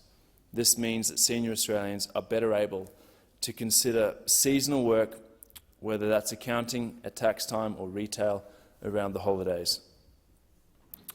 I also support the change being implemented, this change being implemented as a trial, and note that the government has extended the trial date until the end of 2023. Clearly, there are a lot of priorities for our social services budget, and I believe we need to be looking closely at the effectiveness of each of our programs so that we can refine them over time and also make room for new ideas. As we move on through the parliamentary term, I'll keep asking the question on whether this program is working and whether it needs to be refined. I also want to speak briefly about the amendments that will be moved by the Greens on this bill.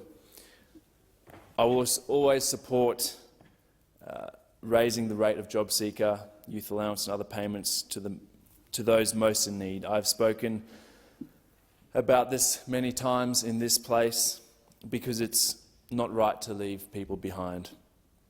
We know that inequality has huge implications for the fabric of our society, for the cohesion that many have taken for granted. Dealing with rising inequality and having an effective safety net is something that we should all support. This is about priorities. We've heard over and over how tight the budget is, yet we've seen no talk of winding back fossil fuel subsidies, reportedly near $12 billion a year, and then we see additional ones, $1.9 billion for the Middle Arm project. So this is clearly about priorities. And we're not treating the discussion about JobSeeker with the urgency that it deserves. And I commend Senator Rice on the way that she continues to raise this as an issue. Here in the ACT, just beyond these walls, we have too many people living in, frankly, terrible conditions. There are over 38,000 Canberrans living below the poverty line, and that includes some 9,000 children. Reports suggest that 1 in 6 children in Australia are now growing up in poverty. That should concern everyone in this place, and we should be working to ensure that that doesn't happen, because we can change that. A recent study by Care Financial Counselling found that Canberra households living in private rentals face a shortfall of $100 per week. The cost of rent for a 2-bedroom unit in Canberra has increased by 7.4% in the past year. If you're living on a payment, you cannot afford to rent privately. With 160,000 people on the social housing waitlist nationwide, social housing is not an option for most people. In asking people to support themselves on $48 a day, we are asking people to live in their cars. We're better than this. If the Senate is willing, we can raise the rate today and grant kids, students and pensioners a better quality of life. On the other amendments proposed by the Greens, I've not had the opportunity to look at them in detail and provide scrutiny. We were only provided with them this morning. I note that they are not small amendments. I haven't seen any of the costings or analysis behind them, and I haven't had the time to consult with experts, let alone people in the ACT. Many of these amendments are policies that I would likely support, but if my support is needed, then I need to better understand the benefits, the impacts and the potential consequences before I cast my vote. So while I will support the increase in JobSeeker, I'll be abstaining from the other amendments put forward by the Greens. However, in doing so, I want to say that I welcome more discussion on this. We have turned a blind eye to this for too long. There are so many Australians doing it tough. There are Australians with jobs doing it tough, and much of the talk in the Parliament has been around dealing with the cost of living crisis faced across the country. Let's not forget people who are unemployed and who are relying on JobSeeker to put food on the table for themselves and their families. This is important. This is important for those people, those families, those children who are having to grow up in poverty, but this is important for all of the communities that we come from, all of the towns and cities. This is about deciding what kind of country we want to be, whether we want to be a country that looks after people who need the support to get back on their feet, or willing to say that, as one of the wealthiest countries in the history of the world, we simply decide that we still can't afford to give you a helping hand. I certainly believe that we can. I'd suggest looking at the budget, and again, the $12 billion going to fossil fuels in the form of subsidies. This is about choice, and I'd urge my colleagues here in the Senate on all sides of politics to really consider this and consider the impact that it's going to have on the future of our great country by having 1 in 6 children grow up in poverty. The consequences of that, when we have the means to deal with it, we can be a compassionate country. We can deal with this. We can be part of starting to deal with the growing inequality, which should be of concern to all of us in here. I commend this bill. It will certainly help a number of pensioners and will help ease some pressures in businesses across the country, but hopefully this is the first step in looking at social security in Australia and coming up with a fairer system. Thank you, Senator Pocock. Senator Hanson. Thank you very much. The Social Services and Other Legislation Amendment Workforce Incentive Bill 2022. The bill will enable eligible social security pensioners over pension age and certain veterans entitlement recipients over qualifying age to earn up to another $4,000 before the income tax test is applied and their payments affected. This will occur through a $4,000 increase in the work bonus unused concession balance for each eligible recipient and a $4,000 increase to the maximum unused concession balance until the 30th of June 2023. Well, for years now, One Nation has been fighting for an increase to age pensioners and more opportunities to earn additional income. Actually, it was just prior to the last election. It took pride of place in one of my cartoons, please explain, about pensioners being able to earn extra money, and it was well received by the public. They loved it. The government is to be acknowledged and commended for adopting our policy. Thank you. For years, too late, but anyway, you've adopted it. That's great, because it wasn't on your agenda prior to the election. Maybe you watched my cartoon and it gave you a little hint where we should go with this in looking after our aged people in Australia. While the need to increase Australian workforce participation has become more urgent, allowing pensioners to earn more without penalty made all kinds of sense long before now. A person's utility in the economy does not end at retirement age. The knowledge, experience, industry and work ethic of many Australians at this age is a substantial economic asset we can ill afford to leave untapped. This can be applied to many industries and economic sectors that are screaming for skilled workers. It is simply better for this nation that Australian jobs are done by Australians instead of outsourcing them to a flood of overseas workers who we cannot accommodate sustainably. We are going to bring in over 200,000 people into the country.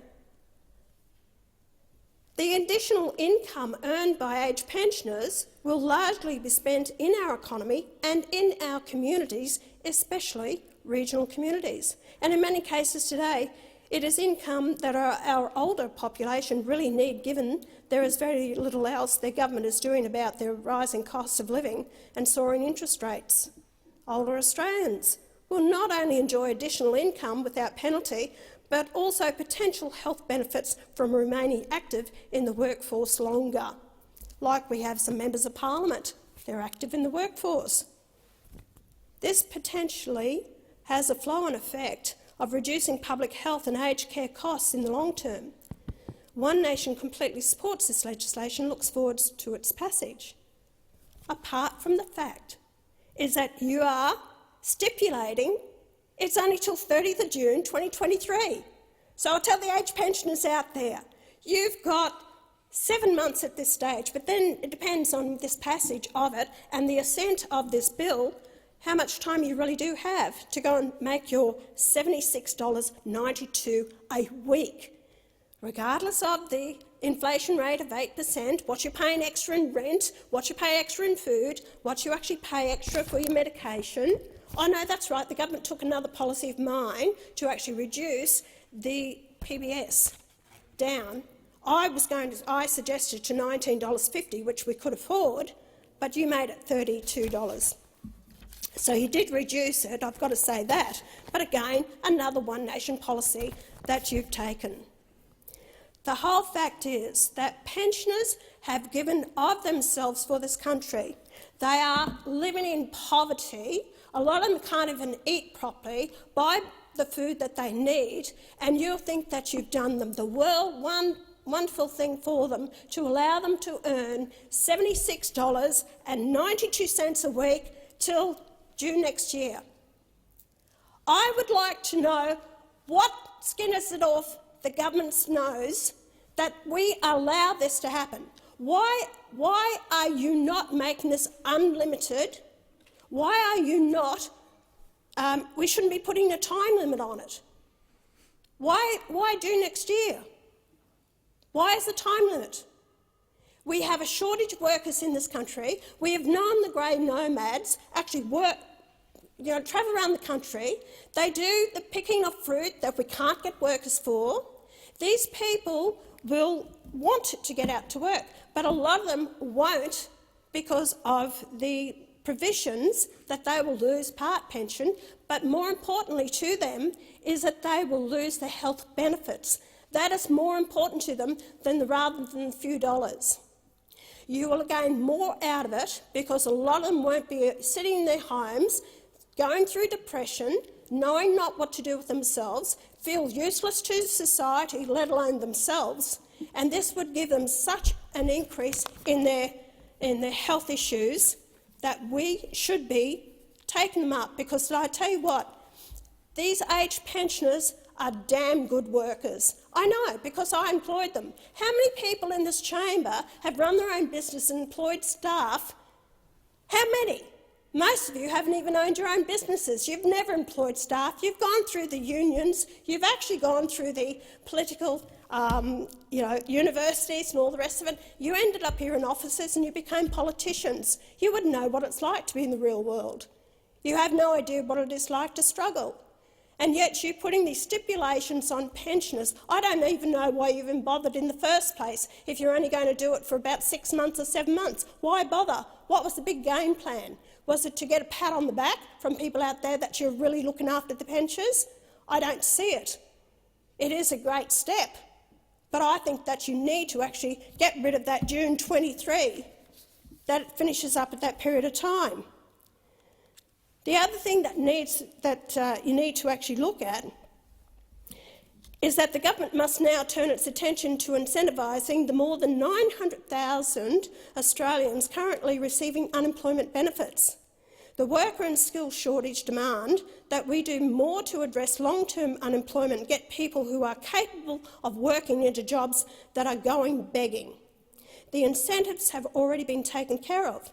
Governments provide generous subsidies for relocating for work, and businesses are offering things like sign-on bonuses and free accommodation. What is needed is an additional push, and that is to reduce what unemployment benefits to be claimed over a set period. One Nation's policy is that unemployment benefits should only be available for 2 years in every 5. Not in one straight go. A person might get a job for 6 months and they can't work anymore after that for another 2 or 3 months. Then they work for another 10 months, then they have a break, but only 2 years benefits. We might then start to address the unemployment benefit that's paid out to over 900,000 people in this country, people who are now fourth generation who are on welfare, people who have made themselves unemployable by their appearance, by their dress, but not only that, we are failing them as a nation because a lot of these people can't get jobs because they can't even read or write properly. And we are just keep propping them up by giving them a welfare payment. There was one fellow who got a job and he came home and he was proud to tell his parents. His father abused him for getting a job because he's actually shamed his father that he got a job. So what he did was actually threw his job in. Is this what we really want? Is when people have to start being responsible for themselves and their own actions and stand on their own 2 feet. As Senator Pocock said, people in this country need a helping hand. Yes, they do. That's what it's about. It's about a helping hand. It is not a way of life. And both sides of this chamber, whether it be the Labor, whether it be the coalition side, you have not addressed the real concerns that is happening out in our society because you don't want to upset these people because you're going to lose the vote. Well, until you address this, we're not going to look after these people who are on welfare payments, people who take it for granted, think it's their God-given right to receive this unlimited amount of money, but not only welfare payments, but on top of that, you have health issues, you have their health, it's all paid for. You have every other benefits, rental assistance, everything else that these people get. But it's at the cost that the taxpayers have to keep working to pay for. And one taxpayer in Australia on $80,000 supports one welfare recipient. If we've got an increase in costs and we're hitting $1 trillion in debt, something has to give. You can't have increasing NDIS. You cannot have increasing childcare expenses, now $4.5 billion on top of it, $10 billion a year. We can't keep affording this at all. And yet you are so miserly in your evaluation to allow pensioners to earn an extra $4,000 on top of it till June next year, mind you, only June next year. They're not going to be draining on our society. And actually a lot of these pensioners would be able to help their families who have their own businesses and can't get workers. They would gladly go and help them and work for them and give them some incentive in their lives, and I think that's what's needed. I think this was poorly thought out. I think you're being tokenistic, and I don't think that you're being fed income with this at all. So, in addition to making unemployed people more accountable for taxpayer-funded income and providing a strong push into the workforce, it would effectively reduce the cost to taxpayers by 60% over 5 years. And once again, and I'll tell you what our bill is for welfare, $228.8 billion a year, not million, billion a year. That's what we're paying. So how do you intend to address that? And once again, it would put Australians into Australian jobs instead of outsourcing them to overseas workers. Or is that your whole plan? Is that what you want to do? Keep people in Australia on welfare so that it gives you the right to actually open up the floodgates and bring workers in from overseas. Instead of bringing in unsustainable numbers of immigrants to address our skills shortage, we must prioritise those Australians who are capable of working but currently are not. We have a rental and housing crisis and a public health system under enormous demand. Bringing in an additional 200,000 plus people per year can only make these problems worse, not better. It is also completely inconsistent with this Labor government's obsession with reducing emissions to net zero, a phrase they cannot even explain in layman's terms. In summary, this bill is a good first step to increasing Australian workforce participation, but only a first step. We've got to do all that we can to actually get more Australians into jobs and working and paying their way instead of propping them up when they're not taking responsibility for their own actions and putting a roof over their own head. As I've always said, if you give a man a fish, you feed him for a day. If you teach him how to fish, you feed him for a lifetime. We are a prosperous nation. This nation has been built on the hard work of taxpayers of this nation. But I'm telling you now, the taxpayers have had a gutful. They can't afford it anymore. The escalating costs due to government policies has put us in this position. Your emissions trading scheme and what you're doing here, zero net emissions, is actually going to put more strain on everyday Australians. So take the pressure off the neck of the age pensioners out there. Give them unlimited access to earn what they want to earn.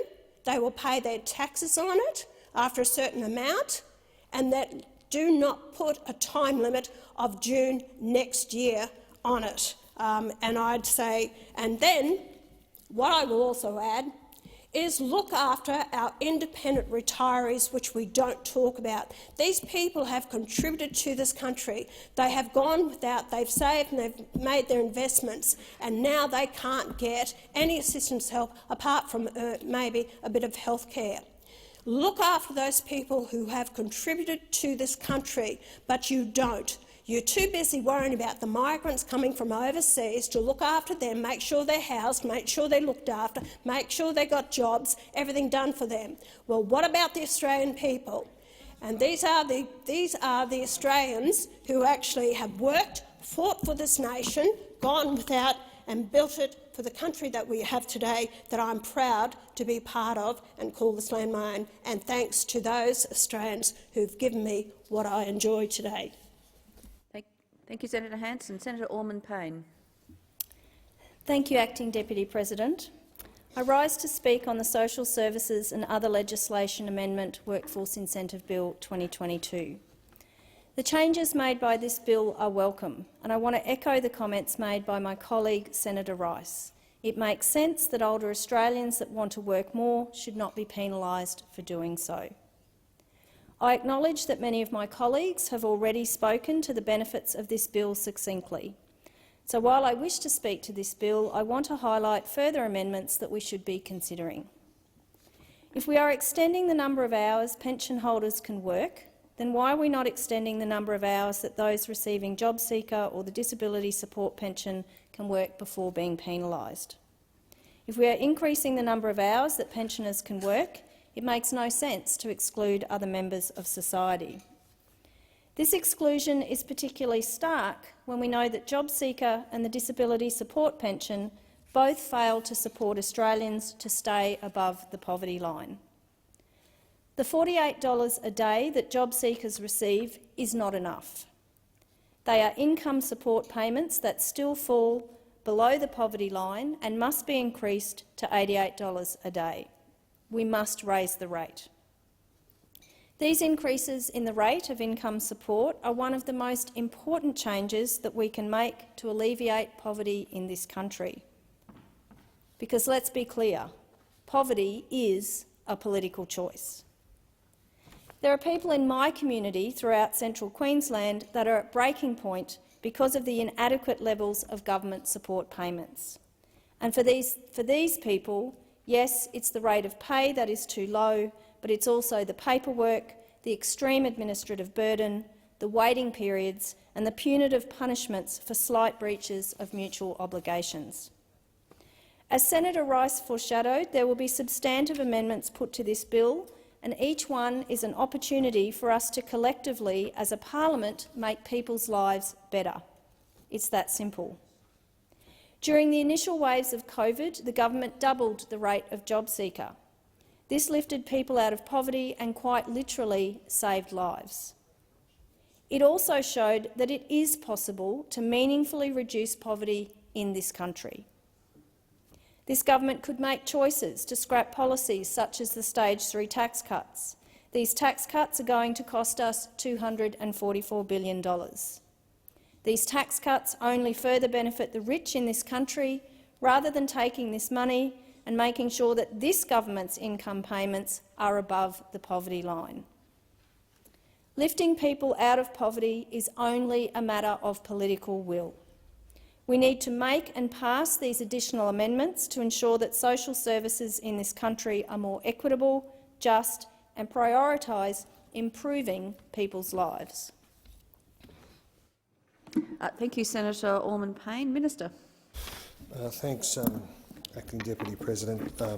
I should just indicate, after listening to some of the contributions, firstly, Senator Hanson, if you're listening, I should indicate that I listened to Senator Hanson's contribution, that the date that has been incorporated into the legislation is, in fact, 31st of December, not the end of June. I thought it'd just be useful to point that out at this stage. This bill delivers one of the government's commitments to address Australia's labour market challenges through practical and targeted solutions consistent with our announcements at the Jobs and Skills Summit in early September.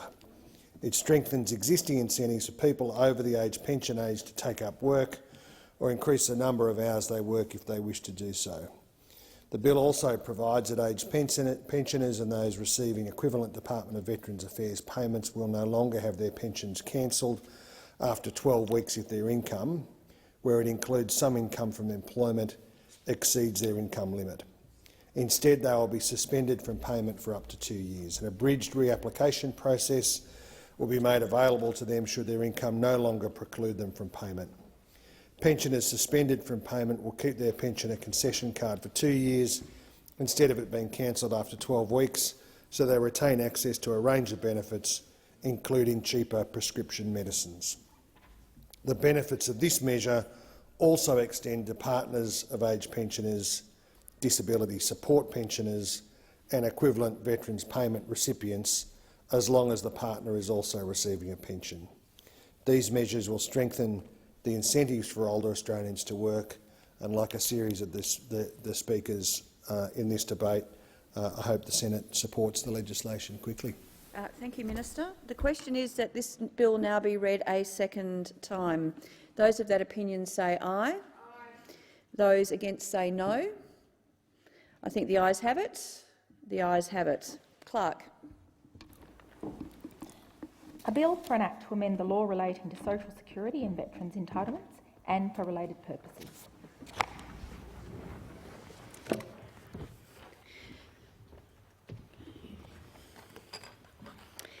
Is it the wish of the committee that the bill be taken as a whole? There being no objection, it is so ordered. The question is that the bill stand as printed.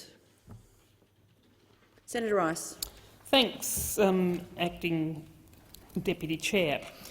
Given it's 7 minutes to 8, I might move items 3, 5 and 6 together by leave on sheet 1698, if that's acceptable. And I'll talk to them, and I'll also talk to my other two amendments in order so that we don't take up too much time. But flagging that if we do get to voting on 3, 5 and 6, that I won't be requiring a division on those. But look, talking to all at the moment, as I foreshadowed in my speech, we have a suite of substantial amendments to this bill to pick up the fact that while this bill makes very welcome changes to enable aged pensioners to earn more. It does not do the same for other income support recipients who are on lower rates of payment. And whereas aged pensioners, struggle to survive, particularly if they're in private rental on the pension rate, imagine if they are struggling. People on income support who are on considerably less are also struggling. So what our amendments are doing is seeking to address both of those issues. Amendment 2 is the one critical and core to this bill of saying, OK, great, increase in work bonus for aged pensioners. We want to see that work bonus extended to other income support recipients, including JobSeeker and DSP recipients. So we know that all working age social security payments are below the Henderson poverty line. We know that everybody, and our choice, the Greens' choice, is that we should be legislating to be increasing them all to above $88 a day. The very least that we need to be doing is to be allowing all income support recipients to have the same benefits that are being proposed for aged pensioners in this bill, to enable them to earn more. As I said in my second reading contribution, at the moment the amount that somebody on JobSeeker is able to earn before their JobSeeker payments get slashed is $1,000 in the equivalent of the work bonus and work credit, whereas this bill is allowing aged pensioners to be earning $11,800. And yet that's it's a double whammy, because people on JobSeeker only get that $48 a day compared with $73 a day at the age pension. So that's the rationale behind amendment item 2 for that amendment. Item 3 is to provide earlier access to the age pension. We have got increasingly people who have worked hard all their life, who up until when it was changed were able to access the age pension at age 65, who are now having to wait until age 67. So people, and we know that people approaching retirement age often have limited capacity to continue working, particularly if they've been working in heavy labour jobs and really desperately aren't able to work, are stuck on JobSeeker, not able to access the age pension, despite the fact that the likelihood of them getting work and being able to work is very, very low. So we feel that reducing the rate of the age pension back down to 65 would really benefit these people.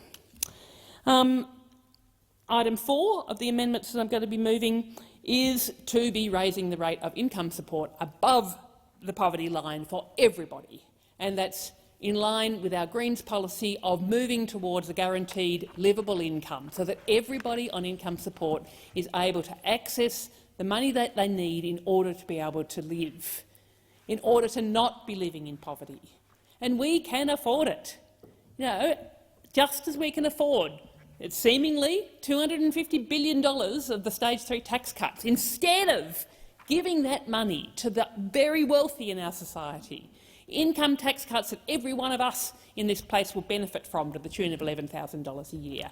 Instead of going ahead with the Stage 3 tax cuts, actually spending the money to lift people out of poverty, and we know by increasing the amount of income support, it actually enables people to get themselves back on their feet and enables them to be able to be seeking work, to put them in a position. Because if you are homeless, if you are starving, if you are suffering from malnutrition, if you can't afford the medical care you need, you are not in a good place to be able to get work. Item 5 is to abolish mutual obligations. Again, we know that these punitive conditional measures, they don't help people who are trying to survive on a payment rate that's way below the poverty line. And we know that costing us a huge amount of money and achieving nothing. So abolish mutual obligations. We saw during the COVID pandemic, when mutual obligations were abolished, that there was actually people on income support, people on JobSeeker, more of them were seeking work and in a position to seek work, not because they had to go and sort of apply for their 20 jobs a week and to be jumping through the hoops of their employment agencies, but because getting rid of those punitive obligations actually freed them up to be doing meaningful work together, plus having doubled the income rate, their rate of income, to be able to be in a position to be looking for work.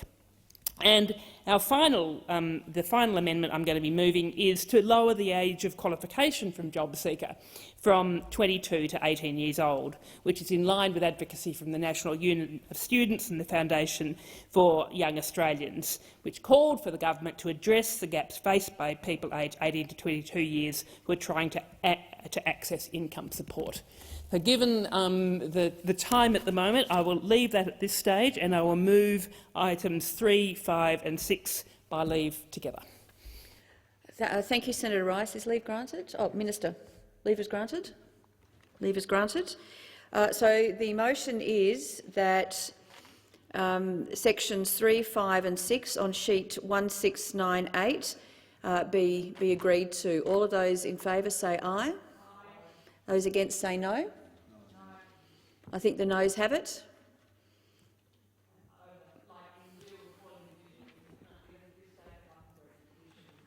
Thank you. So, just for clarity, so the ayes have it for amendments 3, 5 and 6, and your comments are noted, Senator. The noes have it, and your dissent is noted, Senator Rice, on behalf of the Australian Greens. Now, it being 8 p.m, I shall report to the Senate.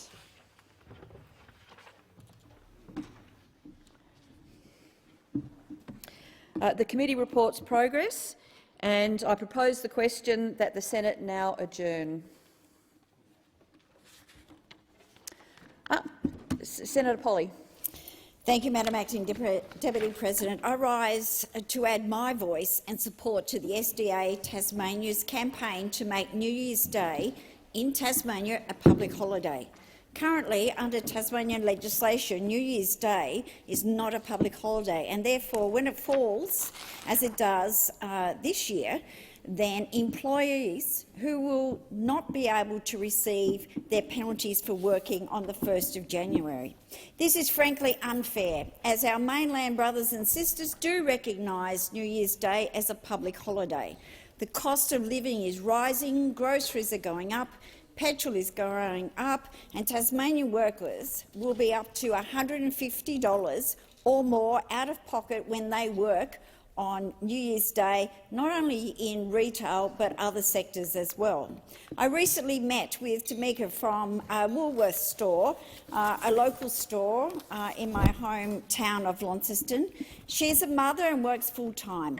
Because she works Monday to Sunday, she will be affected by this short-sighted nature of the Tasmanian government to not recognise January 1 as a public holiday in Tasmania.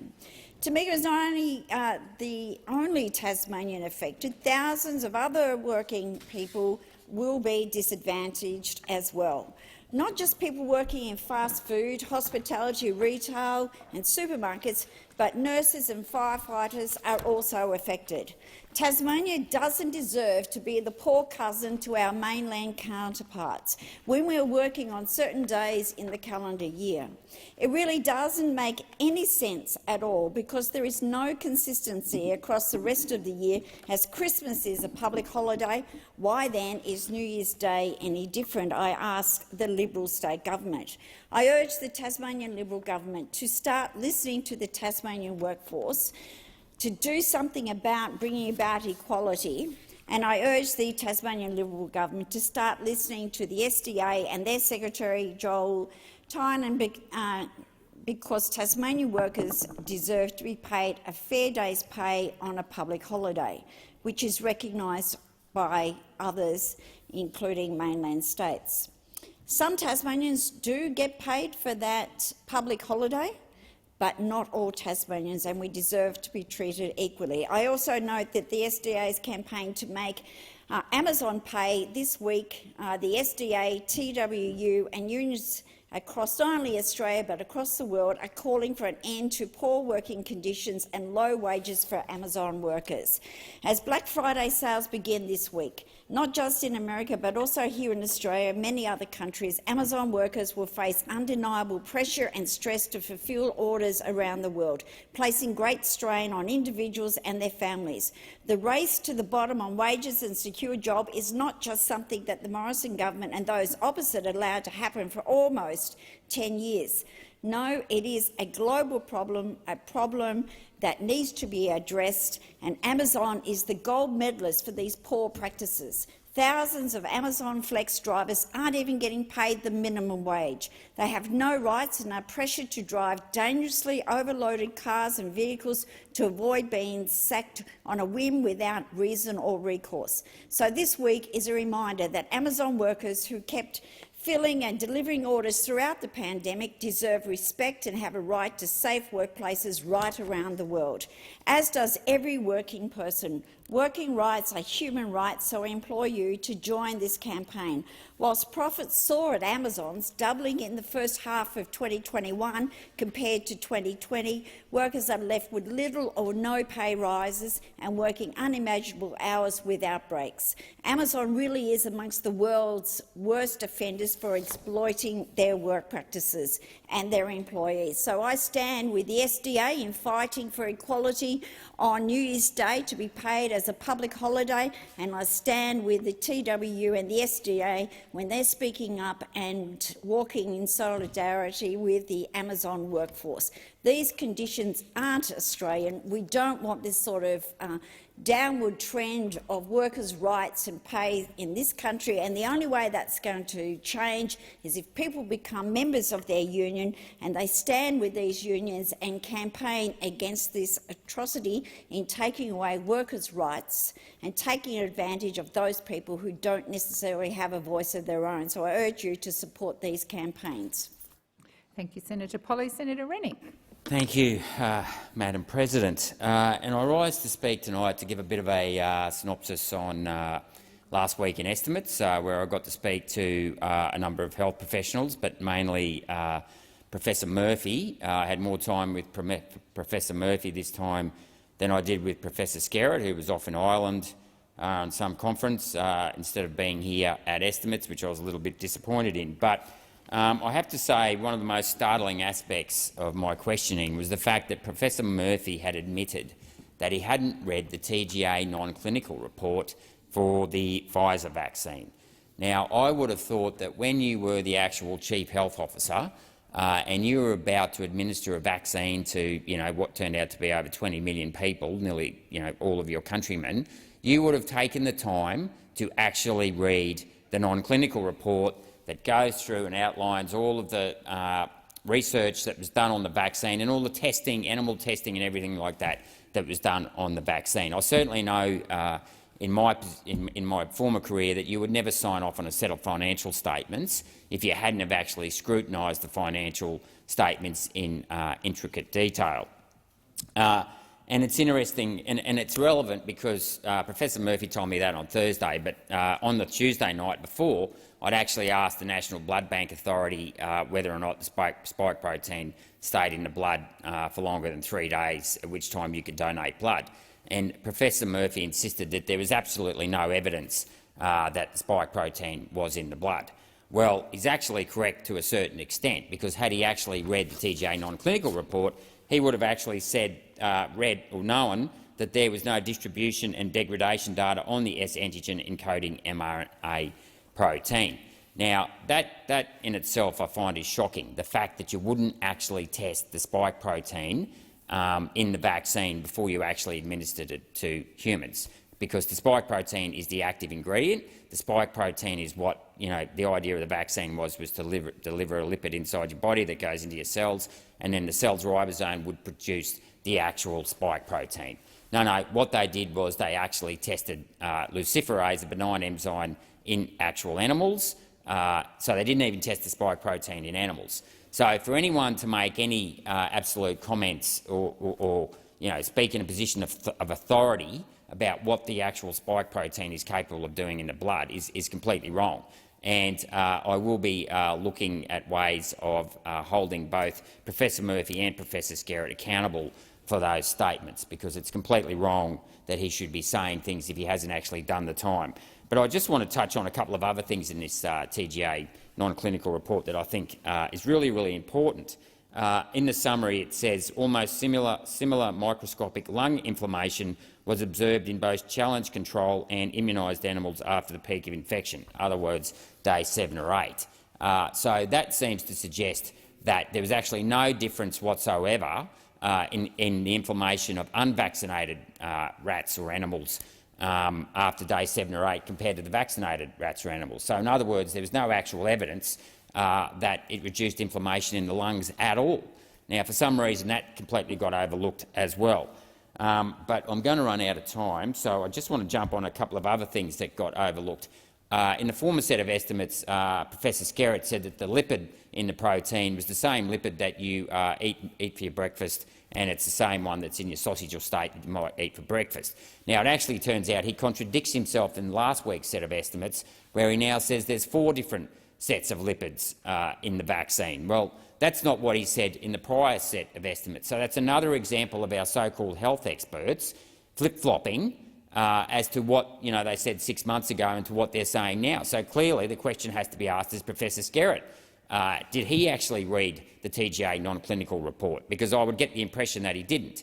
And then, of course, the last thing that we really need to touch on tonight is the fact that the FDA actually said as far back as December 2020 that at this time data is not available to make a determination about how long the vaccine will provide protection, nor is there evidence that the vaccine prevents transmission of SARS-CoV from person to person.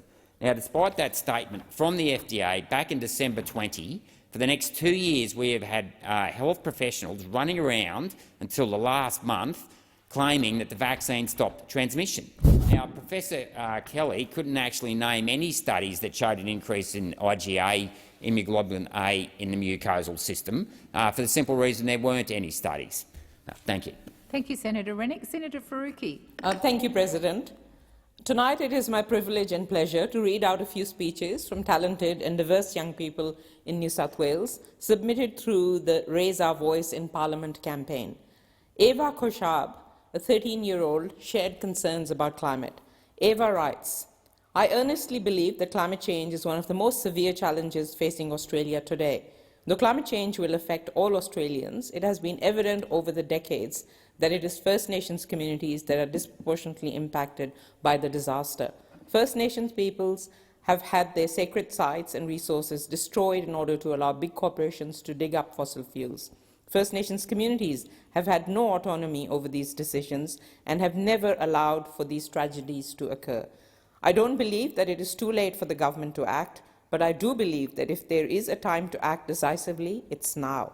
I would like to see Parliament-wide agreement in relation to a commitment to achieving net zero emissions by 2030, though not only words of sympathy and recognition, but through action. I implore the Minister for Environment, Tanya Plibersek, to not approve any more fossil fuel projects. I ask that the money that previous governments have spent to destroy this country now be used to build this country by providing a fair transition into renewable energy and for job creation for all fossil fuel workers. Nithurshi Selvarasa, an 11-year-old refugee, has this to say. My name is Nithurshi, a proud Tamil refugee. I'm 11 years old. My electorate is Greenway. The term refugee is used to refer to a person who has fled from their country, risking everything and crossing borders to escape persecution. As a refugee myself, I know that a refugee is more than a word, instead a person with resilience. My own mother fled from Tamil Eelam, her homeland, with a child in her hands on a tiny boat to Australia with many dire conditions, and was still hopeful. However, it's hard for refugees to stay hopeful because of the harsh system in Australia. Refugees don't have many opportunities in comparison to citizens. For instance, last year I did the opportunity class test and my result was high enough to go in an opportunity class school. I wasn't able to go because I am a refugee. Refugees escape to countries for protection and to turn over a new life. However, refugees face more problems, such as being deported months later when arriving in Australia. The Australian Parliament must take action. All refugees deserve freedom as they are human and faced hardships. We deserve permanent visas and no more detention centres. Thank you. Maximus Pondal, a 16-year-old from Blacktown, wrote this. I've always considered myself Australian. For 13 years, I had never known a place unlike the sparse but vibrant country I was born in. My mother tongue is English, and Tim Tams are my favourite snack, followed closely by Lamingtons. There is just no place like home, but something had always felt a bit off. That sometimes, in infrequent but certainly odd occasions, I wouldn't get the same treatment compared with the rest of the flock. It was made obvious throughout the years that I had looked apart, that I was somehow different, distinct, or even at times foreign. In supermarkets, on the bus, or even on the streets at times, voices of discontent were applied without apparent reason.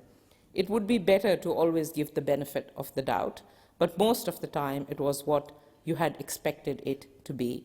In the diverse and multicultural country of ours, a relic of the past still lingers on with many of our citizens today. This shouldn't be happening. Discrimination of all forms, although relatively unnoticed at times, shamefully is treated like business as usual.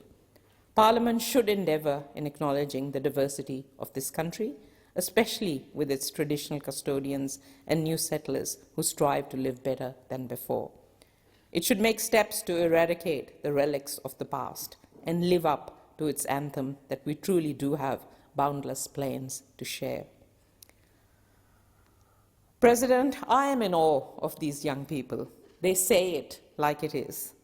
Our decisions in this place would be so much better and so much wiser if we started hearing them and acting on what they are asking us to do. Thank you, Senator Faruqi. Senator Pratt.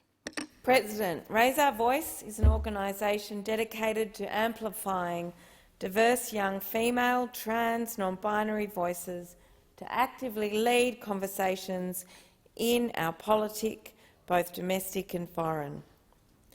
We've been given speeches from young people all over Australia, and I'll be reading some from WA today. This one's particularly moving.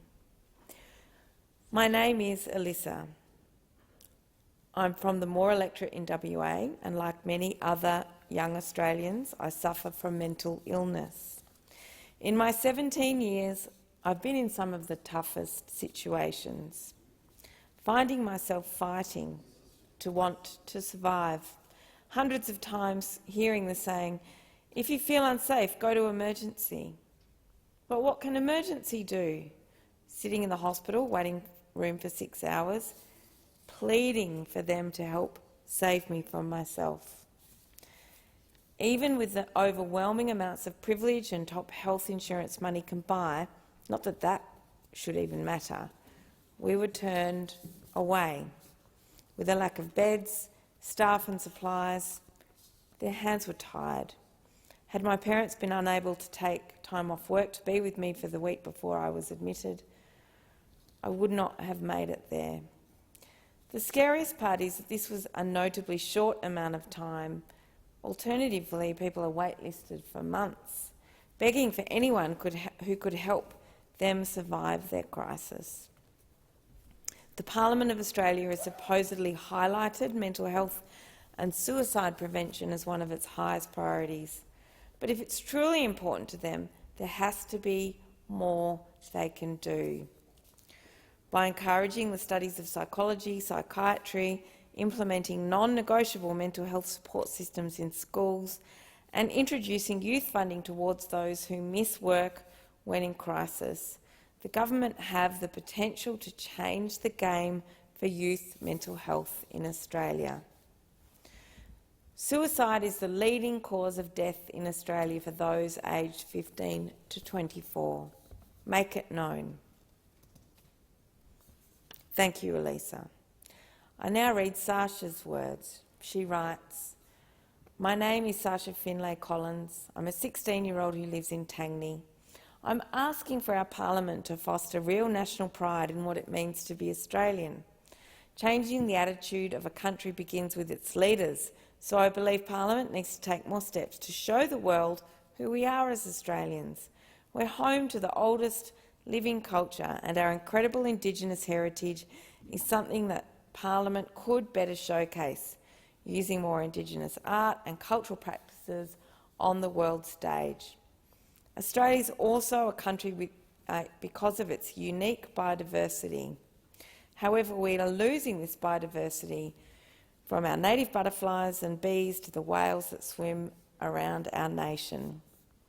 We need to work together to preserve our native flora and fauna. Appreciating our heritage and protecting our environment are some small steps our politicians can take to uphold our Australian values of mateship, a fair go and respect. When our politicians reflect these values, they inspire their people. I'm asking Parliament to preserve the identity of Australia to create a better future for all. And finally, hi there, my name's Darcy, I'm 16, I live in the electorate of Moore. Today I'm speaking to you about a topic close to my heart and probably close to many of yours as well, cancer. This year I lost my good friend Megan Reid. Meg was diagnosed with Hodgkin's lymphoma in 2019 at age 16. Over the years she had countless rounds of chemo and radiation, even beating cancer 3 times. But despite these efforts, she sadly passed away on the 14th of July. I'm not asking for sympathy, no, I'm asking for funding. Did you know that only 4% of federal cancer funding goes towards childhood cancer research? That's right. Considering worldwide more than 400,000 children and adolescents are diagnosed with cancer every year, this just doesn't make much sense. Childhood cancer is brutal and poses more challenges than adult cancers. Cancers in children often have no known cause and are different in how they spread and grow, making it hard to tell how they will respond to treatment. We lose countless children every year. Who knows, maybe we've already lost our future Prime Minister or our next Nobel Prize winner.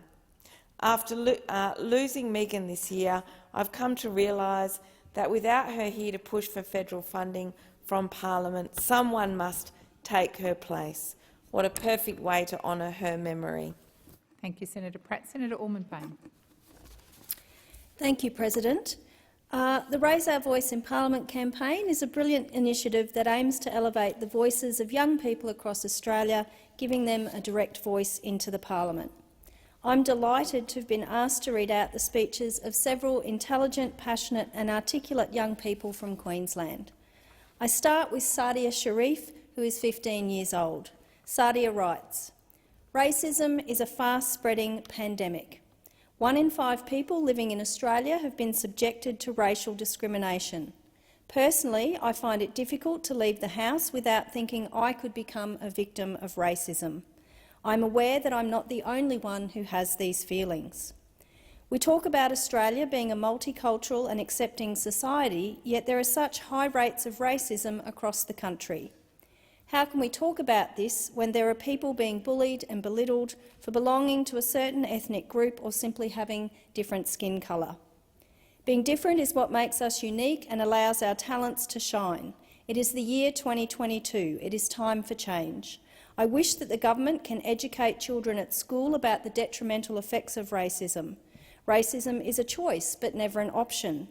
The government should help spread more awareness about racism in Australia to allow members of the public to better understand the effects of racism here.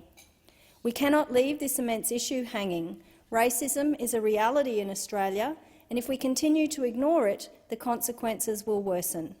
How many more people must suffer before we can take action?" The second speech is from Will Vanman, who is 16 years old, and he writes about climate change. "Australia's new parliament must urgently address the impending climate catastrophe. I have been lucky enough to avoid the major impacts of flooding that impacted my electorate earlier this year. However, I know so many that do not share the same luck. It is a completely surreal feeling to walk around your neighbourhood to find houses completely underwater, boats on streets and people rescuing their pets by canoes. With the current forecast for similar conditions next year, we need to act. We cannot continue as a country to ignore the impending crisis brush off the increasing frequency and severity of drought, bushfires and floods, and continue business as usual. The hard truth from the IPCC is that with our current climate trajectory and goals, we only have a 50% chance of staying below 2 degrees, a risk that my generation of Australians and all future generations do not want to gamble on. Before we even reach 2 degrees, climate tipping points are threatening to accelerate this process even more. We are coming towards the edge of a crumbling cliffside, knowing it could give way at any moment, yet we are still walking, running, sprinting towards it. The government needs to step up and take a lead as the global leader in the necessary climate revolution. This does not include sneaking in extra profit by continuing to open polluting coal mines, gas explorations and dirty factories. Science tells us that we need a systemic rethink, restructuring and reorienting throughout Australia, including no more coal or gas plants. Real action, not just empty promises. I talk to many of my fellow students who are pessimistic about our future.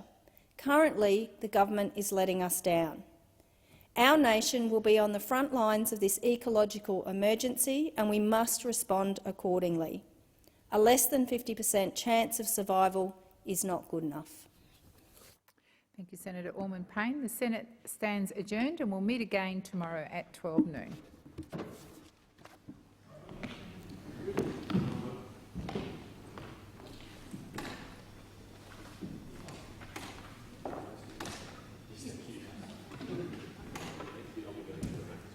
Yeah.